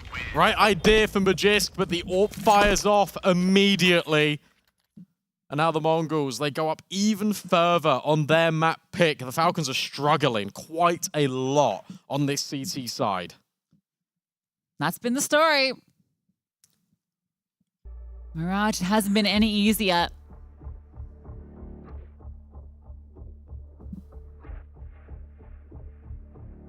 Still pick the side. You imagine it's one that they know they should be doing better on.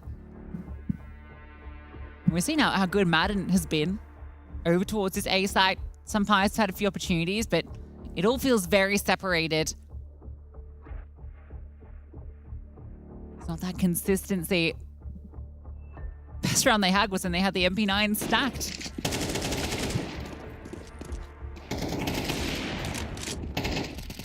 They've got to be still a little bit shell-shocked from that pistol. You would be. You felt that was yours. I mean, It was. Now the frustration starts to set in. MongolZ is 1-7. Senzu is 12-3. Now the Mongols are just doing whatever they feel like. Yeah. Oh, come on. London's just taking shots through smoke. dupreeh will get one back on the blitz. That's the bomb. Not out of reach. This is very poor positioning in ramp. Taking liberties. So that's going to force them towards B, which means the Falcons can get the bodies here. They'll have 2 in the side. Some Pies isn't far off. It hasn't been about the bodies, though. It's been about the kills. There we go. A double up from Snappy and dupreeh on the angle. Not even needed because some Pius just arrives right in the nick of time. Senzu, he's been good, but now he needs to be brilliant. Holds the line, waits for a peek, but that one is not coming in from dupreeh. He backs out. Some Pius remains on the angle. It's going to be a long wait here, but dupreeh might just be able to seal it off, and he does. Yeah, I was waiting for Senzu to peek into that ult, but never came. dupreeh jumps around, repositions, and he's the one that finds the kill. So Falcons will get on the board. They go even in middle. The bomb is spotted, and then we're just got a really good timing. Pushes down ramp, gets the information they're not there. It allows that extra rotations to be to support Snappy with another big multi. Have to continue to kind of give him his kudos in this series because, you know, there's been a lot of criticism about his individual performance. He's commented on it. It's been a struggle. We've seen a few influential multis from him. An opening again. Over towards Rap. Look at this boost. Again, but this time they're actually going to use it. Senzu's in the back lines. Dupree caught on the reload. Oh, and Senzu wants both, and he takes them. Will be traded. It is still advantage Falcons, especially with some Pius finding the kills on site, but 9-10 creeps in at default.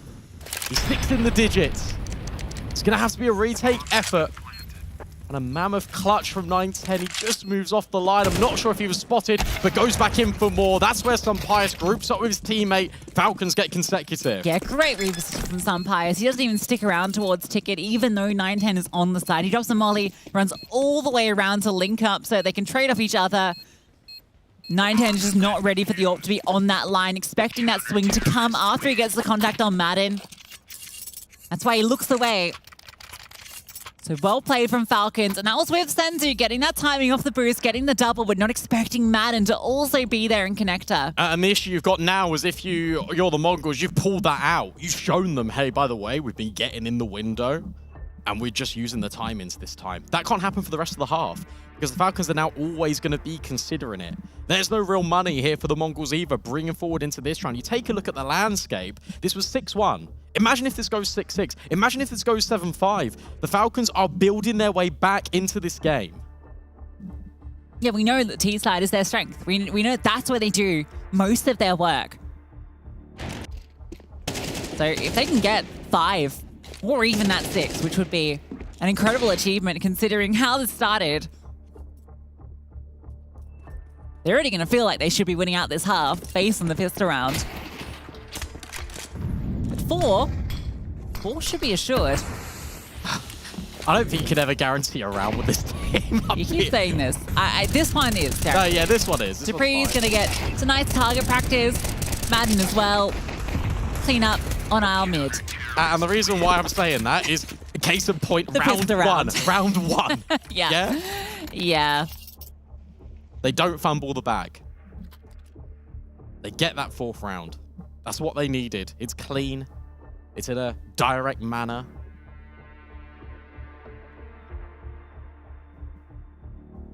And now pressure goes back to the Mongols. Because you want to end this half cleanly. You don't want to allow the Falcons to reset and be in a position where they can take this in 2. This is quick. Up mid. Fast-paced fighting. Sunpius is right in the open and he gets dealt with by Senzu. Yeah, Senzu's just aim mapping out here.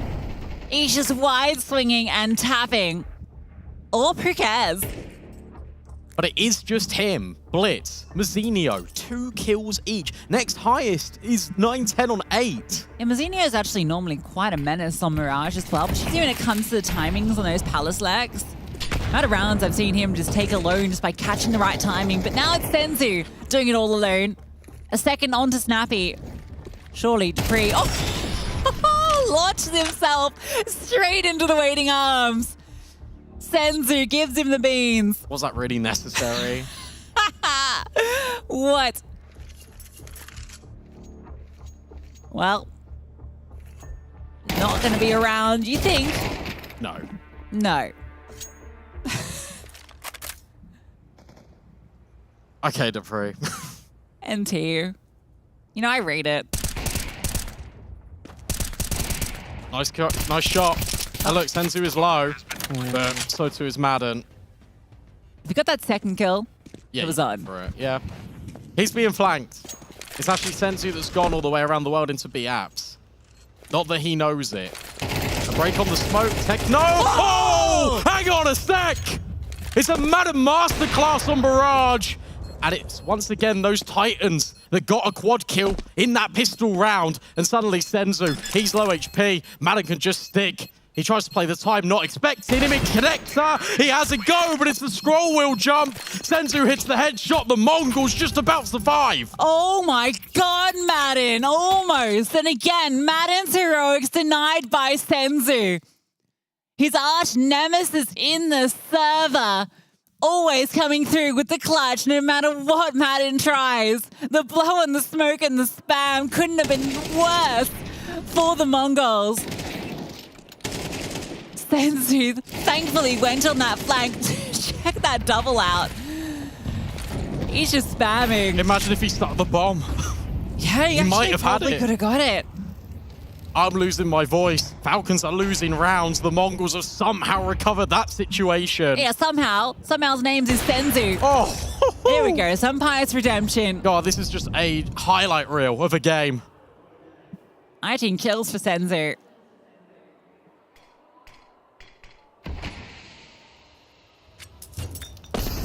Right in the half with 20.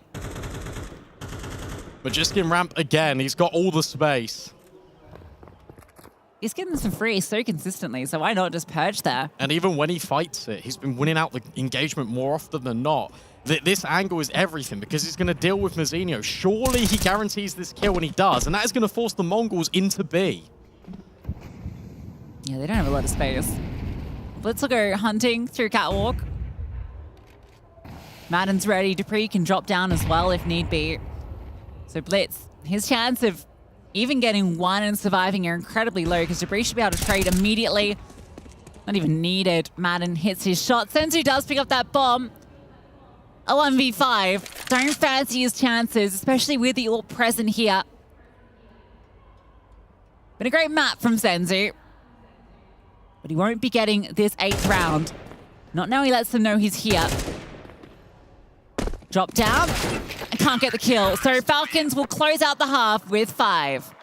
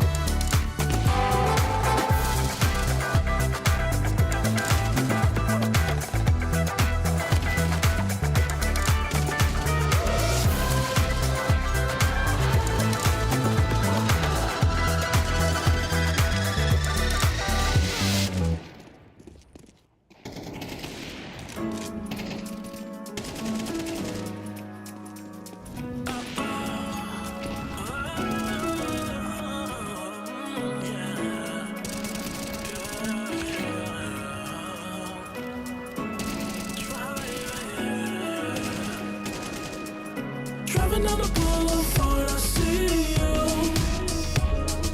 Looking, thinking, could it be you? Shopping sprays all on my car. If you let me, I would give it all to you. Coasting, open, hoping for more. Dreaming, thinking what I have is yours. Realize, recognize.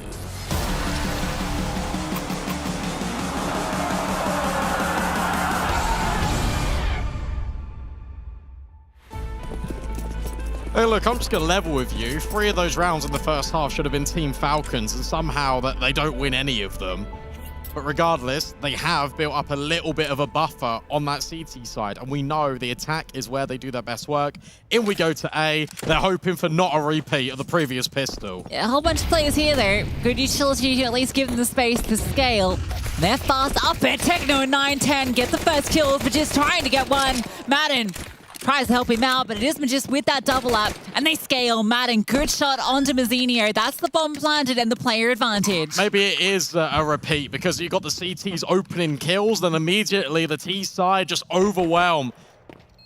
There's Magisk finding one more on Senzu. Blitz with the dualies. Don't give him these individual fights, and they won't. Much better, but Blitz is trying to storm, Blitz is trying to surge, but Madden puts him down. Falcons will get the pistol. Yeah, learning their lessons. Don't give these guys opportunities to take these 1v1s and clutch you out, because they will do it every day of the week. The Falcons will get the pistol that they probably deserved in the first half. Yeah.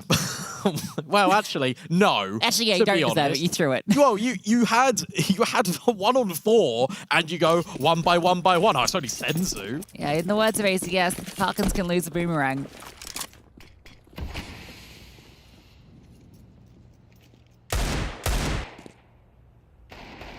And now just don't lose to the Deeg of Blitz. I've seen him lose to a Deagle before. Yeah, no, me too. Should have given it to Senzu. If they go B right now, they would have had the jump on the Mongols. But instead, the Mongols have got the read that, hey, this isn't going to be this A site. But at the same time, the Falcons are moving back over towards A. It's a complete role reverse. Everyone's moving around the map at different times. Yeah, easier to go into... Oh, dear. Easier to go into A than it is to go into B. Nice smoke on the T spawn just to deny the flankers any vision. Oh, come on.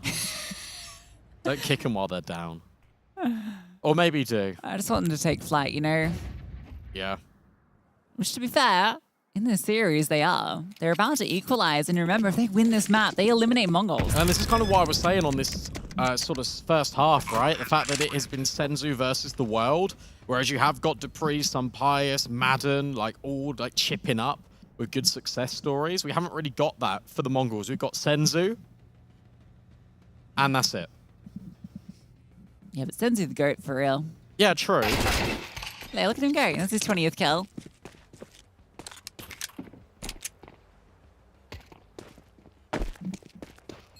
It is true. That was just the exploring Snappy. Sunny P on the P250. Wanting that up ASAP.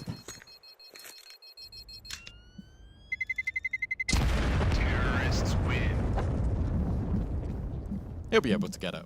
4,800. It comes at a cost of util, so I wonder if you'll just go for the AK and then have all the bits and bobs to sort of help out the Falcons. A trophy. You see in the foreground, in the background, you've seen a team that has won many, but not under this organizational banner. In fact, it's been turmoil. It's been turbulent. They just want that one right. It would just break that stress. That bugbear on their shoulders.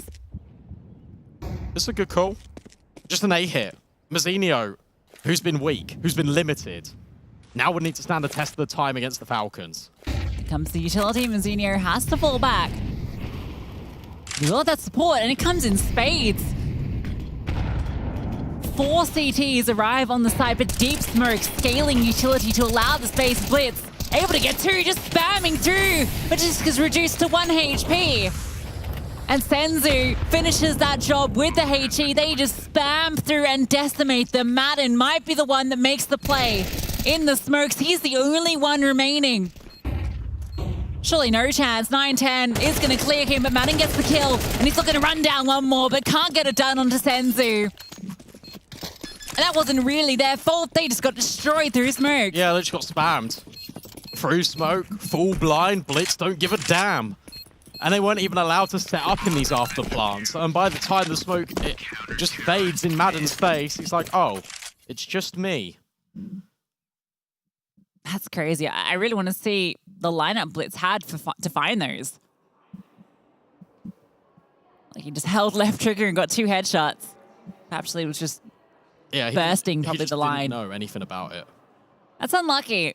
Because I actually really liked the deep smokes towards connector and jungle just to take all that scaling space rather than the conventional close ones, just to really deny MongolZ fighting forward. They're trying it again.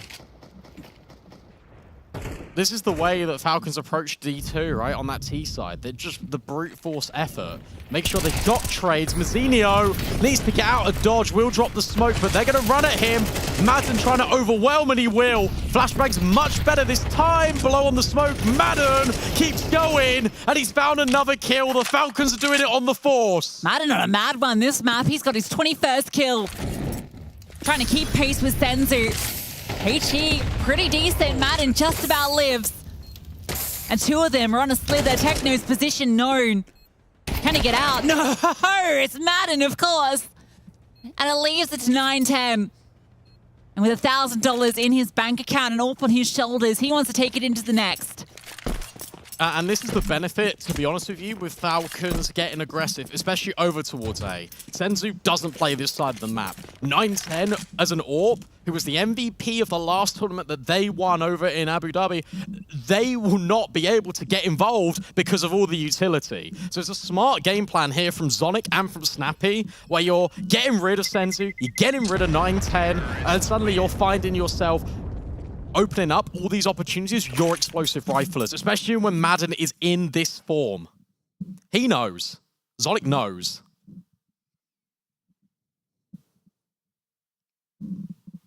Yeah, Madden's a real X-Factor player, isn't he?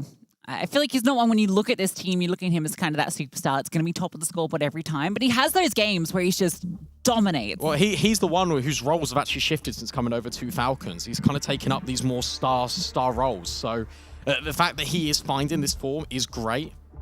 Obviously moving over a little bit from the entry. And he's still got Dupree. I haven't even screamed Dupree's name that much. Feels like I've screamed everyone's on the server. But Dupree is just chugging along nicely on 10 kills. Yeah, between the two of them, you've got some very explosive ways to open up these maps. Very great, very clean scaling from Madden to jump over to stairs as well, where he just stands for another. Senzu jumps short on the top of the railing, looking for Dupree on the other side. And Blitz is up close. They really want to take this control towards top middle, but it's Madden that gets the first onto 9-10. Senzu will find his mark. And great timing from Magister. No, he falls back. Sampaya spams out Blitz. Falcons coming out ahead in these early engagements, and it keeps getting worse. Madden finds another. Senzu finally gets a kill in towards middle. And Madden's already scaled deep. All the way into market. Oh, timing not great. Zenio keeps running forward, charges him down, but Madden is standing and delivering time and time again. That felt desperate. That felt very desperate. Senzu will hit a shot, but it's going to have to be the save because Falcons won't peek him anymore. This is a game of literally two Titans. Yeah. The 25. The next highest is 13. Like, it's absurd. At the same time, though, I actually think Falcons have been in control. I know that sounds like a weird thing to say when you have got two top-heavy hitters and the scoreboard is so just sort of top-heavy, but it feels like the rounds that Senzu were winning were like clutches and they were like keeping themselves afloat to start with. I don't know. I kind of just get the feeling that Falcons are actually in control of this series now. Yeah, there's like 8 Davids, 2 Goliaths, but the Davids on one side have bigger slingshots. I don't know where I was going with that. Doesn't even make sense. No, that's fine. It works. Madden, a machine. He bails them out again because he just takes all the space on B. He's like, oh, I can't even believe I'm doing this. Yeah, they'd be on double digits if it wasn't for the rest of the team fumbling the pistol round. He started as well. I'd even argue they'd be on like series point. Yeah, quite possibly, because that escalated, didn't it? Into a really strong start for MongolZ. And now you've got, what, this rifle and AWP dropped over to 9-10 to work with. The Senzu and 910 have to be the ones to deliver, and at least they are the two you normally look to. Even if 910 hasn't been the one delivering so far in this map. Saw him in the tail end of Dust 2 doing a lot of work, but a push into ramp.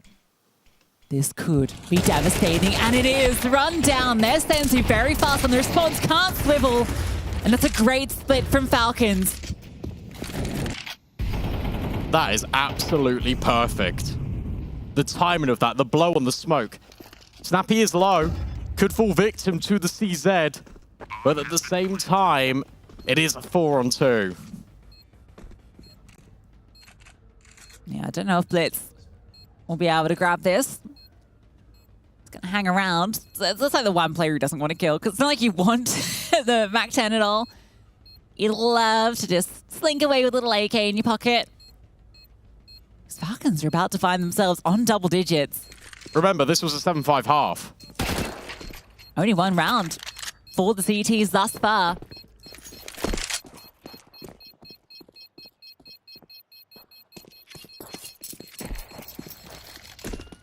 (26 for 26).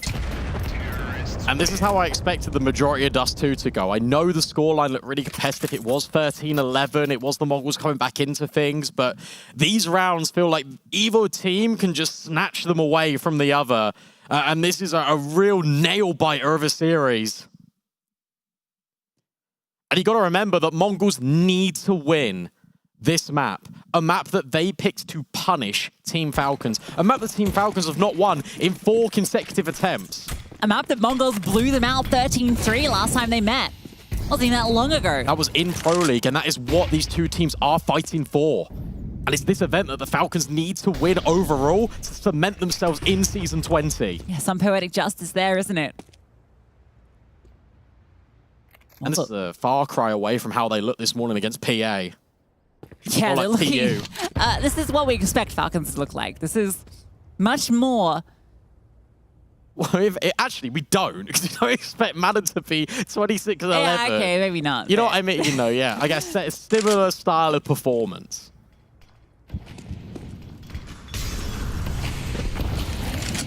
Big nade. Huge onto Senzu. And another onto Blitz. Time ticking, 1 minute left. Magiska's crept out ramp, and he's scaling. They're not ready. There goes 910. Great kill. Spotted one a ticket as well. Mazzinho on the tap, gets rid of Madden. Big kill to find. Senzu still lives. And Blitz catches Dupree on the lurk. This round is everything. Snappy is in window. So he can still be the guy that cuts them off. That doesn't allow them through. Magiska's going to go for the plant. Some Pious looking to see if they try and swing. Nice way to get the kill. Up over the top of the box. And here's Senzu, dropped by Snappy. Unlikeliest of heroes stepping up, but Techno falls to some Pious' orb, and it's 11 for the Falcons. That is, again, all controlled by Falcons. These A hits are continuous, and they are relentless. And this time the variation is that, sure, they come through connector, but it's Magist that gets ahead of the utility, able to find the kill onto 910, which creates that distraction for Snappy to get in the window. What a round from Team Falcons. They are doing it. They are 2 steps away from getting that semi-final stop. 2 steps away from eliminating the Mongols. Yeah, Mongols, they do not want to go without a fight. Mazzinho will. Plucked by some Pious. Flames in the palace. Blitz looking to step in and be that X Factor B. That guy that steps up, and he's done a lot. 910 with one as well. A 3 versus 3.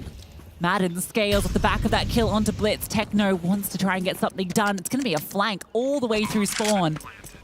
A 3-on-3 and a good spam from Senzu. Gives that advantage back to the Mongols, but time is not on their side. And Madden still stands tagged by Senzu, trying to get away, can't get around the corner. And Pious has difficult times on his hand. 910 will lock it in. Mongols are not done yet. Yeah, you can hear the crowd. There's the Horde getting behind them. And they need to. That will be the 9th. They can't allow Falcons to reach series point. That's where this gets dangerous. The economy is hanging on by a thread here as well for this CT side. And let's be honest, that Falcons T side has been pretty one-dimensional. They haven't had to turn over the pages of Zonic and Snappy's playbook.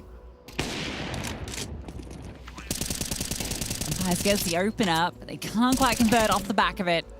Blitz just standing in the open, gets one and does a lot of damage.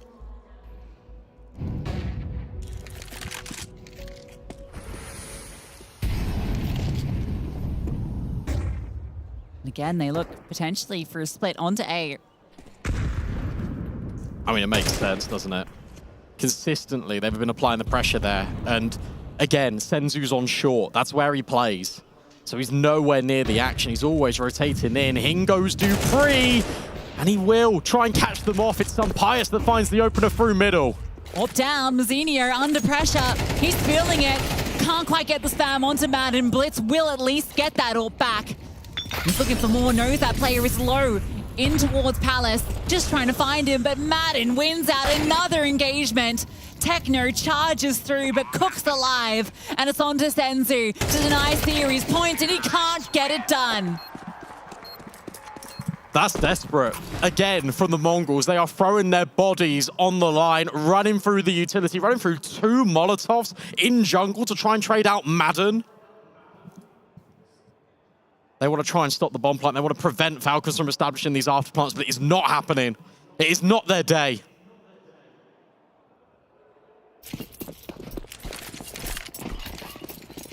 Look at this utility. It's weak. Look at Techno's buy. It's brittle. And the Falcons got everything. Oh! And Magic's got the headshot on Senzu. Talisman down. And what do you do without Senzu? 28 kills and no more to be found in this round. It's got to be the rest of this horde that steps up. The bomb in towards apartments. They have the freedom to go where they wish. The positioning does indicate a split towards B, where 9-10 will lie in wait with the AWP. He needs to play this where he can grab one full back continuously. They double swing. He's found Magisk. And now here comes these splits. They've been so potent. 9-10 dealt with by Madden. Techno on the MP9 can't get a deal with him either. And suddenly everyone is overwhelmed by Madden. 32 kills, 14 deaths. And Mazzinho has 4 and needs 4 to keep the Mongols alive. Madden is the master of Mirage. Mazzinho cannot do this. There's no way. He'd need to be doubling his kill count. It's been a struggle. And he's up against a Madden that is on fire.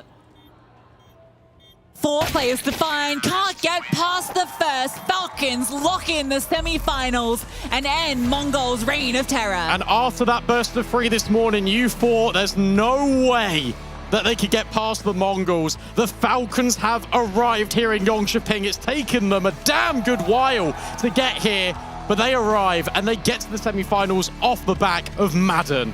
What a performance from him. Sam, what on earth just happened? What just happened is that Falcons are through to the semi-finals 2-0. They knock out MongolZ. 2 land trophies. There will not be a third as they send them home. You know what? I'm happy. This is what I wanted. I thought that they looked good. I thought that they looked far better than what we've seen, and Falcons starting to show a little bit of hope, possibly the opportunity to leave the nest. They're not soaring yet, Alan, but they're starting to jump into the air a little bit. On Mirage, of all the maps. Mirage, a map where some of these players habitually hated it. Snappy there, showing the raw emotion. Clearly they practiced this map somewhat over the last few weeks because this is a stunning performance. This map probably is, minus maybe Party Astrals earlier, the most surprising map of this tournament. I mean, how on earth did they win what should have been a slam dunk for the Mongols when the Mongols have been in such great form? It is unbelievable. Madden. That's how they did it. It does help. That's how they went. It does Madden. help. I know Mike is with the Falcons now. No speech from me. I want to hear them. And you know who I had to have. You know who it had to be. The man of the moment, the man of this series, the man of Mirage. You're in the playoffs. You've made it through to the final day of competition. It hasn't been easy. It hasn't been clean. It's been a battle every step of the way, but you guys have done it. What's on your mind right now? I mean, finally we made it to playoffs. I think we deserve to make playoffs, at least in this tournament, because all of us has been grinding very hard. Obviously, we didn't show the good results, which it's not good, but I think we gave a lot of work. We were working hard, and it just pays off at the end. Now let's talk about that Mirage. You went above and beyond, strong on Dust 2, found that next gear. At times that felt like a heavyweight bout between you and Senzu going back and forth. Do you have that feeling in the server when someone else is on fire that it's like almost the other 8 players fall away? Nah, I mean, obviously Senzu played insane, but to be honest, this game I was just feeling everything I do, and I think the Snappy was calling very good on T-side. I think the structure, and I knew what I need to do, and to be honest, I guess I just had a live game. I was hitting every shot, and it just went smooth. It certainly did. Now looking to tomorrow, right? You guys set the expectation coming into this tournament. It's not just make playoffs, it's lift the trophy. Do you feel like this win, this victory, beating an opponent who's bested you before, do you feel like it's a turning point, maybe a page turn to get you in the form to lift that trophy you're standing next to? I'm not gonna say yes, but I hope so. I think this win gave us a lot of confidence. To be honest, we knew the Mongols were a very good team, and it's not gonna be easy beating them, but once we did it now, I think we're gonna get confidence, and there is possibility we win this trophy also. A possibility indeed. Congratulations on the win today. Excited to see the next. Maybe a possibility is all they need, Sam. I am so happy inside right now. I believed. In Snappy, I believe. I still believe. Here's the thing. I mean, I think that Madden mentioned it there. For me, when we saw them on Nuke earlier today, their CT looked lacking. I felt the same on Dust too. I mean, he said it. Snappy calls a fantastic T side. I was worried about their CT side. That seemed to change on Mirage. It feels like they're starting to find their groove. 5 rounds on the CT was all they needed, Alan. Maybe that's the thing that they can take into the player break and work on a little bit? Yeah, I mean, potentially. I have the opinion that CT side Counter-Strike is harder to play, especially for a team that has players not playing in a native language. It's all about the communication, the fast protocols. T-side, you can just run around, and then if there's holes, it gets patched over by your practice. CT side is much more communication, so perhaps that's a factor here, but amazing credit to Snappy. I mean, he called a great game of Mirage, a map where they are not comfortable as a team, at least off what we know. So they've absolutely put in some reps behind the scenes, and clearly Snappy had a good day on the calling side today.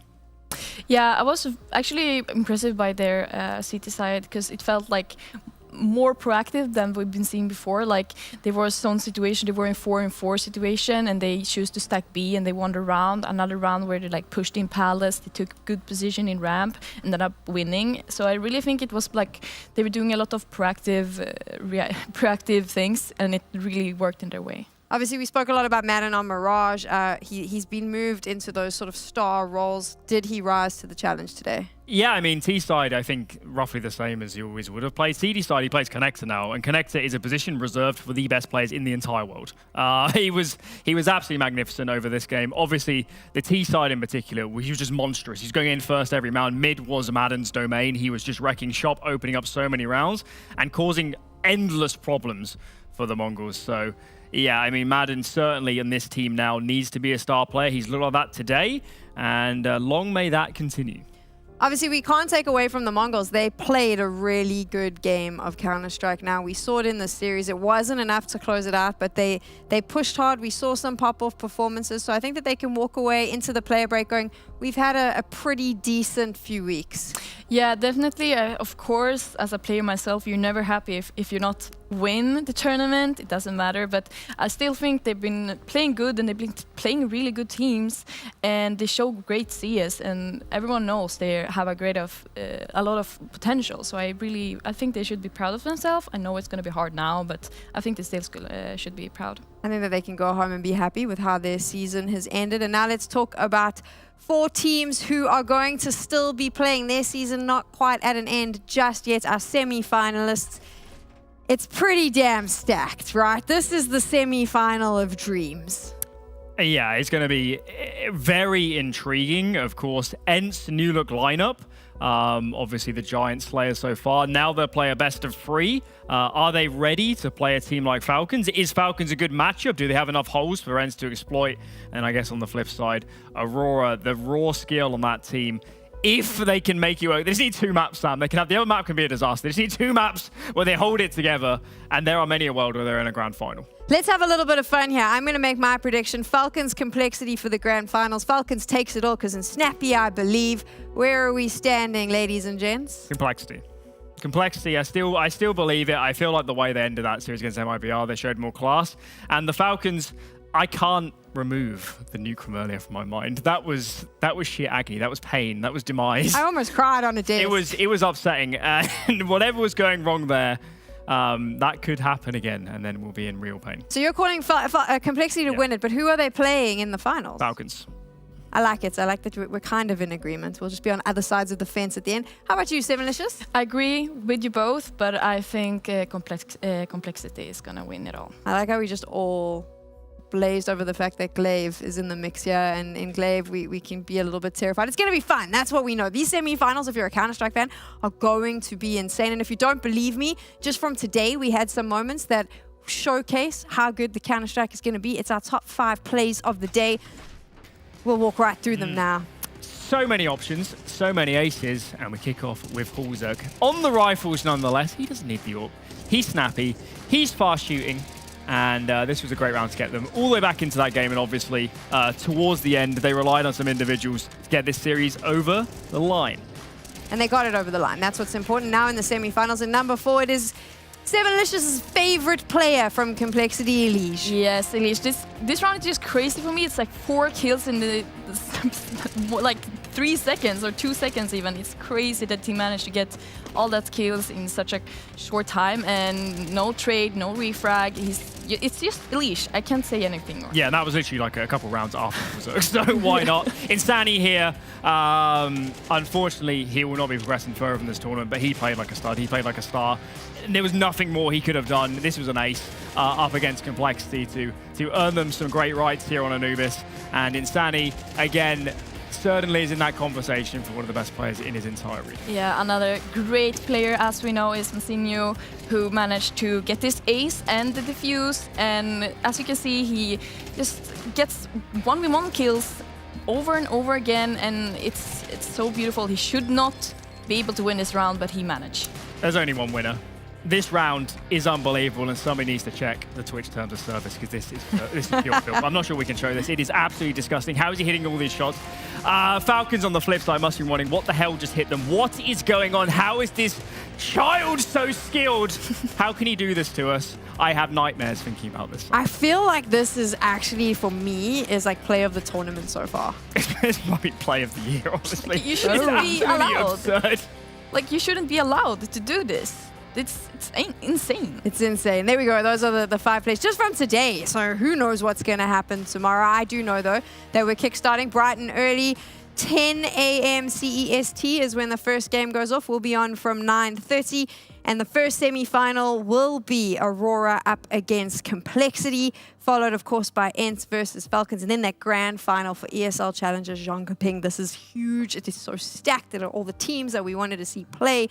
It is going to be a hell of a fun day. So thank goodness we're finishing a little bit earlier so you can get all your rest, get your sleep, because you have to be up bright and early tomorrow morning when we start the show. We'll see you then. Goodbye.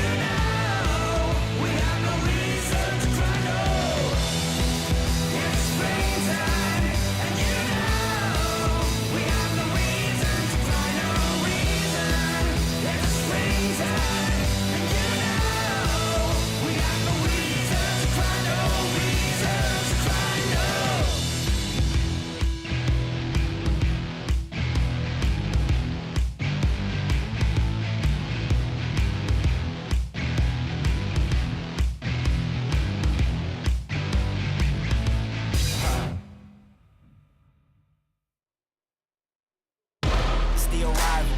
I came in the league, went straight for the title. No time to idle. I'm finna get it, put that on the Bible. This is survival. Gotta treat every move made like the final. One by a mile. Nobody believe it, they all in denial. Look at me, look at me. Still in the show, that's the crook in me. They want me gone with the hook in me. Asking why is he here like I shouldn't be. I've been on grind since Auto. 10,000 hours the motto. They see the bag is coming out, they flocking to me like I won the lotto. Dancing with the devil, there's no recital. I'm killing competition, ain't no revival. I shoot it to kill it, I'm aiming for vitals. I'm showing no mercy when facing my rivals. Snakes in the grass, they getting exposed. I know they be lurking, I'm watching them close. Acting like friends, but really they foes. Saw they be scheming and said adios.